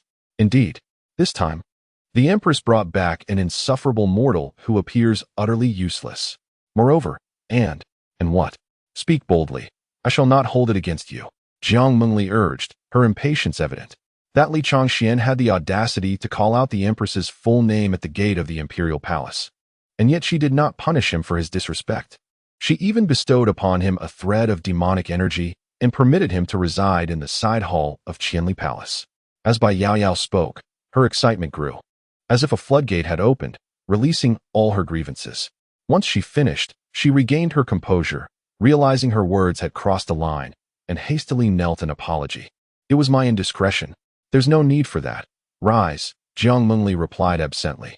The concerns Bai Yaoyao had raised seemed quite reasonable to her before. She had not blamed Li Changxian for calling her name out of habit. Granting him demonic energy was merely a means of safeguarding his life, and allowing him to stay in the side hall was due to his status as her personal demon attendant. Yet, now, after Bai Yaoyao's remarks, these actions appeared increasingly unjustifiable, as if she had no reason to treat him with such leniency. Yet, she was at a loss to understand her own motivations, having acted unconsciously in such a manner, and solely towards him. Do you know why I would behave in such a way? Bai Yaoyao gasped in surprise, not expecting that even the Empress herself was unaware of the reason. She began to ponder anew. In Bai Yaoyao's eyes, the Empress bore the weight of countless demon clans, wholly devoted to her cultivation. With over 30 years of insight into her character, Bai Yaoyao was certain that the Empress's resolve was unyielding and that she could not possibly be enamored with that mortal. Moreover, there exists a profound disparity between the realms of immortals and mortals. Furthermore, the Empress is the sovereign of all demons, while Li Changxian is merely an ordinary human. Thus, only one possibility remains. She inquired about the Empress's connection to Li Changxian and the events that transpired over the past 2 months just last night. Given the peculiarities surrounding this situation, it appears that the Empress harbors deep sentiments and values gratitude, seeking to repay a debt of kindness. I heard last night that Li Changxian had saved the Empress, did I not? Jiang Mengli nodded, remaining noncommittal, seeing the consensus from both sides. Bai Yaoyao grew increasingly convinced of her hypothesis and, without hesitation, responded, "This indicates that the Empress values gratitude. She must be repaying his life-saving grace." Upon hearing her words, Jiang Mengli felt a twinge of confusion. Is it truly so? Witnessing the perplexity upon the face of her esteemed Empress, Bai Yaoyao continued to elucidate. The Empress is well aware that our Fox Demon clan places immense importance on gratitude, especially when it pertains to saving a life. Although the Empress possesses the bloodline of the celestial fox and is not an ordinary fox demon, she remains of the fox lineage and thus embodies that inherent nature. Her actions are undoubtedly in gratitude.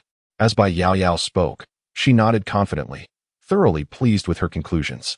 She mused to herself, "What a little genius I am. I have unraveled the Empress's morning perplexities in mere moments, truly deserving of being the Empress's right-hand confidant." A proud expression unconsciously graced Bai Yaoyao's face. Conversely, Jiang Mengli, contemplating her remarks, felt a flicker of understanding, as if grasping a profound truth.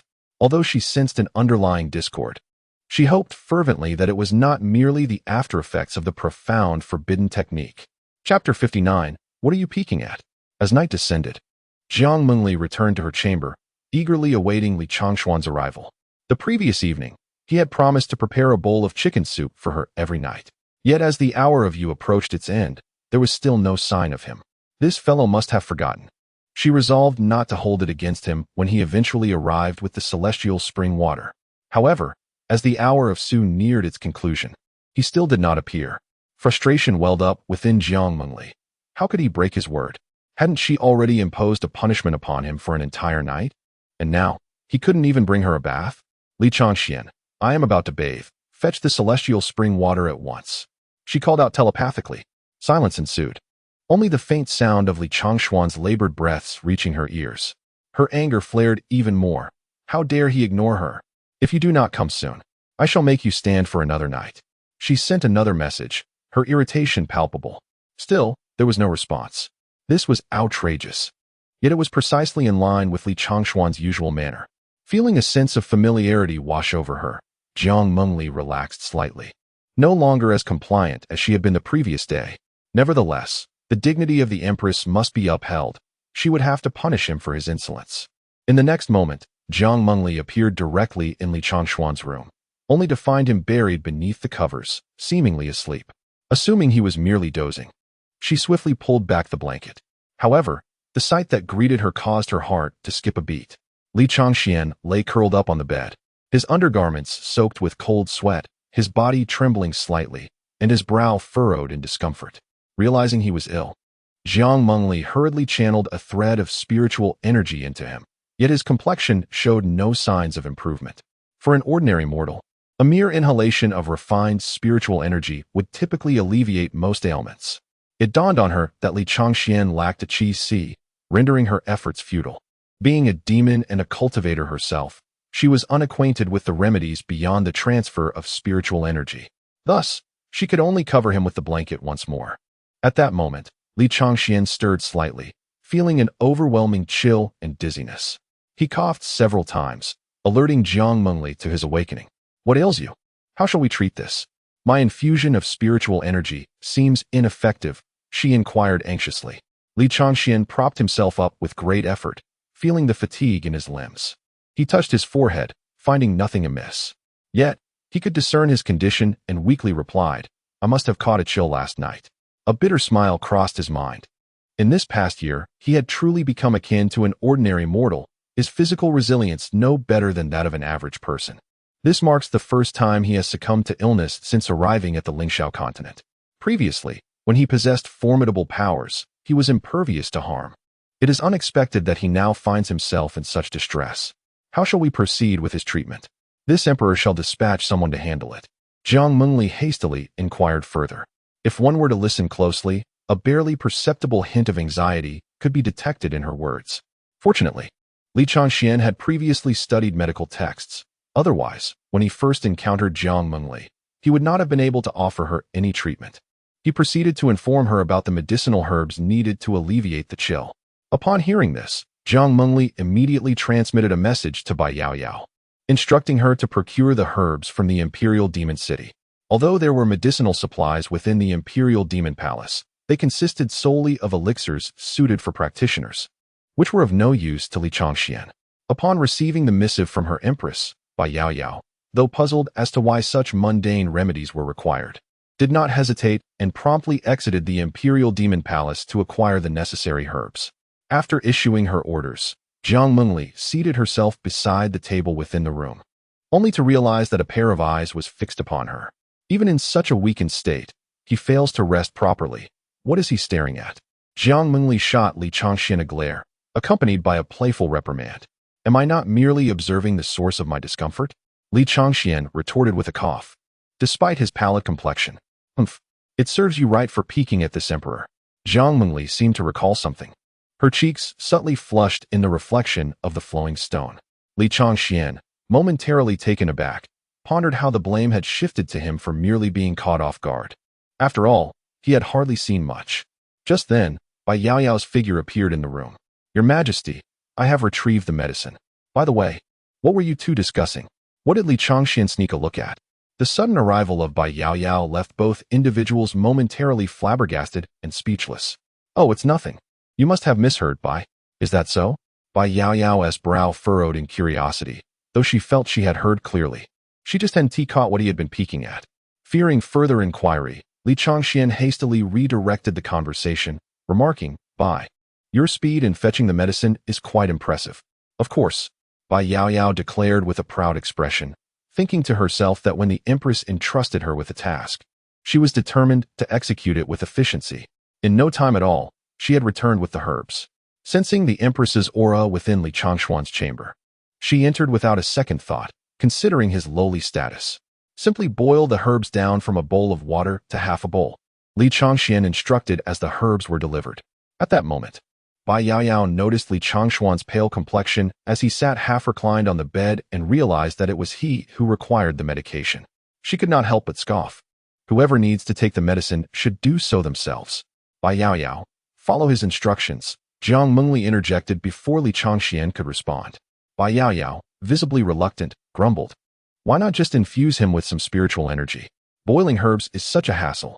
He lacks the composure of a true master, and spiritual guidance proves futile. You must hasten. So it is, I find myself feeling a touch of pity for you.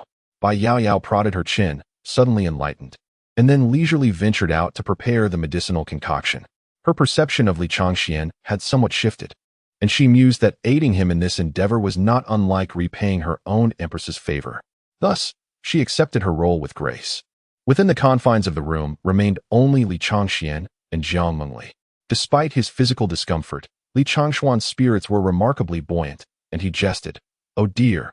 It seems the esteemed Empress must now undertake a journey to the Celestial Spring Palace, and alas, my ailment will not be resolved in a mere few days.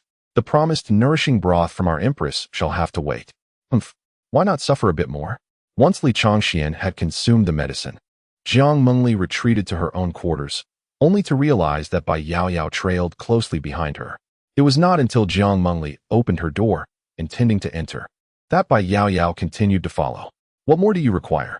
Jiang Mengli inquired. With a beaming smile, Bai Yao Yao replied, Empress, given that Li Changxian is currently indisposed, allow me to fetch the celestial bathing water for you this evening. That will not be necessary. I shall attend to the celestial spring palace myself tonight. Jiang Mengli stated coolly, before entering her room with determination. Bai Yao Yao lingered at the door, her expression one of disappointment. Why should Li Changxian be granted such privileges while she could not? After brooding for a considerable time, a sudden realization sparked joy within her. Surely, the Empress must be concerned for her subordinate, deeming such tasks beneath the dignity of a divine emissary. The Empress's consideration is truly remarkable. She is, without doubt, exceedingly kind to me. Chapter 60. The Brotherhood of Old Tai. The following day, Li Changxian was still slumbering. Although he was merely a mortal, his physique had been refined to the level of the body refinement realm. Knock, knock, knock. A series of knocks echoed through the air. Awakened from his half-dream state, Li Changxian felt a sense of curiosity. Within the Imperial Demon Palace, few dared to enter his chambers without stealth. Today, however, this visitor exhibited an unusual courtesy. Come in, Li Changxian called out without rising from his bed. Moments later, Xiong Tai entered, carrying a bowl of medicine. Old Tai, what brings you here? Li Changxian inquired as he rose and began to dress. Xiong Tai placed the medicine upon the table and took a seat. Her Majesty instructed me to look after you. Ah, I see. Thank you for bringing the medicine. Li Changxian replied, joining Xiong Tai at the table, sipping the concoction as he spoke. He felt that the name Old Tai was indeed a stroke of genius, as it rolled off the tongue with ease. Xiong Tai appeared somewhat uneasy, as if he wished to express something yet hesitated. After Li Changxian finished the medicine, Xiong Tai remained in a state of indecision, which did not escape Li Changxian's notice. With a gentle smile, Li Changxian asked, Is there something you wish to discuss, Old Tai? Upon hearing this, Xiong Tai seemed to gather his resolve and, without hesitation, knelt partially before Li Changxian, clasping his fists in apology. Young Master Li, I must apologize for my previous discourtesy. I have come today to express my contrition, and I hope you will not hold it against me. This sudden display startled Li Changxian. Had he not previously worn an expression of disdain? How had things changed so swiftly? Old Tai, if you have something to say, please rise, Li Changxian encouraged. Xiong Tai, still blushing with shame, remained steadfast in his apology. Lord Bai, the divine envoy, has informed me that you saved Her Majesty's life. While I do not know the full details, I am aware that without Her Majesty, there would be no Xiong Tai today. Henceforth, you shall be regarded as my benefactor. Xiong Tai poured forth all that weighed on his heart. He had once been an insignificant figure within the bear tribe, nearly perishing during the chaos of the demon tribe 6 years prior, only to be saved by Her Majesty. Subsequently, he became part of Jiang Mengli's followers, aiding in quelling the internal strife of the demon tribes and repelling invading human cultivators. Thus, Jiang Mengli held the highest place in his heart, a savior in his eyes. This morning, Bai Yao Yao had come to deliver the Demon Emperor's command for him to care for Li Changxian for a time, which he initially found hard to accept. However, upon learning of the connection between Her Majesty and Li Changxian, he understood that Li Changxian was indeed the savior of their Empress. Without further ado, he accepted the task of caring for him without complaint. When Li Changxian heard Xiong Tai's earnest words of apology, he was momentarily taken aback. However, having multiple friends is a boon. After all, he finds himself quite bored within the demon clan. It is fortuitous that Xiong Tai is present daily outside the Qianli Palace. Establishing a good rapport now would serve him well in seeking assistance in the future. Thus, Li Changxian promptly helped him to his feet and smiled as he said, Old Tai, there is no need for such formalities. You need not call me young Master Li. It feels rather strange. From now on, simply refer to me as Brother Li. Upon hearing this, Xiong Tai, without hesitation, broke into a hearty laugh and declared, Then from this day forth, you shall be my brother. In this Imperial Demon Palace, should anyone dare to show you disrespect, I, old Xiong, shall deal with them. As the days passed, Li Changxuan's cold had completely healed. He spent the past few days doing little more than rising to eat and then returning to sleep, to the point of nearly succumbing to boredom. The only downside of the cultivation world is its scarcity of entertainment. In the previous decade, he had spent months in seclusion, losing track of time, but now, deprived of the ability to cultivate, he found the passing moments unbearably long. Today, he awoke naturally and, upon stepping out of his room, spotted a graceful figure seated alone in the pavilion within the courtyard. Why isn't she in the study today? Li Changxian strolled over to the pavilion and took a seat, displaying no semblance of master and servant. However, in Jiang Mengli's eyes, this was the true Li Changxian, so she bore no displeasure, merely responding coolly. Once I have completed my tasks, there is little left to do. The demon clan comprises 9 major tribes, each ruled by a demon king, and each king presents their reports every 2 to 3 days. Thus, her responsibilities are not demanding. At this moment, Li Changxian noticed what she was engaged in. On the stone table in the pavilion lay a chessboard. He furrowed his brow, silently pondering. Is she playing against herself? It seems she is also rather bored. Noticing his gaze fixed on the chessboard, Jiang Mengli invited, "Do you know how to play? Why not have a match with me?" "Why not?" Li Changxian readily agreed. He sat across from Jiang Mengli. After all, Go is a form of entertainment, and he had learned a few skills back on Blue Star. Thus, they set up the board and began their game. In the first match, Li Changxian was defeated. In the second, he again faced defeat.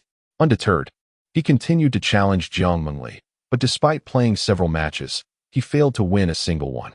It appeared that compared to Jiang Mengli, he had merely scratched the surface of understanding the game.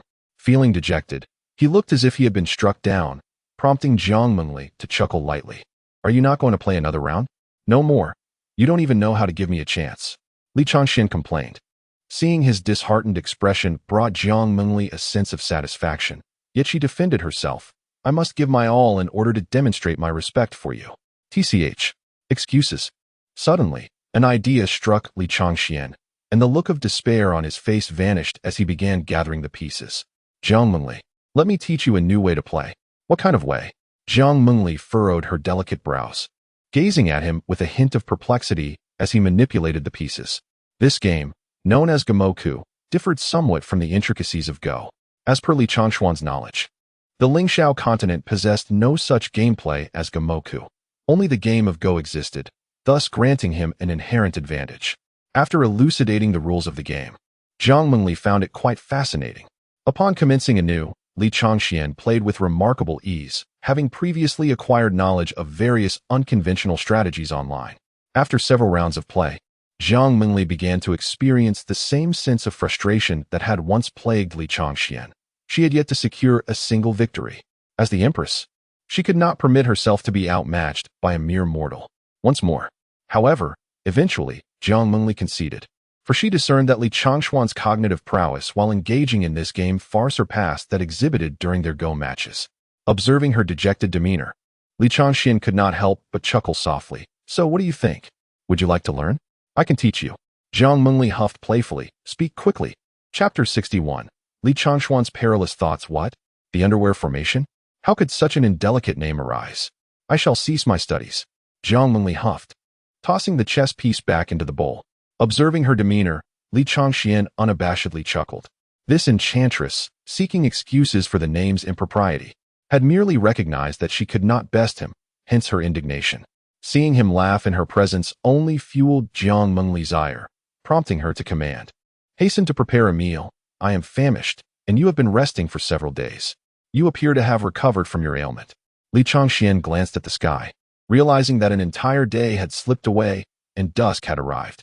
"Wait," he said with a light chuckle before making his way to the kitchen. As Jiang Mengli watched his retreating figure, she initially intended to scold him, yet a smile unconsciously crept upon her lips. This fellow was growing bolder, daring to mock her to her face. Unbeknownst to her, her feelings were a mixture of embarrassment and annoyance, rather than pure anger. Had it been anyone else, they would have faced dire consequences. However, as Jiang Mengli waited in the pavilion until darkness fell, Li Changxuan's absence prompted her to grumble. "This fellow takes an eternity to make a chicken soup and expects me to wait." Humph. She then retreated to her chamber. Not long after her departure, Li Changxian returned to Qianli Palace, bearing a large food box. Upon discovering her absence from the pavilion, He proceeded to her chamber and knocked on the door. "Come in," Jiang Mengli called, knowing instinctively who it was. As Li Changxian entered, his eyes fell upon Jiang Mengli seated at her desk, and he promptly placed the food box on the table. "Today's feast is a special treat." Jiang Mengli, glancing at the box, surmised it contained more than just chicken soup. It was no wonder it had taken him so long. Li Changxian leisurely unveiled the contents, explaining, "The first dish is the chicken soup you've been yearning for. The second is my specialty, Li's stir-fried chicken. The third is sea salt-baked chicken. Lastly, we have beggar's chicken." At the mention of the final dish, Jiang Mengli's eyes sparkled. She had never witnessed such an array of culinary preparation from the kitchen. Yet, gazing at the table laden with chicken, she could not help but question, "Why is it all chicken? Are you not a fox demon? I thought you would enjoy it." Li Changxian replied nonchalantly. He had indeed dispatched all the chickens available in the kitchen for this feast. "But why did you make me wait for so long?" Jiang Mengli pressed. "Cooking requires time. You see, I prepared all these dishes at once to make up for the meals I owe you and to offer my apologies." Realization dawned upon Jiang Mengli, and she let out a soft huff in response.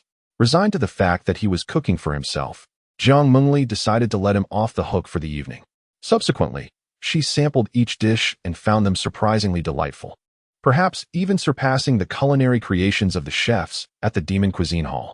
This prompted her to ponder aloud, "Li Changxian, did you perhaps work as a chef before residing in the Abyssal Forest?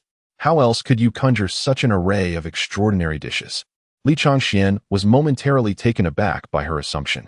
In truth, he had mastered these culinary skills before arriving in the Lingxiao continent, but after beginning his cultivation, he had often secluded himself and had little need to eat, resulting in a long hiatus from cooking. It was only recently that he had begun to rediscover these old techniques, leading him to merely shake his head in response.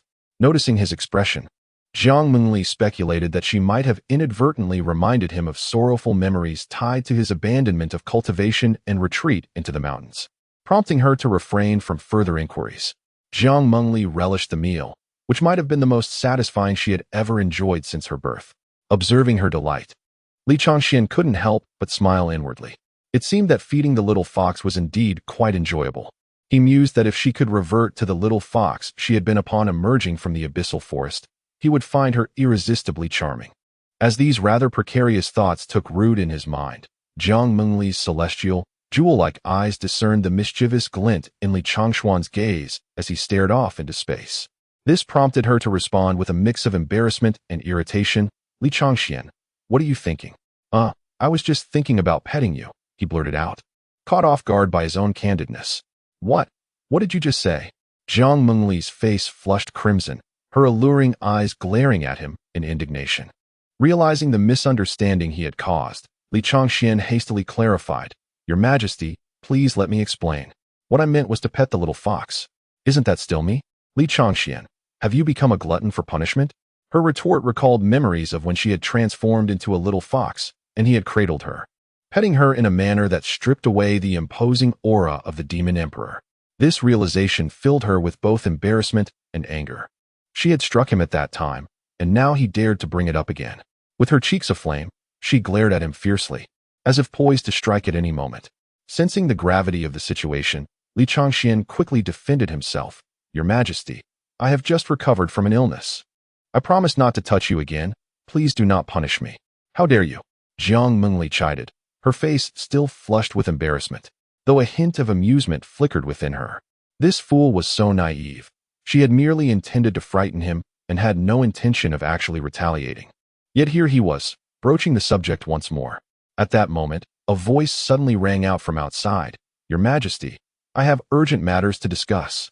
Jiang Mengli hastily took a few deep breaths to calm herself, her complexion returning to normal before she spoke. "Come in." However, upon entering, Bai Yao was taken aback to see Li Changxian in the room as well. Why was he sitting alongside her sovereign? Even if it were for the sake of gratitude, there seemed to be no need for such kindness. Wasn't he merely a demon servant? How was he allowed to sit at the same level as the Empress? A sense of unease washed over her. Noticing Bai Yao's prolonged gaze upon Li Changxian and her silence, Jiang Mengli felt a twinge of displeasure. "What is the matter? Is there something urgent?" Bai Yao quickly regained her composure, intending to report her findings, but realized Li Changxian was still present. Thus, she fell silent, her eyes shifting back to Li Changxian, silently asking the Empress if it was wise to speak in his presence. Jiang Mengli, understanding her apprehension, replied directly, "It is of no consequence. Please proceed." Bai Yaoyao hesitated for a moment, pondering the Empress's unwavering trust in him. Yet, after a brief reflection, she came to a conclusion. After all, Li Changxian was but a mere mortal, even if he were privy to the secrets of the demon clan. What significance could it hold? Chapter 62. The reappearance of the purple lotus phenomenon and Li Changshuan's concerns your majesty, the scout reported. A new secret realm has emerged on the border of the Qishao realm, exhibiting the chaotic purple lotus phenomenon. However, as before, it is merely a fragmented manifestation, and the likelihood of the purple lotus materializing is quite slim. With her worries set aside, Bai Yaoyao confidently conveyed the news she had brought. Upon hearing of yet another chaotic purple lotus phenomenon, Jiang Mengli fell into deep contemplation. The previous experience had also been a fragmented manifestation, resulting in a fruitless pursuit where they couldn't even detect the aura of the chaotic purple lotus, ultimately falling into the trap set by the scoundrels of the Taishan sect. This time, the chances of returning empty-handed were exceedingly high. Yet, after 6 years of relentless searching, she had yet to discover a method to break through to the Immortal realm. Uncertain if there was a flaw in her cultivation, she recalled the ancient records of the demon clan, which asserted that the nine-tailed celestial fox possessed an innate advantage in cultivation, typically not requiring such an extensive duration to achieve a breakthrough. However, she was the last of her kind on Lingxiao continent, leaving her without anyone to consult regarding her stagnation. Nonetheless, she was resolute not to let this opportunity slip away, no matter how faint the hope might be. "When will this secret realm open?" she inquired. "It is estimated to be at least 10 days from now. Will your majesty be attending?" Bai Yaoyao couldn't help but ask. Jiang Mengli nodded, declaring, "As long as there exists a glimmer of opportunity, I shall not relent. Then allow me to accompany you this time.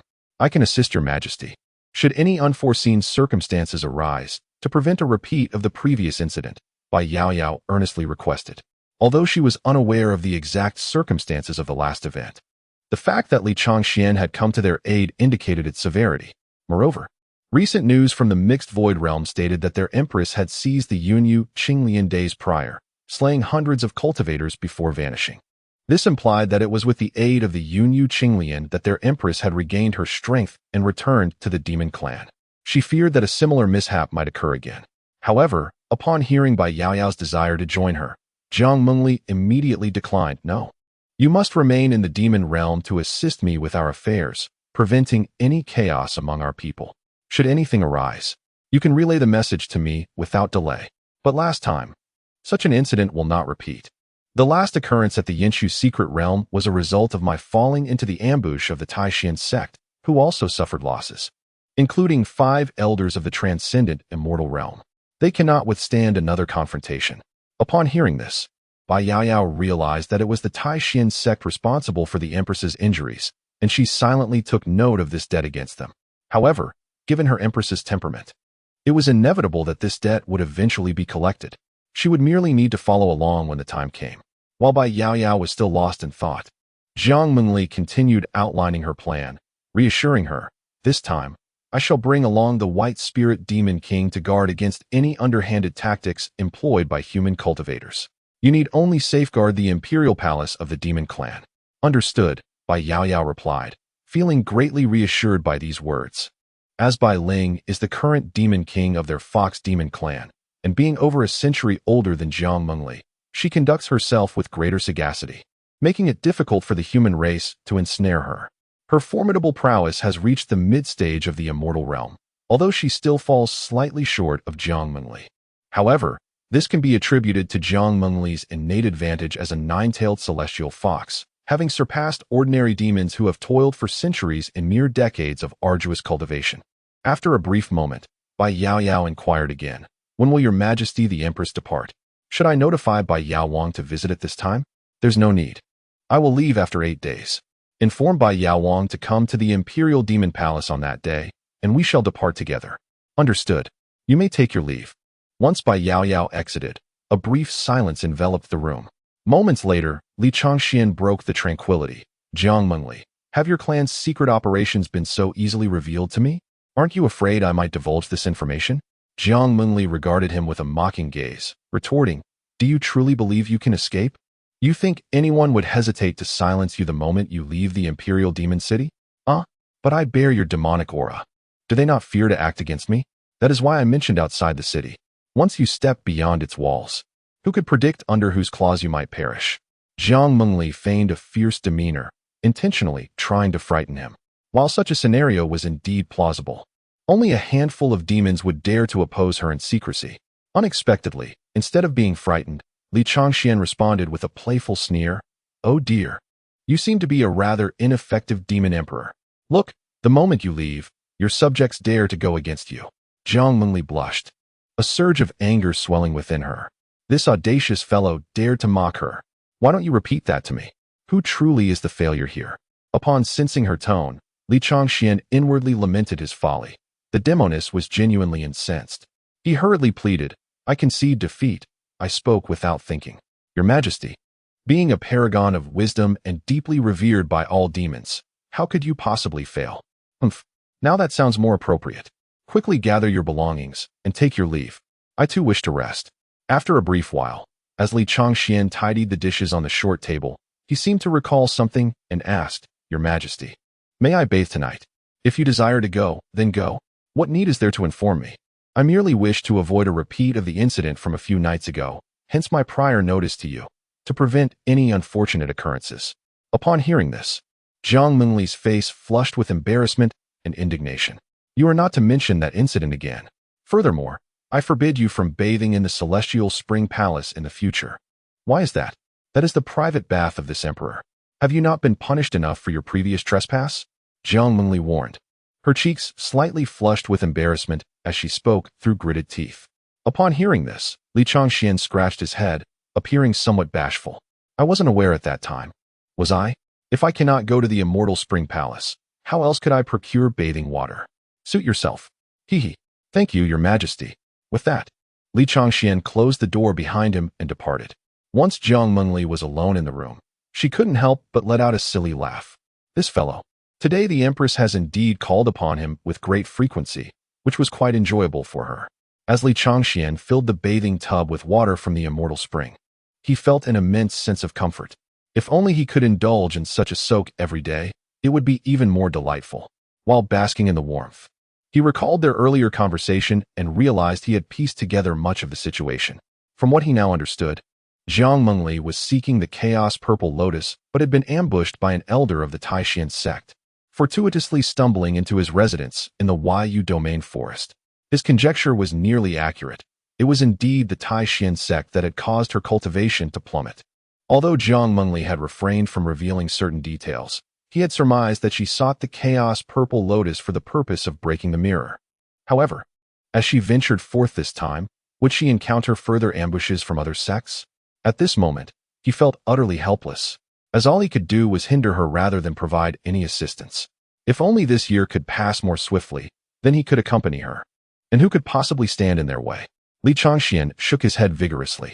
Why was he suddenly so concerned about the enchantress? It was indeed a peculiar matter. Chapter 63. Jiang Mengli's request for a massage. The following evening, Li Changxian continued his daily ritual of delivering a bowl of chicken soup to Jiang Mengli. As per their agreement, he found no inconvenience in this task, as he would be consuming his own meal anyway. Thus, it was a mere extension of his own needs. After finishing his bath that night and preparing to rest, he received a transmission from Jiang Mengli. Come to my chamber. Li Changxian pondered the lateness of the hour and the reason for her summons. Yet, he had no choice but to comply, as he was currently in her domain. Moments later, he knocked on Jiang Mengli's door. Come in. Upon entering, he discovered the front hall was vacant. He proceeded toward the rear chamber, arriving at the delicate veil of sheer fabric. Just as he contemplated stepping through, he hesitated at the thought of witnessing something inappropriate, reminiscent of their previous encounter. What if she was engaged in something private? Thus, he paused before the ethereal veil, intending to inquire about the purpose of his visit. Unexpectedly, Jiang Mengli's voice preempted him. It's nothing, just come in. With that, Li Changxian parted the veil and stepped inside. However, Perhaps due to the differing illumination of the firefly stones in the rear chamber compared to the front, he sensed an unusual atmosphere. Upon entering, he beheld Jiang Mengli, exhausted, leaning on her vanity, appearing utterly spent. Her silvery hair cascaded freely over her shoulders, unconfined by the usual adornments, clad only in a thin black undergarment. Her complexion was a porcelain-like smoothness, luminous and pristine, exuding a moisture that seemed to ripple gently. Her enchanting eyes shimmered with a languorous allure, half closed and struggling to remain open. The disheveled silver locks emitted a misty glow, further accentuated by the soft illumination of the firefly stones. The ambience felt rather intimate. Li Changxian glanced at the empty bathing tub, suggesting she had just emerged from a bath. Yet, he was perplexed by her weakened state. "Do you know how to give a massage?" Jiang Mengli inquired, noticing his lingering hesitation. "A little," Li Changxian replied, snapping back to reality. With a soft effort, Jiang Mengli straightened her weary frame at the vanity. "Come, give me a massage." Is that appropriate?" he stammered, a faint blush creeping onto his cheeks as he scratched his head in embarrassment. Jiang Mengli rested her chin on one hand, gazing at him with a flirtatious smile. "What is inappropriate about it? Did you not touch me in the forest of shadows before?" With a playful shift in her demeanor, she urged, "Hurry up. Stop dawdling." All right, Li Changxian acquiesced, moving to position himself behind her. He placed his hands on her forehead, beginning to apply gentle pressure. This marked his first contact with any part of Jiang Mengli above her shoulders, and as he had anticipated, her skin was remarkably smooth and delicate, cool to the touch. In summary, the sensation was delightful. As Jiang Mengli sat comfortably, her silvery hair cascaded to Li Changxuan's chest, the gentle fragrance of orchid wafting into his nostrils. The scent was undeniably pleasant, yet it caused a slight flush to rise on Li Changxuan's face, and his heartbeat began to quicken. He gazed into the dressing mirror and observed that Jiang Mengli had closed her eyes in serene repose, her breath steady, suggesting a state of utter comfort.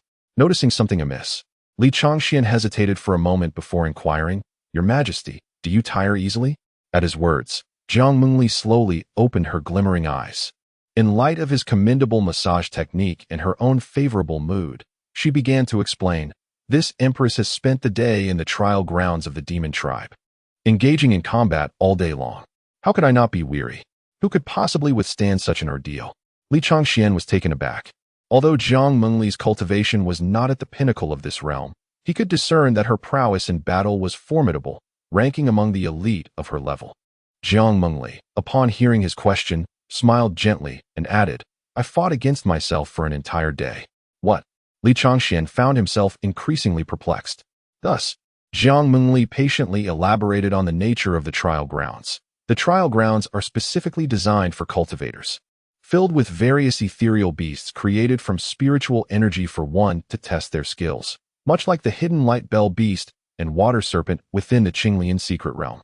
However, our demon tribe's trial grounds are rather unique. In addition to summoning beasts, one can also manifest oneself with spiritual energy, and their strength mirrors one's own. Could I not be exhausted after battling myself for an entire day? Then, Jiang Mengli expressed some confusion. "I recall that your human sex also possess ordinary trial grounds. How is it that you know so little?"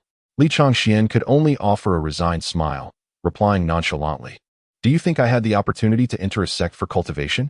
Upon his arrival, he had indeed participated in a trial at a cultivation sect, where his innate talent for the sword Dao and his exceptional celestial vein had garnered much admiration. He believed he was destined for greatness, only to later discover that he was a person with a naturally incomplete energy sea.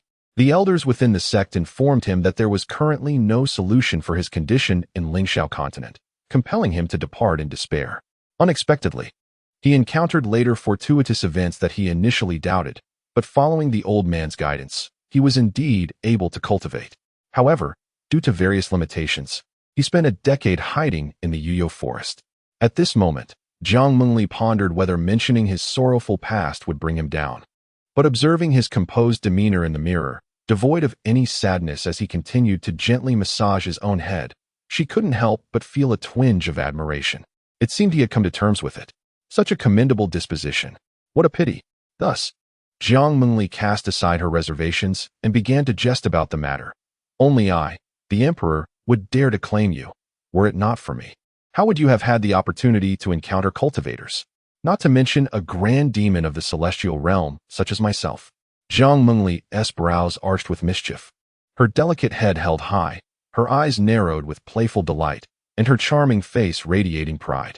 Li Changxian, observing the arrogant yet endearing Zhang Mengli in the mirror, found her rather adorable at that moment. A subtle smile tugged at the corners of his mouth, and his hand, resting lightly atop her head, unconsciously slid downwards, playfully poking her soft, rosy cheek. It was tender and delicate, and Li Changxian dared not apply too much pressure, fearing he might inadvertently mar her perfection. Even though he understood that such a possibility was implausible, given that a being of the celestial realm possessed a physique as resilient as tempered steel, the sensation conveyed an impression of extraordinary softness. Feeling the gentle touch upon her cheek, Zhang Mengli abruptly opened her eyes. Tilting her head slightly, she beheld Li Changxian, who was also gazing down at her. His eyes clear and innocent, with a hint of a smile gracing his lips. Their gazes intertwined, and the atmosphere grew increasingly peculiar, causing their heartbeats to quicken involuntarily. Once she regained her composure, Zhang Mengli's charming face flushed a deep crimson, a mixture of anger and embarrassment. Li Changxian, you audacious one. Chapter 64. Li Changxuan's desire to leave the palace. Li Changxian, how dare you? Zhang Mengli's sharp exclamation startled Li Changxian, causing him to snap back to reality and hastily retract the hand that had playfully poked her cheek. I assure you, it was unintentional. Do you believe me? He replied, attempting to lighten the mood. What do you think? Zhang Mengli retorted through gritted teeth.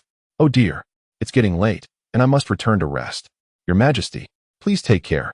Li Changxian chuckled nervously, not waiting for her response before hastily fleeing, fearing that if he lingered even a moment longer, he might receive a reprimanding slap akin to the one he had endured in the misty forest. Left behind, Zhang Mengli could only sulk before her vanity mirror, her cheeks still flushed. Yet, as time passed, the crimson hue showed no sign of subsiding, and her heart raced in a peculiar manner. Why does this feeling seem so similar to? Zhang Mengli suddenly felt a twinge of anxiety. Her resolve was strong. How could she be affected in such a way? Surely, she was overthinking it. She repeatedly reassured herself internally. Meanwhile, Li Changxian darted back to his chamber, scolding himself for his reckless hand.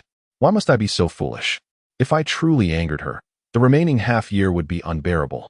Later that night, as Li Changxian tossed and turned in bed, he found himself unable to sleep, a rare occurrence for one who usually relished leisure and slumber. Every time he closed his eyes, the image of poking the enchanting woman's cheek resurfaced, along with her usual haughty demeanor. Could it be? He gasped internally. The troubling part was that he had never experienced such a situation himself. He had merely observed it, as others described it. He decided not to dwell on it any further. Sleep, sleep, and everything would fade away. On the other side, Zhang Mengli was grappling with a similar predicament. However, she was not unable to sleep. Rather, she could not settle her mind to cultivate. Today, she had intended to attend to matters concerning the demon clan. Yet the documents from the 9 major demon clans had yet to arrive. She contemplated seeking Li Changxian for a game of chess, but discovered that the lazy fellow had not yet risen. Thus, she made her way to the trial tower of 10,000 demons.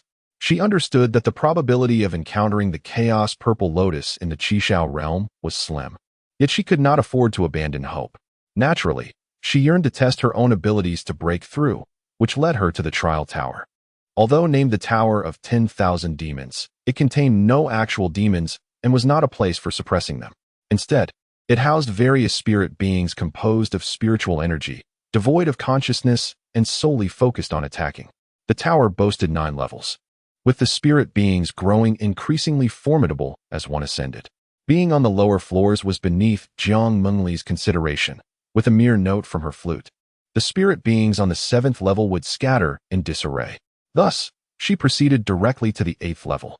The trial of the 8th level permits the creation of a spiritual entity that mirrors the challenger in every aspect, including appearance, techniques, and weaponry. As for the 9th level, it has remained untraversed for a millennium, and within the demon clan, no one possesses knowledge of what lies beyond. Even Zhang Mengli is unaware, as she is unable to unlock the passage to the 9th level. Consequently, she spent an entire day engaged in the trial of the 8th level. battling against her own reflection. This served both as training and a means to address her shortcomings. She also wished to ascertain whether she could achieve a breakthrough without relying on the Chaos Purple Lotus. However, she found no discernible progress. Rather, she was left fatigued and with a throbbing headache. Upon returning and finishing her bath, she summoned Li Changxian to provide her with a massage. Little did she anticipate the ensuing events, which rendered her incapable of focusing on her cultivation. In the following days, Jiang Mengli refrained from calling upon Li Changxian for assistance again.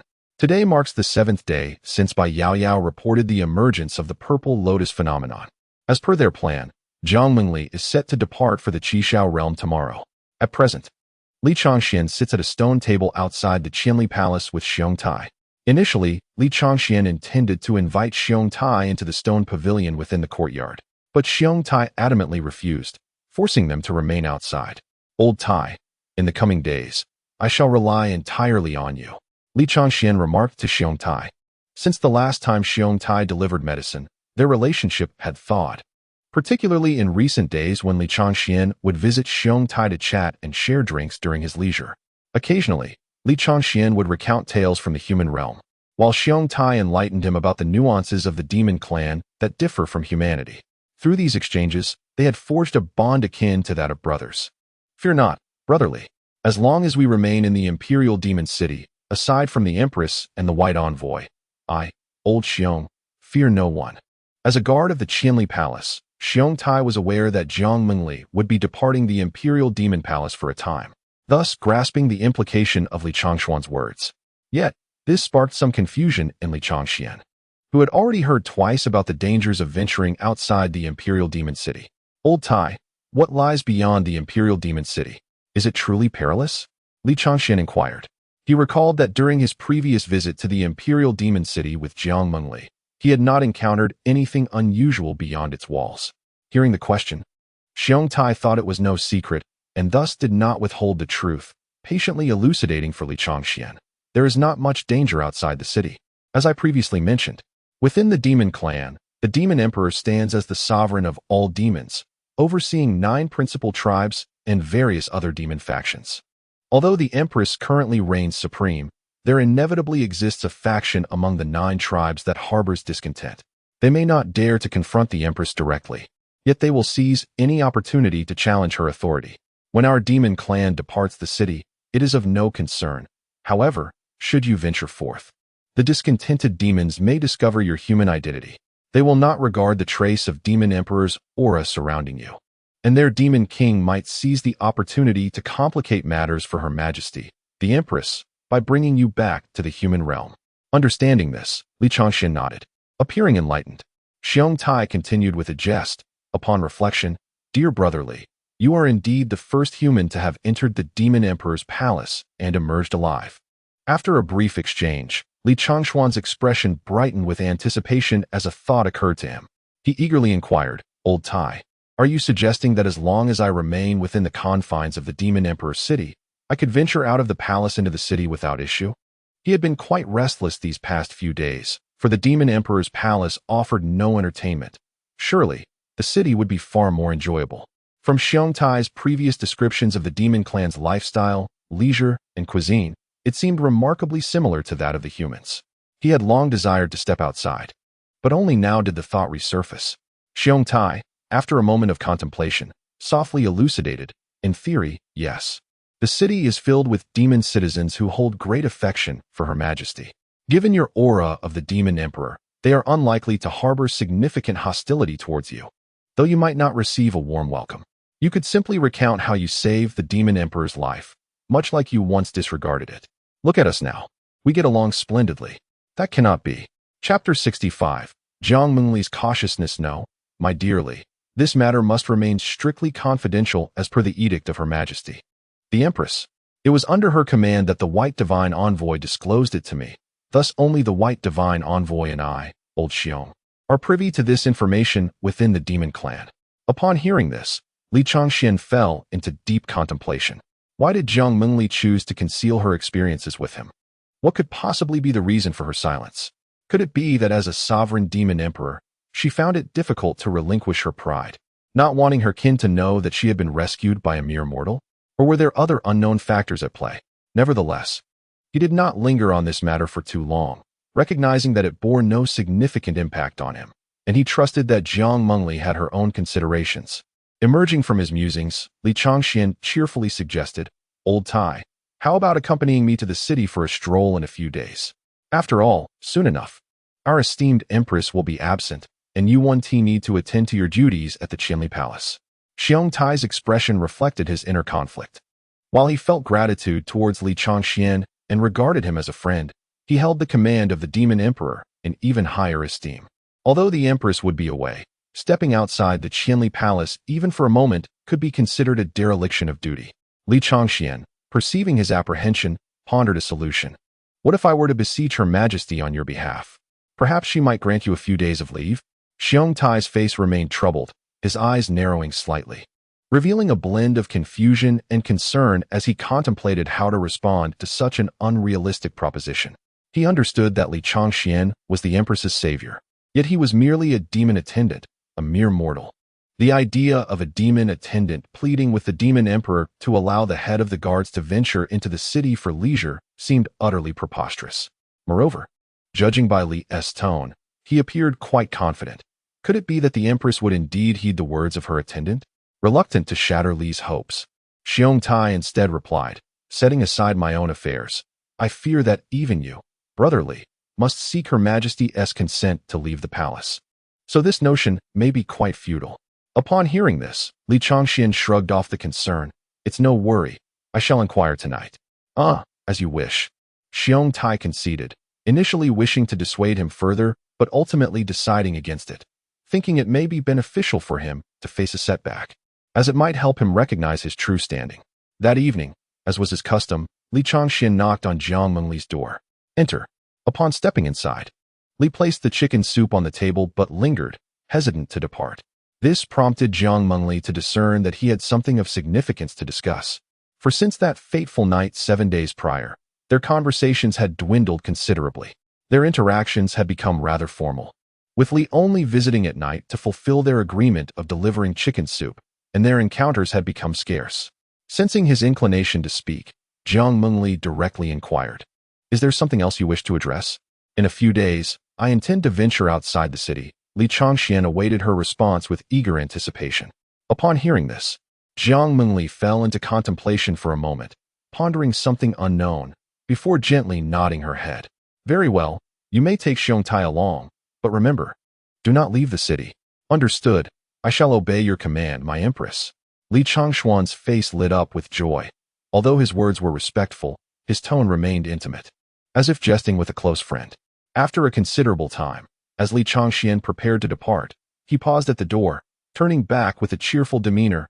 "Jiang Mengli, take care in all matters. Should you suffer harm again, I will not be in the Yuyo forest to rescue you." "I need your help," Jiang Mengli replied disdainfully, her lips almost curling towards the sky. Li Changxian merely smiled lightly, ready to turn away, but was halted once more by Jiang Mengli's voice.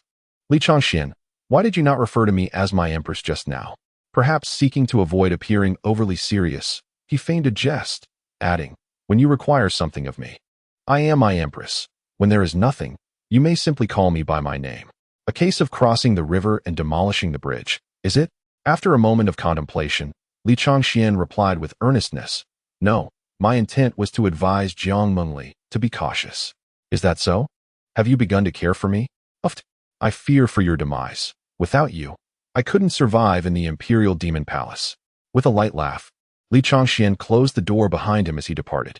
Jiang Mengli, with her exquisite and frosty beauty, gazed at the closed door for quite some time, and before she realized it, a subtle smile had graced her lips. Then, she muttered to herself in playful reproach, "Humph, is there truly a difference?" Though she spoke thus, she understood Li Changxuan's underlying message, to take care of herself, not the Demon Empress. After all, Jiang Mengli would always be Jiang Mengli. She could be both Jiang Mengli and my Empress, yet the title of my Empress was not necessarily hers alone.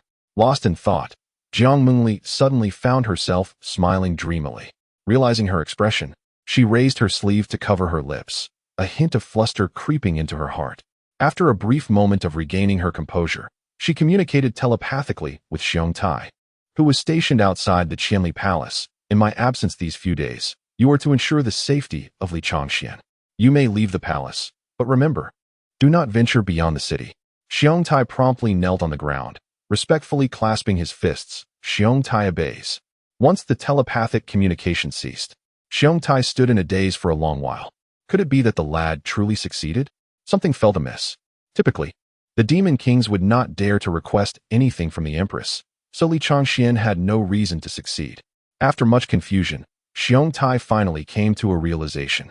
It must be that the Empress, in her gratitude, had granted him this favor. Truly, the Empress was a person of loyalty and affection. He indeed had not followed her in vain, as she was the rightful Empress of the demon race. The following day, a woman clad in flowing pink garments descended into the Imperial Demon Palace. Though her youth had faded, she possessed a captivating charm reminiscent of a mature beauty. Tall and alluring, she was none other than the current leader of the Fox Demon clan, the Demon King Bai Ling.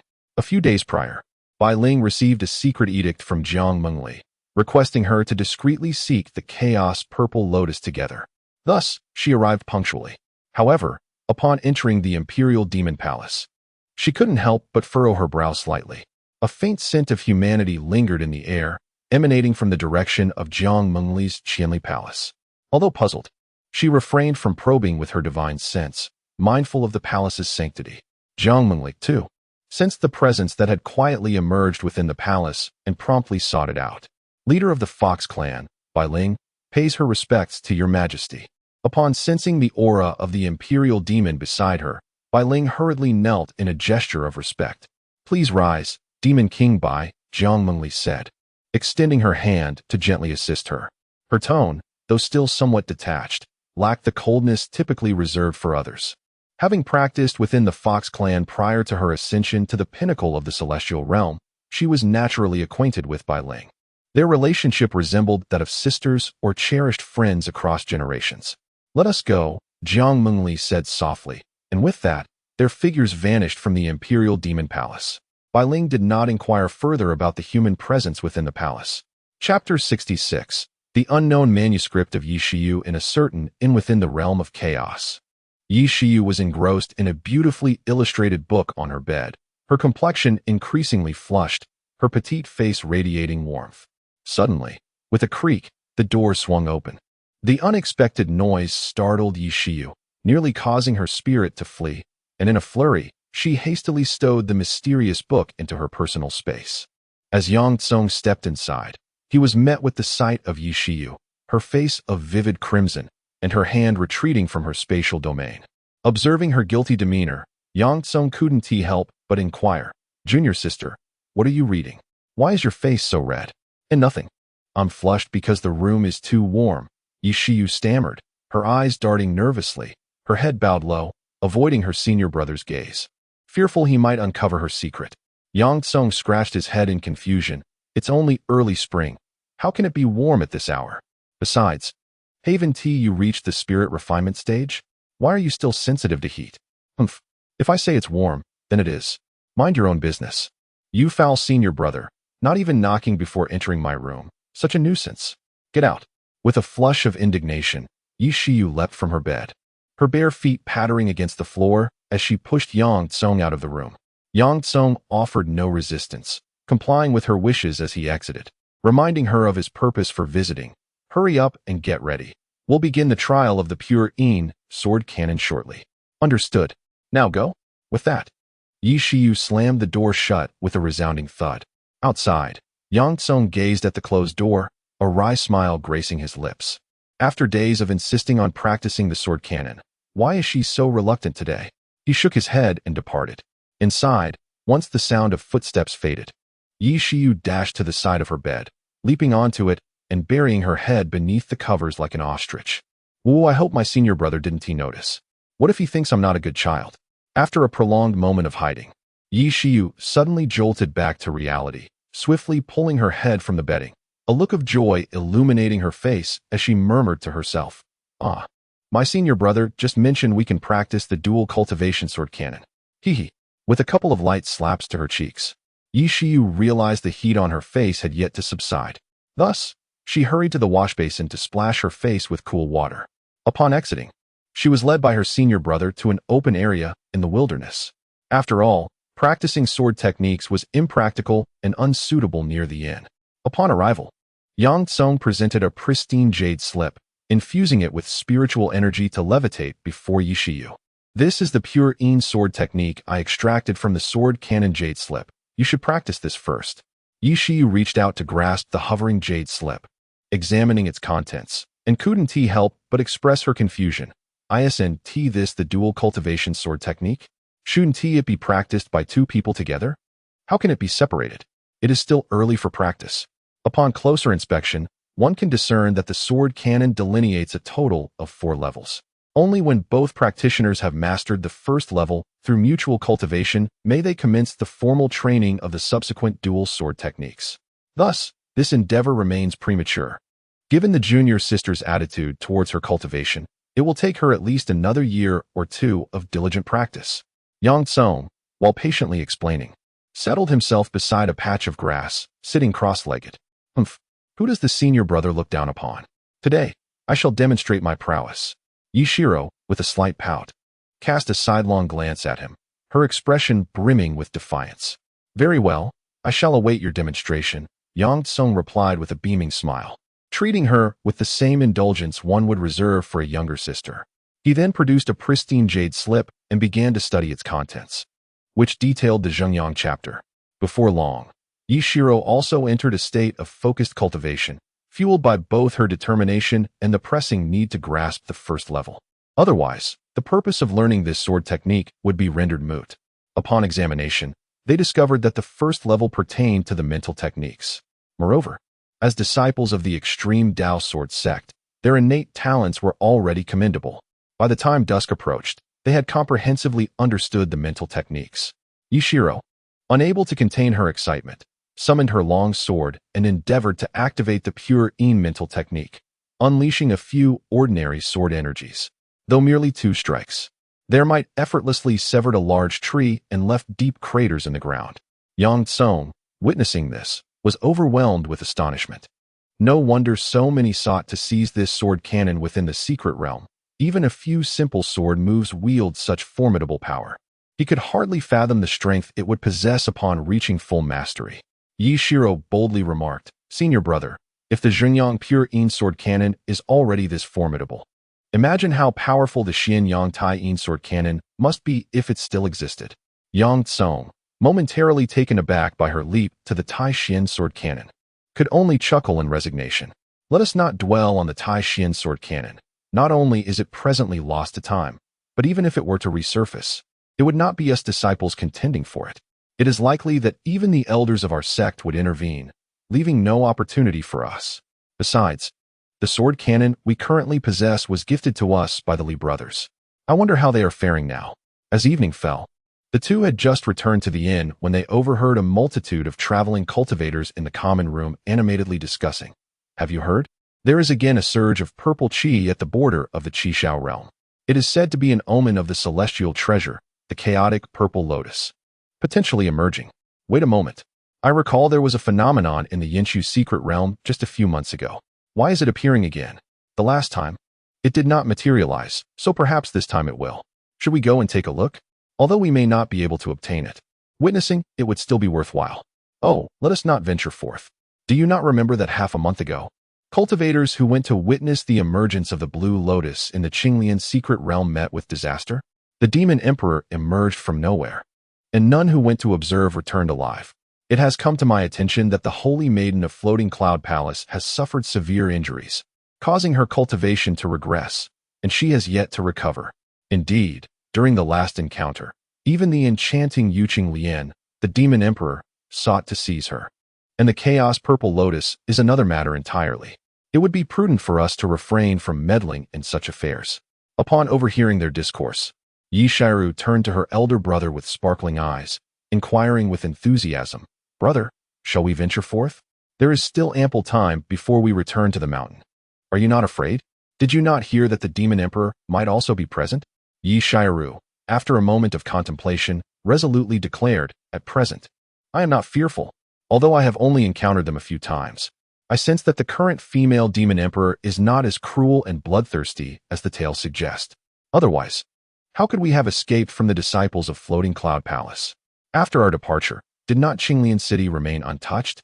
Thus, I surmise that her methods of killing may indeed be harsh. But the notion of her indiscriminately slaughtering the innocent is likely a misunderstanding perpetuated by the world regarding the demon emperor.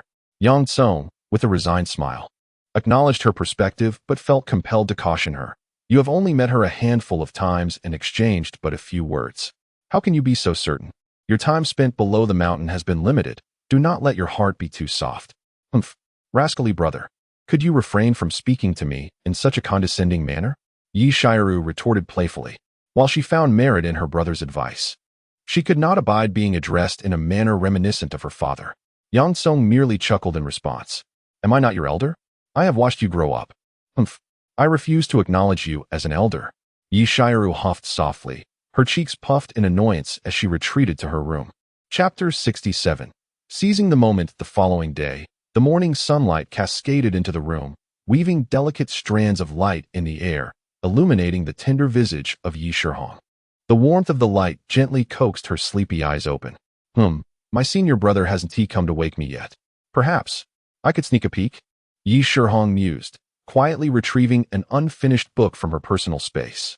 However, after only a brief moment of reading, a wave of heat crept onto her cheeks. Yi Shihong sighed, reveling in the joys of life outside the sect. Not only was she free from her father's daily insistence on training, but she also had access to many extraordinary texts that the sect could not procure. Indeed, the fascinating book she was currently engrossed in was one she had spotted at a stall in Immortal town. Captivated by its allure, she had surreptitiously purchased it, away from her senior brother's watchful eyes. As expected, this divine tome was not only entertaining but also imparted a wealth of knowledge about various techniques. Knock, knock, knock. Yet, just as she was lost in her reading, a knock echoed on her door. Outside stood Yang Tsong, pondering the seemingly eternal laziness of his junior sister. Though she possessed remarkable talent for cultivation, she still indulged in her slumber, her training always marked by a languid demeanor. After yesterday's reminder, he had come to realize that his junior sister had matured and deserved her privacy. Thus, he refrained from barging in. Senior brother, just a moment. I'll be right out. Upon hearing the knock, Yi Shihong hurriedly tidied her belongings and called out towards the door. Once she had donned her attire and composed herself, she stepped out, appearing perfectly normal. Yet, as soon as Yang Tsong laid eyes on her, he noticed the lingering blush on her cheeks, which struck him as peculiar. Junior sister, what's the matter? Why is your face so flushed? It's merely the heat, humph. Yi Shihong replied, her head lowered as she dashed away. Yang Tsong scratched his head in confusion. This was the second time he had noticed her unusual behavior. What was going on with her? Why did she turn red every time she awoke? He recalled that she had never been like this before. Unable to fathom the reason, he decided to follow her. After descending the stairs, the two checked out of the inn. Their stay had lasted 2 nights, primarily intended for a brief adjustment during their journey, and now they were ready to depart. Once outside the inn, Yi Shihong strolled leisurely, her lips incessantly voicing her complaints. Senior brother, isn't coming down the mountain supposed to be for training? Why is there nothing to do now? Sigh. It's so dull. After a moment, she proposed once more. Senior brother, why don't we go take a look at the site of the chaotic purple lotus phenomenon? The sect 1T allow us to return early, and since we have nothing to occupy our time, it's quite boring. Yang Tsong, upon hearing this, fell into contemplation. Yi Shihong had a valid point. Ever since they had emerged from the Qinglian secret realm, they had been wandering aimlessly, gradually making their way towards the territory of the Qingyuan realm. They found themselves with little to occupy their time. Upon descending the mountain, both had fulfilled the tasks entrusted to them by their sect, and there were no secret realms left to explore. The phenomenon of the chaos purple lotus piqued their curiosity, yet if it were to truly emerge, such a rare treasure would undoubtedly attract the mightiest practitioners from various sects vying for possession. After all, a treasure that could aid in breaking through one's limits is exceedingly scarce. Should they manage to acquire this gem, even a small sect could ascend to prominence, provided it survives the tumult. Given their pasts, it was conceivable that even the residual shockwaves from others' battles could spell their doom. Thus, Yang Tsung merely sighed in consolation, saying, "The chaos purple lotus may not even materialize, and besides, if we rush there now, by the time we arrive, the opportunity would have long since passed." Yishiro, upon hearing this, felt little disappointment. After all, her complaints were merely verbal, as the decision-making ultimately rested with her senior brother. Whatever her senior brother decided was law. So, where shall we go next, senior brother? Let us head east towards the Qishao realm. We must pass through there on our way back to the Qingyuan realm. Very well. However, they had scarcely traveled a few miles when they heard the clanging sounds of a fierce struggle ahead, accompanied by waves of magical energy emanating from the distance. The pair, sensing the urgency, swiftly approached and concealed themselves to observe. They beheld two factions engaged in combat, one clad in black, the other a merchant caravan. The latter had already suffered considerable losses, with only an elderly man and a young woman remaining upright, still possessing the will to fight. Yet, they were surrounded by 8 figures in black, clearly in a desperate struggle for survival. One of the black-clad individuals fixated his gaze upon the young woman, unabashedly voicing his crude intentions. "Boss, I wish to capture this lass for some fun. Let us spare her life for now, shall we?" "Bah, how vulgar." The young woman, undeterred, spat defiantly at him. This only fueled his twisted excitement as he lewdly remarked, "Save some for later, to spit into Big Brother-'s mouth." Such a depraved thought sent shivers down the spines of Yishiro and her companion, hidden in the shadows. How disgusting! How perverse! Meanwhile, their leader expressed his frustration, lamenting, "I knew they would focus on that trivial matter. We must eliminate them first to avoid any unforeseen complications." After a brief pause, he added, "We can make use of them while they are still warm." The boss speaks wisely. I'll go first, you stay behind." "Boss, stop dawdling, attack." With that command, the 8 figures charged forth, and the 2 remaining members of the merchant caravan immediately summoned all their internal energy. The young woman braced herself for a potential self-detonation, never having anticipated such shamelessness from these assailants, who would not even spare the dead. Yang Tsung and Yishiro, having discerned the situation from their vantage point, unleashed their swords the instant the black-clad figures made their move. Their blades struck first, reaching their targets before their owners did. Since they approached from the periphery, the black-clad assailants were caught off guard, and in an instant, 2 of them fell to the ground, victims of their swift strikes. The leader of the black-clad men was taken aback and addressed the remaining 5. "2 of you come with me to confront these 2. However, scarcely had he finished speaking when another flash of sword light cut through the air, and a formidable surge of sword energy swept forth, instantly toppling 3 more men. At that moment, the last 2 members of the merchant convoy also regained their composure and began to counterattack.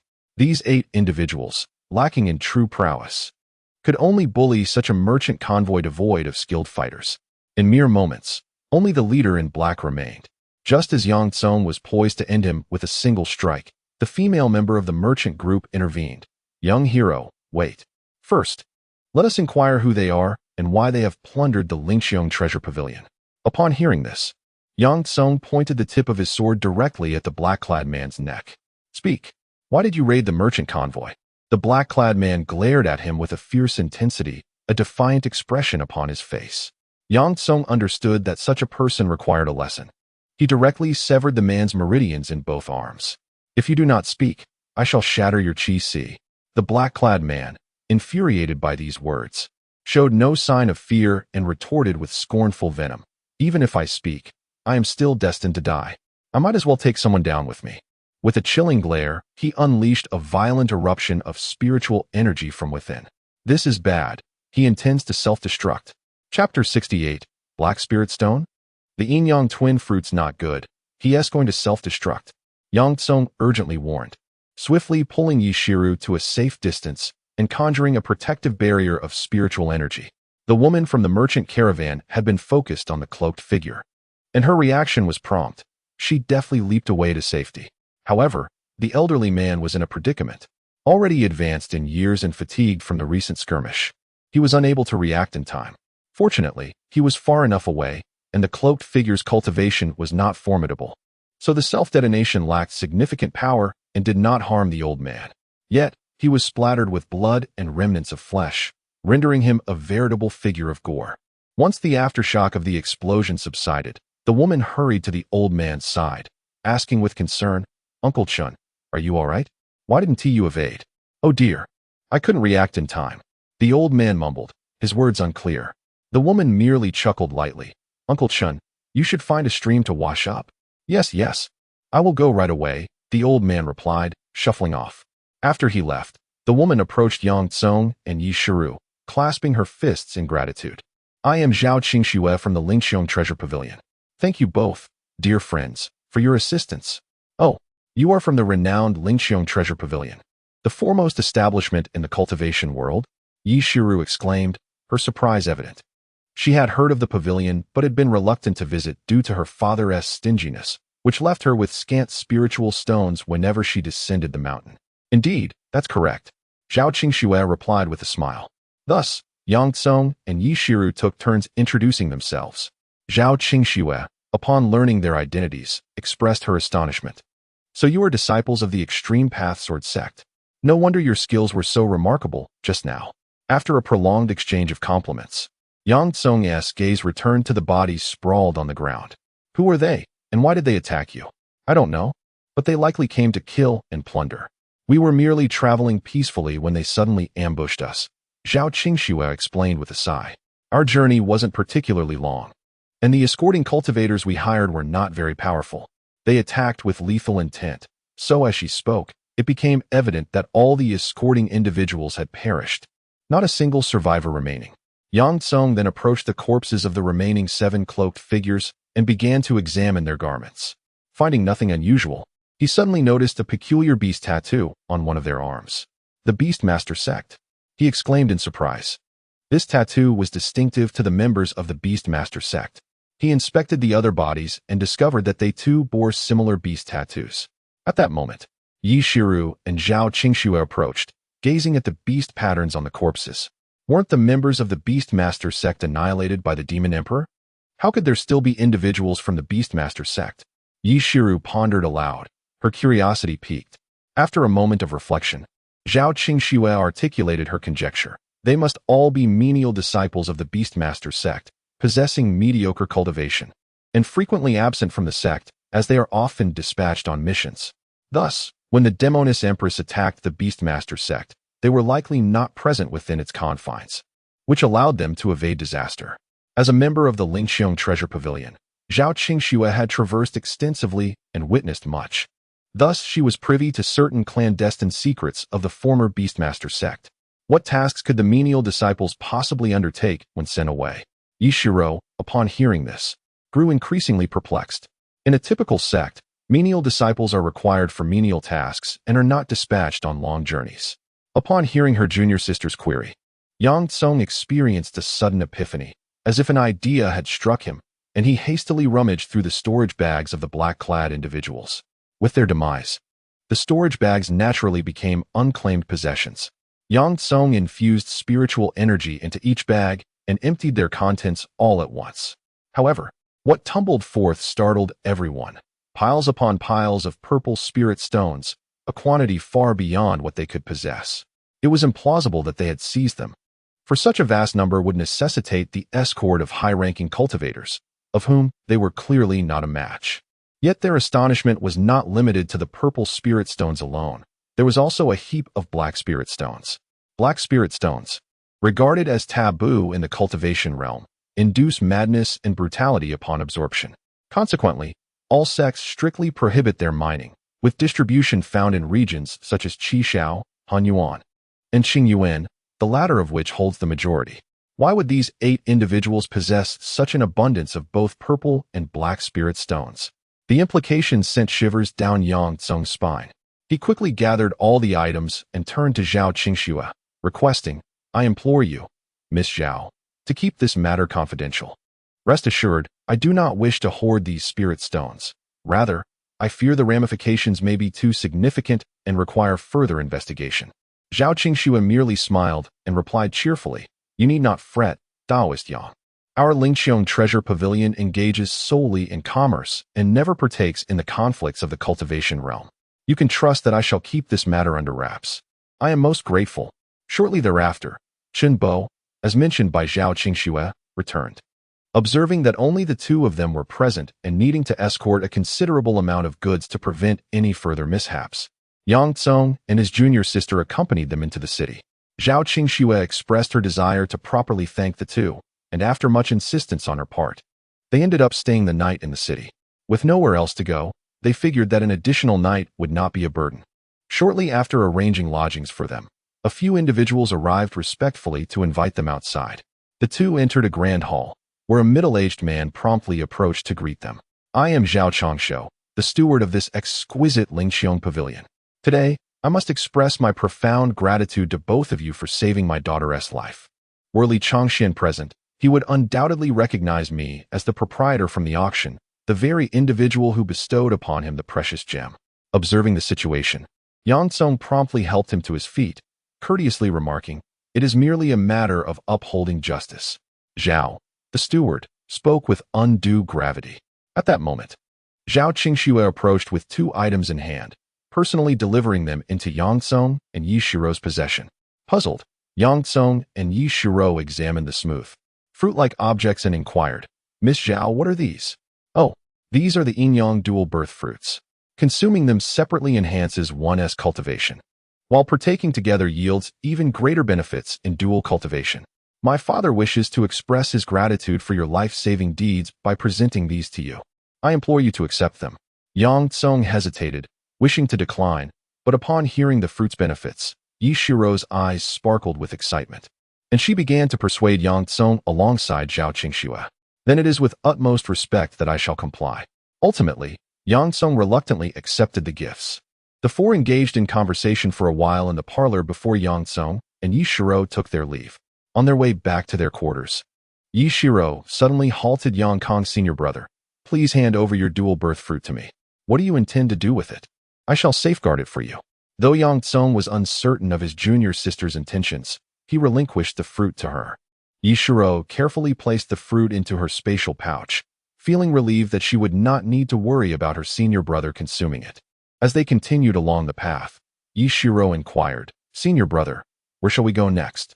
Yang Tsong paused briefly, contemplating. "Let us first investigate the origins of these black spirit stones." Chapter 69. Bai Ling's doubts. Meanwhile, Jiang Mengli and Bai Ling arrived at the border of the Linghai realm. As they traversed the skies, their conversation flowed effortlessly, with Bai Ling taking the lead in their dialogue, while Jiang Mengli mostly listened quietly, responding occasionally.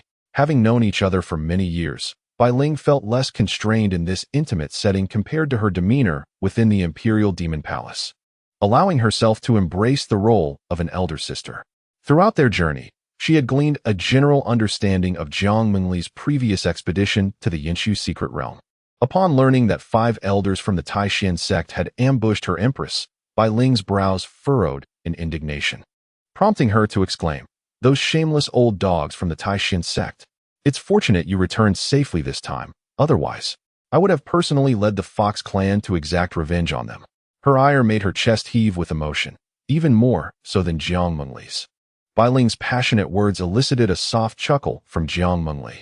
After years of friendship, Bai Ling's carefree nature remained unchanged.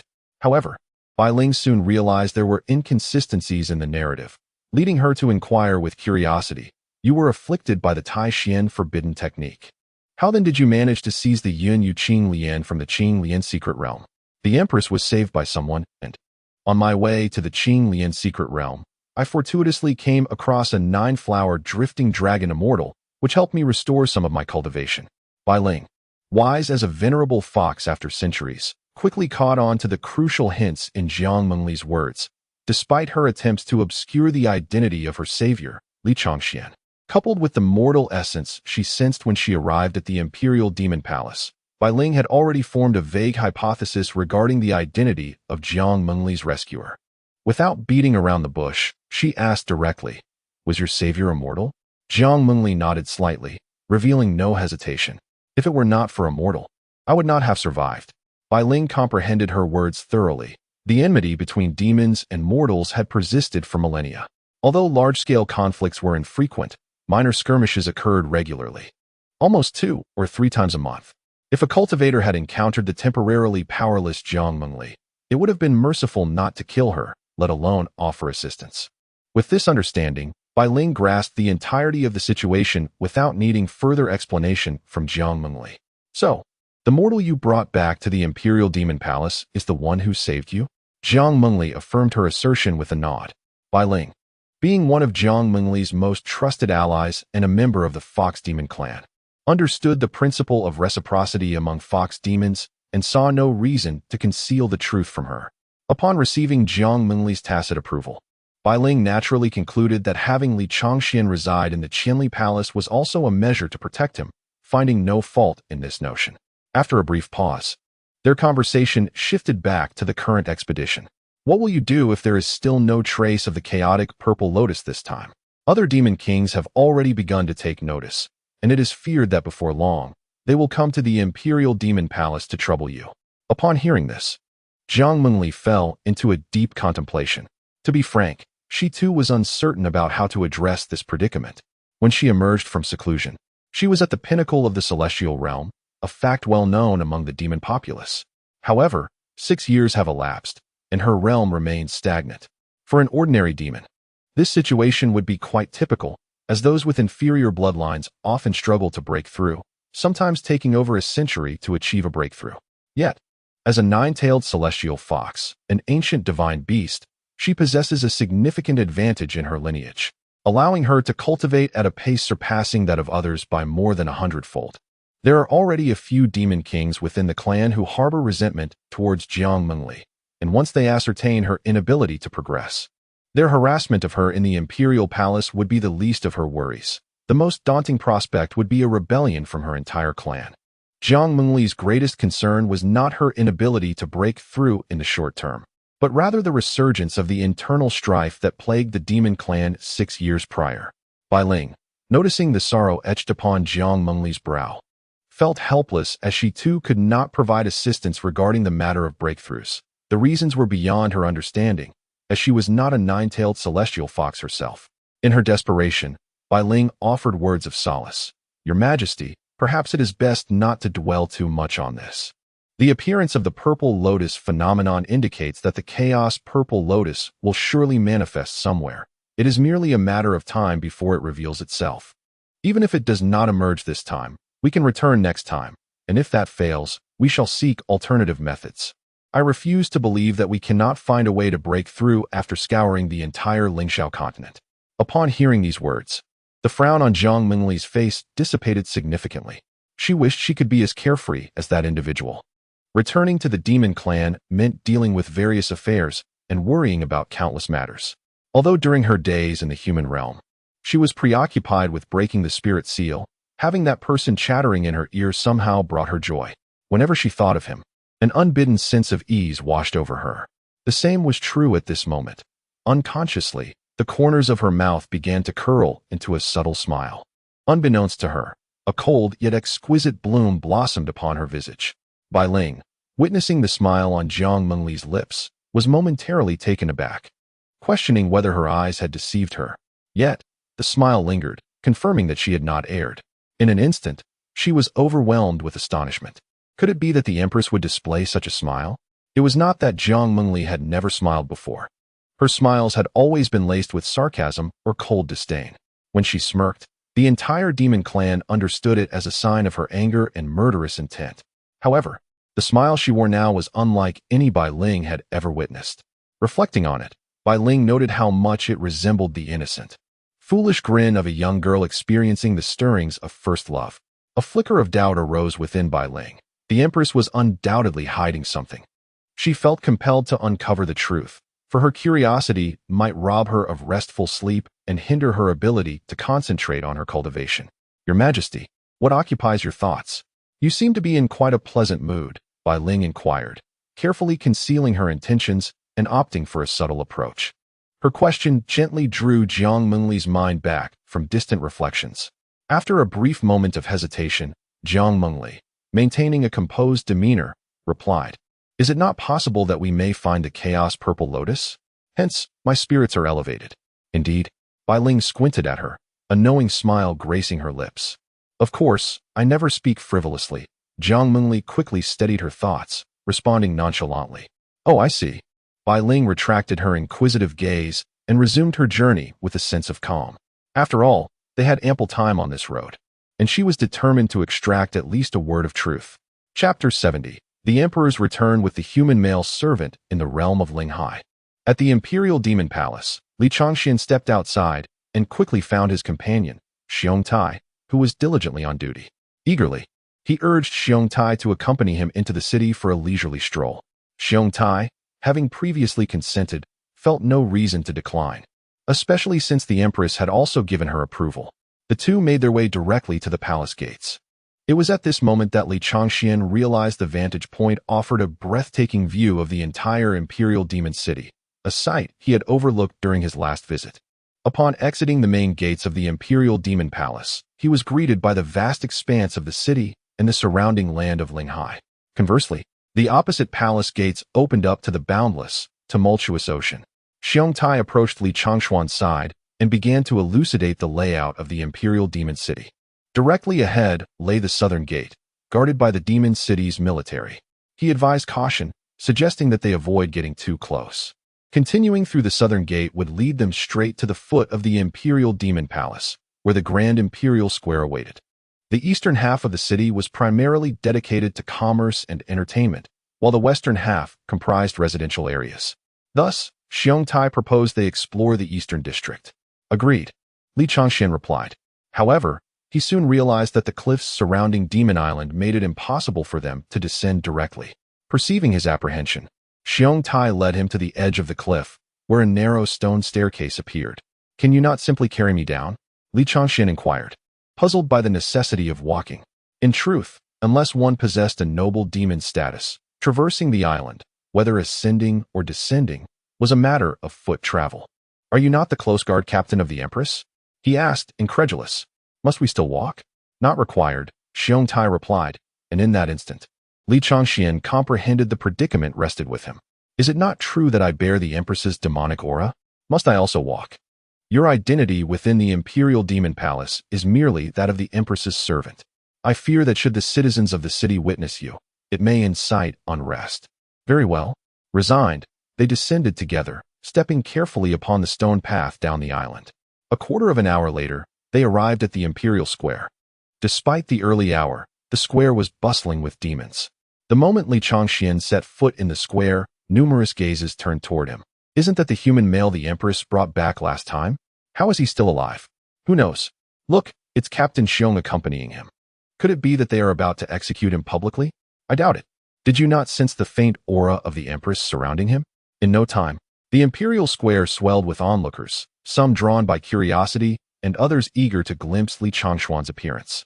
The square became a throng of bodies, encircling Li Changxian and Xiong Tai, creating a scene of vibrant intrigue. Nevertheless, they maintained a distance of 3 to 4 zhang from him. For Li Changxian bore a trace of the aura of the Demon Emperor, and they dared not venture too close, as a sign of respect for the Demon Emperor. Observing this, Li Changxian felt emboldened, his expression composed as he strode forward with an air of confidence. As he advanced, the demons before him parted in unison, creating a circular vacuum around him. All eyes were fixed upon him. Some glared with hostility, seemingly harboring a deep disdain, while others scrutinized him with curiosity, unsure of what they sought to discover. More egregiously, a few demon widows gazed at him with glimmering eyes, as though they had stumbled upon a rare treasure. "Oh my, it must be said, this young human lord is truly handsome. Even I find my heart fluttering." The demons nearby rolled their eyes in exasperation, their faces etched with frustration at her lack of restraint. "Pig widow, hush. If you're feeling amorous, go find a stick at home," one demon candidly rebuked. The others nodded in agreement, giving him a thumbs up. Truly, he is worthy of being a warrior. When Li Changxian reached the center of the Imperial Demon Square, a demon could no longer contain his curiosity and boldly inquired, "Who are you, and what brings you to our demon clan? Furthermore, what is your relationship with the Lady Emperor? Why do you bear her aura? What were you doing in the Imperial Demon Palace? And why have you chosen to emerge now?" A cascade of questions ensued. Even if Li Changxian wished to respond, he was uncertain which inquiry to address first. The once tranquil atmosphere of the Imperial Demon Square erupted into a cacophony of voices, buzzing with incessant chatter. As the situation began to spiral out of control, Xiong Tai, who had been shadowing Li Changxian to ensure his safety, stepped forward. He bellowed, "Silence!" With a commanding roar, the square fell silent once more. All demons turning their expectant gazes upon Xiong Tai, hoping he would provide clarity. At that moment, a voice from the crowd asked, "Commander Xiong, who exactly is this human male?" "Indeed, indeed," echoed the multitude of demons in agreement. Xiong Tai understood that if he did not say something, they might follow the two of them relentlessly, and they would scarcely be able to traverse the city. Thus, he cleared his throat and explained. "He is merely a demon attendant captured by the Lady Emperor from the human realm. There is no need for further speculation." As for Li Changshuan's debt of life to the Lady Emperor, Xiong Tai refrained from mentioning it, for the Lady Emperor had previously instructed him that this matter must remain confidential. Oh, that makes sense. No wonder the Lady Emperor would retain him until now. He is merely a demon attendant. Surely, she must have spared him for the sake of humiliation, which is quite satisfying. I have long found these detestable humans intolerable, committing every atrocity imaginable. With that, the entire assembly of demons exhaled a collective sigh of relief.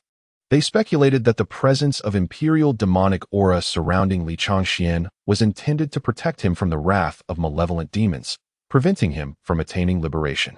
Meanwhile, Li Changxian, overhearing the discussions among the demon populace, could not help but furrow his brow. Was it true that humanity engaged in such ruthless acts of arson, pillage, and cruelty? It appeared that his previous residence in the Yu Domain forest had left him somewhat uninformed about certain matters. Clearly, he needed to seize the opportunity to inquire further about the unfolding events. After a thorough explanation from Xiong Tai, the demon crowd gradually dispersed, no longer posing any difficulty for them. After all, Li Changxian held the esteemed position of being the personal demon attendant to the Empress, and he possessed a trace of her demonic essence, placing him above them in status. Mere moments after the demons departed, news swept through the entire Imperial Demon City that the human male brought back by the Empress was indeed a demon attendant. The intelligence network in this Imperial Demon City operated remarkably well, disseminating information with such swiftness.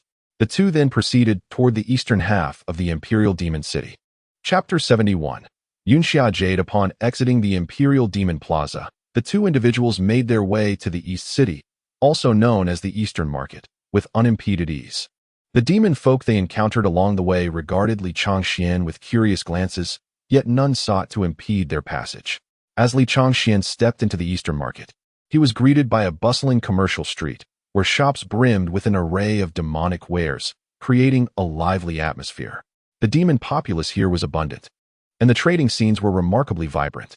Walking side by side with Xiong Tai, Li Changshuan's eyes roamed over the myriad of peculiar and exquisite goods lining the street, filling him with wonder. "Old Tai, what currency do your kind use for trade? Silver?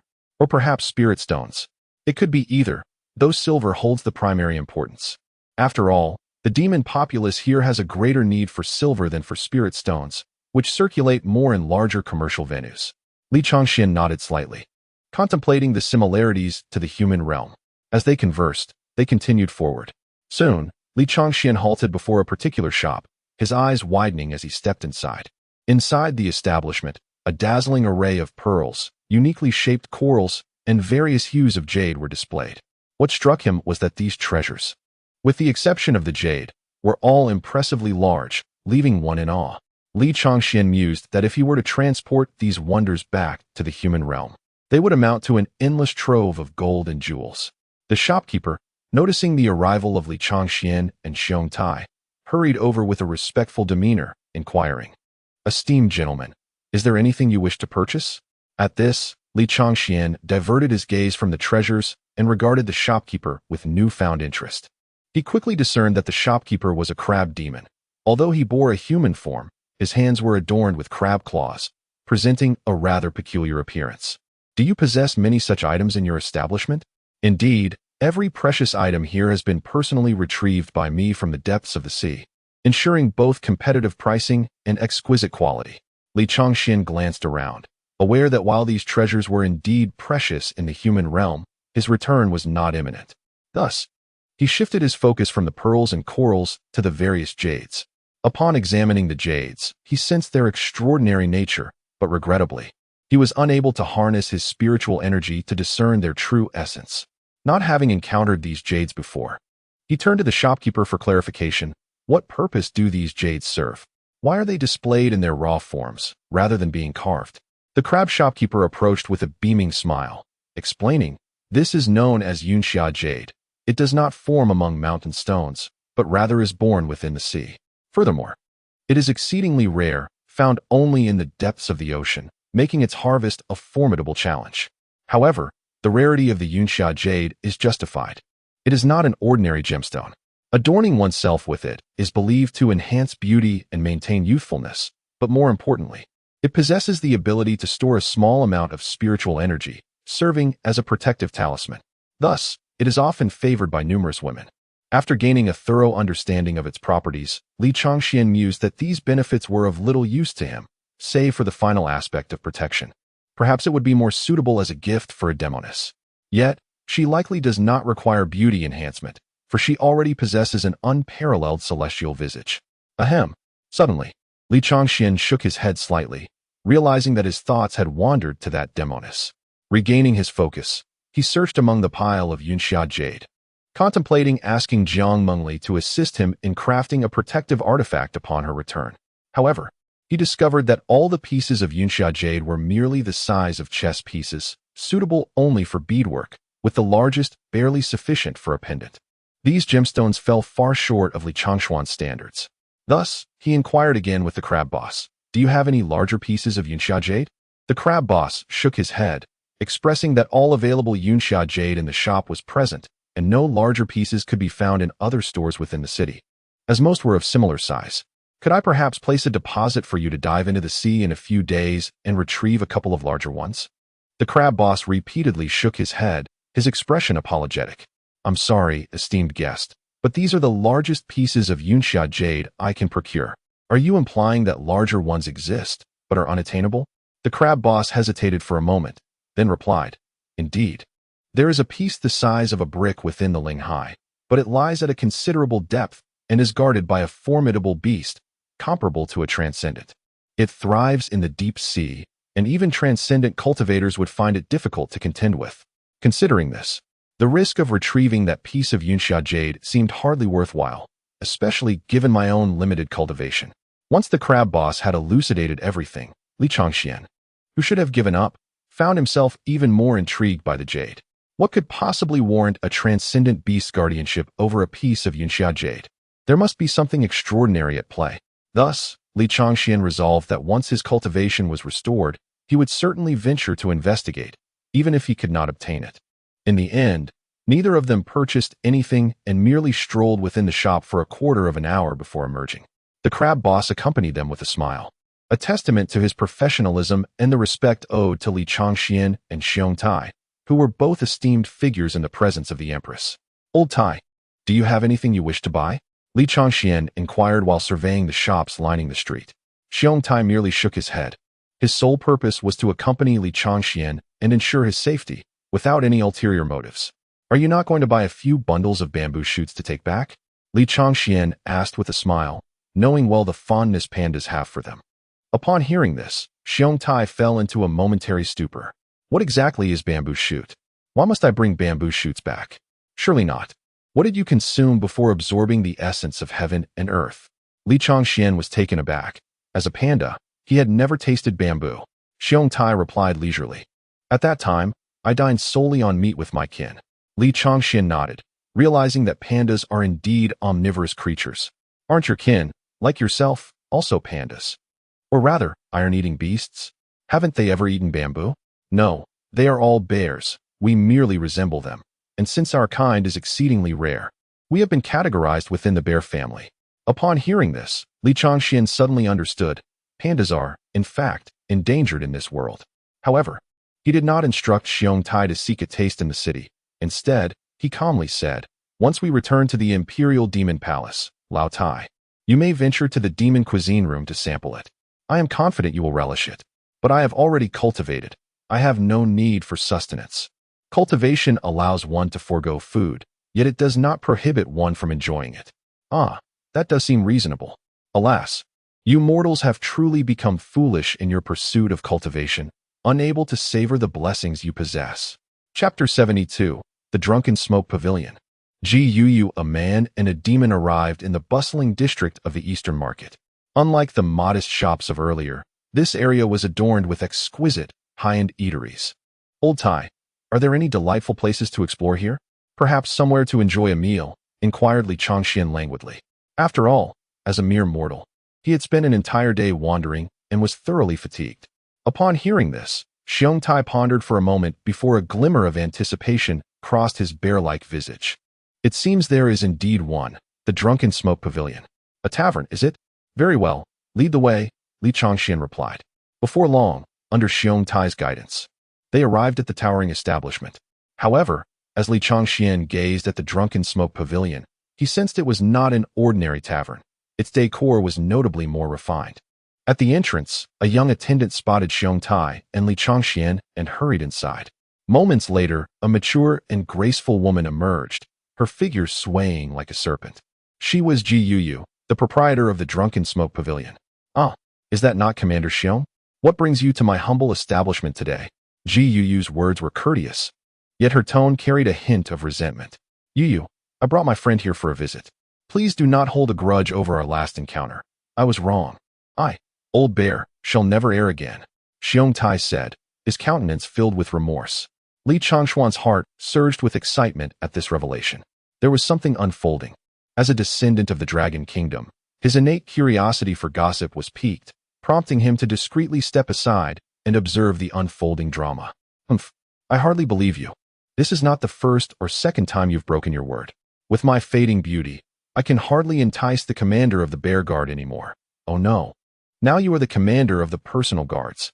Ji Yuyu fanned herself with a small hand fan, her face adorned with a look of grievance. Yuyu, I truly did not deceive you. I had urgent matters to attend to at the Imperial Demon Palace last time, Xiong Tai explained, his expression full of innocence. He had initially arranged to meet Ji Yuyu, but at that time, Jiang Mengli had secretly ventured into the human realm, necessitating heightened vigilance at the Imperial Demon Palace. As the commander of the Bear Guard then, he found himself unable to attend, and he had not returned to explain in the 2 months since. Li Changxian, observing the exchange, quickly discerned the nature of their relationship.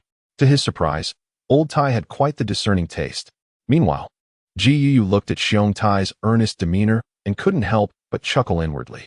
She knew he was not lying, and the reasons for his missed appointment were not her concern to probe. Very well, should you err again, do not expect to find me at the Drunken Smoke Pavilion. Ha ha ha, I assure you, there will be no further mistakes. Xiong Tai beamed with a foolish grin. And where is your friend? Huh. Xiong Tai turned, only to find Li Changxian had vanished from sight. Having concluded their conversation, Li Changxian hurriedly trotted over from the side. Here I am. Yuyo. This is my friend Li Changxian, Bear Iron introduced with a boisterous demeanor. At that moment, Ji Yuyo's serpent-like pupils narrowed as she scrutinized the approaching Li Changxian, circling him twice. Upon noticing that Li Changxian appeared somewhat uncomfortable under her gaze, she quickly offered an apologetic smile, saying, Young Master Li, I apologize for my indiscretion. She understood without needing to think that the man before her was the human whom the Empress had brought back not long ago. The news of the Empress's human companion had spread throughout the city hours earlier, and she had certainly heard about it. Observing Li Changxian, she noted that aside from his striking handsomeness, he was quite an ordinary individual. Let us proceed inside and continue our conversation, she suggested. No need to dwell on it. Bear Iron promptly interjected with a grin, leading the way. Thus, the three entered together. Upon entering, Li Changxian discovered the interior of the Drunken Smoke Pavilion to be a vibrant spectacle, adorned in an extravagant manner. All services within were provided by beautiful female demons. A flicker of uncertainty crossed his mind, and leaning towards Bear Iron, he whispered, Old Iron, this is a reputable establishment, right? What do you mean by reputable? Bear Iron boisterously replied, his voice loud enough for Ji Yuyu to overhear. However, she was not offended. Instead, she smiled and clarified to Li Changxian. While our Drunken Smoke Pavilion is indeed frequented by young ladies, they are performers, not purveyors of flesh. She then added with a playful chuckle, if you seek such services, you might consider the Spring Pavilion in the Eastern Market. They offer special services as long as you do not mind the demons. No. Li Changxian hastily waved his hands, having asked out of concern that Bear Iron had led him astray. The trio then ascended the stairs to a private room. Once the dishes were served, a young woman entered the chamber. After bowing slightly to the three, she approached a small table and began to play the guzheng, which had been prepared earlier. Although the rooms were constructed of wood and seemed to lack sound insulation, each one was inscribed with a soundproofing array, preventing any disturbances from neighboring rooms. Li Changxian savored the appetizers and sipped his drink while listening to the gentle melodies, feeling thoroughly at ease. The drunken smoke pavilion certainly lived up to its reputation for elegance. Meanwhile, Bear Iron gazed dreamily at Ji Yuyo, and Li Changxian, noticing his infatuated expression, felt a sense of deja vu suddenly. He recalled that the way Bear Iron looked at her was reminiscent of how he had gazed at a certain demoness during a massage session. He also reminisced about her soft, plump face and her spoiled demeanor when angered. Unconsciously, he began to smile dreamily before his expression turned more composed. I wonder how the demoness is faring now. Is she in any danger? With her strength and the company of a certain white demon king, she should be fine, shouldn't she? Suddenly, Li Changxian snapped back to reality, wondering why his thoughts had drifted to her once again. This was not the first time he found himself in such a predicament. Jiang Mengli had been gone for several days, and he had grown accustomed to seeing her daily. During these days of separation, he often found himself inexplicably lost in thoughts of her. Could it be? Had he truly fallen for her? Instantly, a wave of appetite vanished, leaving a hint of confusion etched upon his face. The crux of the matter was that he had never experienced romance in either of his worlds. He remained a novice in such affairs. In Blue Star, as an orphan with a rather introverted nature, he had been left somewhat bewildered by the intricacies of relationships. Observing that Li Changxian, who had been enjoying his meal, abruptly halted, Ji Yu noticed his unusual demeanor and inquired with curiosity, "Young Master Li, is everything well? Is the food unpalatable? If so, I can have the kitchen prepare something else immediately." Upon hearing Ji Yu's words, Li Changxian regained his composure and quickly waved his hand. No, it's not the food. So, it seems you have something on your mind? Chapter 73. I have a friend, is there something weighing on your mind? As the head of the drunken smoke pavilion, Ji Yu encounters a myriad of beings daily, and she quickly discerned the turmoil within Li Changxian. Li Changxian merely stared blankly, offering no response, prompting Ji Yu to continue, "If it is convenient, might you share your troubles with me? Perhaps I can assist you in finding clarity."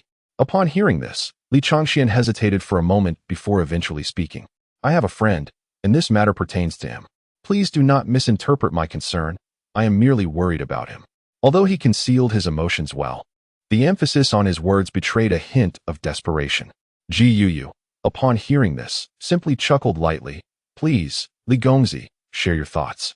I shall endeavor to help you find understanding." At that moment, Xiong Tai leaned closer, his gaze fixed intently on Li Changxian, eagerly awaiting his words. He assumed that Li Changxian, who appeared so carefree and relaxed, must have no worries at all. As they listened intently, Li Changxian began his tale with an air of calmness, using his friend's predicament as a guise. "My friend, you see, recently encountered another individual. Under certain circumstances, they spent some time together. Initially, he held an unfavorable impression of her, but as they continued their interactions, he grew accustomed to her presence and no longer viewed her unfavorably. Now that they have been apart for some time, he finds himself thinking of her often." Li Changxian hesitated, feeling that the more he spoke, the more it mirrored his own feelings. Noticing Ji Yu's knowing smile, he realized she had discerned the truth, causing his face to flush with embarrassment. Meanwhile, Xiong Tai looked utterly bewildered, clearly struggling to comprehend the situation, and turned his gaze back to Ji Yu. Unfazed, Ji Yu sought clarification. "Is the individual your friend encountered a woman?" Li Changxian nodded, a blush creeping onto his cheeks. "Well, sort of." Ji Yu laughed lightly, having guessed correctly that he was speaking of himself. She remained composed and continued, "It is highly likely that your friend has developed feelings for this woman." With that, she fanned herself, concealing her amusement. At this juncture, Xiong Tai began to grasp the situation and boldly declared, "Why not have your friend express his feelings directly to her? A man shouldn't dither. If she declines, he can simply move on to the next." He laughed heartily, oblivious to the perilous gaze that had now fallen upon him. As he continued to chuckle, a sudden realization struck him. "Apologies, brotherly. I completely forgot that you were captured by the demon clan. It seems you cannot relay this to your friend." At this moment, Ji could no longer contain her frustration and abruptly grasped the bear's waist, twisting it fiercely. What do you understand? Silence yourself. The sudden assault caused Xiong Tai to grimace in pain, exclaiming a loud ouch, before he quickly covered his mouth with one hand, too fearful to speak further. Upon hearing the phrase moved by emotion, Li Changxian felt no greater turmoil within himself. He had already harbored a vague suspicion and was merely seeking confirmation from Ji due to his lack of experience. As for what he should do next, he resolved to adhere to his previous philosophy in dealing with Zhao Chun, to go with the flow. It seemed that he was not yet on the same level as her, one an immortal and the other a mortal, one an emperor and the other a servant. The gap was indeed substantial. Yet, in a few months, as his cultivation would be restored, he would naturally gain confidence. Even if she were to confront him forcefully, she would find it impossible to resist. Meanwhile, Ji who had initially chuckled at Li Changxian, suddenly appeared lost in thought, a wave of sorrow swelling within her. In her speculation, Li Changxian should have been living well among the human race, encountering the woman he had mentioned. However, for reasons unknown, he had been captured by their Empress and brought to the demon realm. A mere mortal might never return to his previous life. No wonder he spoke of their separation. Being taken by the Empress could only signify a parting. Unfortunately, it might not just be for a short time, but for a lifetime. The thought that Li Changxian might not have yet expressed his feelings to that woman filled her with regret. After all, in this world, it is the infatuated who suffer the most, and the infatuated who are the most laughable. Ji sighed quietly within herself. He had been personally captured by the Empress, and there was little she could do to assist him. At that moment, a rather melancholic melody began to play in the private room, further stirring Ji sympathy. She did not even entertain the thought of that woman being connected to their Empress. After all, such matters were far beyond her imagination, even if she had 10 minds to ponder upon it. Moments later, Ji suddenly stood up and said to Xiong Tai, "Come with me." "Huh? What's wrong?" "Just come with me. No need for so much chatter." "Oh right. Brotherly, you enjoy yourself for a bit. I'll step out." Li Changxian nodded in response. The two demons then exited the private room, while he resumed his meal, feeling a weight lifted from his heart, which in turn rekindled his appetite. In another room, Ji settled herself at a table, and soon Xiong Tai hurriedly joined her. "Yu, is there something urgent?" he asked, pouring her a cup of tea. With a serious expression, Ji inquired, "Is this friend of yours truly a demon servant captured by the Empress?" "Who would have thought it? This is common knowledge throughout the city. It is indeed true." Ji initially harbored concerns that this might merely be a facade, a ruse concocted by Xiong Tai to protect Li Changxian from harm. However, it has become evident that there was no deceit. After a brief pause, Ji inquired further, "What is his character like? Do you share a close bond?" "Indeed, he is quite generous. He often shares his meals with me and my fellow guards. And he speaks with great courtesy," Xiong Tai replied. "So how would you categorize your relationship with him?"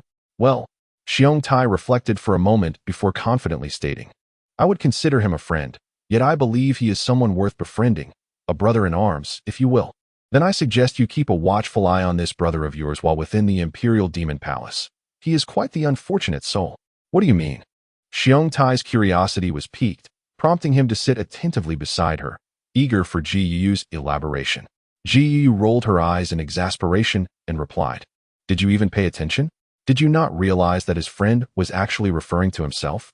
I had no idea."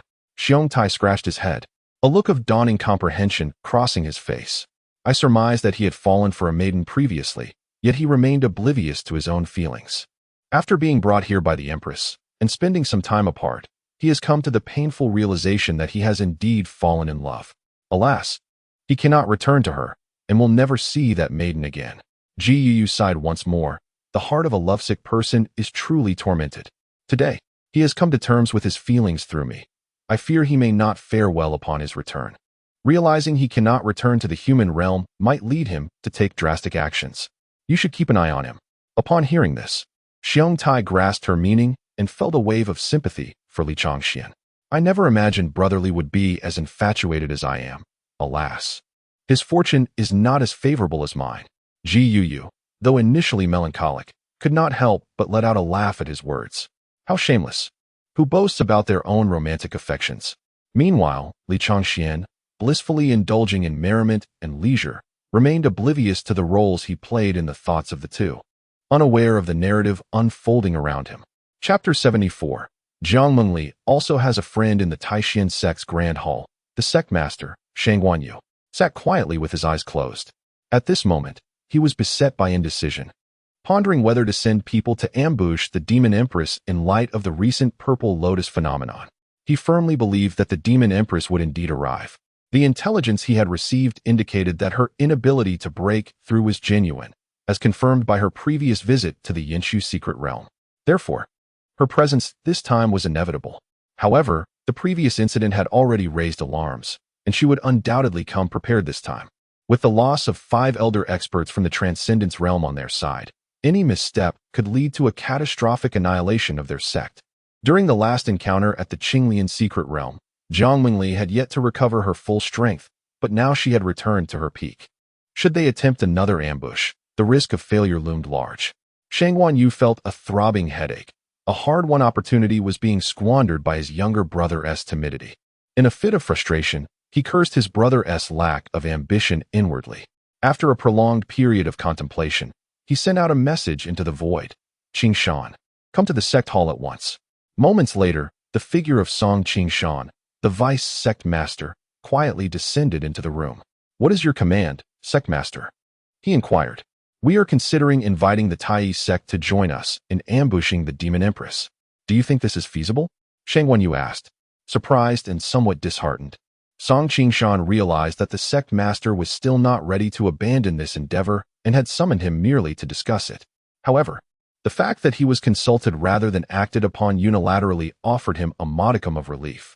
Sect master, this plan is unfeasible, Song Qingshan stated after a moment of careful deliberation. Why is it unfeasible? 6 years ago, when we attacked the demon clan, they were complicit as well. They must also covet the vast resources of purple spirit stones, Shang Guanyu countered. Song Qingshan proceeded to analyze the pros and cons of this strategy for the Taishan sect with meticulous patience. If successful, killing the Demon Empress would mean Tai would lose their main force. However, if we fail, they could seize the opportunity to undermine us. Regardless of success or failure, the Taishan sect would not be in an advantageous position, and what rationale could we possibly offer to persuade them to take action? After listening, Shang Guanyu fell into deep contemplation once more. Song Qingshan's arguments were indeed sound. Whether they succeeded or failed, the situation was not favorable for the Taishan sect. Most crucially, they needed a compelling reason to convince the Tai sect to engage. The last time they dared to act was based on the intelligence that Jiang Mengli might be unable to break through. Although that information had come from the demon's side, they were unsure at the time. It had been a gamble. They had dispatched 5 of their 12 Transcendence Realm elders, only to see them all perish. Losing nearly half of their forces had dealt a significant blow to the Taishan sect. However, the knowledge that Jiang Mengli was unable to break through was known only to him. Even his own younger brother remained unaware. Thus, this information cannot be wielded as leverage to compel the Tai sect into action, for it possesses greater significance in the future. Helpless, Shang Guanyu let out a heavy sigh. Let this matter be, he concluded. The sect master is indeed sagacious. Song Qingshan exhaled in relief, thinking that he had finally managed to convince his master. Otherwise, the Taishan sect would have truly perished under his generation's stewardship. Half a month later, Jiang Mengli and Bai Ling emerged from the secret realm that had manifested the chaotic purple lotus. As expected, they had yet to catch even a whiff of the lotus's essence. Fortunately, there were no ambushes from the Taishan sect this time, and the two managed to exit without significant conflict. At present, they were on their way back to the Imperial Demon Palace. Bai Ling quietly trailed behind Jiang Mengli. Having spent the past few days subtly probing for information, yet she had gleaned nothing substantial. She dared not make her inquiries too overt, lest her true intentions be revealed. Meanwhile, Jiang Mengli appeared somewhat distracted. Just after their exit from the secret realm, a message had arrived from Bai Yaoyao within the Imperial Demon Palace, stating that Peng Kuan of the Great Peng Demon Clan had come to the Demon City on urgent business, requesting an audience with the Empress. Peng Kuan is the sole son of the Demon King Peng Feng and the designated successor to the throne of the Great Peng Clan. To prevent any suspicions from ill-intentioned demon factions, Jiang Mengli had kept her 2 secret excursions to seek the chaotic purple lotus under wraps. thereby reducing the likelihood that they would suspect her inability to break through. The previous incident had likely spread throughout the demon clans, and if Peng Kuan were to enter the Imperial Demon Palace and discover her absence, it would be a minor issue. However, she feared that Li Changxian might be detected. Currently, Bai Yaoyao was stalling him, preventing his entry into the palace, but she could not delay him indefinitely. With Jiang Mengli absent, Bai Yaoyao and the others might not be able to stop him, and if he were to act against Li Changxian. At this thought, merely contemplating it ignited a flicker of anger within Jiang Mengli. Though not strong, Bai Ling still sensed it. Bai Ling accelerated to match Jiang Mengli's pace. "Your Majesty, what troubles you?" Upon hearing the inquiry, Jiang Mengli hurriedly suppressed her rising ire and replied with indifference, "It is nothing." Simultaneously, she realized that merely thinking of Li Changxian could directly influence her emotions. No wonder she found herself inexplicably recalling him during her idle moments these past few days. Bai Ling, noticing Jiang Mengli's dismissal, could read her expression and thus lightly inquired, "Your Majesty, if there is something troubling you, feel free to share. Perhaps I might offer some insight." Upon hearing this, Jiang Mengli hesitated. She had begun to sense her true feelings for Li Changxian, yet she remained uncertain. After a prolonged period of contemplation, she hesitantly spoke, "I have a friend who inexplicably recalls another person, granting him countless exceptions and allowing her emotions to be swayed by him." This was the moment of infatuation. Before Jiang Mengli could finish her sentence, Bai Ling interjected. As for who the friend referred to, she was acutely aware that it was herself, the Empress, although she chose not to confront it directly. After all, she was well aware that the Empress had but a few friends. Upon hearing this, Jiang Mengli felt little stirrings in her heart, having prepared herself for such a revelation. However, to obfuscate the truth and divert suspicion from herself, Jiang Mengli inquired, "What if the two were of the same gender?" Upon hearing this, Bai Ling's mind momentarily faltered. Same gender? The smokescreen Jiang Mengli had cast indeed bore fruit, as Bai Ling was left in ignorance. Yet, it failed to achieve Jiang Mengli's intended purpose. Jiang Mengli's intention was to ensure Bai Ling did not suspect her. However, the current situation led Bai Ling to firmly believe that the individual in question was Jiang Mengli. To her astonishment, the Empress did not favor men. Bai Ling felt as though the sky had collapsed, pondering whether her lack of intervention during Jiang Mengli's childhood had inadvertently shaped such inclinations. Just as Bai Ling was lost in her thoughts, a string of golden characters suddenly appeared before Jiang Mengli. Peng Kuan has entered the Imperial Palace. This was the long-distance transmission. A pair of talismans Jiang Mengli had previously bestowed upon Bai Yaoyao. Having exhausted their use, she needed to return swiftly. Her only hope was that this individual would refrain from wandering aimlessly, for none dared intrude upon the Qianli Palace without her consent. In an instant, Jiang Mengli's figure soared towards the Imperial Demon City, leaving Bai Ling far behind. Bai Ling, still contemplating how to set her friend straight, was taken aback as she vanished from her sight. "Empress, wait for me." Chapter 75. What is that dog barking? A quarter of an hour ago, at the entrance of the Imperial Demon Palace, Bai Yaoyao and Peng Kuan stood in a tense confrontation. "Why do you repeatedly obstruct my audience with Her Majesty the Empress?" "Divine Envoy Bai, what is your intention?" A slender figure stood defiantly before Bai Yaoyao, his fierce countenance illuminated by a chilling gleam in his eyes, his claws concealed behind his back. This individual was Peng Kuan of the great Peng Demon clan. Unfazed by Peng Kuan's menacing gaze, which seemed ready to devour flesh, Bai Yaoyao met his stare with unwavering resolve. "I have already stated that Her Majesty is currently occupied and does not wish to see you. You should wait outside the palace." Upon hearing this, Peng Kuan let out a cold snort. He took a few steps back and projected his voice into the depths of the Imperial Demon Palace. "Your Majesty, I come bearing urgent matters at the behest of the great Peng Demon King. Why have you barred me from entry?" This scene startled Bai Yaoyao, prompting her to admonish him loudly. "Peng Kuan, how dare you show such disrespect to Her Majesty?" Panic surged within Bai Yaoyao as she realized she might not be able to stop him. As expected, after a prolonged silence, there was no response from Jiang Mengli. A mocking smile crept across Peng Kuan's face. His father had been correct. Her Majesty was not within the palace. If she were present, she would never allow such insolence to go unpunished. With the certainty that the Empress was absent, Peng Kuan shed any lingering hesitation and strode boldly towards the palace. Bai Yaoyao's expression hardened, and the guarding demon soldiers, armed and alert, formed a line to obstruct his entrance. However, Peng Kuan approached Bai Yaoyao calmly and whispered, "Divine Envoy Bai, I believe Her Majesty is not in the palace at this moment. According to protocol, I am entitled to enter and await her return." Bai Yaoyao remained steadfast, unwilling to permit his entry. Observing her unwavering stance, Peng Kuan chuckled softly. "You have no valid reason to stop me now." With that, an imposing aura erupted from him, sending Bai Yaoyao and the soldiers guarding the palace doors reeling to the sides. Bai Yaoyao was taken aback, astonished to discover that he had reached the late stage of the transformation tribulation realm. With her own cultivation at the initial stage, she was 2 ranks below him, and he had clearly held back his power, sparing her from injury. Unfortunately, the other demon soldiers were not as fortunate, blood trickling from their mouths, indicating they had sustained significant internal injuries. Fortunately, she had informed Her Majesty in advance. Considering the Empress's speed, she should be returning shortly. With no one left to impede him, Peng Kuan swaggered into the Imperial Demon Palace.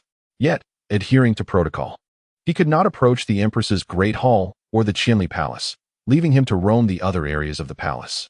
At that moment, Li Changxian was emerging from the side hall of the Qianli Palace. He had initially intended to remain indoors, but was compelled to step out due to an unknown fool who had audibly called out within the Imperial Demon Palace. As I was on the verge of drifting into slumber during my midday nap, I was abruptly roused by the sound of a transmission. Reluctantly, I stepped outside to investigate. However, upon reaching the entrance of the courtyard, I was halted by Xiong Tai. "Brotherly, you cannot go out at this moment." Upon hearing this, Li Changxian furrowed his brow. "Surely, your Empress has not issued a decree forbidding my departure. Why am I not allowed to venture outside? There are individuals from the Dapeng demon clan who have entered the palace, seeking an audience with Her Excellency the Empress. Bai Shenshi likely could not prevent their entry. So it is prudent for you to remain hidden within the Qianli Palace. They would not dare to tread here." Xiong Tai did not conceal any details and patiently elucidated the situation. Li Changxian, upon listening, maintained an unperturbed demeanor and calmly inquired, "Is this Dapeng demon clan not the sworn enemy of your Empress?" Li Changxian distinctly recalled that previously, Jiang Mengli and Xiong Tai had informed him that several of the 9 major demon tribes were opposed to Jiang Mengli's ascension to the throne. However, due to the overwhelming support for her, they did not dare to confront her openly, resorting instead to covert opposition. After a moment of contemplation, Xiong Tai, albeit hesitantly, nodded in affirmation. Li Changxian immediately comprehended the implications and, with a light chuckle, approached to pat Xiong Tai on the shoulder. "What is the strength of this bird?" "Well, it is beneath me," Xiong Tai replied without hesitation. Upon hearing this, Li Changxian felt a sense of relief wash over him. He had never been one to retreat, just as he had faced Jiang Mengli without a hint of trepidation. Now, with Xiong Tai by his side, he felt even more resolute. And though his cultivation may not match, the essence of the sword remained. To pursue the pinnacle of the sword path is to embody the sword itself, unyielding, direct, and unwavering. To endure humiliation and retreat for the sake of self-preservation would be to fall into a lower state. Since they were indeed sworn enemies, retreat was not an option. Yielding would only embolden the adversary. "Come, let us confront him." With that, Li Changxian strode purposefully out of the courtyard. Suddenly recalling something, he turned back with a playful smile. "Remember to ensure my safety." Xiong Tai could only facepalm in exasperation, sensing something amiss. "Huh, you, a demon attendant. Lack both status and cultivation, what purpose do you have in confronting him?" Yet, with Li Changxian already outside, Xiong Tai had no choice but to follow.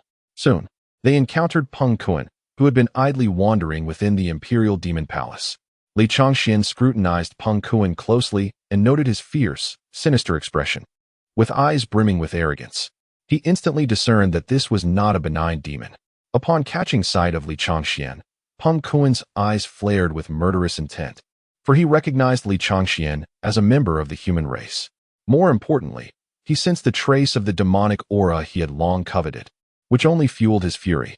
He had heard whispers that the Empress had taken a human male as her demon attendant just days prior. After all, this news had spread throughout the Imperial Demon City and would soon reach every corner of the demon realm. "Was that you barking like a dog outside the Imperial Demon Palace just now?" Li Changxian met his piercing eagle-like gaze with unwavering composure and boldly inquired. A gesture that momentarily stunned Peng Kuan, who had not anticipated such audacity. Regaining his composure, Peng Kuan was soon consumed by fury. How dare this insignificant insect speak to him in such a manner? A sinister smile crept upon his lips as he retorted, "If you have the courage, repeat that." Turning to the imposing Xiong Tai behind him, Li Changxian asked, "Is this fellow deaf?" He then fixed his gaze back on Peng Kuan, declaring, "I said, what are you barking about?" Peng Kuan only scoffed in response, relishing the rarity of someone daring to speak to him so boldly.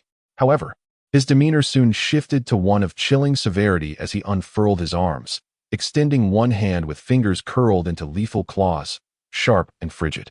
Should he be caught, it would surely result in death or a grievous tearing of flesh. Just as Peng Kuan's talons were about to seize him, Li Changxian shouted, "Xiong Tai, make your move." Almost instantaneously, Xiong Tai surged forward, intercepting the strike with unwavering steadiness. Upon witnessing the intervention, Peng Kuan's expression soured further, his voice low and menacing. "Does Captain Xiong intend to shield this insignificant human?" "Peng Kuan, this is the imperial palace of the Beast Clan, not your Depeng Beast Clan. You shall not act with impunity here. You are aware that the presence of a living human within the Beast Clan's imperial palace is an affront." As Peng Kuan raged, he unleashed his claws simultaneously towards Li Changxian, compelling Xiong Tai to hurriedly defend. "He is a personal guard to Her Majesty. Whether he lives or dies is not for you to decide. Humph. As long as he is not of the Beast Clan, my actions are justified. There is no need for humans to exist within the Beast Clan's imperial palace." With a frigid glare, Peng Kuan unleashed his full power. A surging aura that forced Xiong Tai backward. Li Changxian, who had been standing behind Xiong Tai, was also thrust several steps back before regaining his balance. This turn of events astonished both Li Changxian and Xiong Tai. Xiong Tai was taken aback to find himself now outmatched by a whole realm, while Li Changxian was astonished at Xiong Tai's unreliability in this crucial moment. "Xiong Tai, did you not claim he was beneath you? It seems I must rely on myself." Peng Kuan's lethal claws were now aimed at his heart, seemingly intent on a brutal extraction. Li Changxian readied the thunder pearl in his hand, hoping that an external force might trigger its explosion, potentially inflicting severe damage on this avian foe. In the blink of an eye, the claws closed in, and just as Li Changxian prepared to hurl the thunder pearl, Peng Kuan's movement suddenly halted, his expression contorted in agony, as if he had suddenly borne some unbearable weight. Then, an overwhelming pressure descended visibly, forcing him to kneel, shattering the tiles beneath him. Chapter 76. The Dapeng Demon Clan Seeks an Alliance? There exists a path to their demise. Jiang Mingli's figure quietly descended before Li Changxian. Upon witnessing this, Xiong Tai promptly knelt in reverence, exclaiming, "I pay my respects to your majesty."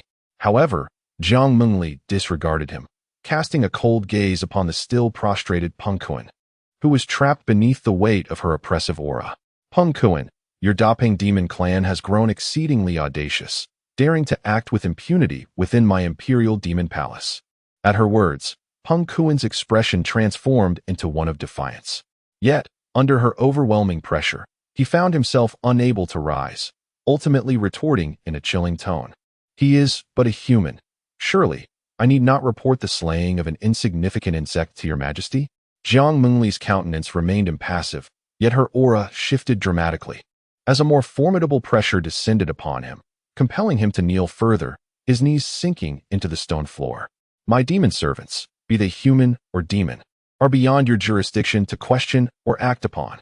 Her voice was icy, laced with an undercurrent of lethal intent. Peng Kuan, acutely sensing the menace in her tone, instantly recoiled, his complexion paling. Despite his elevated status, he felt woefully inadequate before her. Reluctantly, he conceded, though he feigned composure, stating, "I beseech your majesty's forgiveness. It was my transgression. I come at the behest of my father, with urgent matters to discuss with your majesty. I implore you to grant me this one reprieve."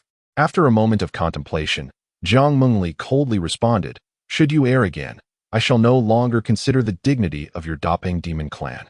With that, the overwhelming pressure dissipated. With a grim expression, Peng Kuan slowly rose, clasping his fists in apology.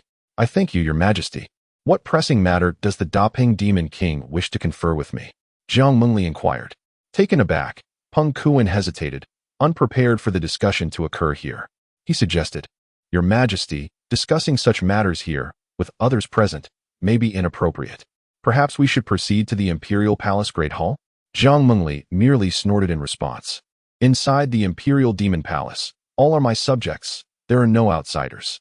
If you desire to converse in the Great Hall, summon your demon father to come in person. If you remain silent, I advise you to leave the palace at once. With that, Jiang Mengli gracefully walked to a nearby pavilion and seated herself. Li Changxian hastily followed, now adopting the demeanor of a demon servant, standing resolutely behind Jiang Mengli. He thought it prudent to give her some face in the presence of others, especially since Peng Kuan seemed intent on his demise, making it safer to remain behind her. At that moment, Bai Yaoyao arrived slightly late. Upon seeing her Empress had returned, she positioned herself alongside Xiong Tai at the pavilion entrance. What is the matter at hand? Jiang Mengli inquired, her commanding presence palpable. Though she was not seated upon the throne within the grand hall, her imperial aura remained undiminished. Reluctantly, Peng Kuan divulged the purpose of his visit to the Imperial Demon Palace. Your Majesty, my father has sent me to propose a union between our clans. Upon the utterance of those words, all four individuals were momentarily taken aback. A union? However, they quickly came to realize that such occurrences were not entirely absent from the annals of the demon race's history. Once their astonishment waned, the gazes of Li Changxian, Xiong Tai, and even Jiang Mengli converged upon Bai Yaoyao. After all, within the Imperial Demon Palace, she was the only one of sufficient standing to facilitate a union with the great Peng Demon clan. Feeling the weight of so many eyes upon her, Bai Yaoyao's heart raced with alarm, and she hastily turned to kneel before Jiang Mengli. Your Majesty, Yaoyao is unwilling. I merely wish to remain by your Majesty's side forever. I do not wish to enter into a union with the great Peng Demon clan.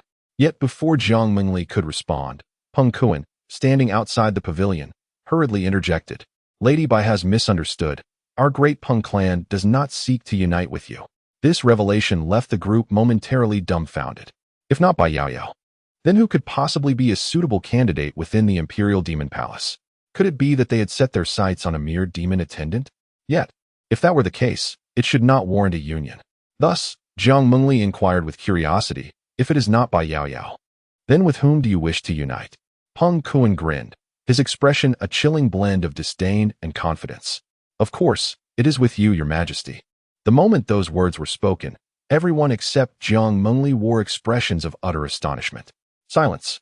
A deathly stillness enveloped the scene, with only the faint sounds of breathing and the whisper of the breeze breaking the quietude, every subtle sound resonating clearly.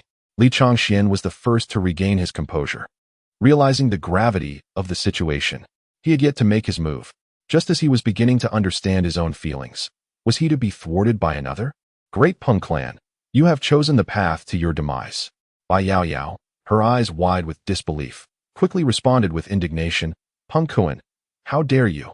Do you even comprehend what you are saying? Her voice dripped with fury, more intense than when she had been compelled to consider a union with the great Peng clan.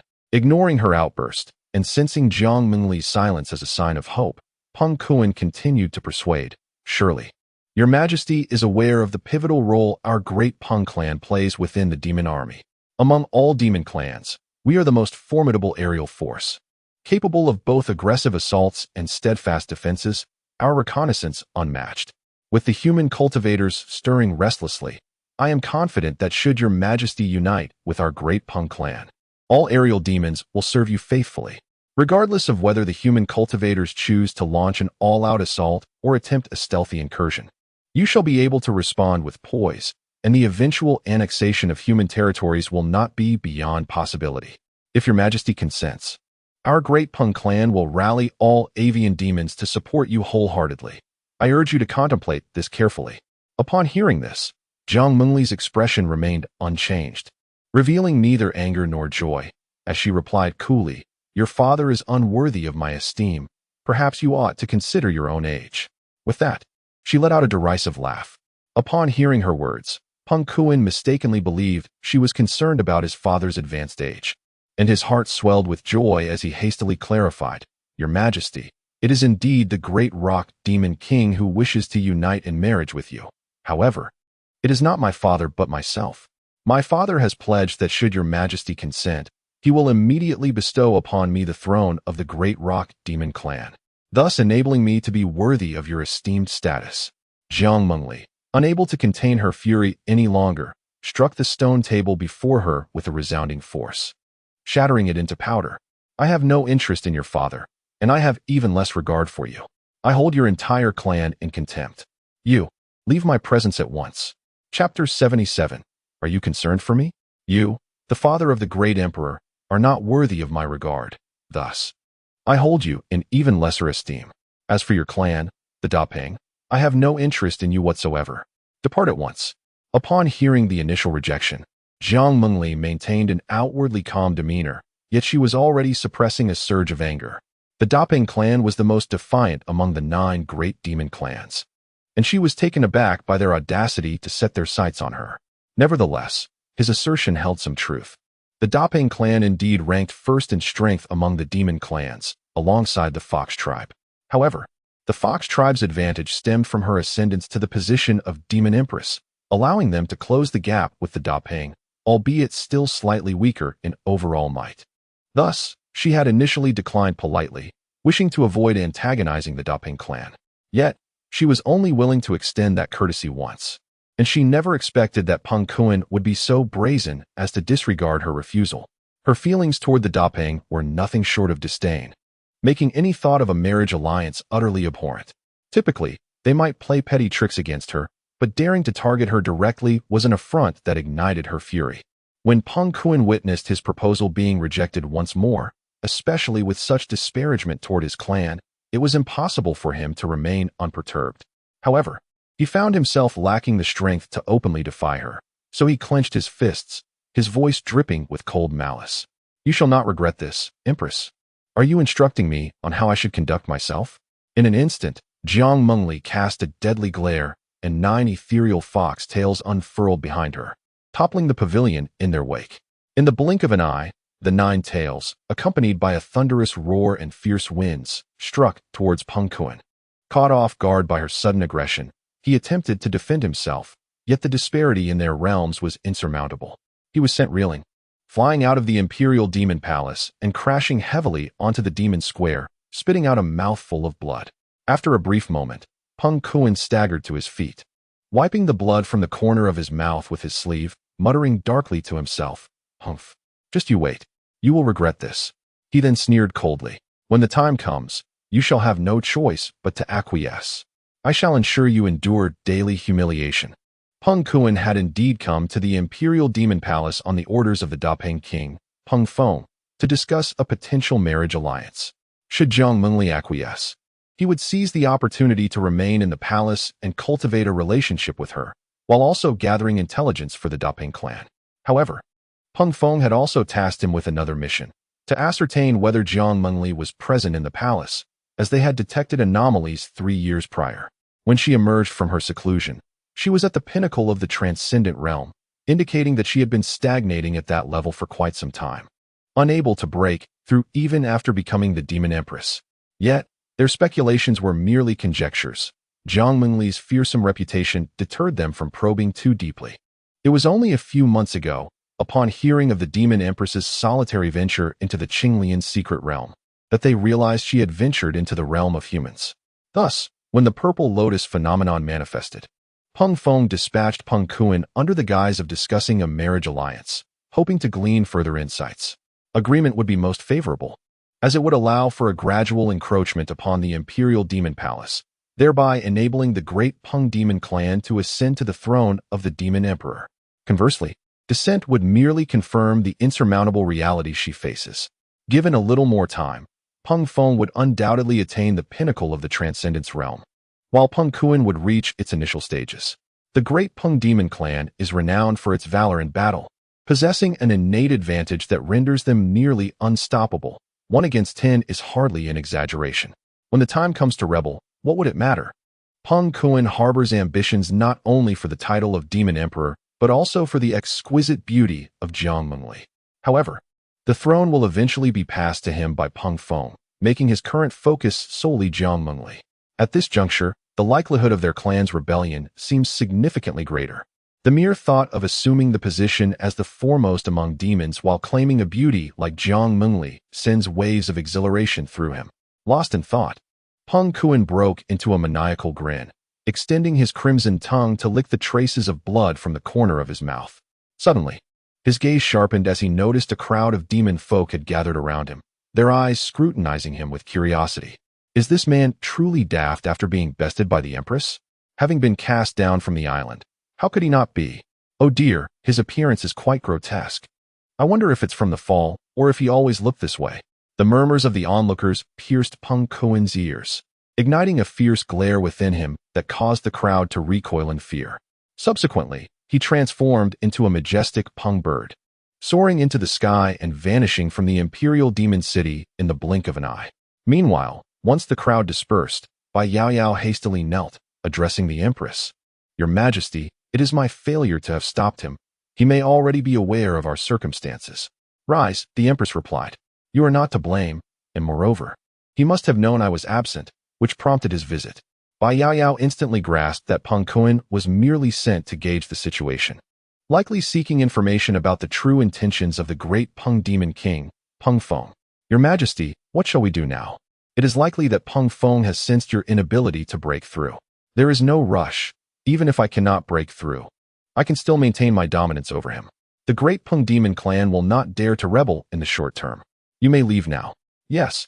With that, Xiong Tai and Bai Yaoyao departed, leaving only Li Changxian and Jiang Mengli in the uncovered pavilion. You truly fear not for your life, even in my absence. You dare to speak so boldly. Only I could tolerate your audacity, Jiang Mengli remarked coolly, adjusting her skirt as she elegantly settled onto the stone bench. Although Jiang Mengli had arrived late, she could easily infer the situation. It was undoubtedly Li Changshuan's loose tongue that had caused the trouble. Why could he not remain in the Qianli Palace, instead of wandering off and causing her worry? Yet moments passed without a response from Li Changxian. Turning to glance back, she found him entranced, gazing intently at the swaying fox tail behind her. For reasons unknown, this action suddenly caused her cheeks to flush, prompting her to hastily retract her fox tail. Li Changxian, did you hear what the Emperor, just uttered? Yes, I heard. I thought the great Peng clan was not your sworn enemy, so I merely assisted in scolding them for you. The 9 foxtails in Li Changshuan's eyes abruptly vanished, bringing him back to reality. Fortunately, he had narrowly avoided the temptation to reach out and caress her. Had he not been interrupted in his thoughts, he could scarcely imagine how the enchantress would punish him. At least you are perceptive. Upon hearing Li Changshuan's response, Jiang Mengli snorted lightly, pressing her crimson lips together, appearing somewhat satisfied with his justification. She was long accustomed to his reckless behavior. Moreover, even if she had not arrived in time, Xiong Tai would have managed to save him, so she refrained from admonishing him, considering he acted out of concern for her. The two fell into a brief silence. After a while, Li Changxian broke the stillness, feigning indifference. You did not sustain any injuries this time, did you? At his words, Jiang Mengli suddenly flashed a seductive smile, narrowing her enchanting eyes as she scrutinized him. Are you concerned for me, the Emperor? Cough, just asking casually. Li Changxian, feeling somewhat guilty, rubbed his nose, casting his gaze elsewhere, unable to meet her eyes directly. Jiang Mengli's gaze flickered. Without even employing the secret art of Tianhua Yoli, she could discern his deceit, and she subsequently chuckled lightly. You are lying. We have traversed the Qinglian secret realm together, so we are bound by life and death. What's wrong with showing some concern? This time, Li Changxian spoke candidly, without hesitation. Hearing this, Jiang Mengli smiled between her brows, pouting slightly. Only you underestimate me daily. In this world, those who could inflict harm upon me are few and far between. How could I possibly be injured? Chapter 78. Have you not visited Wanshun Tower? And what of Zillian? Upon hearing that all was well, Li Changxian felt an unbidden sense of relief wash over him.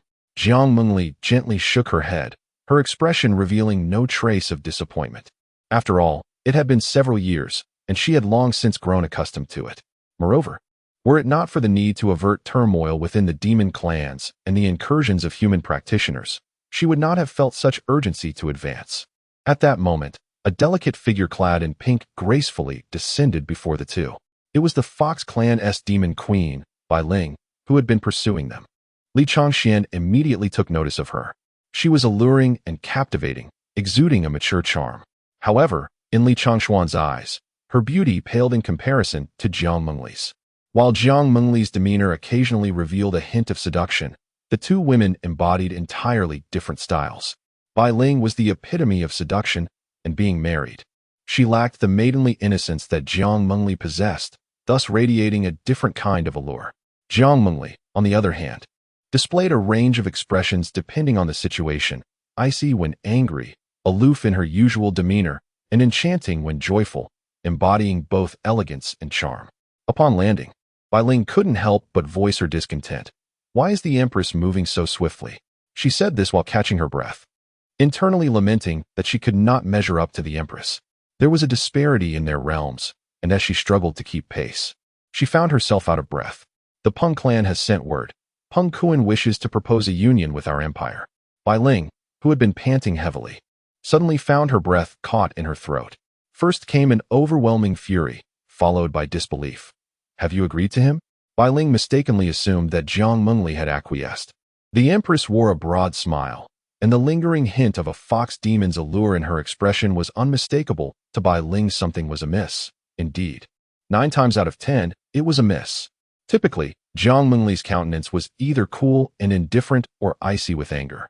Bai Ling had never witnessed her display such an expression before. At times, she wondered if the 9-tailed celestial fox was truly different from ordinary fox demons. For Jiang Mengli had never exhibited the innate charm characteristic of her kind. Now that Bai Ling had witnessed this, she presumed that her Empress was pleased and had consented. However, there was no need for speculation. It should not be so. The Empress and the Peng clan were arch-rivals. Had it not been for their statuses, it would surely be a matter of life and death. How could she possibly be happy about this? Moreover, did not the Empress prefer women? Had she reverted to a more conventional disposition? Little did Bai Ling realize that Jiang Mengli's demeanor might only ever manifest for one individual. Not due to the matter of the Peng clan's proposal, but simply because of the presence of a particular person. Perhaps even Jiang Mengli herself was unaware of the nature of her expression at that moment. Just as Bai Ling was lost in her convoluted thoughts, unable to grasp the situation, Jiang Mengli interjected. Impossible. I have wounded him and cast him out of the Imperial Demon Palace. Ah, the Empress is truly wise. Upon hearing this, Bai Ling was momentarily taken aback, though the outcome was entirely as she had anticipated. Nevertheless, it was preferable this way. The two parties had always been clandestine adversaries, and their agreement would have been rather illogical. However, this course of action had undeniably begun to sever ties with the great Peng Demon clan, inevitably leading to complete chaos and the prospect of war in the future. Although they might refrain from taking immediate action against the Imperial Demon Palace, they would undoubtedly initiate provocations against the Fox clan. Bai Ling understood that Jiang Mengli had informed her to prepare the Fox clan in advance. Thus she said, Your Majesty, I shall return to my clan now. Very well. Just as Bai Ling turned to leave, she suddenly sensed that she had overlooked something.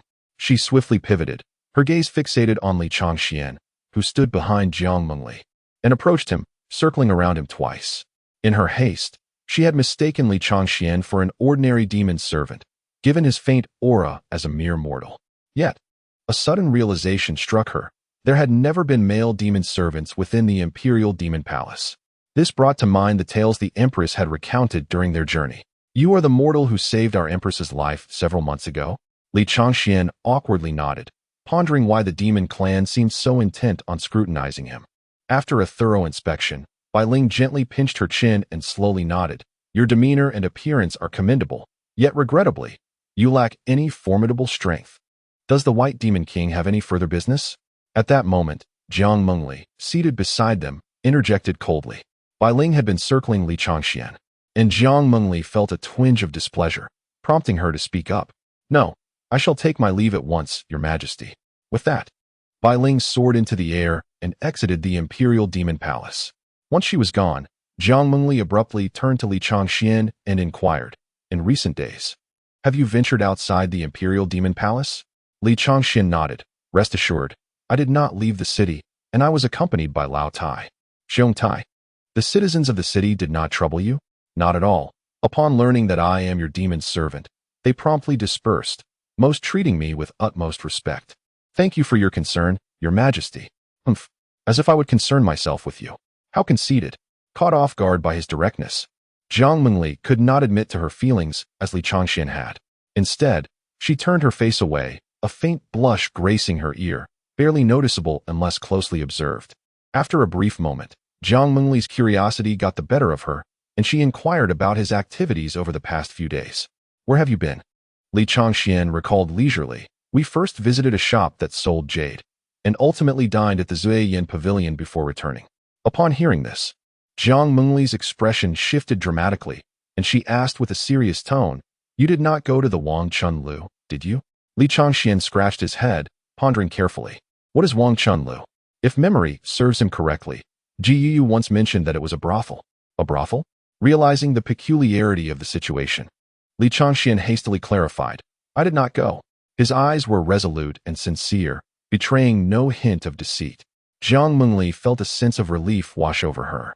Although their relationship remained platonic, having come to terms with her own feelings, she could not help but feel compelled to inquire about such matters. At that moment, Li Changxian too sensed the oddity. Why was he being asked about a visit to a brothel out of the blue? Meanwhile, Bai Ling was on her way back to the Fox clan, yet her mind was elsewhere, preoccupied with thoughts of Jiang Mengli. She had initially presumed that her Empress's emotional inclinations were entirely normal. However, after the recent rejection of a matrimonial alliance with the Daping demon clan, uncertainty loomed.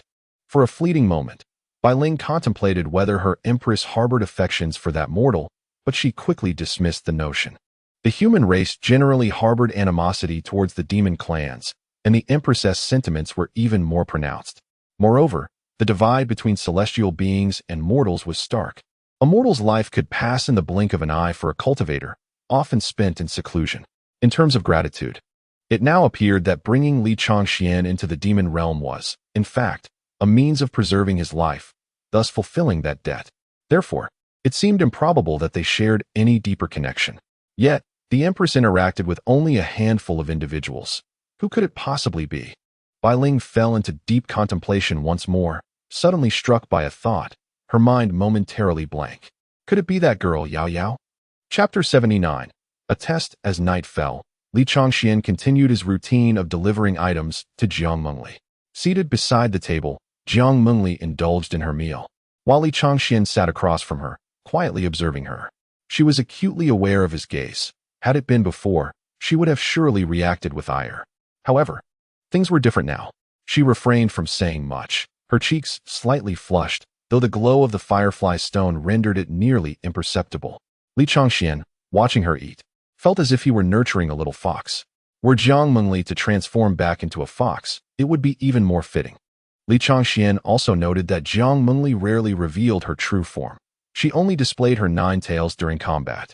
Instances such as their time in the Qinglian secret realm, returning to the demon clan, or her confrontation with Peng Kuan were exceptions. He decided not to dwell on it, convinced that he would have ample opportunities to witness her true self in the future. Nevertheless, gazing at the demoness's delicate features and her hint of shyness, he sensed an unusual shift. Why had her demeanor changed upon her return? In the past, if he had stared at her like this, he would have been met with a piercing glare. Yet, he dismissed the thought, attributing it to her perhaps being too long without food to notice his presence. As Jiang Mengli finished her meal, Li Changxian prepared to tidy up and leave, only to be called back by her. "Please wait here for a moment." With that, she gracefully rose and disappeared behind the sheer curtain into the inner chamber. Moments later, her soft voice beckoned from within, "Come in." Upon entering, Li Changxian found himself in a familiar scene. The same dark-hued silk garments from their previous encounter, with Jiang Mengli poised elegantly at the table. Instinctively, he knew his role and naturally stepped behind her. "Press my head," she instructed lightly, treating him as if he were no stranger. It was noteworthy that Jiang Mengli's inner sanctum had only ever been accessed by a select few demon attendants. Even Bai Yao Yao, when visiting, would only converse with her in the outer hall, let alone a male like Li Changxian. Unperturbed by the peculiarity of the situation, Li Changxian responded with a simple "oh" and began to gently knead her fair forehead. While Li Changxian focused intently on his task, Jiang Mengli's mind wandered to other thoughts. The explanations provided by Bai Ling earlier that day appeared to hold merit. It was no wonder she had permitted him to massage her. Given her firm principle of not allowing males within 3 feet of her, she had surprisingly felt no aversion to his touch. It seemed she had already developed unusual feelings towards him, and now she closed her eyes, savoring the moment, relieved that she had ensnared him within the demon clan, ensuring he could not escape. After a while, Jiang Mengli suddenly instructed, "Now, massage my shoulders." "Okay," Li Changxian replied softly. He merely cast a glance downward and beheld her dark-hued garments slipping from either side, revealing expanses of delicate, snow-white skin. Li Changxian was momentarily at a loss, pondering whether he should act directly. After all, offending her might provoke the enchantress's wrath. Ultimately, he opted to gently lift the edge of her ethereal attire with his fingertips, pulling it back into place. Upon witnessing his actions in the mirror, Jiang Mengli furrowed her brows, her expression tinged with mild discontent as she playfully chided, "What? Do you now find me unworthy?" Li Changxian instantly perceived the displeasure in her tone and hastily waved his hands in denial. "No, it's not that. I merely feared you might be upset. You are aware of the distinction between the genders, are you? Yet, when you last entered my bathing pool, you did not voice any objections to seeing me." Jiang Mengli's words slipped out unfiltered, and despite her initial anger, she found herself growing increasingly flustered and fell silent. Internally, she scolded Li Changxian, wondering why, if she truly cared about such matters, she would permit him, who had shared a bath with her, to remain alive. Why would she allow him into her private chamber? Why would she permit such intimate contact as a massage? Typically, he was quite articulate when vexed with her. How could he be so dense regarding this particular issue? While Jiang Mengli was still brooding in silence, Li Changxian hesitantly inquired, "So, shall I continue?" "Indeed. From this day forth, you shall come every evening to attend to me," Jiang Mengli declared, firmly establishing her stance against him. The more she compelled him to engage in activities he was reluctant to undertake, the more joy it brought her. Li Changshuan's earlier actions stemmed merely from his fear of inciting her anger. He was acutely aware of the peculiar nature of his surroundings. Now, realizing that the enchantress was unbothered, he felt liberated from his reservations, as he stood to gain from this arrangement. Thus, Li Changxian proceeded to apply pressure, his hands encountering skin as soft as if it were devoid of bones, cool and refreshing to the touch. Although a layer of clothing separated them, the delicate fabric felt almost negligible, its texture akin to that of jade, tender and soothing. He could hardly discern whether it was the fabric of her attire or the texture of her skin he was feeling. His pressure was neither too light nor too heavy.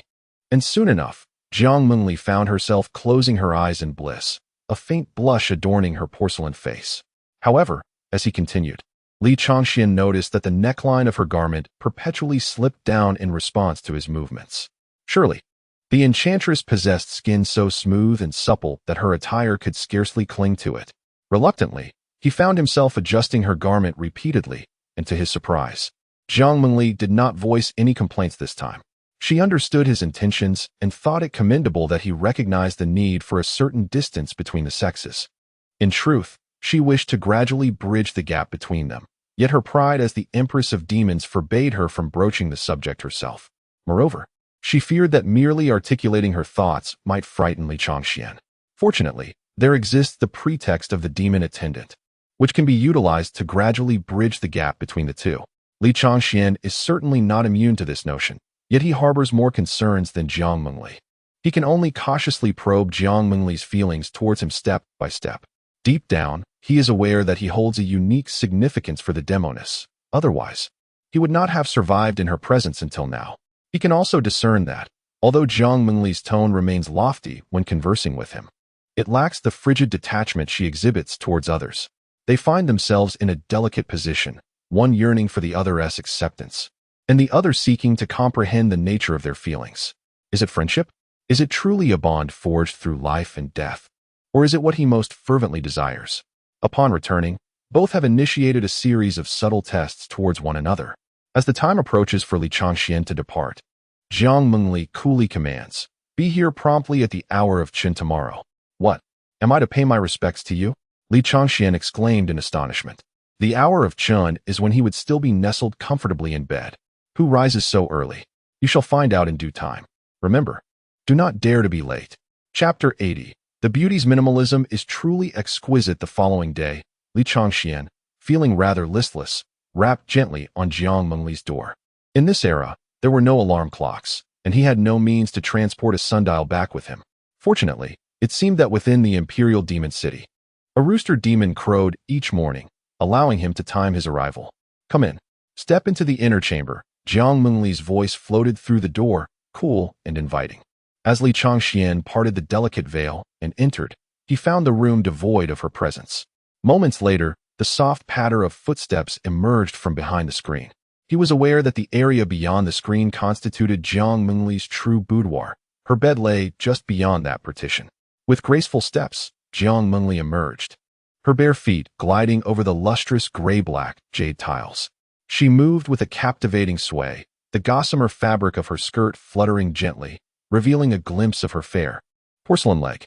Each step, though on solid ground, felt ethereal, as if she tread upon clouds, light and elegant.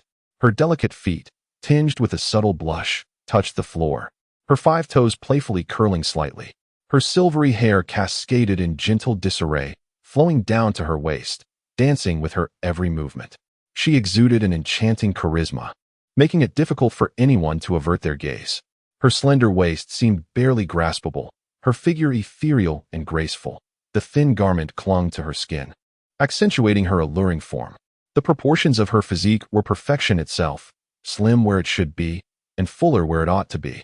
Although this was not their first encounter, Li Changxian found himself captivated, his drowsiness evaporating entirely. Moreover, perhaps due to just awakening, her collar had slipped once more from her fragrant shoulders, revealing 2 delicate white threads that vanished behind her slender neck. As the neckline descended, the crossed fabric at her front shifted slightly, exposing a small expanse of white silk tightly encompassing her rounded form. Li Changxuan's gaze sharpened again at this sight, inwardly scolding the enchanting woman for her utter lack of modesty. She seemed wholly unbothered by her disheveled attire, and he was grateful for his own gentlemanly composure. However, it soon became clear why Jiang Mengli had not taken the time to adjust her clothing. After stepping from behind the screen, she walked directly to the dressing mirror and seated herself. "Come here," she instructed, her tone calm, yet commanding. Confused, Li Changxian approached her from behind, placing his hands on her forehead. "Why have you summoned me this early for a massage?" he inquired, yawning as drowsiness threatened to reclaim him. Jiang Mengli chuckled lightly, raising a jade comb and extending it back toward him. "Who told you this Empress summoned you for a massage? I require your assistance in arranging my hair." "What? I cannot do that," he protested. "I know nothing of women's hairstyling. This Empress will teach you. Now take it," Jiang Mengli insisted, shaking the comb playfully in her hand, leaving Li Changxian no choice but to accept it. It is not that he is unwilling. Rather, he simply does not possess the skill. Although he has allowed his hair to grow long like the inhabitants of this realm over the past few years, he usually confines it in a simple updo secured with a hairpin. He has had no opportunity to learn the intricate hairstyles that women wear, nor does he know how. However, he thinks to himself that this arrangement allows him to spend more time in the presence of the enchanting lady. Yet, upon taking the jade comb, he hesitates, uncertain of how to proceed. Seeing his indecisiveness, Jiang Mengli mistakenly assumes his reluctance and promptly attempts to persuade him. "As my demon attendant, it is your duty to assist me with such matters of grooming. This is not merely a request for this morning. You shall come each morning to help me prepare, and every evening to bring me chicken soup and provide a massage." Perhaps to disguise her own desire for closer interaction with him, she adds, "These are your responsibilities as my demon attendant." This reiterated emphasis, however, only serves to reveal her intentions further.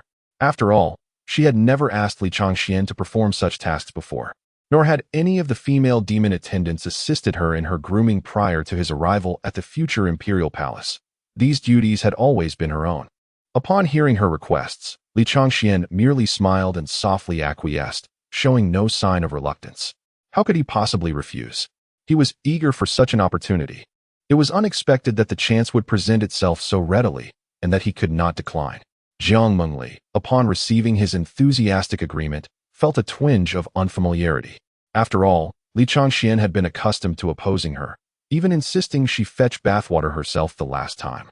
It was surprising that he would so readily accept her numerous demands this time. Nonetheless, his agreement was fortuitous, and Jiang Mengli reflected that capturing him as her personal demon attendant had been a wise decision. Now, She could easily find reasons to engage with him more, and importantly, he had no means to refuse her. With the jade comb in hand, Li Changxian resolved to start with the simplest task of combing her hair. This was a step he could manage, as his own hair was also quite long, though not as lengthy as Jiang Mengli's. He lifted her silvery locks, which felt as gentle as a breeze, as smooth as silk, and as cool as autumn waters.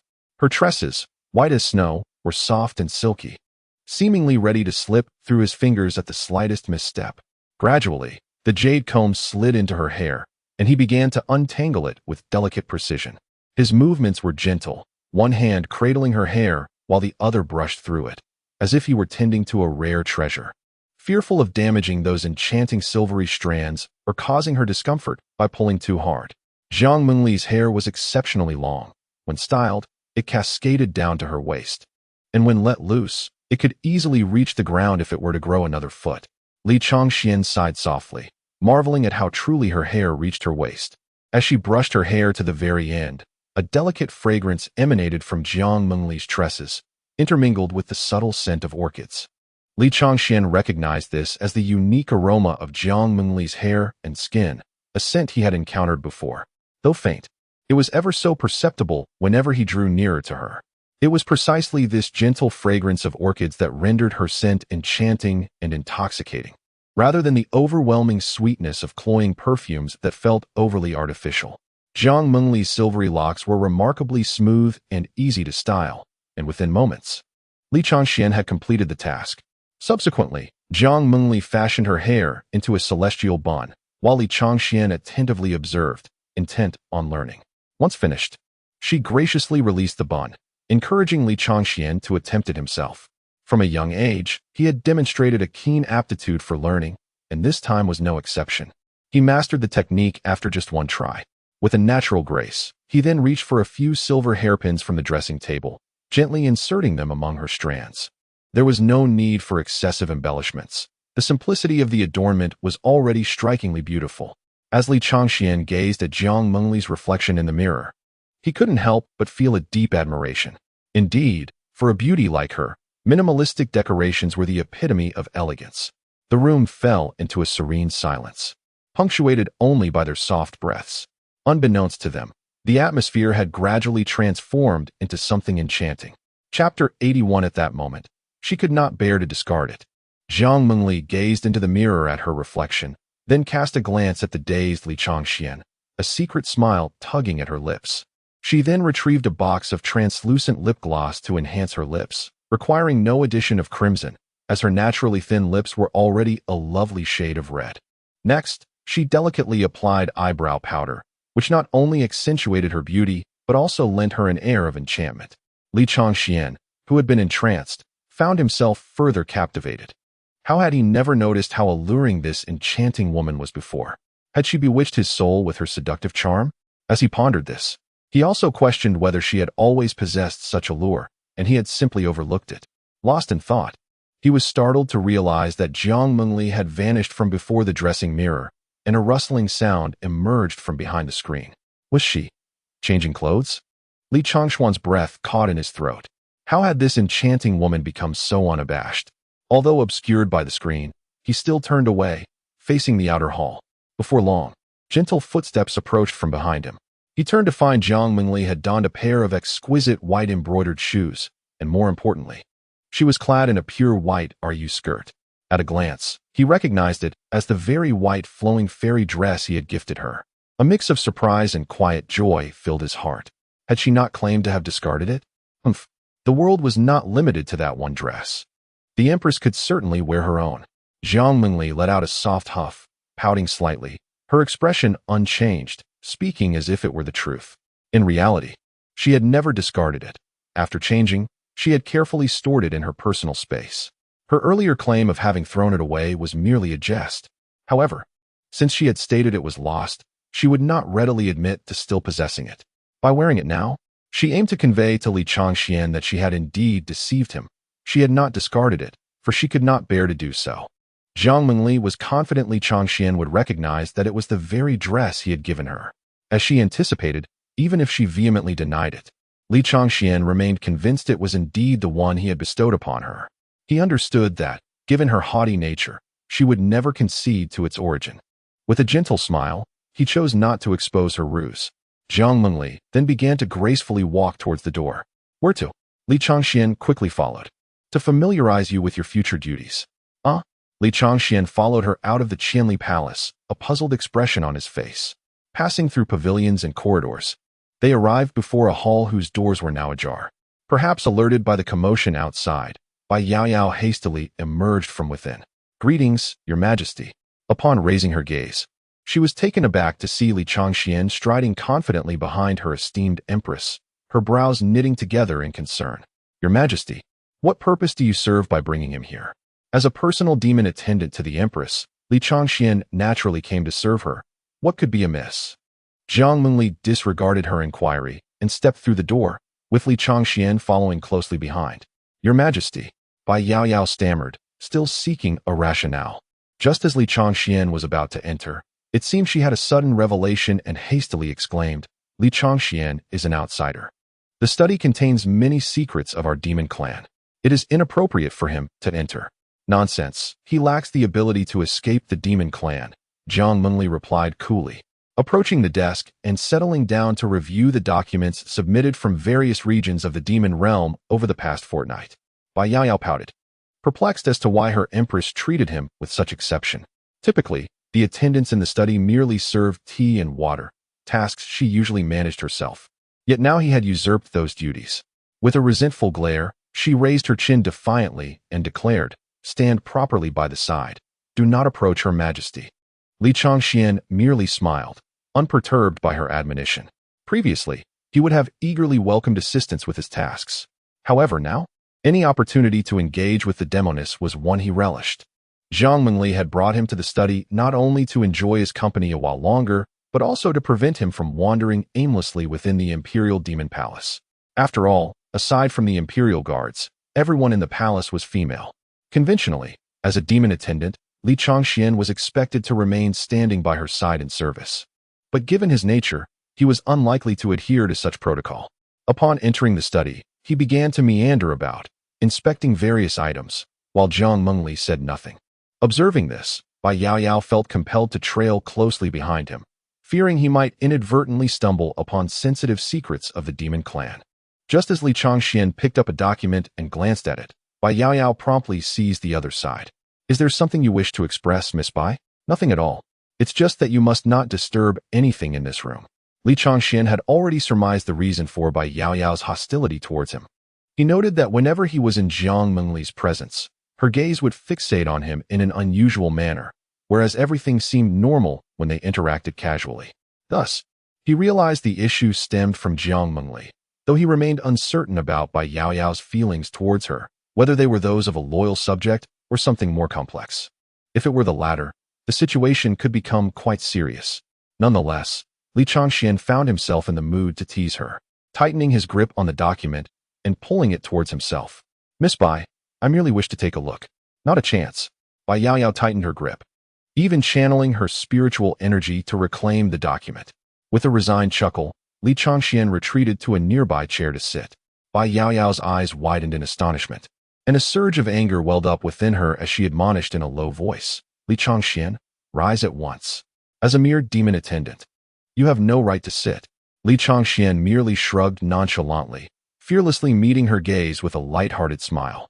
This infuriated Bai Yaoyao even further, prompting her to helplessly turn to her sovereign, only to find Jiang Mengli seemingly oblivious, engrossed in her documents. Frustrated, Bai Yaoyao stamped her foot and lamented, Your Majesty, look at this. Li Changxian is utterly inept. You should send him back at once. Upon hearing this, Jiang Mengli offered no response, but simply stated in a calm tone, Bai Yaoyao, you are to organize and review those case files.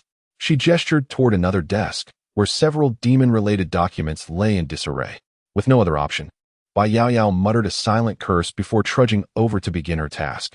Yet, she found it peculiar that her sovereign typically managed the files herself whenever she was present.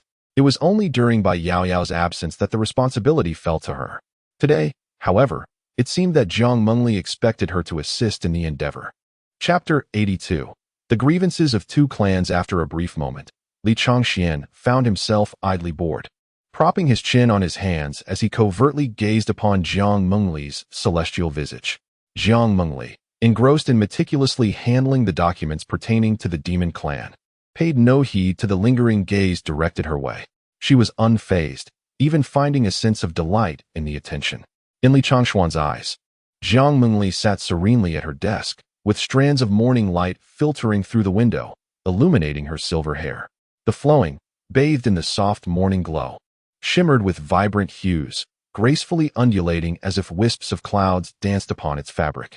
In this enchanting light, Jiang Mengli resembled an ethereal fairy, elusive and otherworldly, straddling the line between reality and illusion.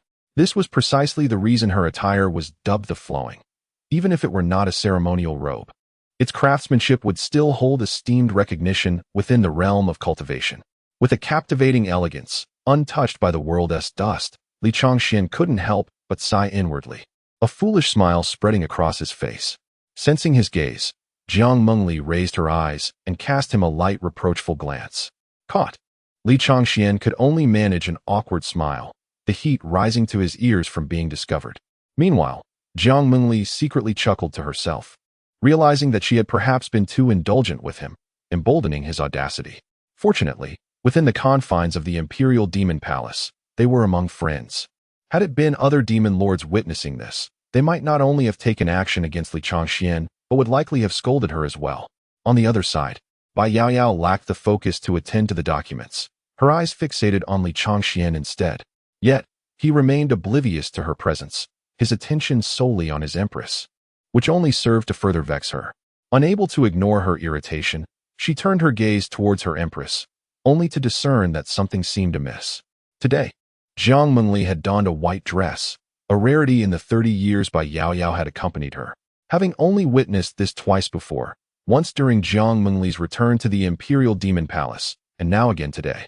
Even more peculiar was the subtle makeup adorning her Empress's face. Though merely a touch of hydrating lip color and some delicate eyeliner, Bai Yaoyao noticed the difference.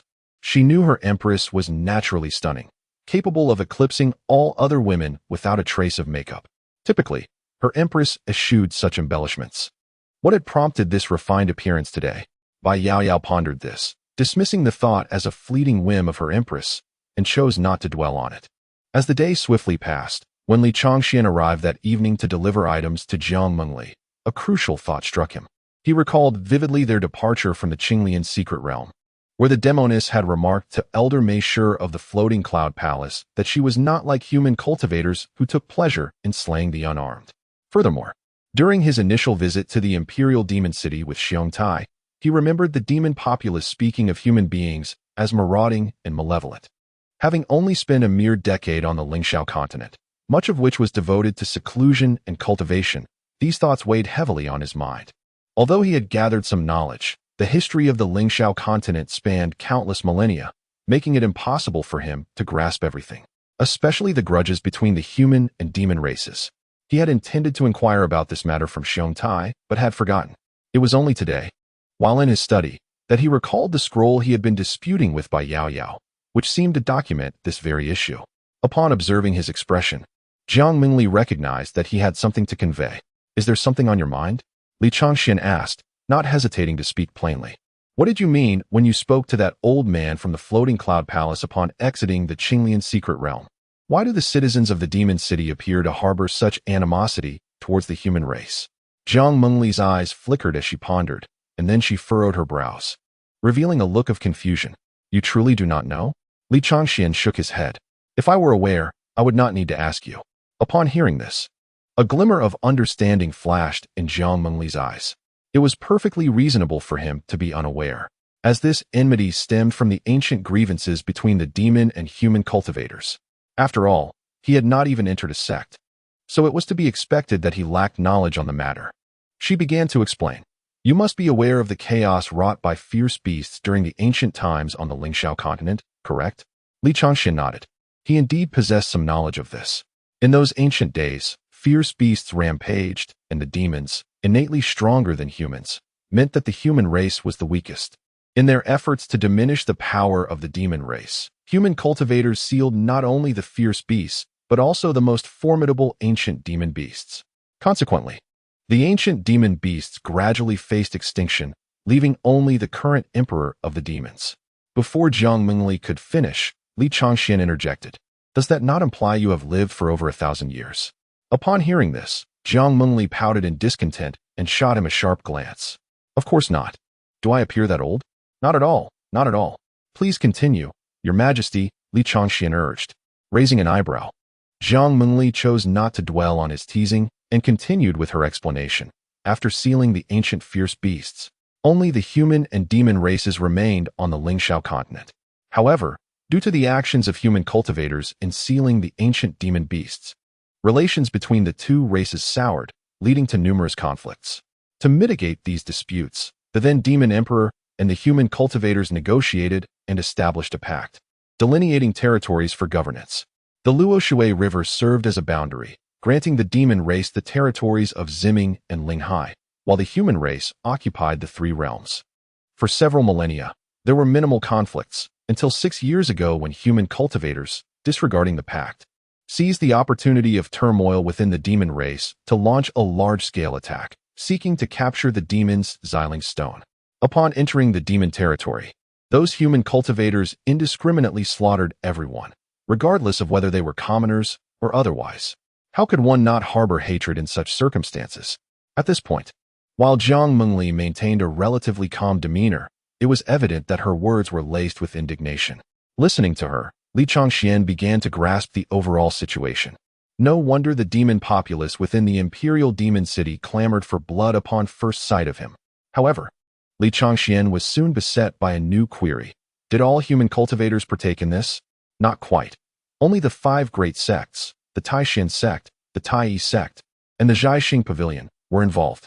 The ones responsible for the slaughter of the demon citizens were the disciples of the Taishan sect, while the other 2 sects maintained a modicum of dignity. This is precisely why Jiang Mengli sought to eliminate any member of the Taishan sect upon encountering them. Those few disciples encountered in the Qing Lian secret realm had not even been afforded the chance to flee. The sole reason for sparing the disciples of the Floating Cloud Palace was that they had not participated in the assault on the demon race 6 years prior. Li Changxian began to comprehend the situation. Although he was merely an ordinary person and not a disciple involved in the offensive against the demons, the demon populace would not share such a perspective. They would harbor disdain for the entirety of humanity. It was astonishing to realize that this incident had transpired after his arrival in this world. The room fell into a momentary silence once more. Chapter 83. No woman in the world is more beautiful in the dead of night. Li Changxian entered Jiang Mengli's chamber once more. At that moment, she sat quietly before her vanity, her silvery hair emanating a misty aura, suggesting she had just emerged from a refreshing bath. As Li Changxian approached her from behind, intending to offer his customary massage, Jiang Mengli unexpectedly interrupted. Li Changxian, do you think I am old? Startled by her question, Li Changxian paused for a moment, not anticipating such an inquiry. Could it be that a casual jest from earlier had lingered in her mind? Nonetheless, once he regained his composure, he quickly reassured her. Not at all. You are not old in the slightest. Really? Jiang Mengli suddenly turned to face him, her captivating fox-like eyes shimmering with inquiry. Though she was aware that she still resembled a youthful maiden, she was, in truth, 50 years of age. Having been born from the heavens, she matured to 19 before entering a secluded cultivation for 25 years, followed by a 6-year reign as the demon emperor. Now, she found herself at the ripe age of 50, 24 years her senior, a considerable difference. Previously, she had paid little attention to her age, for in the realm of cultivation, many individuals over a century old retained a youthful appearance. However, today, Li Changxuan's remark had struck a chord. Although she recognized his jest, she could not help but feel a twinge of concern. At that moment, Li Changxian was transfixed by the glistening depths of Jiang Mengli's eyes, unaware that he had fallen victim to the heavenly glassy eye technique. Under its influence, the truth of one's words was easily discernible. Hearing her question, he spoke candidly. Truly, Jiang Mengli's enchanting smile dispelled her earlier doubts. For her heavenly glassy eye revealed genuine feelings. Yet, her subsequent question piqued Li Changxuan's curiosity. Was it possible that the alluring demoness was indeed of considerable age? Had he stumbled upon the truth? He could not help but inquire. So, Jiang Mengli, just how old are you? I won't tell you, pouted Jiang Mengli, her lips curving into a playful smile. What concerned her was not her actual age, but rather how Li Changxian perceived her. Now that she understood his true thoughts, no matter what he said, she would not dwell on it further. Observing her proud demeanor, Li Changxian chuckled softly and jested. You wouldn't happen to be the ancient hag I've just uncovered, would you? He demonstrated a playful technique, a single phrase to unravel the defenses of a demoness. Upon hearing this, Jiang Mengli's expression turned icy. The atmosphere in the room felt as though it had solidified, the temperature dropping perceptibly. A cold smile crept across Jiang Mengli's face. He truly was audacious, his sharp tongue capable of inciting her ire with mere words. Li Changxian, dare to utter those 3 words again, and I assure you, you shall not see the sun rise tomorrow. Jiang Mengli threatened, her countenance stern and resolute. Li Changxian sensed the ominous gaze and the temperature that was steadily dropping around him. He waved his hands repeatedly, saying, Your Majesty, I was merely jesting. With your ethereal beauty and flawless skin, how could you possibly be old? Just a joke, I assure you. Should you dare mention it again, I will not be so lenient. I wouldn't dare, Your Majesty. Your charm ascends to the heavens, and your beauty is unparalleled. How could you ever age? Humph, at least you know your place. Jiang Mengli lightly scoffed, turning away to signal that Li Changxian could begin. A sigh of relief escaped him. Indeed, in any era, discussing a woman's age and appearance remained a taboo. However, a flicker of curiosity stirred within him. Why did it seem that the enchanting woman had returned with a much improved temperament? Under ordinary circumstances, such teasing would have resulted in his swift expulsion, even if she understood it was in jest. Unable to fathom this change, he chose to dismiss it, considering it a fortunate circumstance that would aid in his pursuit of his mission. Yet, moments later, Jiang Mengli opened her eyes once more, gazing at Li Changxuan's reflection with a hint of shyness, and asked, Do you think I look beautiful? Li Changxian paused, this time without hesitation. He placed his hands on her shoulders, slightly bending down to meet her gaze, and earnestly replied, If you are not beautiful, then there is no beauty left in the world. Perhaps the saying that no beauty lasts 1,000 years refers to the person in the mirror. A mere glance from you could overshadow the brilliance of all. Due to their positioning, their reflections appeared almost merged, causing Jiang Mengli's cheeks to flush and her heart to flutter. Both gazed into the mirror, and the atmosphere gradually shifted into something more charged. Li Changxuan's eyes were sincere, while Jiang Mengli's expression flickered uncertainly. Perhaps wishing to conceal her flustered heart, Jiang Mengli hastily waved her hand, unleashing a gentle aura that pushed Li Changxian back a few steps, softly scolding. You are becoming increasingly disrespectful. Who permitted you to come so close to me? Though her words chastised him, her countenance betrayed delight, clearly relishing the compliment. Li Changxian chuckled, seemingly unfazed by the warning, and continued, But I speak only the truth. As he spoke, he moved behind her and began to knead her shoulders. This time, Jiang Mengli offered no rebuttal. She possessed unwavering confidence in her appearance. Her inquiry was merely to gauge his thoughts. As Li Changxian prepared to depart, Jiang Mengli reminded him, Do not forget, you must come as usual tomorrow morning. Without my permission, you are required to come every morning henceforth. Understood, he replied with a light chuckle before closing the door and leaving. Jiang Mengli gazed at the shut door and the vanishing figure, lost in contemplation. She sensed that Li Changxian had undergone a significant transformation since his return. Whatever she commanded him, he acquiesced with apparent eagerness. Although there had been similar instances in the past, this time felt markedly different. Previously, it seemed as though he was repaying a debt, yet now his compliance emanated from a genuine place, tinged with an almost imperceptible hint of anticipation. Suddenly, a wave of anxiety washed over Jiang Mengli. Could he have discovered her secret? Yet, she had never uttered a word. He should not harbor any suspicions. It was indeed her own indulgence that had led to this predicament. After all, who would invite a man into her private chamber, even if he were a demon attendant? It would only be reasonable for a female demon to do so. Furthermore, she had even dared to ask him if she appeared attractive. Jiang Mengli felt increasingly estranged from her own self.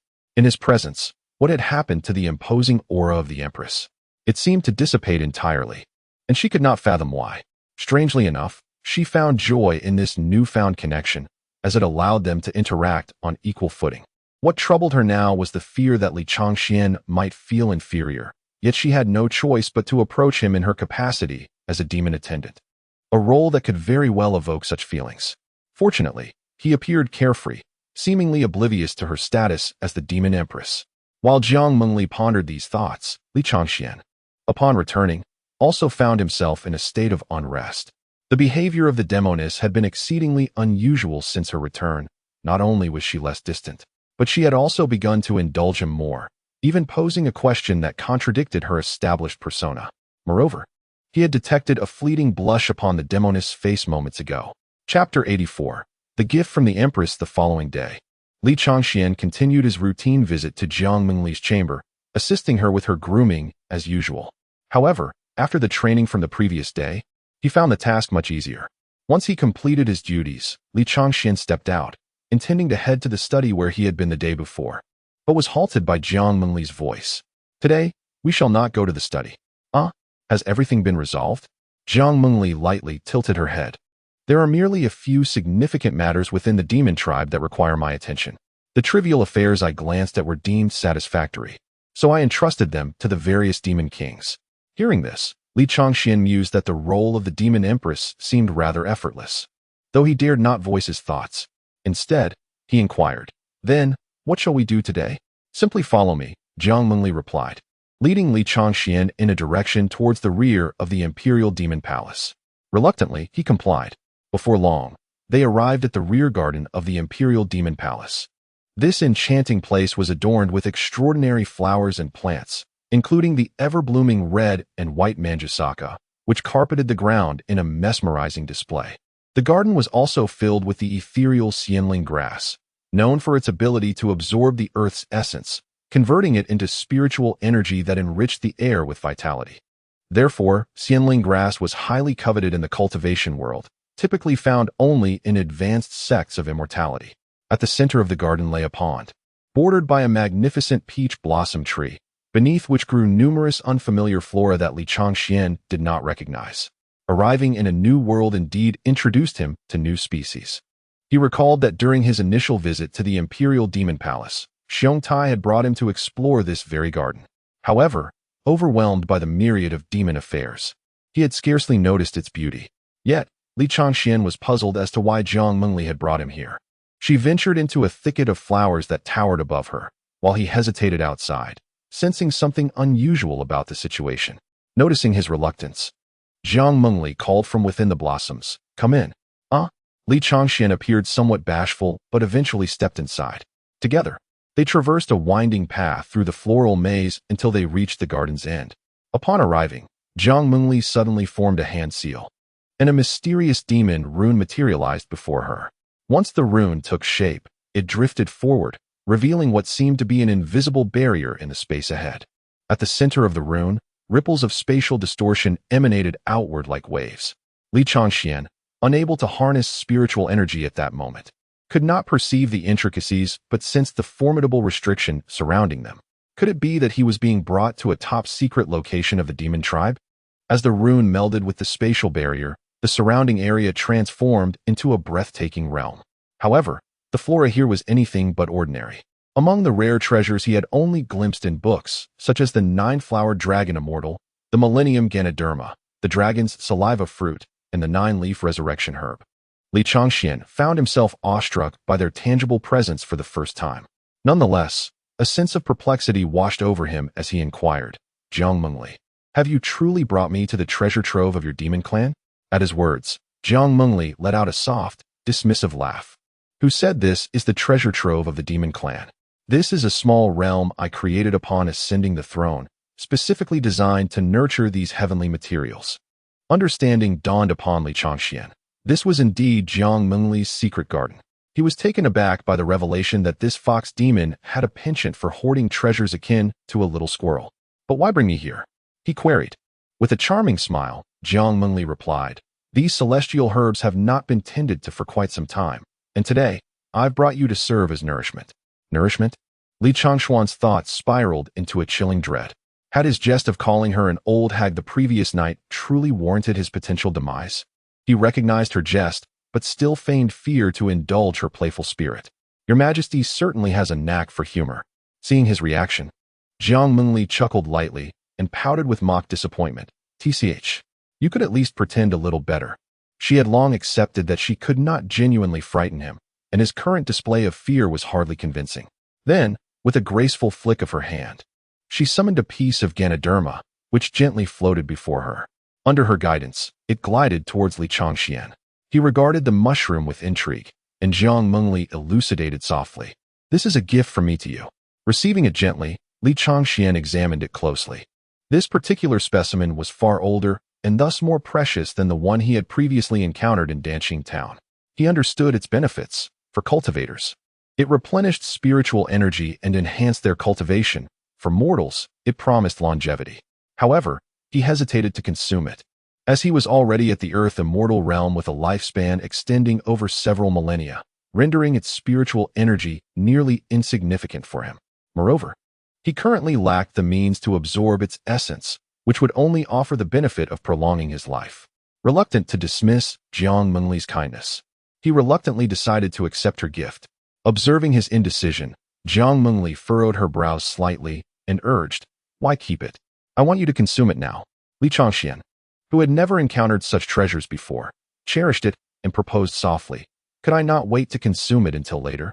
He thought it wise to wait until he regained his cultivation, and given that it was the first gift from the enchanting demoness, it held significant meaning. Thus, preserving it seemed a worthy endeavor. However, Jiang Mengli remained oblivious to his thoughts, and with a firm arch of her brows, she resolutely declared, "No." Her demeanor was unmistakably assertive, leaving Li Changxian bewildered regarding the intentions of this enchanting woman.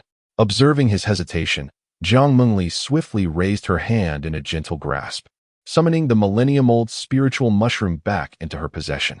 Threads of ethereal energy emanated from her fingertips, entwining the mushroom delicately. In mere moments, she had refined the precious fungus into a single drop of exquisite medicinal liquid. Without further ado, she administered it directly into Li Changxuan's mouth, leaving him utterly incapable of resistance. Soon, the concentrated spiritual essence coursed through his meridians, overflowing from various parts of his body. The potent energy of the millennium-old mushroom gradually infused into his very blood, and in the blink of an eye, Li Changxuan's temperature surged. His cheeks flushed with an intense heat. Both seemed to have momentarily forgotten that the ancient mushroom was a powerful tonic, and given Li Changxuan's mortal form, it was evident that he was now experiencing an excess of nourishment. Overwhelmed by a rising warmth, he soon felt a trickle of heat escape from his nostrils. Jiang Mengli, noticing this, stifled a light laugh, then swiftly cast an ice spell to alleviate his flushed complexion. Yet, despite her efforts, the flow of blood from his nose proved relentless. Chapter 85. Does the Empress wish to try? Upon returning from the garden, it took considerable time for Li Changxuan's nosebleed to cease. It appeared that such heavenly treasures were too overwhelming for a mortal body to endure. Despite losing a significant amount of blood during the day, he felt invigorated, as though he could vanquish a bull. In the evening, as per his usual routine, Li Changxian brought a gift to Jiang Mengli. Not long after they settled down, he found himself admiring her unparalleled beauty. Given that they were seated face to face, he had no choice but to gaze upon her, which provided him with ample reason to do so. Although Jiang Mengli sensed the intensity of his gaze, she feigned ignorance, lowering her head to eat. Yet, it wasn't long before Li Changxian noticed something amiss. As he continued to stare, an unexpected warmth brushed against his lips. Alas, the heat within him had yet to subside. Clearly, the millennium-old Ganoderma was too potent, especially when he beheld Jiang Mengli. His blood surged uncontrollably. Realizing the predicament, Li Changxian hastily rose to find something to wipe his lips. Observing his flustered state, Jiang Mengli couldn't help but emit a melodious laugh. Hearing the laughter of the very cause of his predicament, Li Changxian felt a twinge of melancholy, reflecting, "Why must I consume it all at once? A few smaller portions would have sufficed." With that, he gently inhaled and used a handkerchief to dab away the traces of blood. In response, Jiang Mengli chuckled lightly. "Others would covet what you have, yet you find fault with it? Moreover, as a gift from the Empress, how could it lack value? Clearly, it is your frail constitution that cannot endure it. A little nourishment will do you well." Li Changxian, upon hearing this, grew anxious. Such a potent remedy could overwhelm anyone, regardless of their cultivation level. Besides, how could a man admit to being weak? Thus, he countered, "This is undoubtedly excessive. Who said I was feeble? Even if I had but one kidney, I could still." The remainder of his thoughts, he wisely chose to keep to himself, lest he provoke the whims of this capricious enchantress. However, Jiang Mengli interpreted his hesitation differently, perceiving it as his guilt manifesting in silence. Leaning on the table with one hand, she flashed an alluring smile, her enchanting eyes fixed on him, teasingly inquiring, "What could you possibly do?" Li Changxian, accustomed to facing Jiang Mengli without fear, leaned closer, their eyes locked in mutual gaze. The distance between them dwindled to mere inches, their faces nearly touching.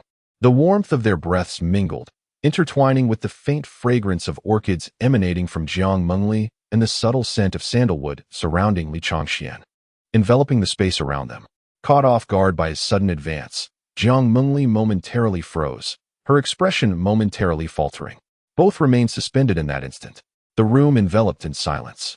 At this moment, Li Changxian began to regret his lack of restraint, realizing he had inadvertently crossed the line into verbal teasing. However, after a brief moment, Jiang Mengli regained her composure, her previously cold demeanor now tinged with a hint of crimson, accompanied by a trace of disdainful amusement. Internally, she felt a mix of embarrassment and anger. This audacious individual had grown increasingly bold, daring to utter anything in her presence. Had it been anyone else, they would have faced her wrath long ago, yet her feelings towards him were solely of shame and annoyance. Li Changxian, with a sharp clap, Jiang Mengli struck the table. Perhaps not wanting him to perceive her flustered state, she hastily feigned annoyance. At that moment, Li Changxian also regained his senses, quickly rising from his half-seated position, turning away to wipe away the warmth trickling down his face. This enchantress, seen up close, was even more captivating. Li Changxian mused to himself. Despite his earlier regret, he found himself unwilling to distance himself from her in the slightest. His gaze was captivated by her exquisite beauty, and he was enveloped in the faint, pleasant fragrance of orchids emanating from her. Just then, a voice from outside broke the silence. "Your Majesty, I have matters to report." Upon hearing this, Jiang Mengli quickly composed herself, steadying her breath before calmly responding, "Come in." Bai Yaoyao entered the room, but was momentarily taken aback to find Li Changxian present. Noticing the faint scent of blood on him and the stains on the handkerchief he held, along with the slight flush on her sovereign's cheeks, Bai Yaoyao's intelligent mind swiftly pieced together the situation. It was no wonder she had heard the sound of reprimand earlier, evidently. Her esteemed mistress was punishing this insufferable human man. Seeing that he had been injured, Bai Yaoyao felt a sense of satisfaction. She had suspected that Jiang Mengli had taken Li Changxian as her personal spirit attendant, and it could not have been merely out of gratitude. Initially, she thought her mistress had changed, showing unusual kindness towards this mortal, but it seemed her concerns were unfounded. After a brief moment, Bai Yaoyao believed she had comprehended the situation, and her mood lifted significantly. She then proceeded to report the matter at hand. "Your Majesty, the great Peng Demon King, Peng Feng, has sent word, stating they possess a method to aid you in breaking through your current limitations, regarding the matter of an alliance. I hope you will consider it carefully." With that, Bai Yaoyao fell silent, apprehensive of her sovereign's potential fury. She had received the message from the great Peng clan and initially intended to refuse it outright. However, given that it was a message from a demon king, she hesitated to overstep her bounds. After careful consideration, she chose to bring the matter before Jiang Mengli. At this moment, upon receiving the news, Jiang Mengli was eerily quiet, and the more silent she became, the more anxious Bai Yaoyao felt, sensing that it was an omen of her mistress's impending wrath. Moments later, Jiang Mengli spoke with an unremarkable calmness. "You have conveyed my refusal to Peng Feng, and inform him that should he broach this matter again, I would not hesitate to personally visit the territory of the great Peng Demon clan to teach him the true meaning of hierarchy and nobility." Though her words lacked fervor, the chill embedded within them instantly made Bai Yaoyao acutely aware of her sovereign's deep-seated animosity towards the great Peng Demon clan. It was one thing to secretly oppose the Empress. It was another to threaten her with matters now that it was clear she could not break through her current limitations. Bai Yaoyao felt a surge of indignation and softly acknowledged before taking her leave from Qianli Palace to relay the message. Jiang Mengli's greatest fear had indeed materialized. The knowledge of her inability to advance would soon reach the ears of the other demon clan leaders who opposed her. As for Peng Feng's claims of a method to break through, she harbored significant doubt, suspecting it to be mere fabrication to placate her. Even if it were genuine, she would never acquiesce. Meanwhile, Li Changxian, who had listened intently to the entire exchange, resolved quietly within himself. Once his cultivation was restored, he would surely visit the great Peng demon clan to seize the method of breakthrough and prepare a grand feast of roasted Peng for the demoness. Chapter 86. Is there a woman of interest? In the ensuing 2 or 3 days, every time Li Changxian ventured too close to Jiang Mengli, he would find himself inexplicably bleeding from his nose. Truly, the legendary ginseng of a millennium possesses remarkable potency. One evening, having just emerged from the Qinli Palace, Li Changxian intended to return the dishes. Upon exiting the courtyard, he encountered Xiong Tai. After exchanging greetings, Li Changxian departed, leaving Xiong Tai behind. Shaking his head in lament, "Alas, my brother Li is truly unfortunate." For the past few nights, whenever Xiong Tai crossed paths with him, he detected a faint scent of blood emanating from Li Changxian. He surmised that the Empress had once again punished him. After all, within the Qinli Palace resided only him and the Empress, and with his aura of imperial demon, it was likely that only the Empress dared to take action against him. Yet, as the captain of the Empress's guards, he could not lower himself to advise her, even if he had promised to assist Li Changxian upon returning from the Zuyan Pavilion. Thus, he could only sigh in front of the door, feeling truly pitiful. Xiong Tai sighed to himself once more. Who is pitiful? Suddenly, Jiang Mengli's voice rang out from behind, startling Xiong Tai and several guards, who immediately knelt. "We have encountered the Empress. Captain Xiong, whom do you find pitiful?" Jiang Mengli inquired coldly, her expression devoid of warmth. Xiong Tai thought to himself that the Empress's cultivation was remarkably profound, enabling her to appear silently behind him without his notice. Reluctantly, he knew he must respond truthfully to her inquiry, so he replied, "This subordinate was speaking of young Master Li." Upon hearing this, Jiang Mengli furrowed her brow. She observed that Li Changxian either languished in idleness, leisurely indifferent, or eagerly followed her around without a hint of sorrow. Such a person, how could he be considered pitiful? This thought piqued her curiosity, prompting her to question, what makes him pitiful? Xiong Tai hesitated, reluctant to speak, as he suspected that the root of all troubles lay with the Empress herself. Sensing his apprehension, Jiang Mengli's curiosity deepened. Anything concerning Li Changxian intrigued her, so she urged, "Speak boldly. I shall not hold you accountable for your words." With this assurance, Xiong Tai exhaled in relief and began recounting the events with a measured pace. A few days prior, when the Empress was absent from the Imperial Demon Palace, this subordinate accompanied young Master Li into the city. During our meal, for reasons unknown, it seemed to have stirred some old memories within him. Listening to his narration, it appears that during his time among the human race, he may have developed a fondness for a certain woman, unbeknownst to him.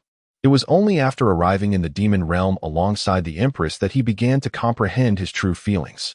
Regrettably, he now realizes that since the Empress has brought him to the demon realm, there is no possibility of returning, and if he were to go back, he would likely face the wrath of human cultivators.